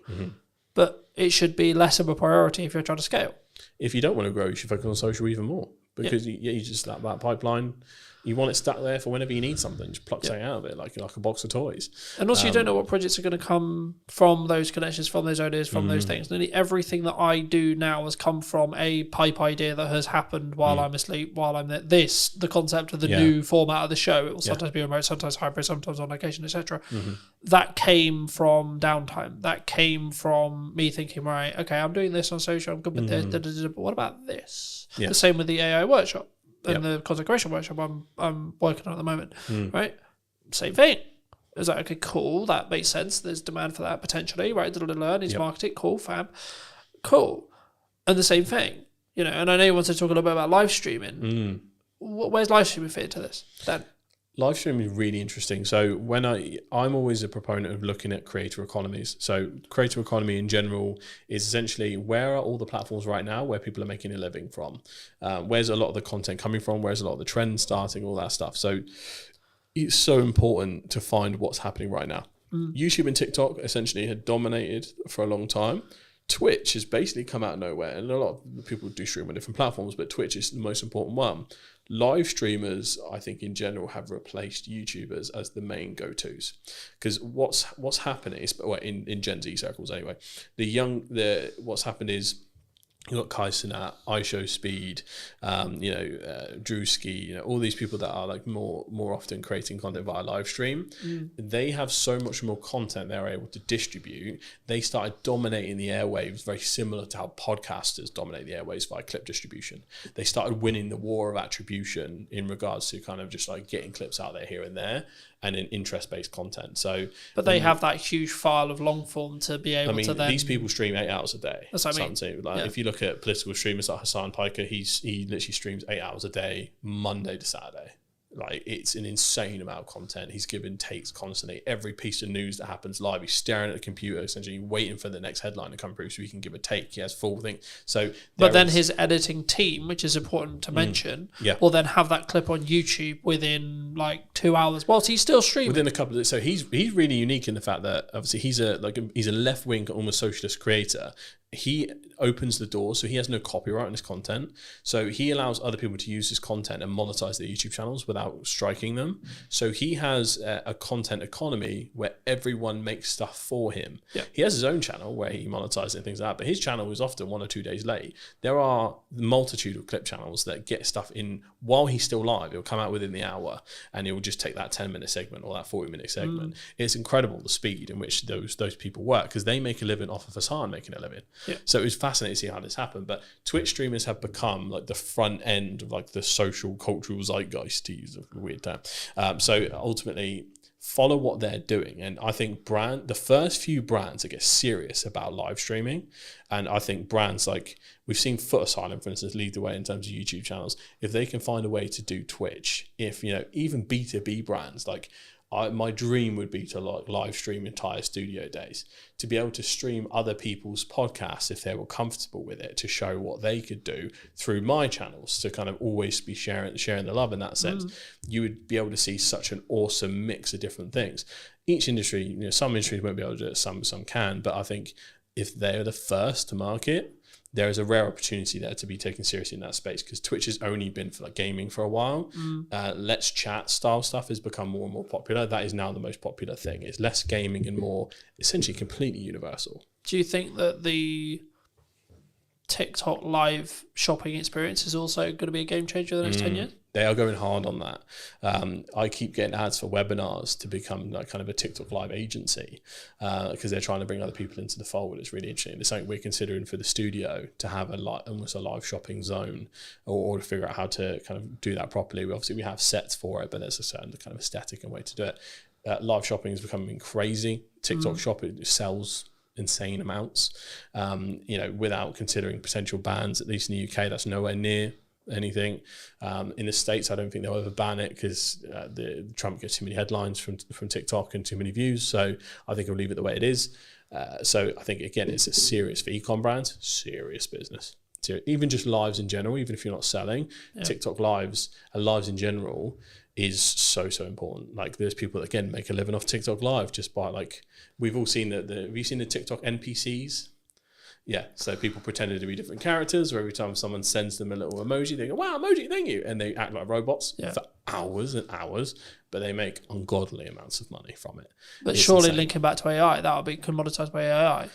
Possibly. Or is it because it's actual person being aware? Is that the commoditized point? At least for the NPC non-playable characters. For the non-playable character streamers, the whole point of it is the novelty of you're making a human being dance like a monkey. Right. Okay. Essentially, because you make them here, have a peanut. Here, have a peanut. Okay. Yeah. People are sat there donating £1, £2, £3, £4, £5, £10 just to make them do stupid shit. Yeah.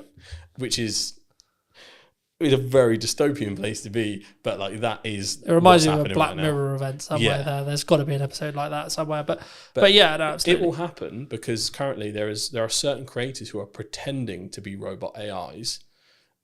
Before that's available, if that makes sense. Yeah. So like they're in full cyberpunk like cosplay, and they're going, donation, thank you, and but they're acting like they're not real. So once that happens, it's going to be easy. But I think when people look at this, they go, AI is going to just replace all of these creators. I think there will be a bigger pushback than you think in terms of people going, this ain't a person, I don't give a shit. And that will happen for a long time. Yeah. And there'll be, similar to how we get ads and spam, I think a big portion of AI content will be treated as such, as essentially slop. And then from that point, it will kind of develop from there. Yeah, I think it's a really important point. I mean, obviously we don't know, right? Like AI is changing every day, All you can do etc. is guess. Right? Like we'll see what the market chooses, because that's who we'll ultimately choose, will be the market, right? Yes. But as a final point to potentially wrap up on, if you could talk to yourself 10 years ago, right? So you're 18, roughly, like 17, 18. Yeah. What advice would you give? Oh, that's a very interesting one.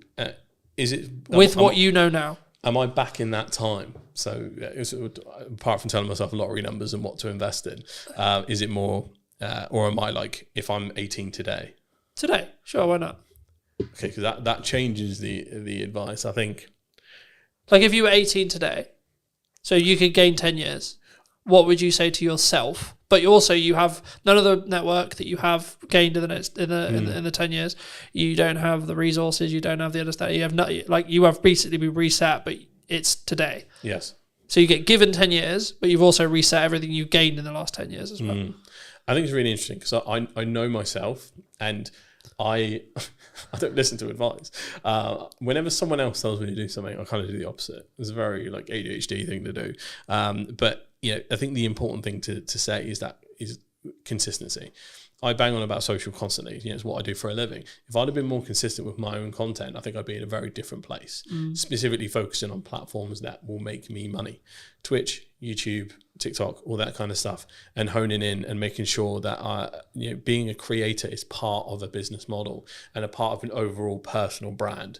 Like we talked about before, personal brand is going to become so important. Some people say LinkedIn profiles will end up replacing CVs altogether because if anyone's ever done recent job applications, it's awful. It's very much how you get around it and get knowledgeable and letting the people know who you are. It's all going to be knowing who you are. So the game of contacts and black book has evolved to online. So if you're starting with no contacts today, it's probably the best point in time you could ever start for that kind of thing. But you have to have a clear strategy and try and conquer the fear of feeling like you don't know enough straight away. You can learn so much from the resources we have available on YouTube and things like that. Not to say you can become an expert, but you can learn enough to help someone else off your own back via online courses, YouTube channels, pretty much immediately. And all you have to do is just try and help people no matter what industry you're in. As long as you're earnestly and authentically trying to help people, you can kind of never go wrong. So you just mix authentically helping people with consistency, you'll be in a brilliant place given a little bit of time. So that's what I tell myself, just stay consistent instead of being on and off again. Thank you for the time, James. No worries. Thank you for having me, mate. Appreciate it. Do you want to shout anything out before we go? I suppose I do. Come down and use Hampshire Podcast Studios. It is a plug-and-play solution for entrepreneurs, businesses, and creators to create video podcasts, YouTube channels, pretty much anything you need. Unboxing videos, reaction videos, live streams. We pretty much got it all set up for anything. So if you're in the Hampshire area, you need to make content, come down, we'll have a cup of tea, we'll kind of plan out what you need to make, and essentially you can use this as a plug-and-play solution, or we can help you kind of manage the whole thing end to end. So if you need any help, create some content, come on down and let's get some stuff done. Thank you ever so much for joining me, ladies and gents. I hope you took value from mine and James's conversation. We're going to leave it there. I'll be back very, very soon with a brand new podcast. Who knows where I'm going to be? I might be in Southampton, might be in London, might be somewhere completely different or digitally. I'll see you very, very soon. Thank you ever so much for coming back and joining me. And take care.